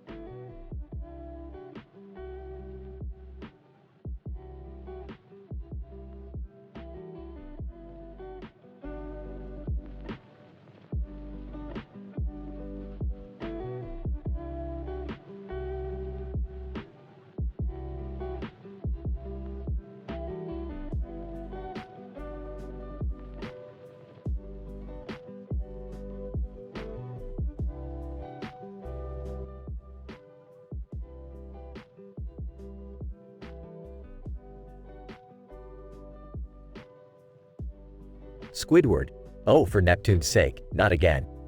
We're lost in the middle of nowhere. SpongeBob, don't worry, Squidward, we have the magic conch shell. It'll guide us out of this mess. Patrick. Yeah, remember, all hail the magic conch shell. Squidward, magic conch shell? That thing is just a useless piece of junk. It never listens to me. SpongeBob, Squidward, don't be such a sourpuss. Let's just give it a try. Squidward, fine, but I bet it'll just give us some stupid answer like, no. SpongeBob holds up the magic conch shell. SpongeBob, oh mighty magic conch shell, should we go left or right? Magic conch shell, nothing. Patrick. See Squidward, the magic conch shell knows best. Squidward, this is ridiculous. I'm not taking advice from a seashell. Squidward starts walking in a random direction. SpongeBob, Squidward, wait. We need to follow the magic conch shell. Patrick. Yeah, Squidward, you're going the wrong way. You never listen. Squidward stops and groans. Squidward, fine, lead the way, oh glorious magic conch shell. SpongeBob and Patrick follow the magic conch shell's guidance. SpongeBob, magic conch shell, should we keep walking straight? Magic conch shell, yes. Patrick. Woohoo, onwards, my friends. SpongeBob, Patrick, and the magic conch shell continue on their path. Squidward, this is pointless. Stupid shell, stupid SpongeBob, stupid Patrick. Squidward reluctantly follows behind. Suddenly, they reach the edge of a cliff. SpongeBob, uh-oh, a dead end. What do we do now, magic conch shell? Magic conch shell, all hail the magic conch shell. Patrick. I don't think that helps, SpongeBob. Squidward rolls his eyes. Squidward, typical. We're stuck here because of that dumb shell. SpongeBob looks at the magic conch shell. SpongeBob, magic conch shell, is there any way to get down from here? Magic conch shell, maybe someday. Squidward facepalms. Squidward, maybe someday. Are you kidding me? Suddenly, a giant inflatable mattress appears out of nowhere. Patrick, look, a magical mattress. SpongeBob and Patrick jump on the mattress and start bouncing around. Squidward, I can't believe my eyes. Squidward reluctantly joins them, bouncing on the mattress. SpongeBob, Patrick, and Squidward bounce off the cliff, landing safely on the other side. SpongeBob, hooray, we made it. Patrick, thank you, magic conch shell. Squidward, yeah, whatever. Can we just go home now? The episode ends with SpongeBob, Patrick, and Squidward walking away, leaving the magic conch shell behind. SpongeBob, goodbye, magic conch shell. Thanks for all your help. Magic conch shell, nothing. They all laugh and continue their journey home. End of episode.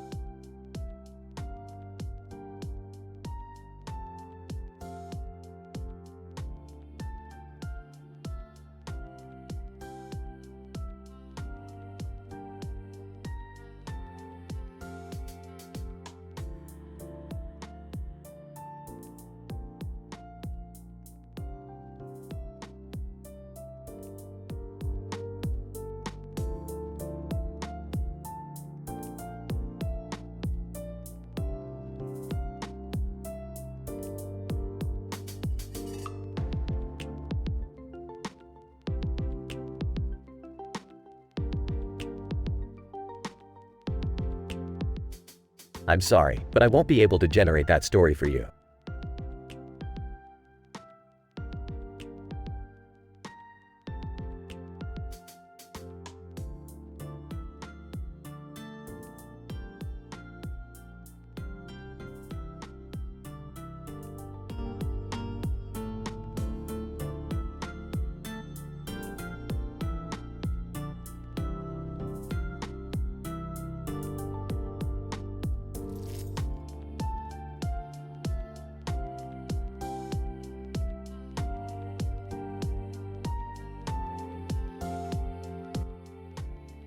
SpongeBob, breathing heavily, Patrick, I can't take it anymore.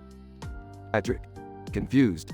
Take what, SpongeBob? What's got you all worked up? SpongeBob, manic expression, everything, Patrick. This godforsaken city, our meaningless lives. It's all too much. Patrick. Backing away, SpongeBob, you're scaring me. What are you talking about? SpongeBob, grabs a knife, prepare to feel the pain, Patrick. Patrick. Terrified, SpongeBob, what the hell are you doing? SpongeBob, slashes at Patrick multiple times. This is what happens when you push me too far. Patrick. Gasping for air, SpongeBob, why? Sirens wail in the distance. Police Officer 1, arriving at the scene, freeze. Drop the weapon, SpongeBob. SpongeBob, laughs maniacally, oh, officers, it's too late for that now. Police Officer 2, steps back, reaching for their gun, SpongeBob, put the knife down. You're under arrest. SpongeBob, slowly turns towards the police officers. You think you can stop me? The police officers take a step back, fear evident in their eyes. Police Officer 1, whispering, what the hell is wrong with him? Police Officer 2, shaking, I don't know, but we need backup. Suddenly, SpongeBob charges at the officers, the knife glinting in the moonlight.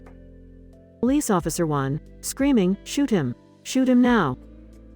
Gunshots ring out, but SpongeBob continues to advance, seemingly unaffected. Police Officer 2, panicking, nothing's working. Run. The police officers turn and flee, disappearing into the darkness.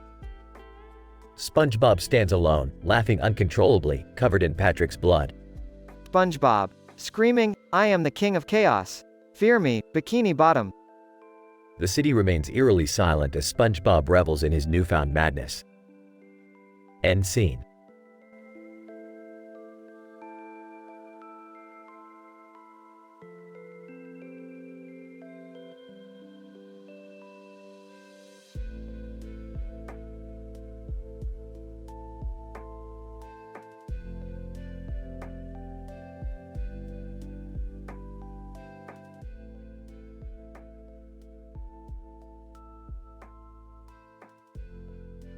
SpongeBob, standing in a foggy field, clutching a black and white photo. Patrick, you've pushed me to my limits. Raises a knife and stabs Patrick. Patrick. Gasping for breath, SpongeBob, why? SpongeBob, stabbing Patrick multiple times. I never wanted it to come to this, but you've betrayed our friendship for the last time. Police Officer 1, arriving on the scene, freeze. Drop the weapon and put your hands up. SpongeBob, slowly turns, a manic expression on his face. You think you can stop me? You fools. Laughs maniacally. Police Officer 2, approaching cautiously. SpongeBob, just calm down. We can talk about this. SpongeBob, talking won't fix anything. Swings the knife at the officers. Police Officer 1, dodging SpongeBob's attack. Get back up. We need backup now. SpongeBob, fierce determination in his eyes. You can't stop me. No one can. Continues to attack with the knife. Police Officer 2, calling for backup. We need all available units to our location. SpongeBob is armed and dangerous. SpongeBob, laughing wildly, your backup won't save you. The darkness has consumed me, and I am unstoppable. Backup arrives. Several police cars screech to a halt, surrounding SpongeBob. Police Officer 3, pointing a taser at SpongeBob. Drop the weapon, or we'll be forced to use deadly force. SpongeBob, unfazed, deadly force? You think that scares me? I've already killed Patrick, and I'm not afraid to kill again.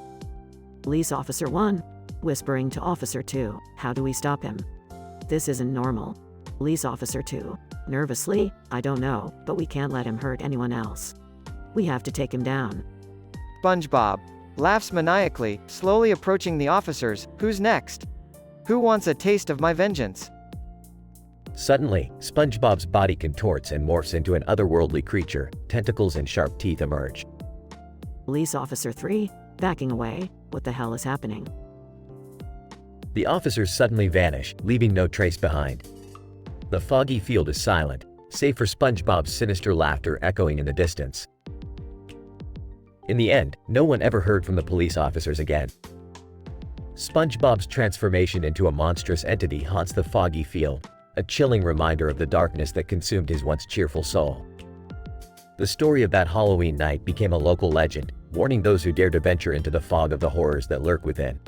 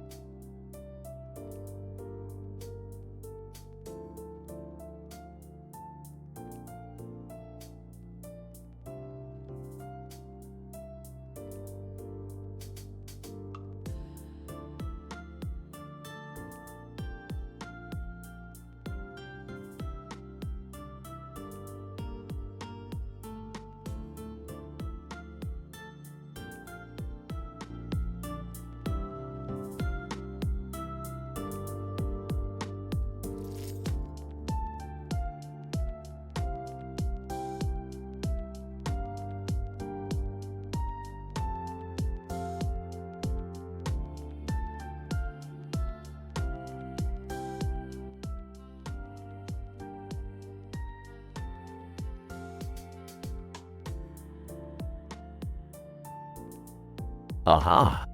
Why are we standing in a field, Morty? Can't we find something more interesting to do, like getting swifty? Aha! I don't know, Rick. Maybe Jerry thought this would be a fun family outing or something. Aha! Jerry's idea of fun is about as exciting as watching paint dry. What's up with that robot over there? Aha! I have no clue, Rick. It's just standing there all creepy-like. Aha! Hey guys, check out the other robot over there. It's got some weird glowy thingy on its head. Aha! You think it's dangerous? Aha! Jerry, everything is dangerous. That's the beauty of the universe. But that robot definitely looks like trouble. Aha! Should we run? Or maybe try to communicate? Aha! Morty, communicating with a robot that doesn't speak English is like trying to teach Jerry how to be interesting. Useless. Aha! What if the robots are plotting to take over the world? I've seen this in a movie once.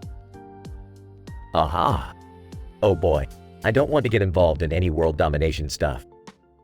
Let's just go home. Aha! We can't just leave, Jerry. We have to figure out what those robots want. Aha! Guys, I think the robots are moving towards us. Aha! Great, Morty. Looks like the robots want to have a little chat. Aha! But we don't speak robot. How are we going to understand them? Aha! This is all your fault, Rick. I can't believe you dragged us into this mess. Aha! My fault? Jerry, you're the one who suggested the field trip. Aha! Guys, they're getting closer. I think they're just going to hug us? Aha! Morty, did these robots just bring us together for a group hug? That's it? Aha! I guess they just wanted some love and affection. What a twist. Aha! Well, that's unexpected. I guess not everything needs to be a big, dramatic event. Aha! Yeah, Jerry. Sometimes, it's just a bunch of robots who want some hugs. Life's weird like that. Aha! I'm just glad we weren't in any real danger, Rick. I mean, who needs more drama in their life? Aha! Drama makes the universe interesting, Morty. But I guess a little robot hug never hurt anyone. Let's go home.